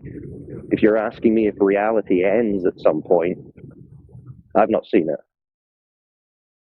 But does it have any borders or limits? It's a good question. I would say logically we have to assume there is a limit, because we have gas pressure that we breathe, right? The air is a pressurized gas. And to have pressurized gas, like air in a tire or air in a balloon or air in a canister, you need to have some kind of physical containment. So the system, the Earth system, must have a fixed volume. The gas pressure tells us that, but what that is, I don't know. You understand? Yeah, I'm thinking. Okay, no worries. We're looking for evidence that the Earth is a big spinning ball of water and gas in a vacuum, but we can't find any. It just seems to be flat and motionless and contained everywhere. Has anyone got any evidence of it being a spinning ball, like they teach the kids in school? Oh, if you drink enough, it starts spinning. True. Okay, what if I start to travel from, for example, from UK to America, and from America to China, and from China to again UK? Yeah, wherever you travel, you'll be traveling across a flat, motionless surface. If it was a flat surface, I wouldn't go back to the place that I have started from. Okay, so you're talking about circumnavigation. You heard that term? Circumnavigation. No. It's like when you travel from east to west, and like you say, you start at one place and you travel east and you keep going, and then you end up back where you started. Right? So circumnavigation, the word, the root of it, circum, means circle. Right? So it essentially means circle navigation. And yeah, you can go around a ball in a circle, but you can also travel over the top of a flat surface in a circle. And if you're going from one place and traveling around and then coming back where you started, that's what you've done. You've traveled in a circle over a flat surface. But people aren't really like traveling in perfect circles. That's just conceptual. They're flying from port to port. They're using designated flight corridors. So it's not like folk are flying in actual circles or keeping one heading the entire duration of the flight. That's not what they're doing. They're treating the Earth as flat and motionless as they fly from port to port, or airport to airport in this case. Does that make sense? You travel in a circle on a flat surface. Understand that? I am now looking at this circumnavigation term. I never heard of it before. Okay, that's fine. Well, that's kind of what people are meaning when they say, I start in one place and I travel and I end up back where I started. They're referring to east to west circumnavigation, essentially, because no one's doing it north to south, which is another tell that we're not on a spinning ball. No one's circumnavigating north to south or south to north. Maybe people are posting some information in the text channel to give you some visuals of what we're talking about. They usually are. So take a look there. But why we see then when we are on plane some curve when we look at to the Earth? We don't. We see. Nope. Not even according to the Globe story are we supposed to see curve from a plane. They tell us it's not high enough.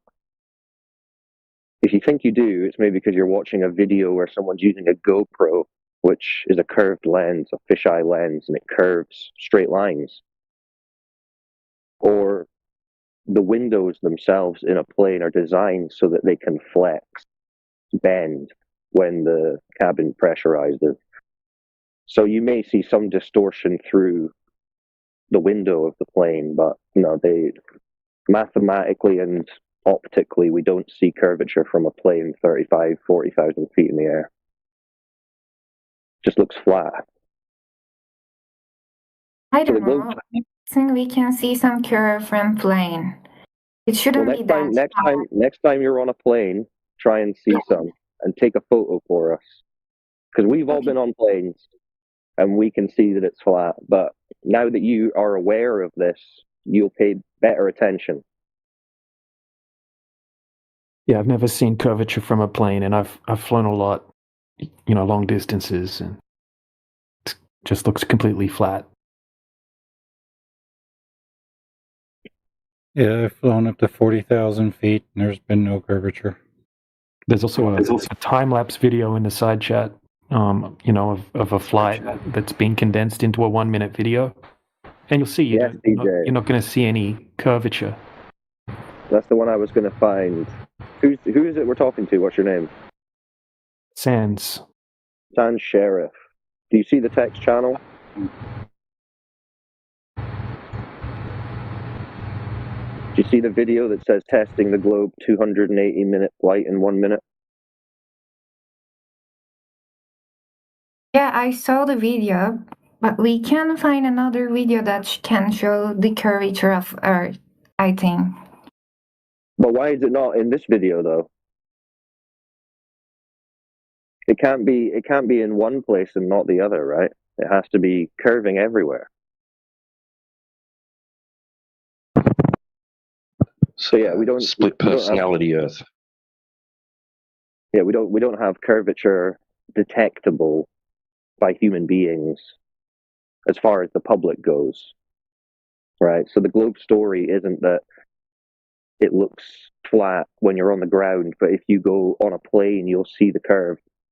The globe story is that there's no height accessible to the public where they can see the curve. You have to basically be part of the 0.0000001% elite spacefaring intelligentsia that says they can go high enough and see curve. We just have to believe them. Well, we don't. We don't have to believe them, and we don't.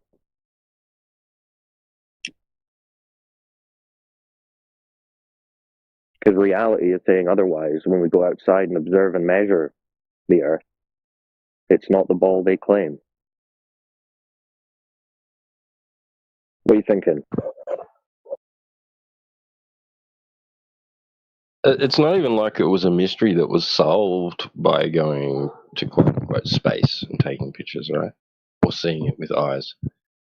It was a mystery that was claimed to have been solved a long time ago.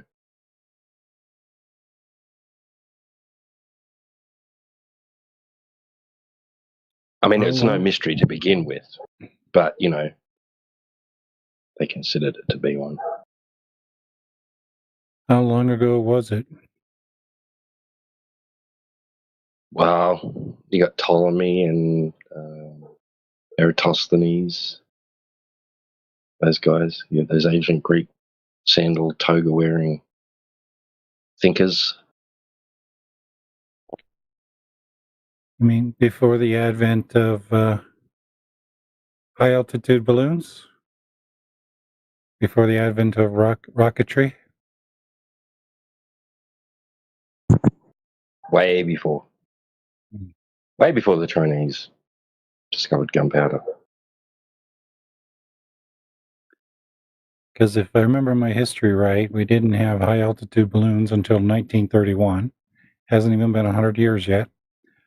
And we haven't had high altitude rockets until 1950. Sans, you still with us? Did we lose you? Yeah, I am here. What are you thinking? Any thoughts on what we've told you so far?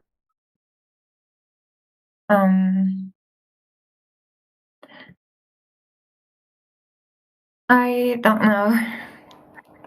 That's all right. Take your time. It's a lot to take in. If you've got questions, just fire them out. If you want more information or resources, we have another server that's got a lot of stuff saved that you can research in your own time. Because if you just try and Google us and YouTube it, they censor it, so they just give you hit piece nonsense. But if you want to actually look into it yourself, we can provide you resources. Okay, then I have one more question. Then, if the world is not a globe, then why they are telling us that the Earth is globe, and why we are not accept this the Earth is flat? why they are hiding this? What is the Good reason? question. It's a good question. Well, I'm not them, so I can't speak for them. I can only speculate on why they've done this. But I would say it essentially boils down to power and control over our minds and where we think we are and how we think we got here. They're essentially coming up with a story where we are an insignificant speck of dust in an infinite space. So we're meaningless. So maybe they think that will make us easier to control in general. But yeah, power, control over society is how I would summarize it. But it goes to a creation story of a big bang, evolution. This calls all of that not only into question, it just takes them off the table. It's not even a possibility that what we've been taught is true about what the Earth is and how it got here.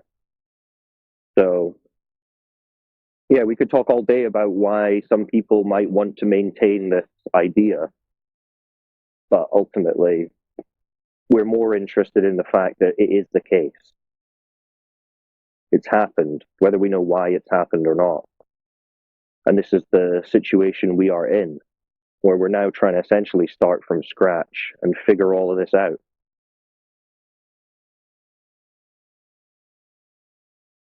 Anyway, that's my little spiel. I'm going to head off, guys. So DJ, T-Dub, or whoever's on, you want to pick this up? Good luck in your quest, Sans.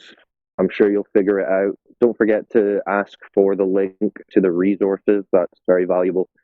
And we're on YouTube 24/7, so you can always listen to us. If you just type in 247 Flat Earth Discord on YouTube, you can find us there. Anyway, have a good one, guys. Enjoy. Good chats. Catch you See you, Cyclone. Bye.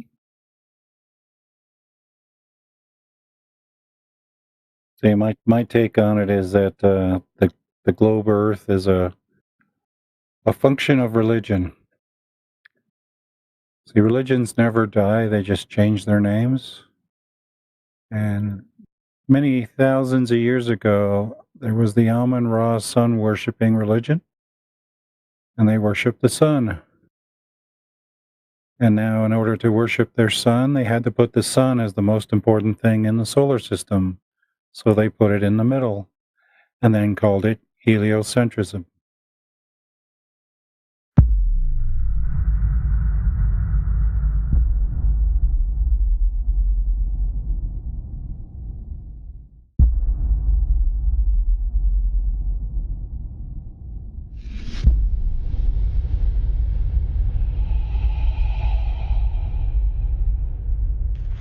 So in conclusion, the Earth is flat.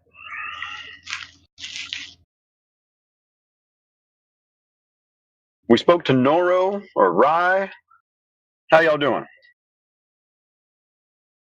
Hello. Doing good. How are you? Good. Have you been in here before, or did you just decide to stumble into a flat Earth channel? I've never been here before. Okay. Well, do you are you under the impression, as we all were at one time, that the Earth is a spinning water ball in a vacuum? To be honest, I have no idea what the Earth is. Okay. Well, not so much what it is. I mean, the Earth is the Earth. You know, what its composition is, or how we would describe its surface, is kind of a different matter. So, would you say? I mean, I know you're saying that you don't know. Would you like to know what the Earth is, as far as the surface measurements are concerned? Yeah, it would be nice if I know, of course. Okay.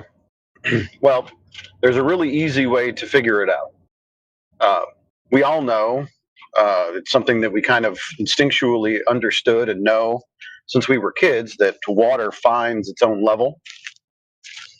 And so if that's the case, and 70% of the known world or Earth is covered in water, that means that water is level upon the surface. How do we know that 70% of the Earth is covered in water? That could be a lie, though. Well, what I mean by that is that that is the, like I said, the claim, right? 70% of the known world is 70% water. Now, But that's if somebody that's probably a lot.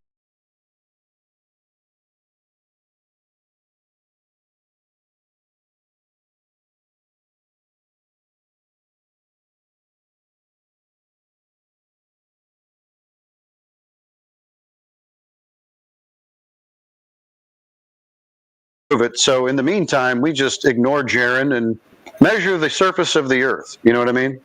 Is it the guy? His YouTube channel is Witsit Gets It, or is that another guy? No, it's a different guy. But he did go down there as well. Yeah. Is it the old guy? Is it the It's old the redhead guy. Witsit's the redhead guy. Young guy. No, Jared. It's No, it's not an old guy. He's like 40 or something. Oh, the really old guy is McToon. Yeah, that was The old guy's McToon. The old-looking guy with the soy boy looking guy. Yeah. I need to see something real quick. Cat lady, your mic is wide open and we can hear a fan or some kind of hissing. Can you go on mute when you're not speaking, please? Yeah, sure. Thank you. Oh, that's better. Thank you.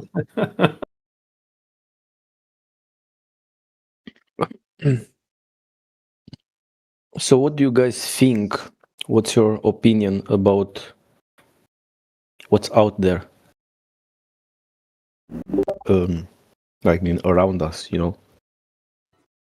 I got cows away. and shit like that around me.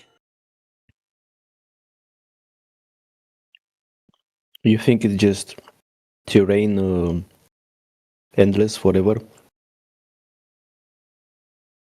Nope, we have air pressure, so it doesn't go on forever unless there's a million of these places like us, and we're all underneath the same thing or in the same place. That's the only way it could go on forever in your mind.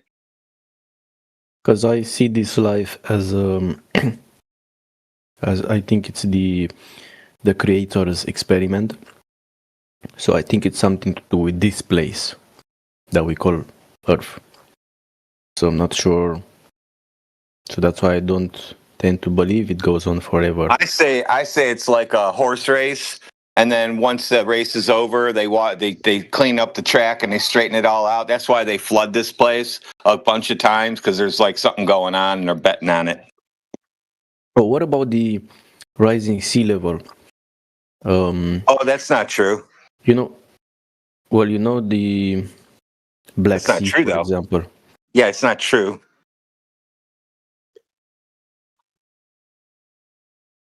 Yeah, how are you going to prove? You have to prove that, and you haven't even proven that to yourself.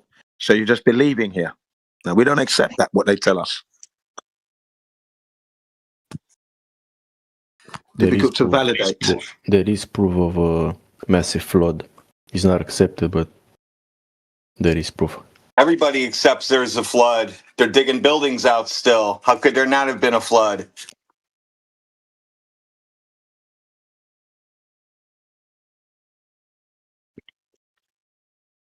I'm gonna send you a video about this flood. Yeah, you're talking about rising sea level, you said. I don't accept that, is what I'm saying. Yeah, we don't have that, that's for sure. I mean,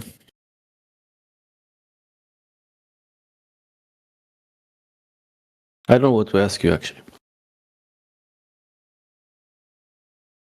Look in the chat. This is about the flood thing.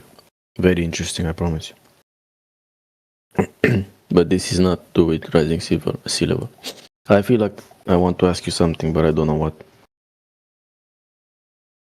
Have you seen all the pictures where they show the sea level at a certain location in like the early 1900s and then recently? And it looks exactly the same. There's a lot of comparison photos like that.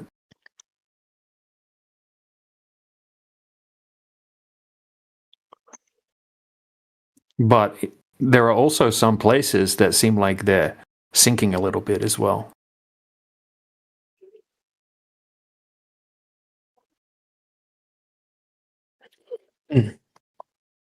excuse me, for eating today at work was um, out of the ordinary day, let's say. So now I'm coping with some KFC, which I never do, but Where are you? Where are you in the world? Europe, Middle East, yeah, Europe. Europe. Okay. Yeah. Don't eat fast food, by the way. It's very bad, trust me. You can't say anything if you're eating KFC about health advice. Well, I don't think there's been a time where I ate KFC and then felt really good about myself afterward. I don't know if that's ever happened. Yeah, that's. So that tastes so freaking good, but then the aftermath. But I never eat KFC. This was an exception. Yeah, no, I get you. I used to eat a lot of fast food, and I lost a lot of weight, and that's why I know I had some issues. But Mark J anyways. just posted a cool image, which I'm gonna pinch. Yeah, I see.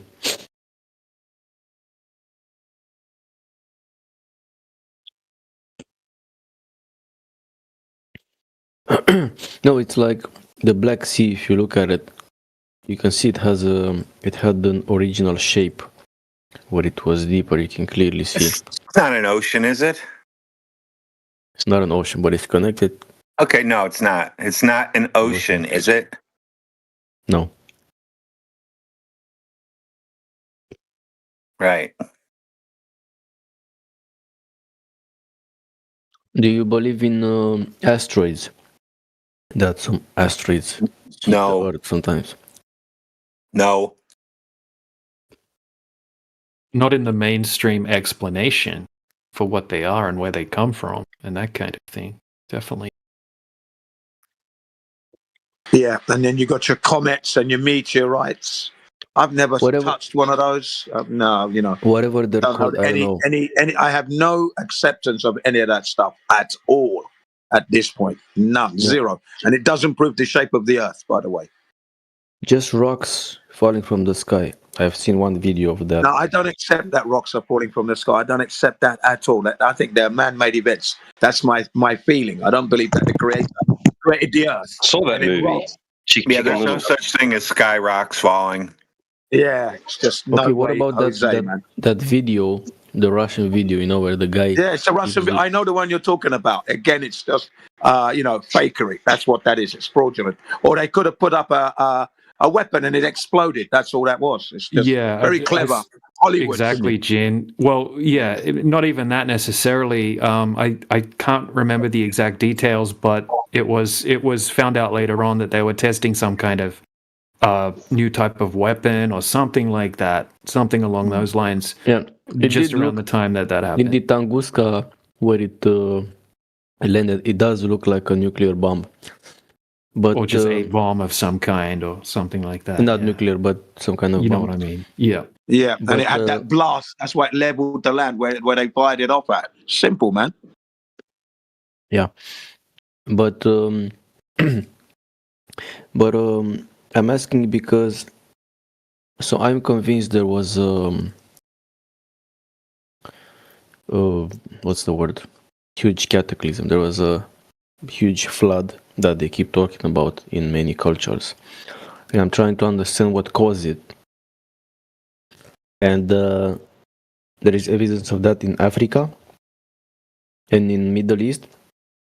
But so I don't know if there was like a comet or something that hit in the Mediterranean Sea. No, it was done on purpose. It was something else that it could have been.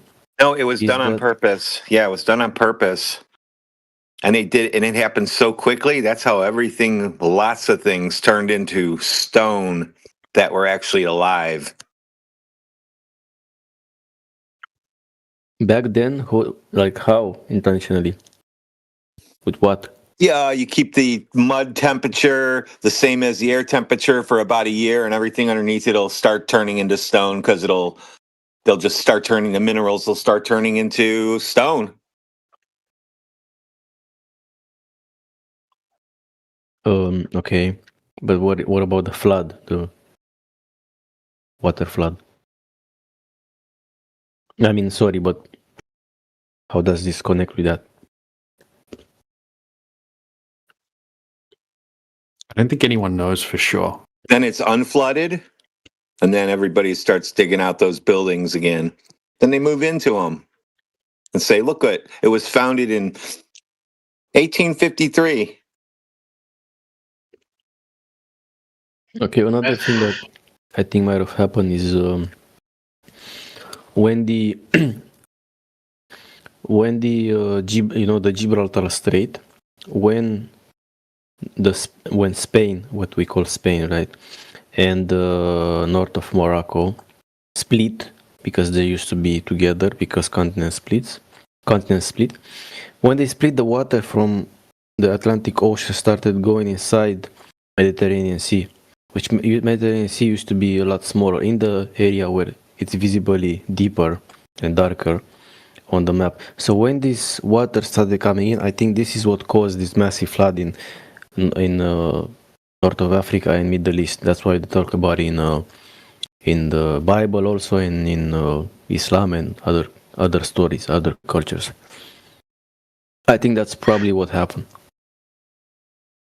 Well, okay, so if you have cultures all over the earth describing the same event, then it cannot be local.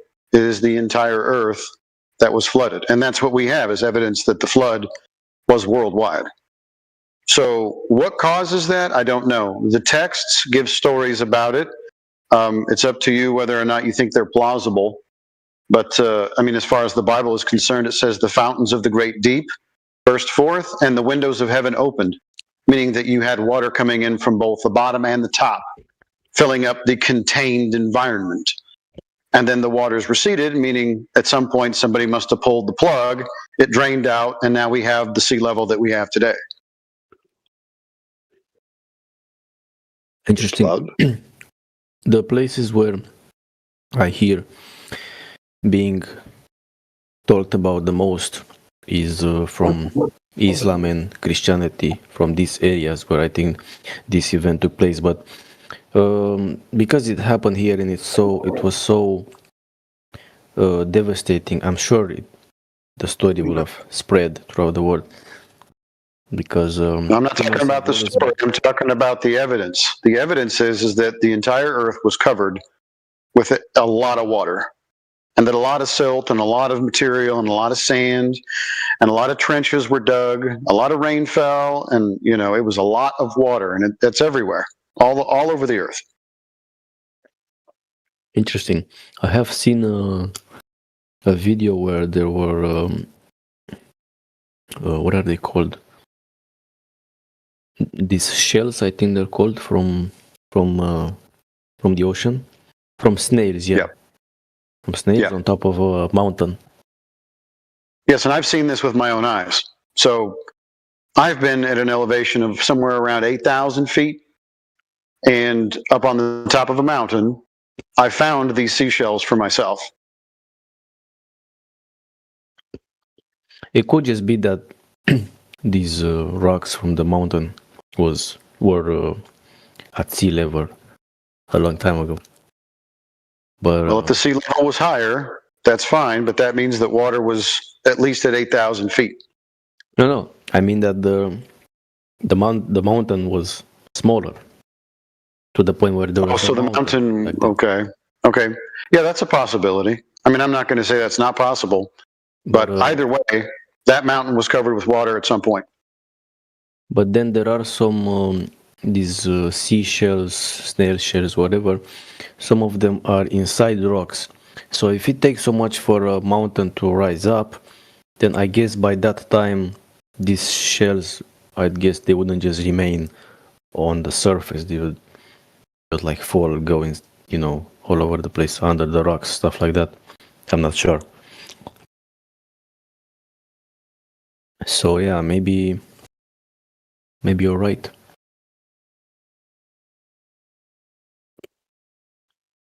Yeah, I was elk hunting in Colorado and I found these seashells.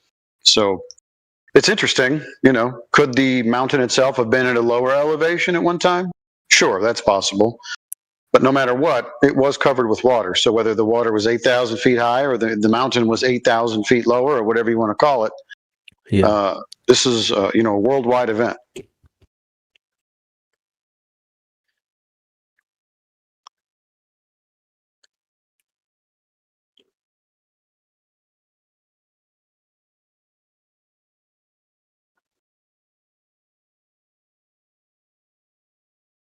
Have you seen the place where they think that they found Noah's Ark? Yeah, in the mountains of Ararat, whatever, which I think today is like a modern day Constantinople or Istanbul, or kind of in that area, or Nepal, kind of. So no, it's in Turkey, I think, or Syria or Turkey. Okay. Well, whatever they think they found, it'd be fascinating to see what it is they think they found. Hi. Hello. Yeah, it's in Turkey, Mount Ararat. But in the beginning, and always for me, this seemed weird and ridiculous. But I just heard that apparently they scanned the area, and the scan looks like it has some type of iron and materials inside it. Well, that's probably not Noah's Ark then, because Noah was only working with wood, as far as we know. I'm not sure if maybe I just got the impression it was iron, but No one likes flat Earth because. That's okay. Guys, do you like flat butt cheeks or round butt cheeks? Oh, you're so funny. You funny man. Shut your bitch ass up, you nigga. You mad? Oh, his troll didn't work. Now he's all upset. Are you upset, Axel? Oh. Oh, you're the funny man. Yeah.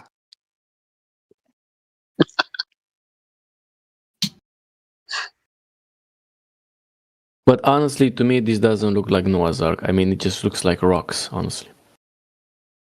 Yeah. So it's probably just rocks. Probably a ship. Probably a petrified ship. Yeah. Could be. Not an ark. It could be a petrified ship. You're saying that wood can become petrified? I didn't know about that. Everything can become petrified. From what? I told you how you do it. Go look up how to petrify something, and you'll see. You put it in mud for, I think it's 86 degrees, and air temperature above it needs to be 86 degrees. And it needs to be that way for, 6 months. And that's how they turned a tank into stone. There was a tank that got stuck in the mud. I forget where year. Anyway, they went back to get it. It was just a rock in the shape of a tank. Oh yeah, petrified wood. I heard of that. Yeah, that's what the NASA astronauts gifted. I know. As, yeah, the moon rock to the Netherlands. It turned out to be petrified wood. And the guy said it's not it's not a rock from the moon, right? That's right.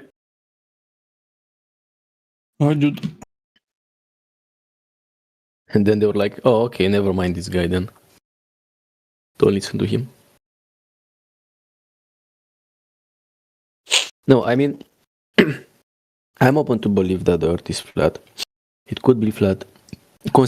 Just the fact that people are interested in this subject, to me already tells me there's a huge possibility. But I'm open to believe that the Earth is flat. But I've always, not always, but since before, even before this being interested in this subject, I've already found out that the moon landing was fake.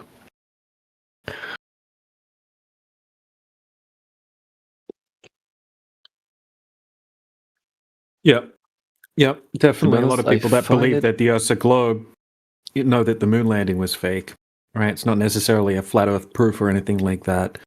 But when we go out and actually test for curvature and don't find any over huge distances, then the Earth can't possibly be a globe. That's what's been done.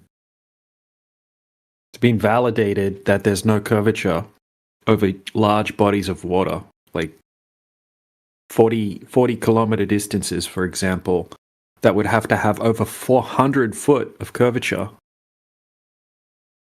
Right? There's no curvature Oh, hold on. at all. I have a screenshot here. I think I deleted it. It was from a Facebook reel from that guy, I don't know, Sterling, whatever his name is. And he posted some pictures where you could like see a curve. There was like a line of these tall electricity towers going above the sea or ocean. And Yeah. you could see like them like forming like a curvature. Yeah, these towers. that's just an atmospheric effect that can happen sometimes. Okay, we've got footage on different days of that same place with the same power lines where we can zoom in all the way across and see that they're completely flat, and we can actually see the buildings 30 miles away on the other side of the lake. It's called Lake Pontchartrain. Okay, that what we're seeing in that picture is called an inferior mirage. It causes things to look like they're doing exactly what you're seeing in that image. It's just a rare atmospheric effect that can happen, and we can replicate the same thing on a flat floor inside a house. Okay, I could show you a demonstration where you see the exact same thing. Please show me. Yeah, I'll pull it up right now. Actually, just give me a second. I'll be like, 30 seconds. I'll have it ready.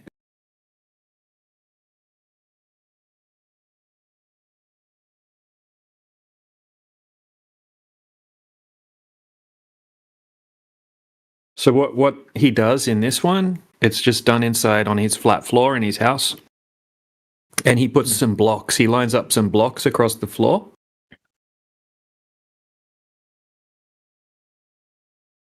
Just a second. All right, here it is. So he lines up some blocks across the floor, and he puts the camera down close to the surface of the floor. Okay, and then all he does is manipulate the temperatures in the room, the temperature and the humidity. And then all of a sudden, it looks like the row of blocks starts to curve, just like you see in that Lake Pontchartrain image. Right. Did you post something? Yeah, I'm just about to paste it now. Okay. Just a second. Okay, so this person does hundreds of these at-home tests. Right. It's called a YouTube channel called Sky Free. Really good channel. Okay, and what you'll see is that he's set up some blocks across the floor. And on the other side of the floor as well, he puts a red light as well. Okay, so before he manipulates the temperature in the room, you can see the red light. And then once he manipulates the temperature, you'll see the red light actually looks like it disappears behind an apparent horizon that just gets created from him manipulating the temperature gradient in the room. It looks the same as what we see in the Pontchartrain image. Now, also, if you have a closer look at that Lake Pontchartrain image where it looks like they're curving, you'll see obvious signs of miraging, right? You can see a mirroring effect, and I'll show you an example of that right now, like a close-up.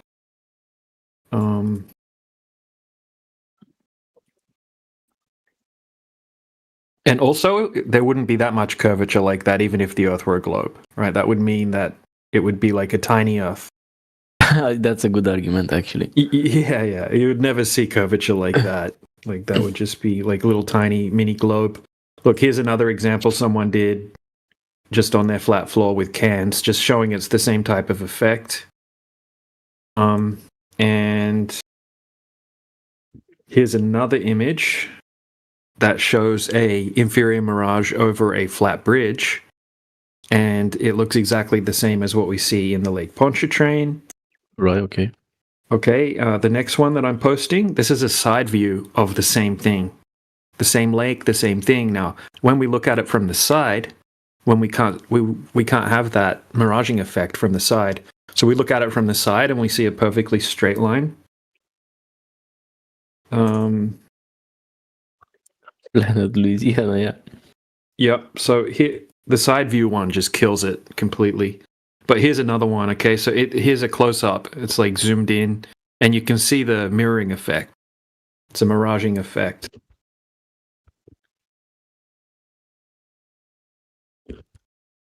Now I'll show you the same thing happening on a flat bridge.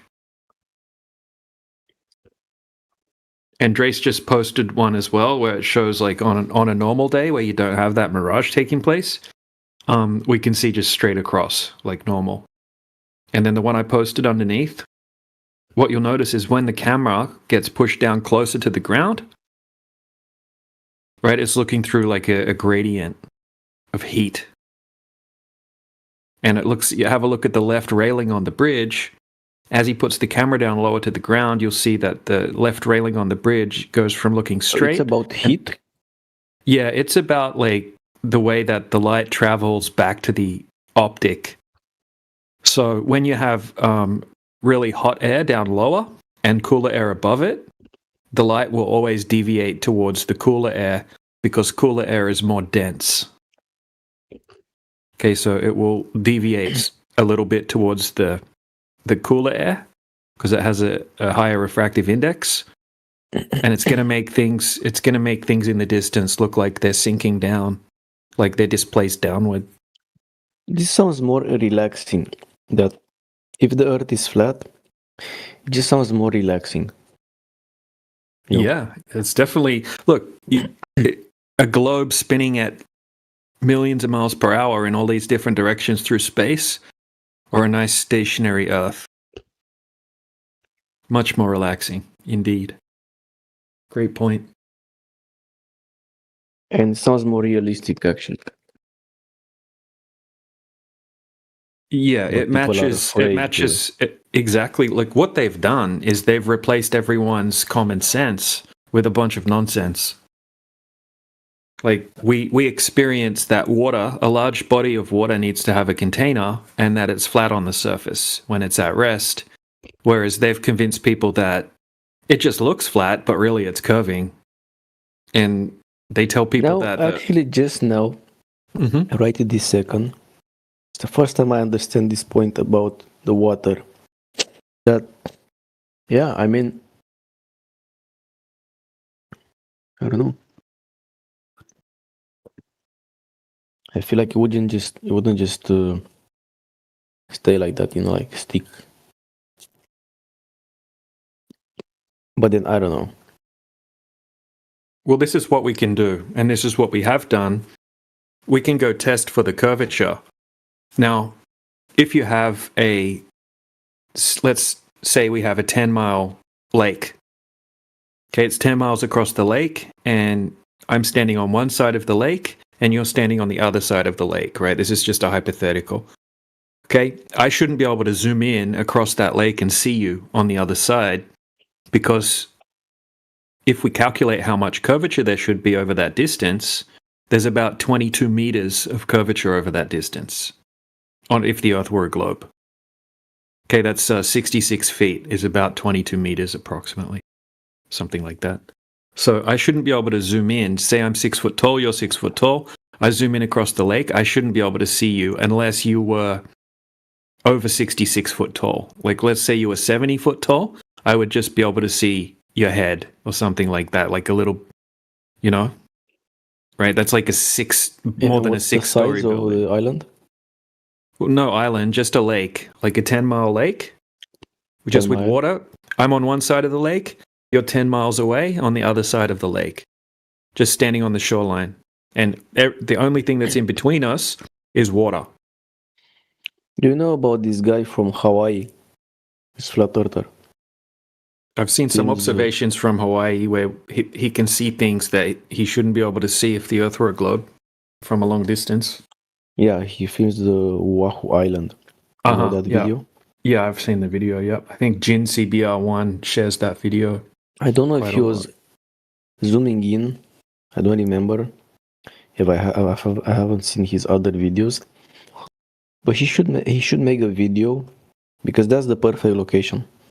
He should buy a better camera and make a video zooming in. Just curious to see.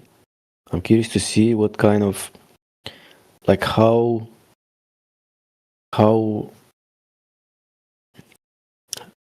like I just want to see something at sea level on the other island, like a human or something, or a store or something like that, you know? Yeah, I'll show you. I can show you one right now. Sure. Right, I'll show you a good observation that's done over the ocean. Okay, so just a second. Okay, so the person that's doing this observation is a very smart guy. His name's Dr. John D, and he has a PhD in spectrometry. Okay, it's got another name as well, spectrophotometry or something like that. Anyway, he went out originally to try to debunk flat Earth by doing long-distance observations and laser tests. I love those. And he actually became a flat earther in the process because he was able to see huge distances. Now, this is one of his tests that he did. So just a second, I'll just bring it up. Yeah, definitely. Because he's a professional when it comes to optics and things like that. So anyway. I'm a truther, man. I'm a truther. That's the thing about me. Yeah, I mean that's what our channel's all about. Is just, you know, truth. Showing people, hey, have a look at this information and use your own logic and common sense and analyze it critically and come to your own conclusions. Okay, so here is an observation. Okay, so he set his camera up on the shoreline at the beach. Right, this is in the United Kingdom on a very, very nice, clear and calm day. And he sets his camera up at 1 meter high on a tripod. How far away are these things? Okay, so these things are windmills, like a windmill farm. It's called Rampion Windmill Farm. Mm-hmm. And the closest windmill is 8 miles away. And the furthest one on the right-hand side is 11.2 miles away. What is this thing in the back? It looks like a building or That's a ship. It's a boat. Yeah, there's a boat out there. And he tracks the boat as well on the shipping radar, on the ship tracking radar. And that boat's about 14 miles away. 12 point something nautical miles. So that's about just over 14 miles away. But anyway, concentrate on the... That ship is 40 miles away? 14 miles away. So I'll show you some information about the ship. Yeah, we can focus on the ship, actually. It's 12.1 nautical miles, which is 13.9 miles. And it's actually called the Shetland Trader. So he looked up the ship. So I'll just post a few screenshots of the marine tracking, just so you can see the path of the ship and where it was. Okay, so the height of the ship above the water is approximately 7.2 meters. Here's some screenshots. Can you repeat the last thing? Sorry. Yeah, so the height of the ship, the deck of the ship, is 7.2 meters above the surface of the water. How many meters? 7.2. So the top of the ship is 72 meters. 7.2. 7.2 meters, okay. Yeah.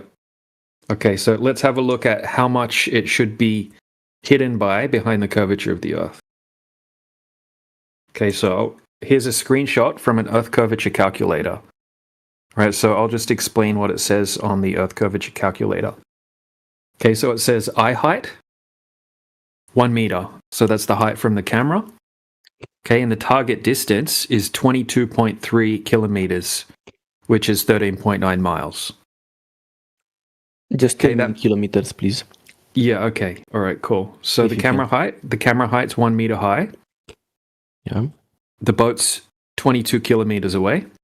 So that the camera is 1 meter plus the height of the person, or just that one? No. Just he's got it on a tripod, Yeah, he's got it on a Okay. tripod, and it's 1 meter above So the. 1 meter from sea level. Okay. That's right. Can you see the screenshot that I put in the side chat? It says Earth curvature calculator. Yeah. So on the right hand side is the measurements on the calculation with metric. Mm-hmm. Okay, so it says the target hidden height should be 27 meters. Okay, so that boat the boat would have to be 28 meters tall, and then you would just be able to see the top 1 meter of the boat sticking out from behind the horizon. How tall is the entire boat? The entire boat is about 7.6. Can you see the graphic? Right, there's a picture of the boat there. I'll just post a couple of pictures of the boat. Some more information about the boat. Yeah, this is the boat. It's called the Shetland Trader. 23 feet. Yeah, it's got it in meters as well. So 27 meters is this is the height. That's how much. No, 27 meters is how much that boat should be hidden behind the curvature of the Earth. Right, so you shouldn't be able to see the you shouldn't be able to see the boat at all. If the boat was like 30 meters high, then you would just be able to see the little top of the boat, right? Like the top couple of meters of the boat sticking out over the horizon. But we can see the whole boat, basically. It's a little bit blurry, but we can see the whole boat. Yeah, what about this reflection thing this guy is saying? Refraction. Yeah, we can. So, yeah, refraction. Okay, so we have an extremely clear day, and we have minimal refraction on that day because we can see everything perfectly clear. So we know we don't have any crazy effects going on. Okay, so what is this refraction thing? Refraction is when the light deviates a little bit when you have a temperature gradient. And it just conveniently makes things look like it's yeah. So when you've got like people that try to debate against flat Earth, they'll just kind of say refraction makes the Earth look flat, basically. Because someone said the same thing for the Oahu Island, which is 90 miles away. Yeah, it's the only thing they can say. So they think that they've got like a magic word that they can say, which most of them don't really understand much about. Okay, and they think that because they say the word refraction, therefore they say that the light's bending, and that's what just makes the Earth look flat in all of these observations. Like anyone can go and do these observations. Okay, and every time you do them, you can see so much further than you would be able to see on a globe. And some of these people that try to debate against flat Earth, like for a hobby or whatever they're doing it for, they don't have an explanation for it, so they have to come up with something. So they'll say that the way that the light's bending is just making all of the water look flat. They'll say, this is what they're saying. Really, that boat isn't there. Okay, really, that boat's hidden behind the curvature of the Earth, and it's not visible. It's geometrically obstructed behind the curvature of the Earth. But because of refraction, it just makes everything look completely flat, and all of a sudden you can see the boat. So if you were to like shoot that boat with a sniper rifle or something like that, right? They say that the bullet wouldn't even hit the boat; it would go straight through it because it's not really there. They say it's just an illusion that we can see the boat. It's the dumbest thing. It really is. Oh yeah, by the way. Oh yeah. I was gonna look up how far away can snipers shoot. But yeah, that was just a hypothetical. That was just a hypothetical.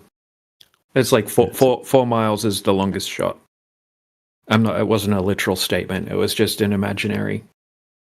Like if you but it made me shot it with a missile. Let's say you used a cannon or something that could shoot that far, a ballistic missile. They say that it would just go straight through the boat because that boat's not really there. They say really that boat's hidden behind the curvature of the Earth. Okay, but this is the problem. Okay. They say that the bullet is going above the curvature if you also shoot that far, or yeah, like a rocket. If someone shot a rocket, they're going to say that the rocket goes. If they this is what they're saying. This is just just a hypothetical example. Let's say somehow you were able to shoot a laser or something, whatever, a missile, a laser at the boat that we can clearly see. They're saying that boat's not really there. It's just an illusion. Really, that boat's not there at all. It's just refracted up, and it's not really there. It's just an illusion. So what about an actual laser experiment? I heard there was one or something. Yeah, sure. So do we have some proof of that? Yeah, we've got tons of laser experiments that have been done, but I'll show you. Show me the furthest one. Yeah, I'll show you one of the furthest ones right now. So just give me a second, or give me like 15 seconds. I just got to pull up the information about it. So I'll tell you a little bit about it while I'm just finding this. Okay, so this is a group called FE Corps, and it stands for Field Engineers Corps. It's a bunch of field engineers from Europe, and they got together and they spent about 1,000 hours and about $30,000 building an extremely high-tech, high-powered laser beam. Okay, extremely high-powered laser. Mm-hmm. So, and they did a test. Well, they did a whole range of tests, but the longest test they did was 40 kilometers over a lake in Europe.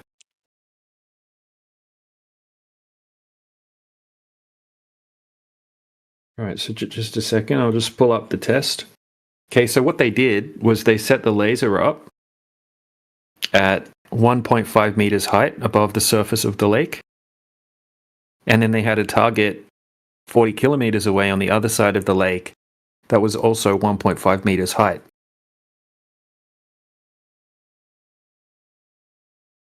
Okay, now if the Earth's a globe, you shouldn't be able to shoot that laser across the lake and hit the target, because there would be a huge amount of Earth curvature over that distance. All right, just a second. I'll just pull up the test. Okay, so they recorded all of this. So we got a 1-hour video where they go over all 5 of the laser tests they did. How far away is the target? 40 kilometers away. Okay. Just a second. And they're saying that how fast they're saying you should stop seeing something on the other side after the curvature. How short? Just 4 miles or when? Well, what they're doing is they're setting up the laser level. So that means that if you picture a ball, okay, picture a globe, and then the laser sitting on top of the globe, and the laser's level, like it's horizontal, and it's going to shoot the laser beam straight out. Okay, so the ground underneath, right? After how many miles the globals are saying this should happen? How many miles? Okay, so this is how it should work. If you had a target that was about 90 meters high, and on the other side of the lake, 90 meters high, then the laser would hit the target 90 meters up in the air if the Earth was a globe. Because so there should be about another tallest point. No, so if hold on a second. I've got some diagrams and stuff, so I've just pulled up the test here. So it's easier if I explain it with No, like if you have a target that's 1 meter tall. Yep. After how many miles do you stop seeing this target completely? If the Earth was a globe, according to what they're saying. Oh, okay. It's 1.5 meters high, so you would stop seeing it at about 2.5 miles, about 3.5 kilometers away, something like that. Only 3 kilometers, you stop seeing it completely? Yeah, that's where the horizon would be. That's where, and you wouldn't be able to see anything beyond the horizon. Yep. Yeah, that's ridiculous. So if you're 6 foot tall, this is what they say. If you're 6 foot tall, anybody knows this is not true. Anybody knows this is not true. Yeah, it's exactly. It just exists in mathematical form, right? In reality, it doesn't work because we can shoot a laser over 40 kilometers and hit the target. Okay, that's all right. So here's the test. Yeah, got it here. All right, I'll just post it. It's probably something you can go over in more detail, like later on, because it's an hour long video. And there's also a Google Drive link, and they have a 180-page PDF document where they go over all of the details for the test. But they hit the target on all 5 of the tests. Okay, I remember this video, but I haven't watched it. Yeah. So there's like 90 meters of missing curvature. I'll just put some diagrams, just so you can. The diagrams have the numbers written down. Tell me in this video where I should click to see the test or the light hitting a target. What minute? Well, they do 5 different tests, so it depends which test you want to look at. I recommend probably all of them. Watching the Or any whole. of them. Yeah. What? Yeah. I probably recommend watching all of them. But it's this is one of the more technical tests, because this is a team of engineers, and they get into extreme technical detail about everything, because they want to cover all bases, if you know what I mean. There's other laser tests that are more simple to follow along with, if it's the first one that you're going to be looking at.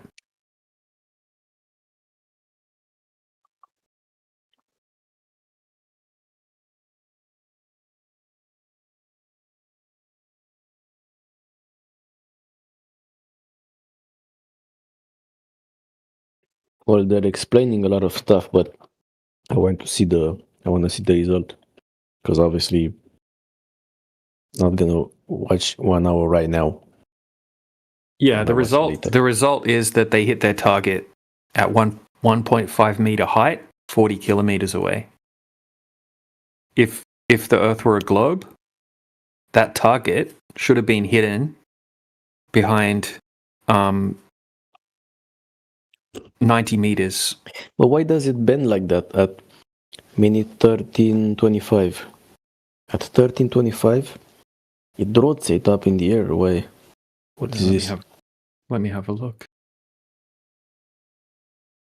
13:24.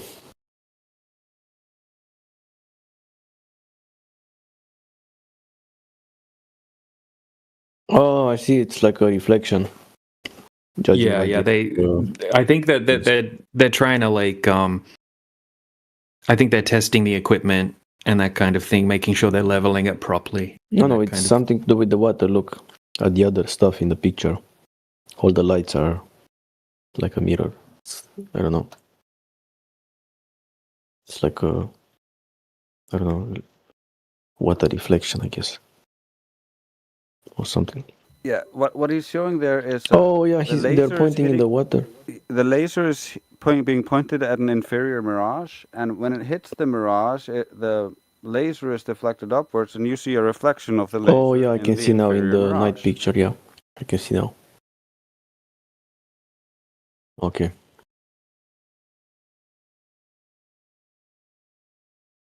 So this here at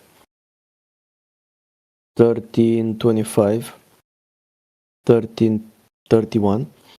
This is the result right here. This is when they're hitting the target.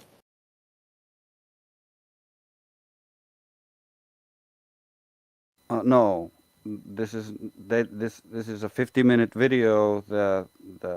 The test at 13 minutes was them just doing a test, setting it up, and the conditions for the test weren't good that day because there was an inferior mirage. Okay.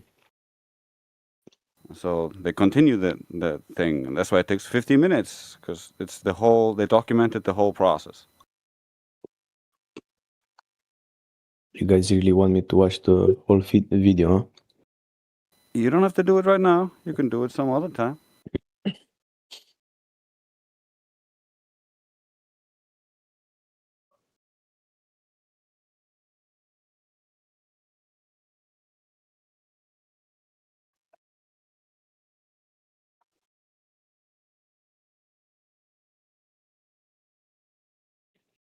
So yeah, this is kind of what it comes down to. There's tons and tons of these laser tests that people have done in all different weather conditions, different locations all over the earth. Okay, and they're hitting their target consistently, where there should be hundreds of feet of curvature blocking the laser from hitting the target in all of these, but the laser's always hitting the target. Then when we're doing the observations, we shouldn't be able to see what we're seeing in the distance because it should be hidden behind the horizon. It should be blocked by the curvature of the Earth, but it isn't. Okay, and the globe earthers don't have any tests that show the opposite of that. Yeah, it's also not what we want. You said earlier before DJ or whatever. I don't remember who was talking before that. Do we want you to watch this video? No, I don't want or need you to do anything. This is about what do you want? Will this video land for you? Will these observations and these tests work? If not, just tell us up front. Say, hey guys, it doesn't matter what's shown in this video. It won't change my mind either way. It's not evidence. It's completely irrelevant. So we know to move on to another observation, another measurement, another practical demonstration. Rather than just like barking up the wrong tree to get that squirrel, let's just move on because there's something else might land.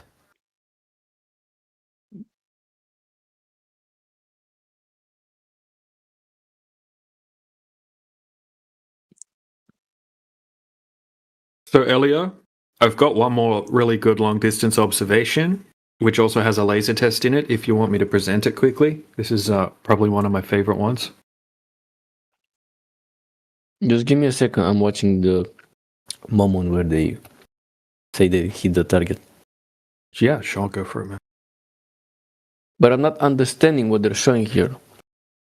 Yeah, that's why you'd have to sit down and watch the whole thing from start to finish, so you know what point they're up to, and so they can explain what they're doing step by step. There should just be one person at the end filming the impact. You know? There is. It is one of the more technical laser tests, so it's one of those ones that you have to sort of sit down and pay a lot of attention to the whole video because it's like step by step. And they're doing 5 different laser tests in the video, so you got to make sure you're understanding which one they're doing at which point. That's why I was suggesting a different one. I probably should have shown you a different one. I can show you a different one that's much easier to follow along with. It's way less technical. They're just shooting a laser over a 21-mile lake and hitting the target. Simple as that. Let's see. Right. They also do a really good observation as well. Okay, so have a look in the side chat. It's just uploading. Okay, so this is the Great Salt Lake in Utah.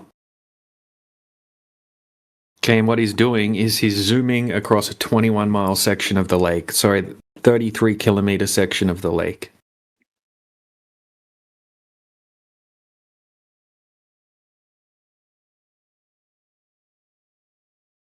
Okay, Logical Observations just posted the full video to it. But don't worry about clicking that just yet, because I'll just show you some screenshots out of the video. Some clips out of it. It's because it's much easier than watching the whole video. But save the video for later. Okay, this is the camera that he was using here. It's a Nikon P1000. It's one of the most powerful zoom cameras that you can get. Can you see the picture of the camera? Elio. Picture of the camera, yeah. Yeah, you can see it? Yeah. Okay, so that camera is set up at 5-foot height, which is 1.5 meters height. Mm-hmm. Okay, and he's going to be zooming across to the other side of the lake. Okay, so here's a picture from like Google Maps, just showing you where he's standing and showing you where he's going to be looking across to. So you can see a yellow line. He's going to be, that camera is right at the top of that yellow line, and he's going to be zooming in to see if he can see the shoreline on the other side of the lake. Okay, he's got a buddy over on the other side of the lake that's taking some footage so we can see what it looks like where he's going to be zooming into. Okay, so this is what it looks like 21 miles away over on the other side of the lake. Can you see the picture of the shoreline there? This is the picture zoomed in? No. This is his friend that's on the other side of the lake where he's going to be zooming into. I just want to show you what it looks like on the other side of the lake. So when he zooms in, you can see what it looks like over there. Okay, take note of the big giant beach on the other side, and then we can see a big giant white tower in the background. Just take note of that because... This tower, yeah. Yep. Okay, so now I'm going to show you the zoom footage. All right, so here's a screenshot of the tower and the beach shoreline from the camera that I posted the picture of. Okay, so this is from 21 miles away, and he did it during the daytime, and then he did it again during the nighttime, because quite often the globe earthers will say, "Oh, you need to repeat these at nighttime where there's less refraction." Okay, so he repeated it at nighttime, and once again you can see that it looks exactly the same. In fact, it's even maybe a little bit more distinct because we've got the lights as a reference. Okay, so just a moment. And that's how many kilometers? 33. 34. 33, 34 kilometers away. So over that distance, there should be 293 foot I'm gonna of save curvature. this video. Yeah, it's a really good video. So over that distance, there should be 100 meters of curvature. Bro.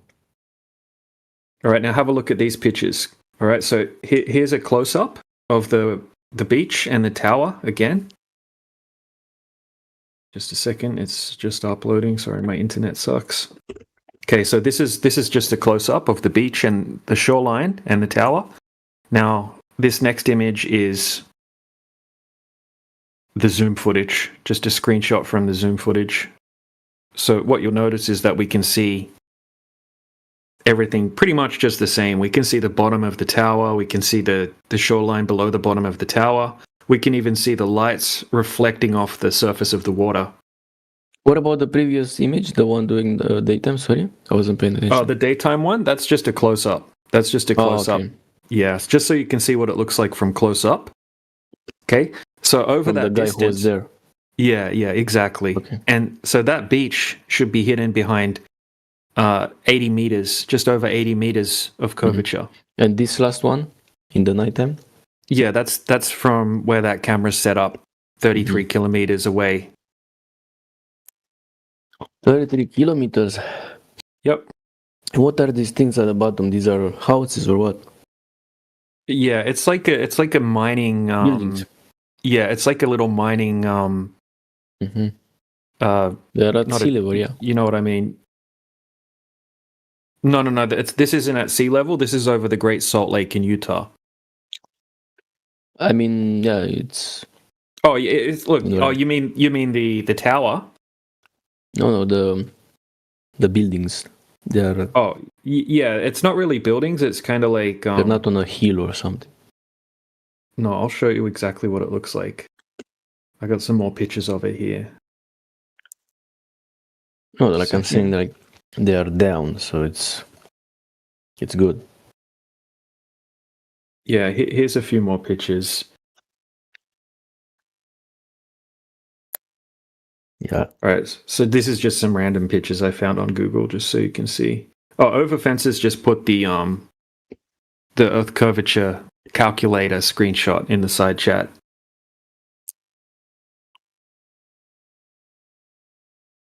Eye height level Honestly, over fences. Oh, eye height level. Yeah, you got that right. So the horizon, right? This is what it's really about. So the horizon should be at 4.3 miles away. Sorry, kilometers. That should be the maximum distance that you can see the water. Anything beyond it should just be visible beyond the horizon. You know, if something's hidden behind the horizon, you would just see the horizon, which is the line where the sky and the ground meets. And then the tower, the beach, everything else, the beach should be completely hidden, and you should just be able to see some of the tower sticking out over the top of the horizon. Now, this is how far away the horizon should be. Right? I did a diagram and I drew the black line across it. Okay, so that's at 4.37 kilometers, which is 2.7 miles. Okay, that's where the horizon should be. So that's the maximum distance. What's this thing at in the far left? That's where the buildings are. What? Of which image are you talking about? Sorry. This last one. Oh, the last one. I don't understand what this line is supposed to mean. I understand what the the black horizon line? is, but The black line? Yeah, so that's where the horizon should be. Okay, so when he's looking out, so hold on a second, I'll just post another.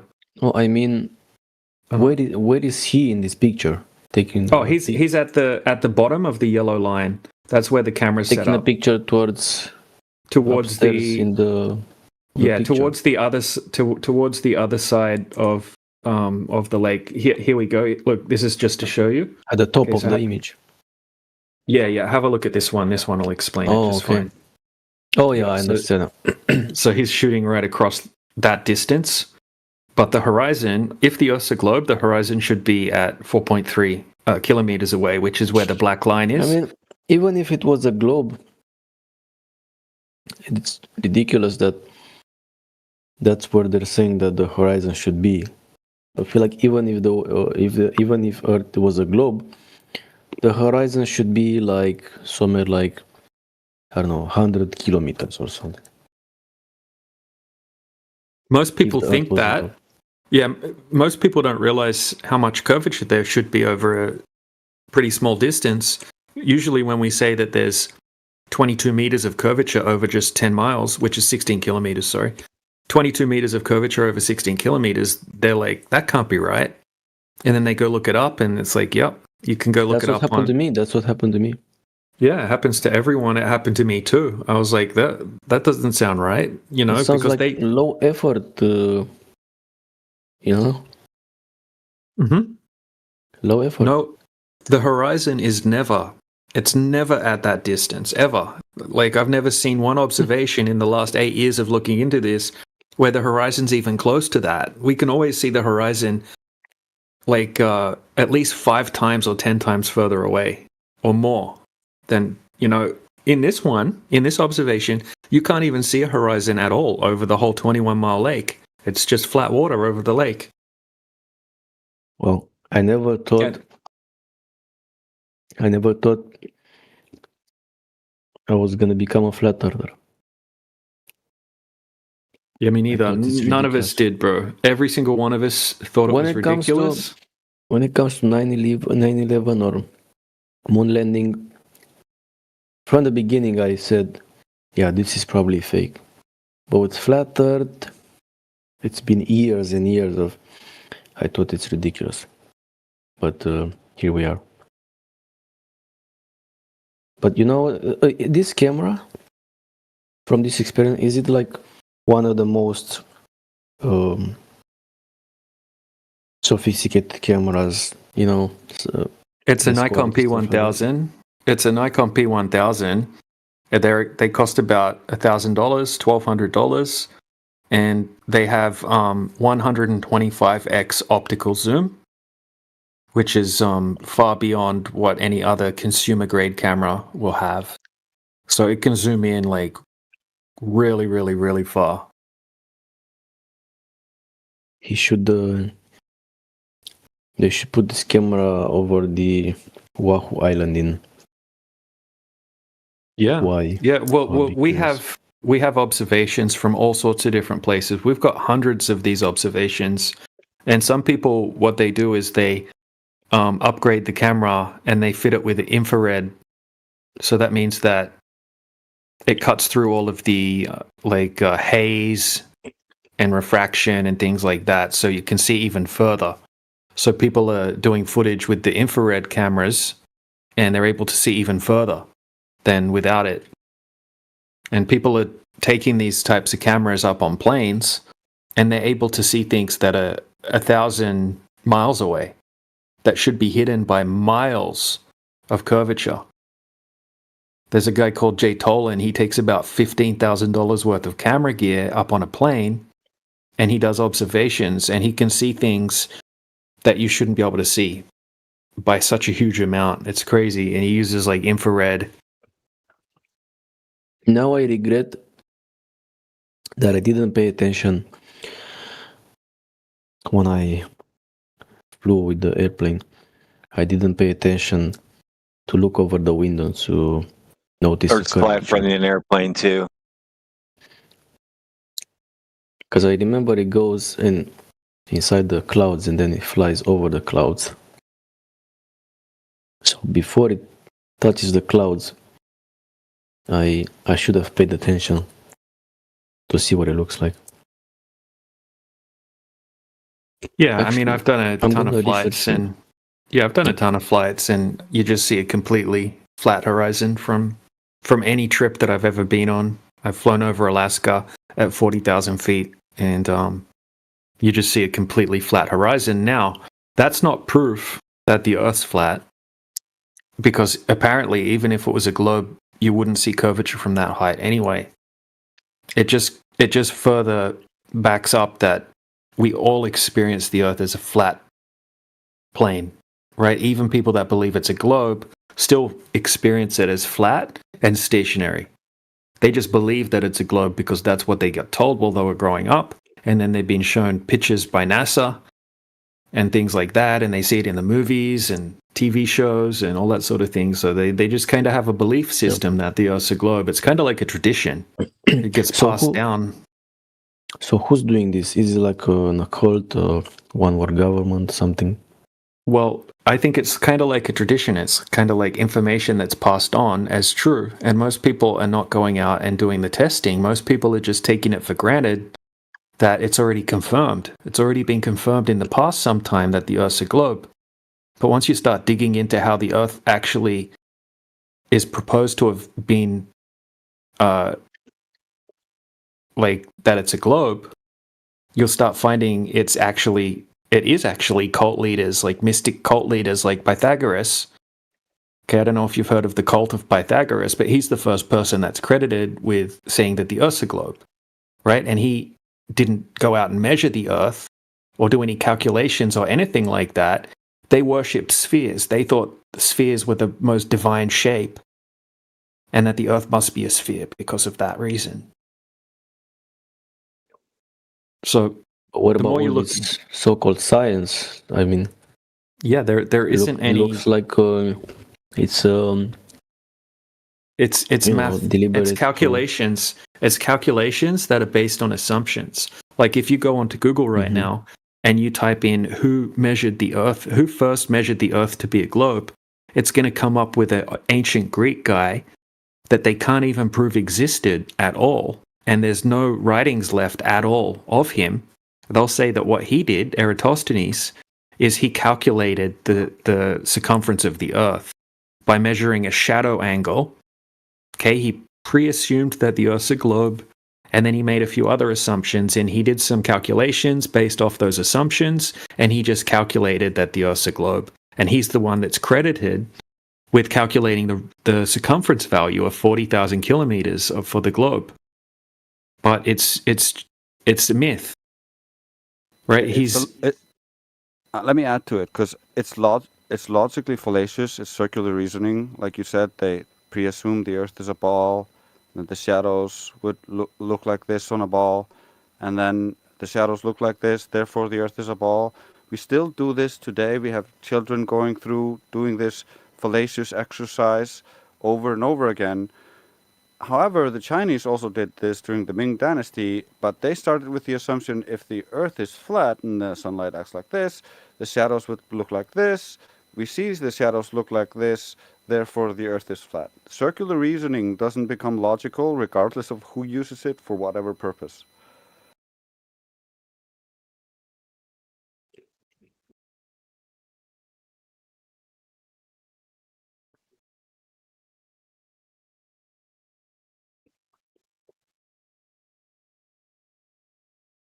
Wait, this video is interesting. Let's see.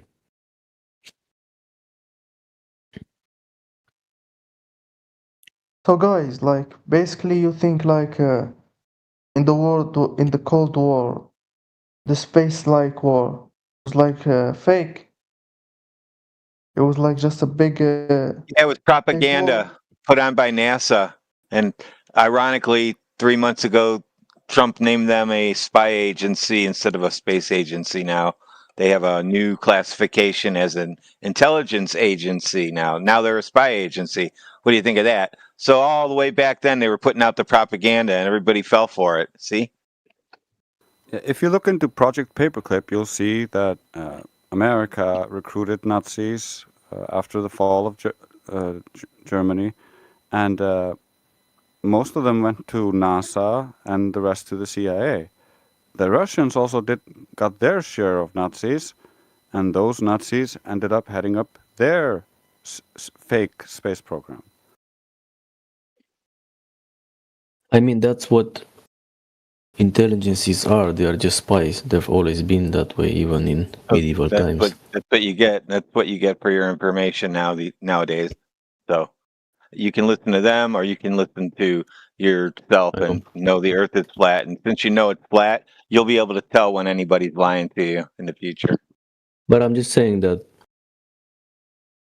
the country where the intelligence are, their own country calls them intelligence, but for the other countries, they're actually spies or assassins or saboteurs. But my point is, they've always been that way.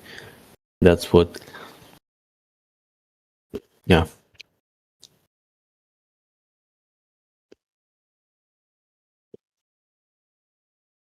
That's what ninjas were.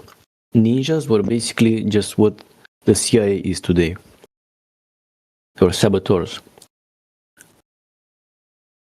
Every country calls them something else, but it's the same concept.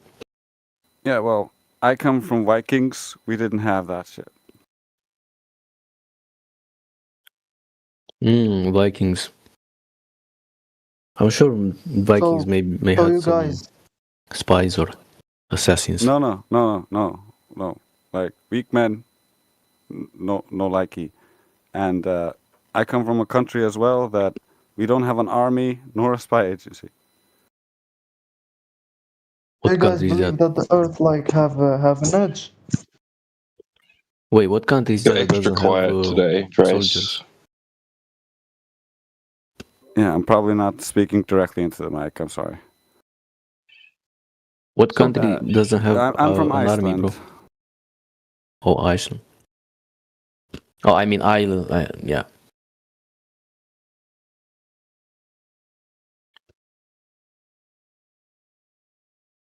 Just quickly to respond to the guy that asked about the edge.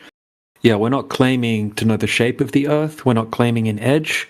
And we absolutely don't claim that the Earth is a flat planet floating around in the heliocentric idea of outer space. Okay, so we're not making claims to whether there would be an edge or not, or anything like that. What we're talking about is when we measure the actual surface of the Earth, and there's no curvature over very vast distances, in where there would have to be curvature if the Earth were a globe. Yeah.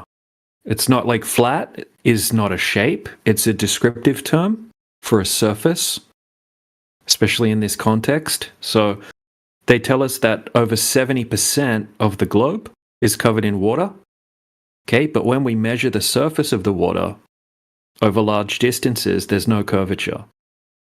And that's repeated over and over again in all different locations, completely validating that there's no curvature present. So if there's no curvature, then you can't have a globe. Okay. Yeah.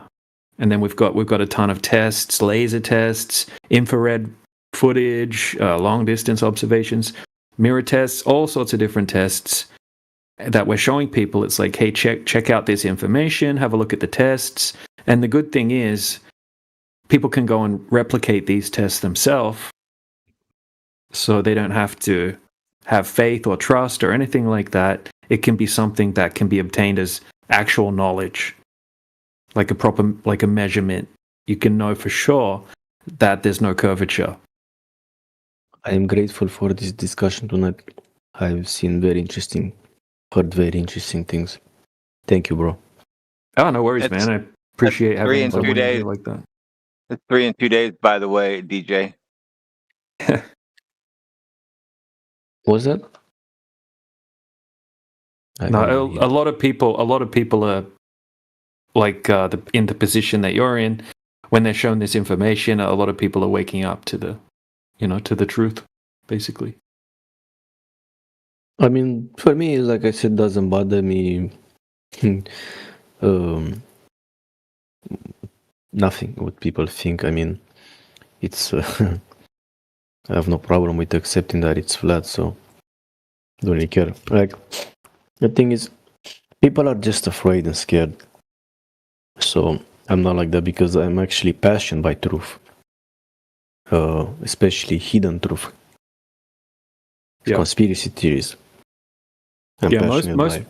Most people really care what other people think, and that's actually the tactic, or one of the best tactics that they've used against Flat Earth, is not to try to address our actual arguments, but try to make it that it's socially unpopular to believe in this, and that Flat Earthers are just tinfoil hat wearing morons.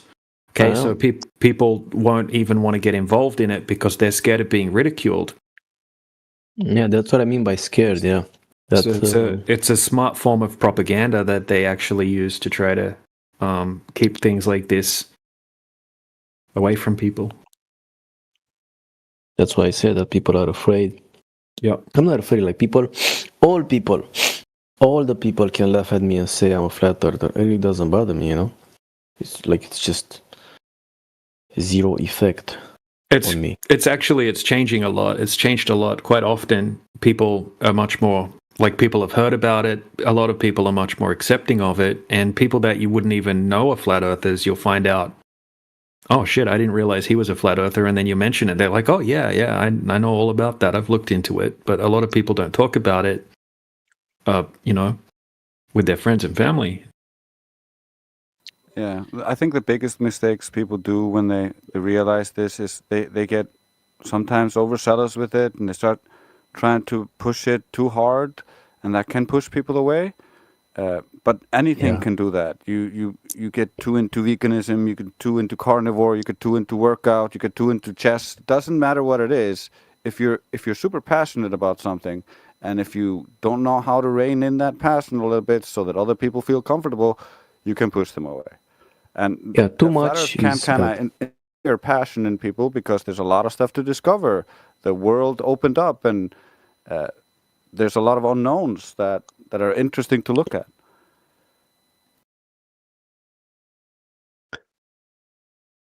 But I've always been, what's the word? Truth seeker? Maybe outsider, truth seeker for sure, but maybe outsider, the black sheep, like I've always been different than others, not just for the sake of it, but I've noticed, like, when people, I don't know what example to give you. When there's a joke and everyone laughs, but you feel like you want to put a different type of reaction, right?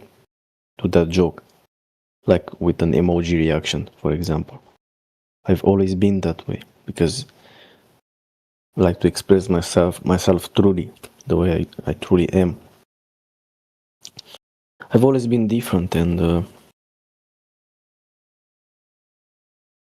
Yeah, sounds like you don't easily go with the flow and like to find your own path. yeah. That's And a valuable person to have in society, because otherwise, if everybody were following the same path, everybody would be like a lemming running off a cliff. I know all the change starts from one person. I am that person. I believe it. I'm not afraid to say, hey guys, this is wrong. And I have done it in real life. In a large social group, I have done it. Not afraid to do that. Because I really don't care if people say I'm wrong or I'm weird or crazy. I have no problem. I've been used to that my entire life. It's who I am. You see, this is the type of people who learn about these things, at least at this stage, when it's not mainstream. This subject, for example. Most people that mock and ridicule flat Earth and defend the globe, they really don't they don't know anything about the globe anyway. They don't know any of the basics, and they don't know the flat Earth arguments. They, in their heads, have pictured a flat disk floating in space, and they think flat earthers are a bunch of crazy people, like I explained before, thinking crazy things that's just propaganda, like Australia doesn't exist and things like that. They think flat earthers actually claim these crazy things, which they don't. And quite often when they come in here to try to debate with us, they get a rude shock because we can expose really quickly that they don't really know anything about the globe, and they don't know anything about our arguments either. So they kind of have no ammunition, and they don't realize that until they've already come in and engaged with us. So then usually they'll turn to like mocking and ridicule, or they'll just run away, fight or flight basically. But yeah, it happens every day in here. Yeah, time. Excuse me. Time solves everything, and I would say that time is a powerful thing because, for example, like people have believed that the Earth it's a globe their entire life, and when they hear that some people believe it's flat, this concept is so ridiculous that they find it ridiculous. They find it ridiculous, and so they start to believe these people must be crazy. How can they believe such a ridiculous thing, such a concept that's so hard to imagine, And so that's why they start laughing and stuff like that. I think it's ridiculous. That happened to me as well. But then, after the funny stuff goes away, and it's been 5 years, 7 years since you heard about these things, and then you're like, okay, but these people are still talking. They keep talking about it. They're still going. Okay. So okay, let's hear what they have to say. Like you can laugh about it, but then if people are still talking about it, after a long time, you're like, okay. Let's see what they have to say. Like you see people insisting. They're like, hold on. Is there actually something there? Yeah, it's funny that they do have trouble imagining it, even though it's exactly what they experience every day of their life. Quite often when they come in, they'll say, oh, we're too small to see the curvature of the Earth because the Earth's so big. And then we'll say, oh, so you experience it as flat then? And they'll be like, oh, no. I'm like, but you just said that you're too small to see the curvature of the Earth, so therefore you experience it in your basic reality as flat, and they cannot. Their ego or their subconscious or something like that will not let them, even say that it could be flat. Even though they just admitted that by saying that, oh, we're so small and it's so big, so we experience it as flat. And you say, so you experience it as flat. They're like, well, no. It's kind of crazy. And same with the motion of the Earth. Okay, so we'll say, do you experience the Earth as your base reality as motionless? They'll be like, yes, because it's so big and we're so small, we can't feel the motion. So you experience a motionless Earth. No. It's kind of crazy. Like nearly everyone's kind of like that. Everything that we're claiming is exactly what everyone just experiences, right? Water needs a container. It's flat on the surface. The Earth, we experience it as stationary. These kind of things. It's just they tell you their true experiences, and then you're saying, oh, so that means this thing, and then they're saying, oh, that must imply another globe. So of course, then they become defensive because of fear. Yeah, definitely. Here's another crazy one. We'll say we see the sun move across the sky. The sun moves across the sky. On a globe, when you're watching a sunset, this is what they're telling you is actually happening. They're saying that sun's not even moving from your perspective, and you're spinning backwards away from the sun faster than the speed of sound. faster than a 9mm bullet, right? And it just makes it appear like the sun's setting. Whereas the flat earther will just say, yeah, the sun's moving across the sky. They've put everything backwards. Everything that is common sense, they've told you cannot trust your senses. You need to trust what we're telling you. And all your senses are wrong. Yeah. And I mean, this is according to the... Give me a second.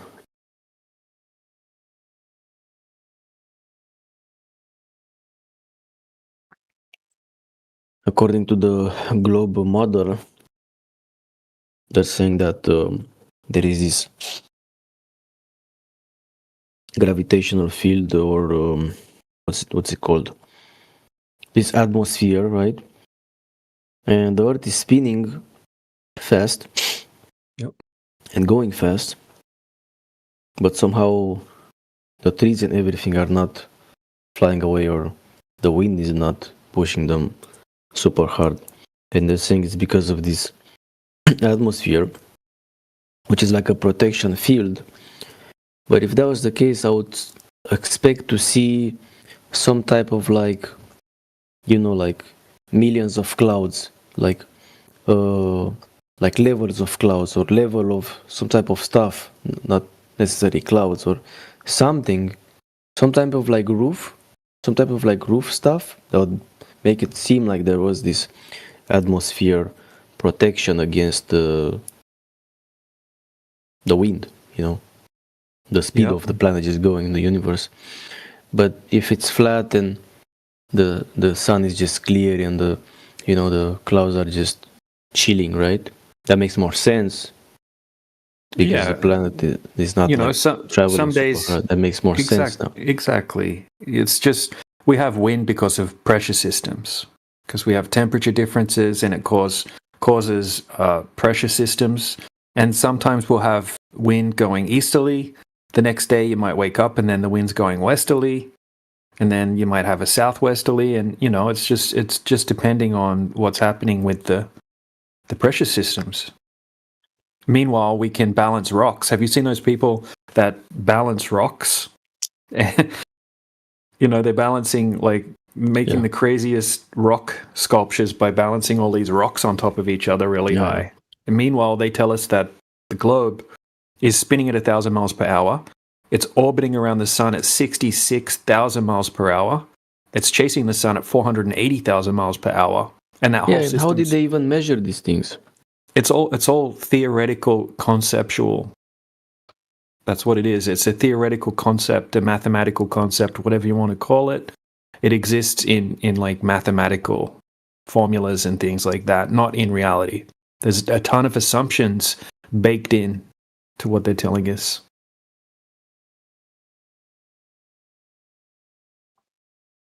Yeah.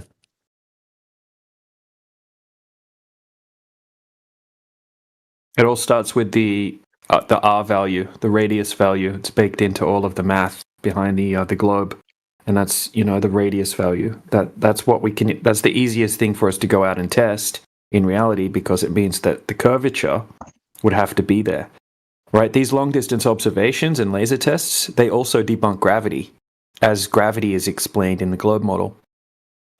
Okay, because the gravity dictates that that everything is being pulled towards the center of the globe, towards the center of mass. That means that the water would have to be curving at a specific rate for gravity to exist. If the water's not curving, that means that gravity isn't possible. Because if gravity's real, it has to be curving at that specific rate. It must be. So everything's going to come back to those prerequisites, or those pre-requirements for the Earth to be a globe, which is the curvature. It's the bendy water that they show us in the NASA pictures.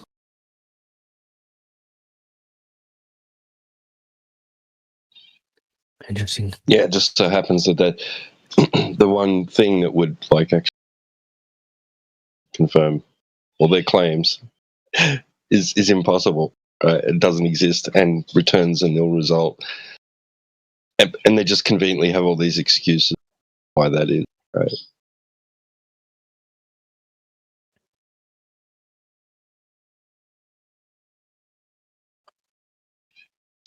giant paper mache made, and you just can just poke holes, it just falls apart. Would be flat. Are you a Christian, DJ? I'm not really religious. I don't really follow any particular religions. I do research into Christianity and that kind of thing. My wife's a Christian and my mom's a Christian. But yeah, I'm looking into it. I'm learning about things. That's not something that I really use when I'm talking about like this topic. I'd rather empiricism. You seem very open-minded. DJ, can I ask you a question? Yeah. Yeah. So, are there any other planets? Yeah, Earth's, like when you say other planets, you're assuming that the Earth is a planet, and yeah. So what just we're wondering, like, is Earth the only one surface like that is flat, or are there any other planets that are also flat, or like the moon? We believe in other planets at all? Yeah. So this is. Let me explain it, because most people, when they hear about flat Earth, their whole life they've been taught this globe model where you have a big giant vacuum of space, and then you've got all of these big round planets and suns and things like that, and that we're on one of those planets. And when they hear about flat Earth, they try to replace the globe planet with a flat disk or something like that. That's not what we claim. We can't try to insert the flat Earth inside the globe model, right? You could probably think of the Earth more like the floor, and then we've got celestial bodies in the sky that we've been fed a big giant story about our whole life, about this light that you can see up here. This is Mars, and it's X distance away, and it's in a vacuum, and it's made out of this and that. And then this other one is Uranus, and on Uranus it rains diamonds and blah, blah, blah. Like, they'll tell us a big story about all of the lights that we can see in the sky that move in cycles. Okay, but we can't really confirm any of that. It exists more as a model. Okay, what about we'll see telescopes? Yeah, we can zoom in on them, and what we see, even through the best quality telescopes, let's use Mars as an example, we see a little blurry red, round-looking circle in the sky, but we can't really confirm exactly what medium it's in, what size it is, what it's made out of, etc. We've been fed a story about it, but we can't really confirm the specifics about it. It's going to be something that you're going to have to speculate or make a bunch of assumptions about. So we don't try to explain things that we can't empirically validate. This is the logic that I would use. I would say that if you can measure your floor flat, right, it doesn't matter what's going on above your floor, it's not going to make the floor start to curve. So if we're more about testing the actual surface of the Earth, and then whatever's going on up in the sky that we can't actually empirically get to test, we try not to speculate about it. I mean, it's fun to speculate, but we don't know for sure. Okay. Then but you could pretend, question. I mean, like, yeah, you could, like, in the heliocentric worldview, where they tell you that it is impossible for things to be flat. That kind of runs in contradiction with their own model, because they say anything is possible. Like, you've got Asgard out there, you got Star Commander, Thor, you got Middle Earth, all these like globalist fan fiction. Terry Pratchett, Discworld. You got Dark City, the movie graphic novel. So for you to say, hey, my understanding of the heliocentric model is that all things must be balls, that's a very poor read and misunderstanding of what they're trying to present. Okay. Yeah, I got it. The question is, why do they need it? Why do they need like the whole complete lie about the globe and about the round form of the Earth? Why do they need that? What is the purpose of the lies? I don't think most people are lying, to be honest. I think it's more tradition at this point, or something that's taught at university as fact that doesn't have any empirical evidence behind the foundations of it. Most people that are teaching you that the Earth's a globe, like scientists, professors, that kind of thing, they're just regurgitating the information that they've memorized from the textbooks that they had to memorize at university to get their degrees. And most of them have probably never even questioned that core mathematics and whatnot behind the globe. But the thing is that there were people in space, right? So they're aligned. Everyone Were they? who've been is in space, they're aligned, right? So they're lying about that. then. No, I knew that the moon landing was fake before I even started learning about flat Earth. It's clearly fake. Yeah, Look you up the kind of know guy- they're lying because they said so. They told Look you up the they're guy Bert Cybrel. Bert Cybrel, this is the best guy about the moon landing and all these things. That's the bro, yeah. Yep. Yeah, Bart's an interesting character because he doesn't really like flat earthers. So it's a good source to use because he's not a flat earther. He thinks flat earthers are CIA without exception. He thinks a modern flat earth movement is brought to by the CIA. Yeah, he thinks that because every people like he's met. How can I say this? But I mean, we He's don't need to go into frustrated. it. He's frustrated Basically- because Yeah, hold on. He wants to be taken seriously. That's the We don't go into that because Yeah. you don't need flat earth to discuss how Yeah. Richard Nixon in the 1960s faked that stuff. That can be fully contained within the globe worldview. So he believes the Earth is a globe. So he's frustrated because people believe he's a flat earther. That's his frustration. right. It's like Ken Hovind. He wants to be That's- taken that's what he seriously thinks- about that's what he his thinks stance is on frustrating. evolution and all those things, right? And then that's why he poo-poos flat Earth as well. Yeah, there's also a Young chance Earth he creationists. Yeah. he may have been fed poor flat Earth arguments by someone as well, and just got his whole perception of it completely skewed from the start.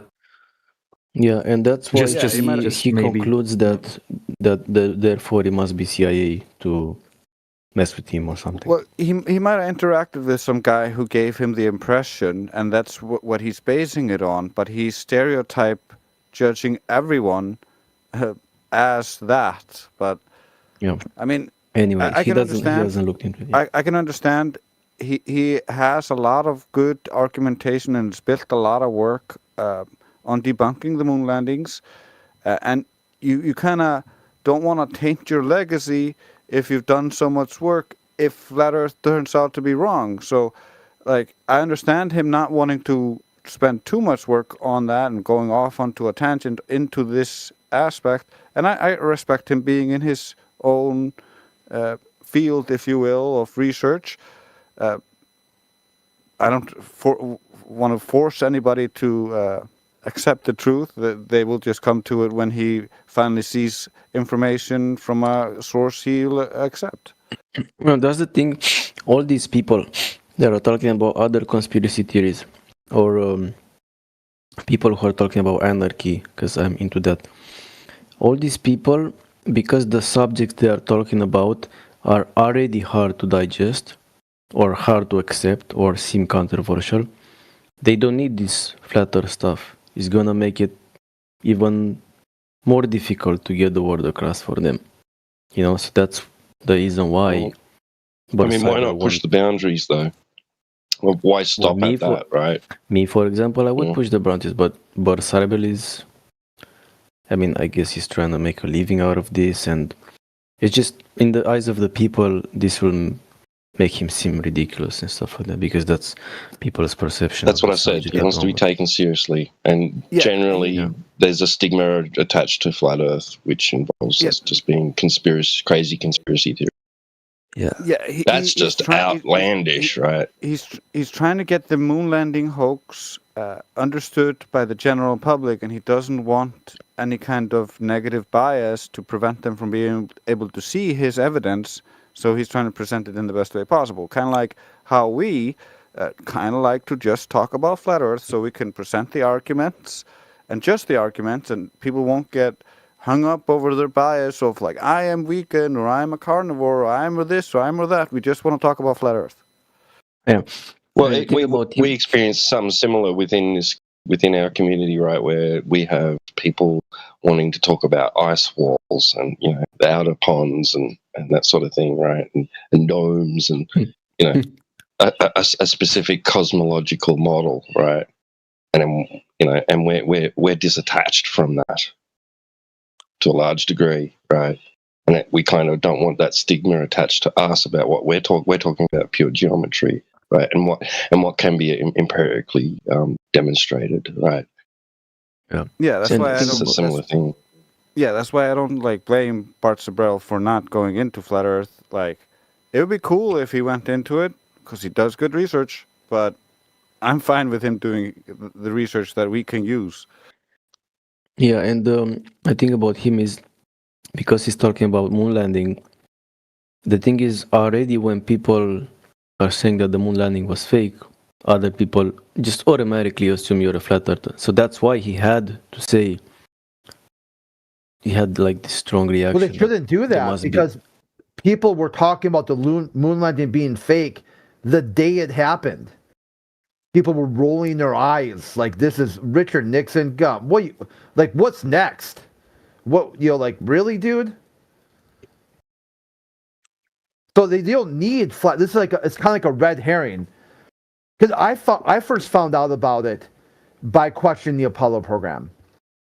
I was on the server that had, well, this is years ago, as a Facebook page about the moon mission being fake. And they started calling me a flat earther, like a flurman, a flat earth vermin, if you question the Apollo program. And eventually, after hanging out on the page long enough, I realized they're a bunch of neo-Nazis. They want to dehumanize anybody who was shit-talking the Apollo program, because in their worldview, they saw the Apollo program as a righteous vindication of World War II Germany. So when you come there and say, hey, I think the Apollo program's fake, what they actually hear is something completely different. That you're like shit-talking like their perfect world, their utopia. Yeah. And that's kind of what people hear when you start talking about we didn't go to the moon. They're not hearing, like when you say the Earth is flat or we didn't go to the moon. What they're hearing you say is God didn't bless America with a moon mission. That America was, make America great again. That high watermark of American exceptionalism, the Apollo program, that never happened. America was never great. That's what they're actually hearing. They're not listening to the data about where's the telemetry data, where's the blueprints for the lunar rover, all that stuff, all the evidence about how the Apollo program was faked. They're not hearing any of it. It's going right over their head. They just hear you say over and over again that God didn't bless America. That God, America is not the shining beacon on the hill. America is not 60 years ahead of all other nations. It's more than America. Really it's the whole world. It's all of humanity took a giant leap for mankind. And that's why it's so personal to all of them, because we're the most advanced right now. We could go to outer space. Don't take that dream away from me. Yeah. My question is, what is all this money that NASA's taking? What are they doing with all this money? Yeah, you saw the Apollo program virtually ushered in the Minuteman missile, the intercontinental ballistic missile. That's what it was. The whole kit and caboodle was a weapons program, which this because Eisenhower, the guy who signed it into law, NASA signed NASA into law, he says, hey, I tried to stop, I'm paraphrasing, I tried to stop the military-industrial complex. I failed. Now it's on you guys to do it. You have to stop the military-industrial complex. I failed. Then his vice president, Richard Nixon, runs for president. And for one of the first times only in all of U.S. history, a vice president doesn't endorse his own, or his president doesn't endorse his own vice president.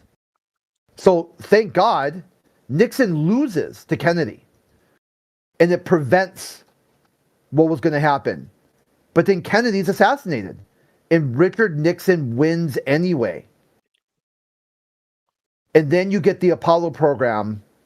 And then you get weapons of mass destruction on a global scale. That's where that money went. That money went directly into developing intercontinental ballistic missiles. You know this too because all the countries that boast space programs, all 7 of them, all have exactly the same military capability. Intercontinental missiles. There isn't not one single, it's 1-for-1 correlation. So they're all in on it. They go, well, hey, you can't tell your populace that your space program's fake because I'll tell your populace that it's fake too. They're all in on it. They know that they want this spending, they want this military spending, they want to hide it from their populace, and they all kind of do a wink and a nod behind closed doors and pretend like they're boldly exploring space for the betterment of humanity, and they're not. Well, it's weird because I remain with the impression that Bart Cyber believed that China's and Russia's, or both, space programs are actually real, unlike the US, or something like that. Yeah, I really don't know. He believes. I stopped watching Bart Sabel when he started weaponizing the YouTube reporting system. It would go through, flat Earth channels and just mass report for copyright infringement. At that point, I checked out. If you're going to weaponize victimhood like that and pretend like, it's nothing. The guy's worthless. That's not useless at that point. Like he became the enemy. He thought the CIA would love to shut down flat Earth, and there he is doing CIA's work for them, while claiming we're the ones who are CIA. The guy lost the plot. It's quite embarrassing, but really it goes to show you that we don't need to talk about the moon mission. Let the globalists hash it out. They can sit there and argue about who got to the moon first and whose Sky Daddy blessed which space program. Here in this channel, we talk about the Earth, the surface of the Earth. All the rest of that stuff is peripheral content that really kind of leads to nowhere, like a bridge to nowhere. Because if they faked it or if they didn't fake it, it doesn't change the fact that the Earth is measured, observable, and practically used as flat. Government today could come out and say, we faked it. And give reasons why. Say we're stuck in the Cold War, we had to develop weapons and all of it. Complete like Bill Clinton's book. Like in his memoir about one of the things he came the president, and he looked at all the data and the information for the Apollo program, and he was stunned by the lack of content there showing that there was an Apollo program at all. And he said he had a kooky neighbor that, I can't remember the neighbor's name, but he used to talk about that the moon mission was fake, and he's like, what a kook. And he's like, wow, but now as president, and having full access to all the classified information, he didn't see anything there that really convinced him it ever happened at all.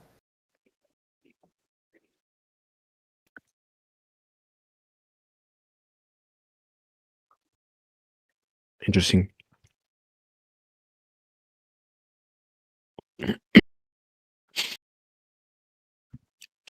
I'm very curious. I know this is besides the subject, but just yes or no, do you think the 9/11 was a controlled demolition or not? Yeah, that's another peripheral topic. You don't need flat Earth for that topic. The conspiracy type stuff. There's going to be people there's going to be people who think all kinds of things about it. And it doesn't match. It won't match. You could go down the list of flat earthers and it'll probably match the same swath of anybody. Like if you were to say and just go through a swath of all people, of people in the globe side, or just a general population, and just say, hey, I got some questions about 9/11. That's no. That's not what I mean. I was just curious if you are the that's what I'm saying. I'm telling you that it's irrelevant. It's completely irrelevant to the topic. Fine. It'd be the same thing asking me like, hey, do you believe pineapple belongs on pizza?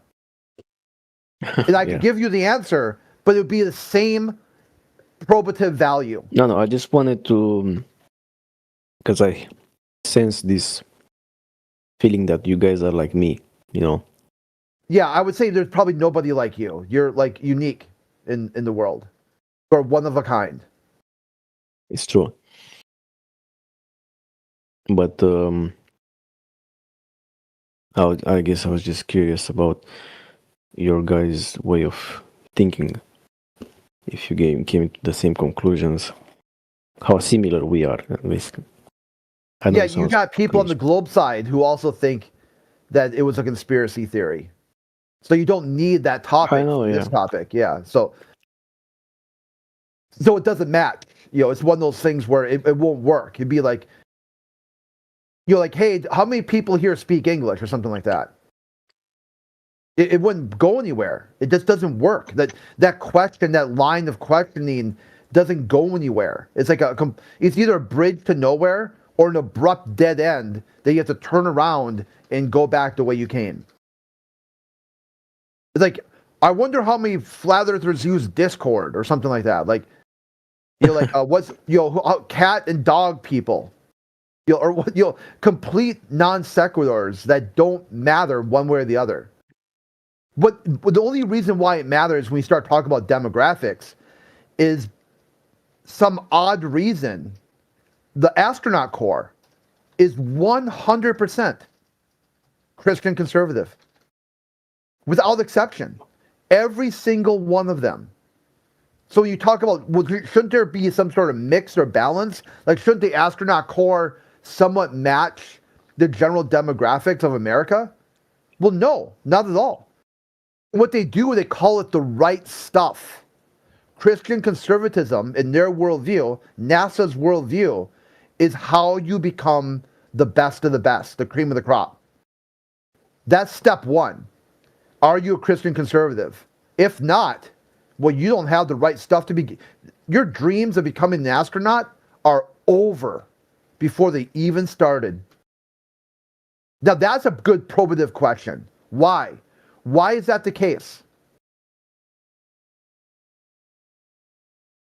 See, they like to pretend like, flat earthers are all these bigoted, hypocritical, homophobic, whatever Neanderthals.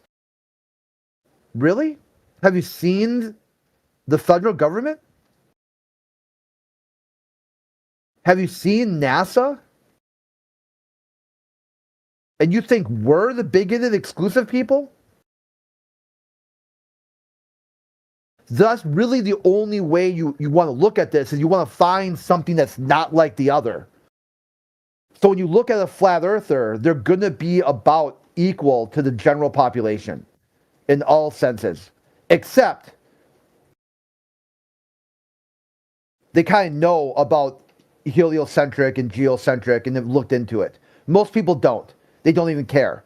Jay Leno used to do a thing called jaywalking, where he would walk up and ask random people on the street just questions, just basic questions.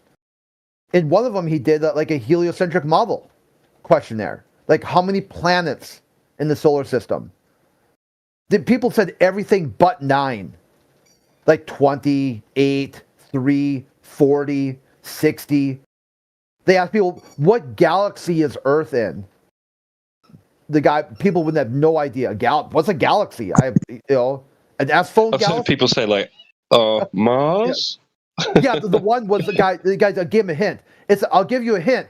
It's a candy bar. And the dude said Mars. Like a Mars bar.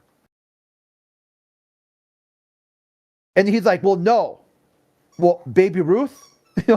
Like, he started listing every candy bar but the Milky Way.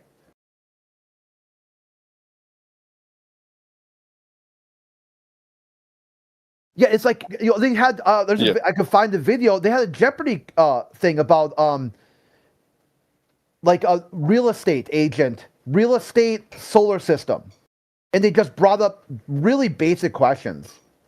Like simple, like questions where like, this planet is known for its big red storm. Or something like that. But it's okay because you can hang out in some 70 different moons. People are like, Mars. They go, nope, no one's got a guess. And everyone's like, nah, I got nothing. And then it's like, one of them's like, this planet is icy cold. Make sure you bundle up. And it's funny to say its name. And the dude's like, Earth. Or whatever. I don't remember the exact verbiage. But they went through 5. These are supposed to be double jeopardy. Like, people smart as shit. And you couldn't get even basic sort of comedy heliocentric questions right.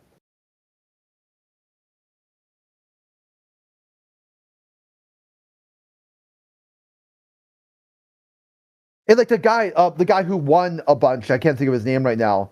Like Pat something or whatever. Was it Jay Jenkins, Pat Jenkins, or whatever his name was. He was the one who was hosting it, and he was giggling as they're getting these questions wrong. And at the end, he's like, "I guess astronomy isn't your guys' strong suit."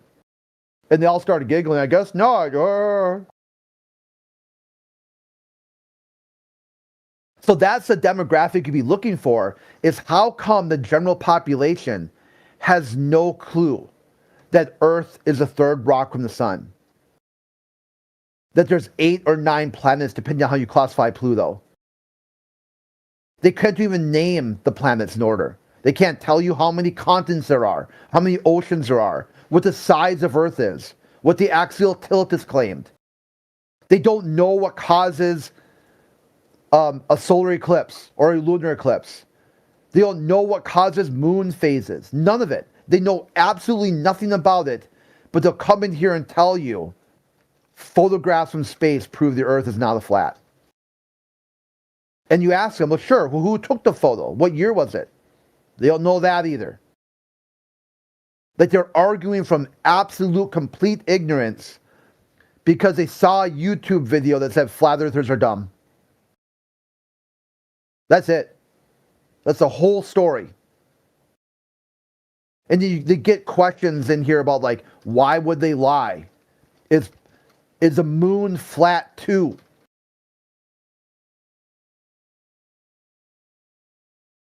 So we got enough content. Basically, I know it's kind of a ramble. I went on for a little bit there. I got a little long-winded. But the main point is we don't need to go into peripheral topics. There's more than enough content to just stay on Earth, on the surface of the Earth.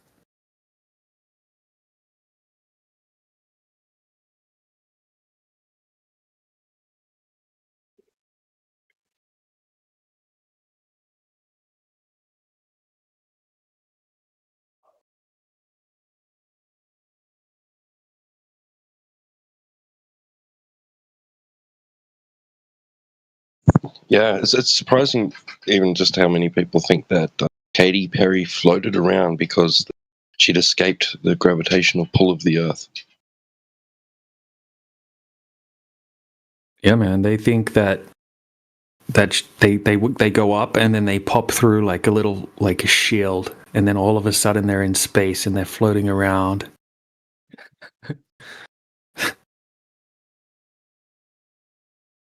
Yeah, I talked to this dude, atheist, who identifies as a Satanist for some reason. Got pissed at me for whatever reason, and started telling me about how things float in space because it's zero gravity. So I'm like, that's interesting. Because I was told they're following the curvature of time and space, but Earth keeps moving out of the way. And he's like, oh, yeah, that's just some dumb flat Earth speech. So I start pulling up citations, multiple back-to-back citations about how under modern understanding of physics, that they're following the trajectory of time and space, link him videos. Then his response was to just start porn bombing my DMs. Guys, do you think my voice or the way I speak is annoying? Yeah, it's an irrelevant question to you. That's so subjective that it doesn't matter. So people would say yes and people would say no, and it wouldn't matter. Maybe there's something I can change, or maybe no, you'll need to my change accent anything. is super annoying. I don't know. No, you'll need to change anything at all. You're perfectly you. Okay, thank you. If somebody has a problem with your voice, good, bad, or otherwise, that's 100% inside themselves. You can't change or affect that. If they try to blame you for that, then they're emotionally dysregulated. You can't be responsible for someone's subjective take about what your voice sounds like. If you want my answer is no, absolutely not. No, like maybe, okay, thank you. I was thinking maybe it's super annoying, but maybe I'm speaking too slow or something. No, man. Absolutely not.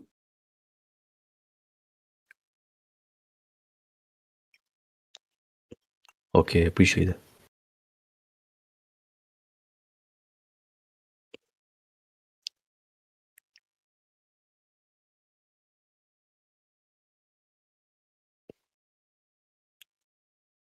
Interesting things I've learned today.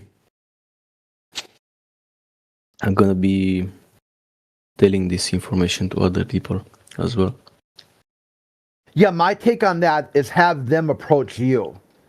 I've noticed, like in the days of yore, like 2018 time frame, I used to talk to a lot of people, like IRL, and it really went. You never know where someone's at. So what I'd do is like I'd wear like a Flat Earth T-shirt. I would have like like a bumper sticker on my car that says "Research Flat Earth." Let them approach you. So then they're ready for the conversation, instead of you just saying, "Hey, have you heard the Earth is flat?" Because you don't know where someone might be in headspace, and some people react very weirdly to this information. Like they might just crack, like completely crack. It's so, like they might really have a lot of ego driven into the world being a globe for some reason. They a lot of people don't explain or take questions on it. My take is that some of them have this idea that their life is so horrible that they think that sooner or later they're going to travel to space and everything's going to get solved. So they could just be right on the edge, and you say, "Hey, have you heard the Earth measures flat because of laser tests?" They won't hear a single word. They'll just hear you say, "I'm here to kill your dreams of a better life." And that's what they'll respond to.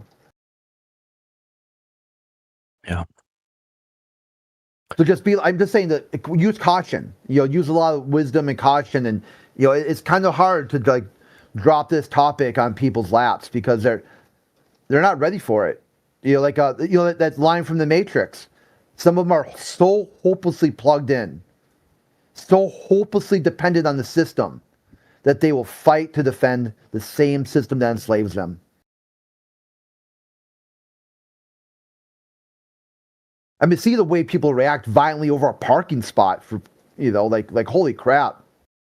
You see a Little League game arguing over some teenage umpire, maybe calling a ball a strike or, calling a ball fall. I mean, just think that's how they act. Because they're on this high caloric, low nutrient diet. Their brain really isn't functioning well. And that's another thing from Richard Nixon, that sugar added to food, the high fructose corn syrup. So you don't know. So I know I'm harping on this, but be cautious. Because you have no idea where somebody's at. And this topic can be very triggering.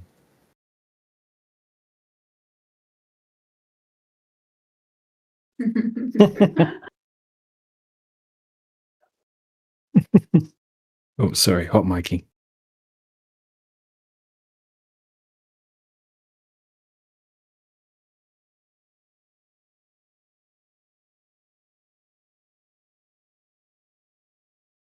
What you got to do is find a way to flat smack someone. So like my uncle is into the fluoride.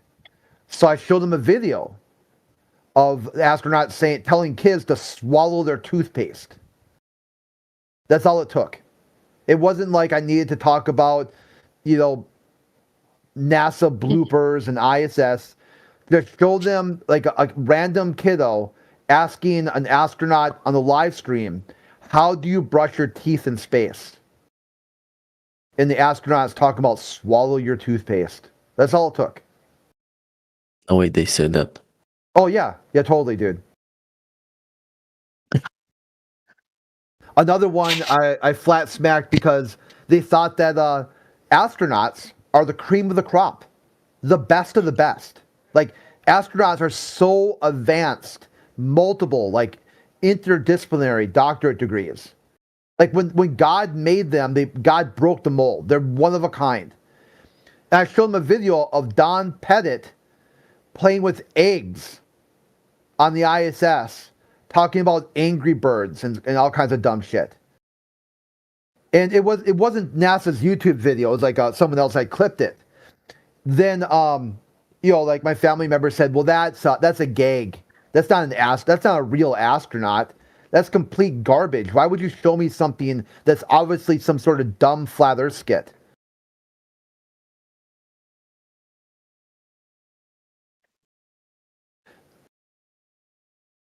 So then I'm like, okay, well, sure. Well, here's I pulled up Don Pettit on NASA's website, and I'm like, here you go. Here, this is the same guy. They shifted the goalpost. Okay, well, sure. That looks like him. It's a celebrity impersonator. And I'm like, what the hell? So you're saying that flat earthers can make skits using celebrity impersonators. And they're like, yeah. So by the grace of God, the video is posted on NASA's own website. You could still to this day just go to NASA's official YouTube page, type in Angry Birds in Space, and there's Don Pettit acting like a complete other moron. And that's all it took. Once he saw this supposedly cream of the crop, the spokesman for the astronauts, supposedly the best of the best astronauts, the longest lasting, the longest serving astronaut who's done multiple commands, all of it. When he saw him talk like the guy can barely tie his shoes, that's all it took.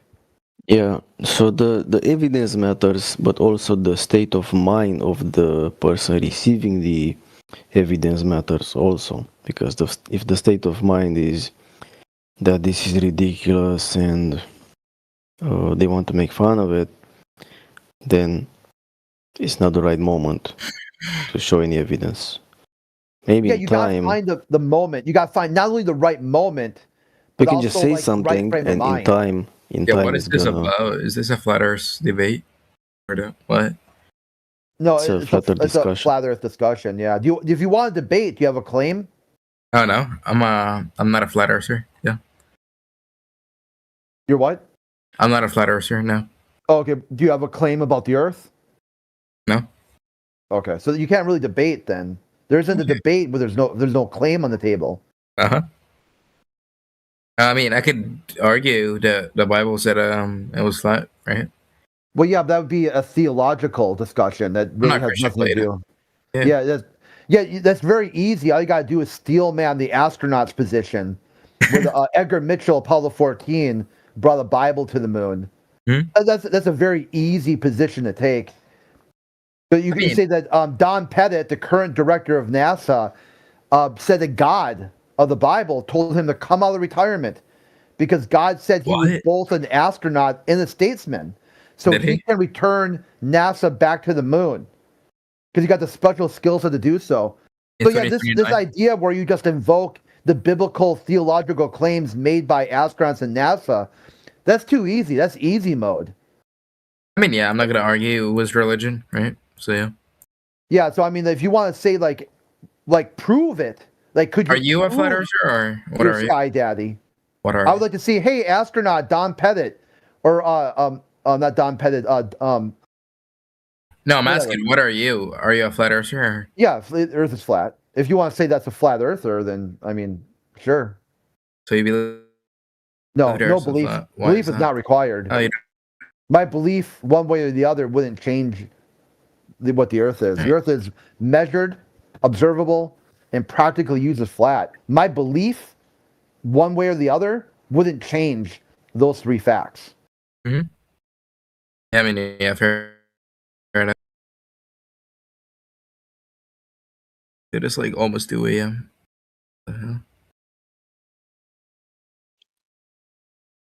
I should go to bed. Yeah, we didn't hear the last part you said. You kind of robotic. In the Matrix, man.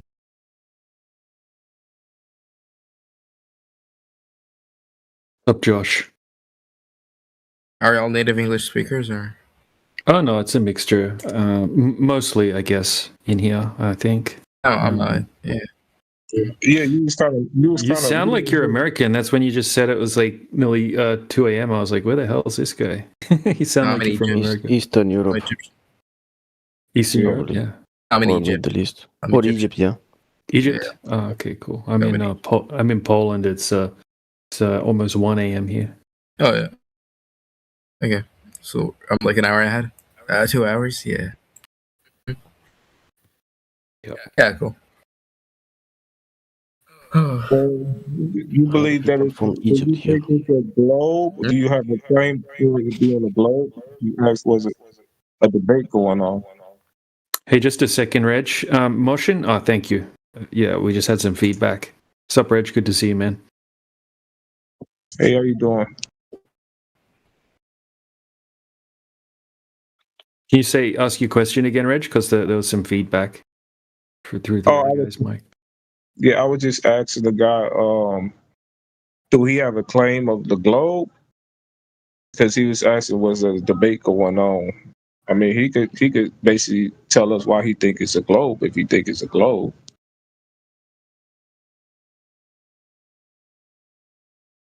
I mean, I do not have evidence to confirm that, so I wouldn't like to debate. Yeah, but why do you think it's a globe? How do you know? Like, or this someone told you, or what do you think? I mean, yeah, that, but from what I've seen too, and from what I've studied, right? Yeah, So, what would that be? That would be, then you said you don't have no evidence. What would that be? What have you studied?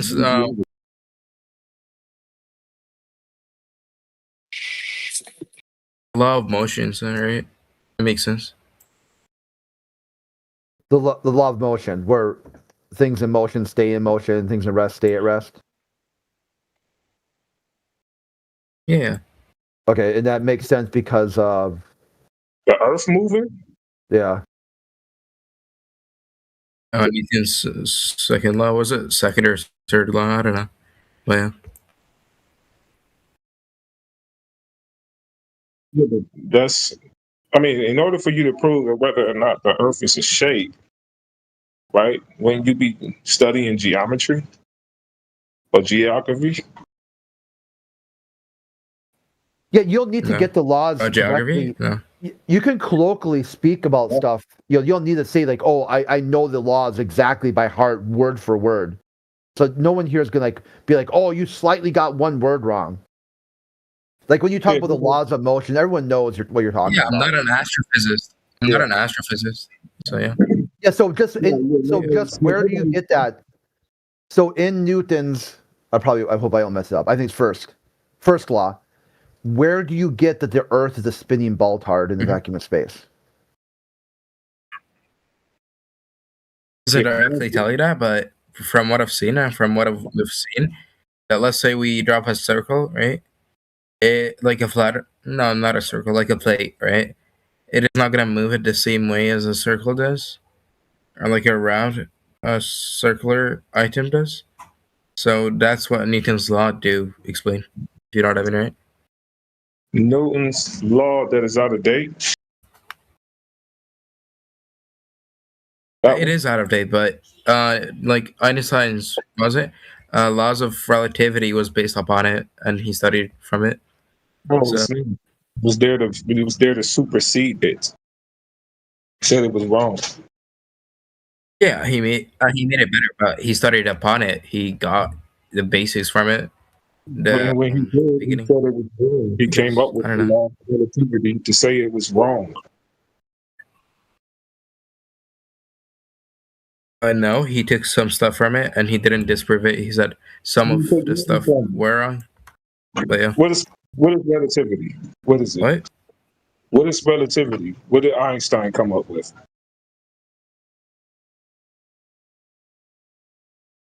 It isn't directly something about theirs, so. So not you sure. don't even, Listen, It wouldn't Einstein help said in it. this. Okay. No, it wouldn't help in this debate. Got you. Newton believed that it was a force. That's what Newton believes. Einstein said that it's not. He said that it's a pseudo force. So that means Einstein is disagreeing. No, what Newton said that weight was a gravitational force and mass. It was based on Newton. No, weight was based upon Newton's. Right? Einstein said that it's not. Which is a gravitational force. No, Einstein said there is no Well, gravitational. yeah, I don't know about that. Okay. What about Newton right now? Okay, Talk but about here's what Newton said right now. the educational moment. Einstein said that there is no gravitational force. He said that it's a continual, right, of space-time bending. And he said that it's acting as a pseudo force. It's not force. It's acting as a pseudo force. That's what Einstein said. Basically, he's stating if you're saying pseudo, that means that it's not. Pseudo doesn't mean that it is. So he basically saying y'all believe that it is. But it's actually, he said y'all believe that it is a force, but it's actually space-time bending. That's what he's saying. So we're talking about something, and I don't know how we just get to a globe, but you're talking about something that's been out of date for a long time.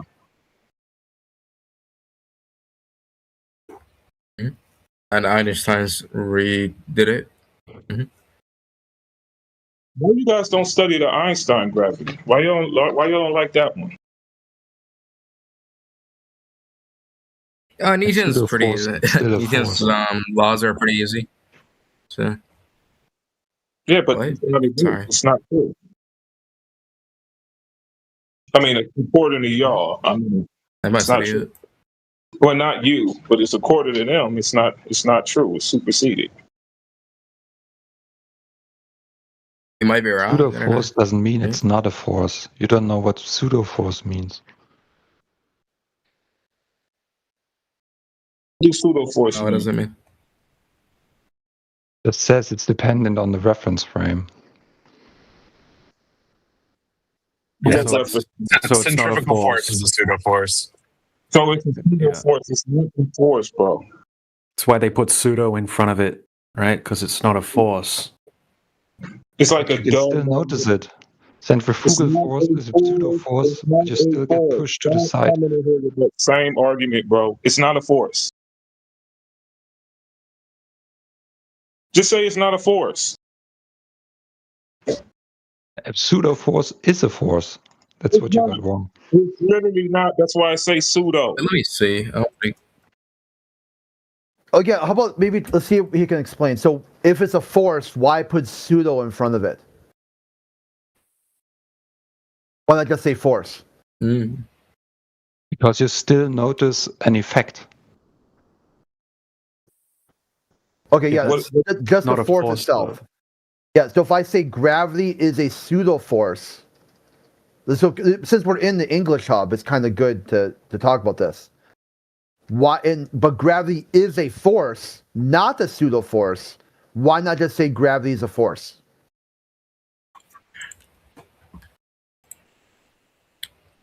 Like Newton did.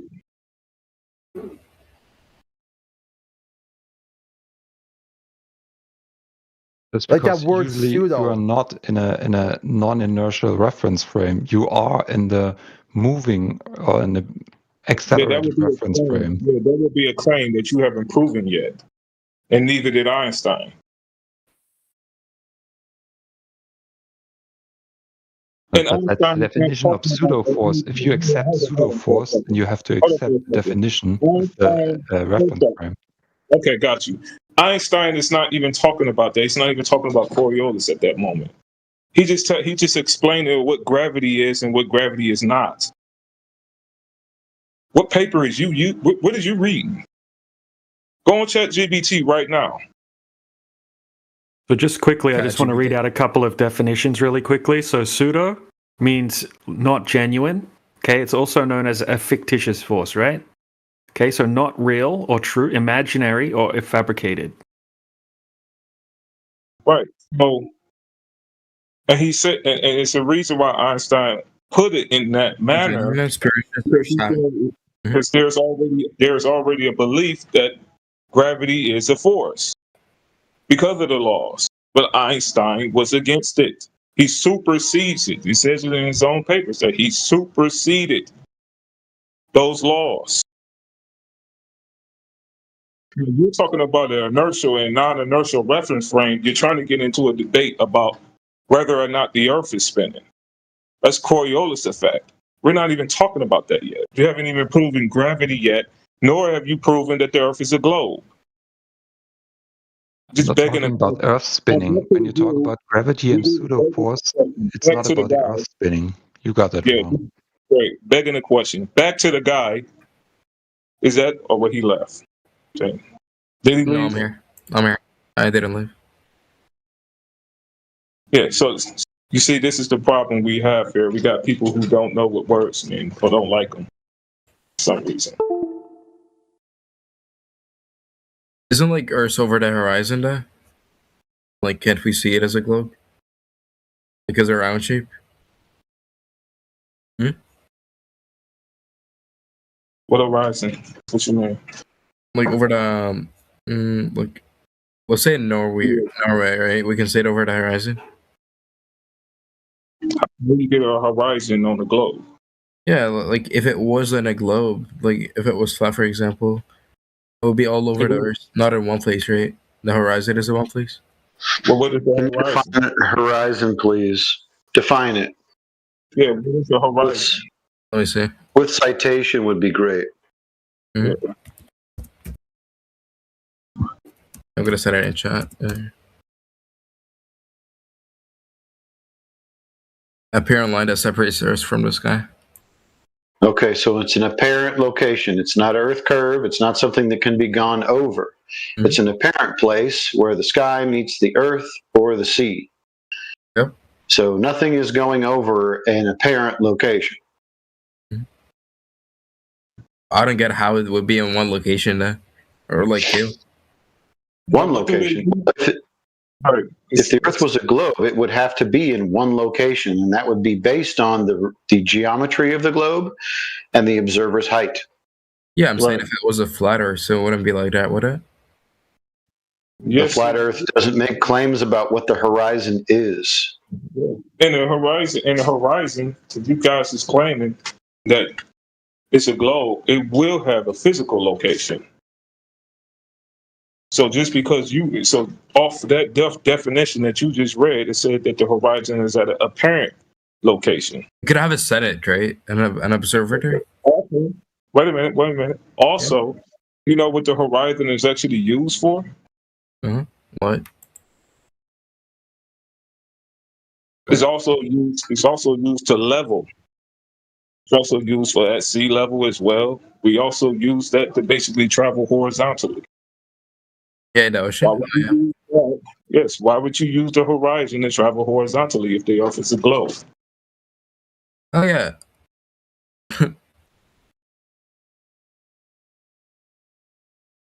So it's more flat Earth proof than it is globe proof. Mm-hmm. That wasn't a very good argument, was it?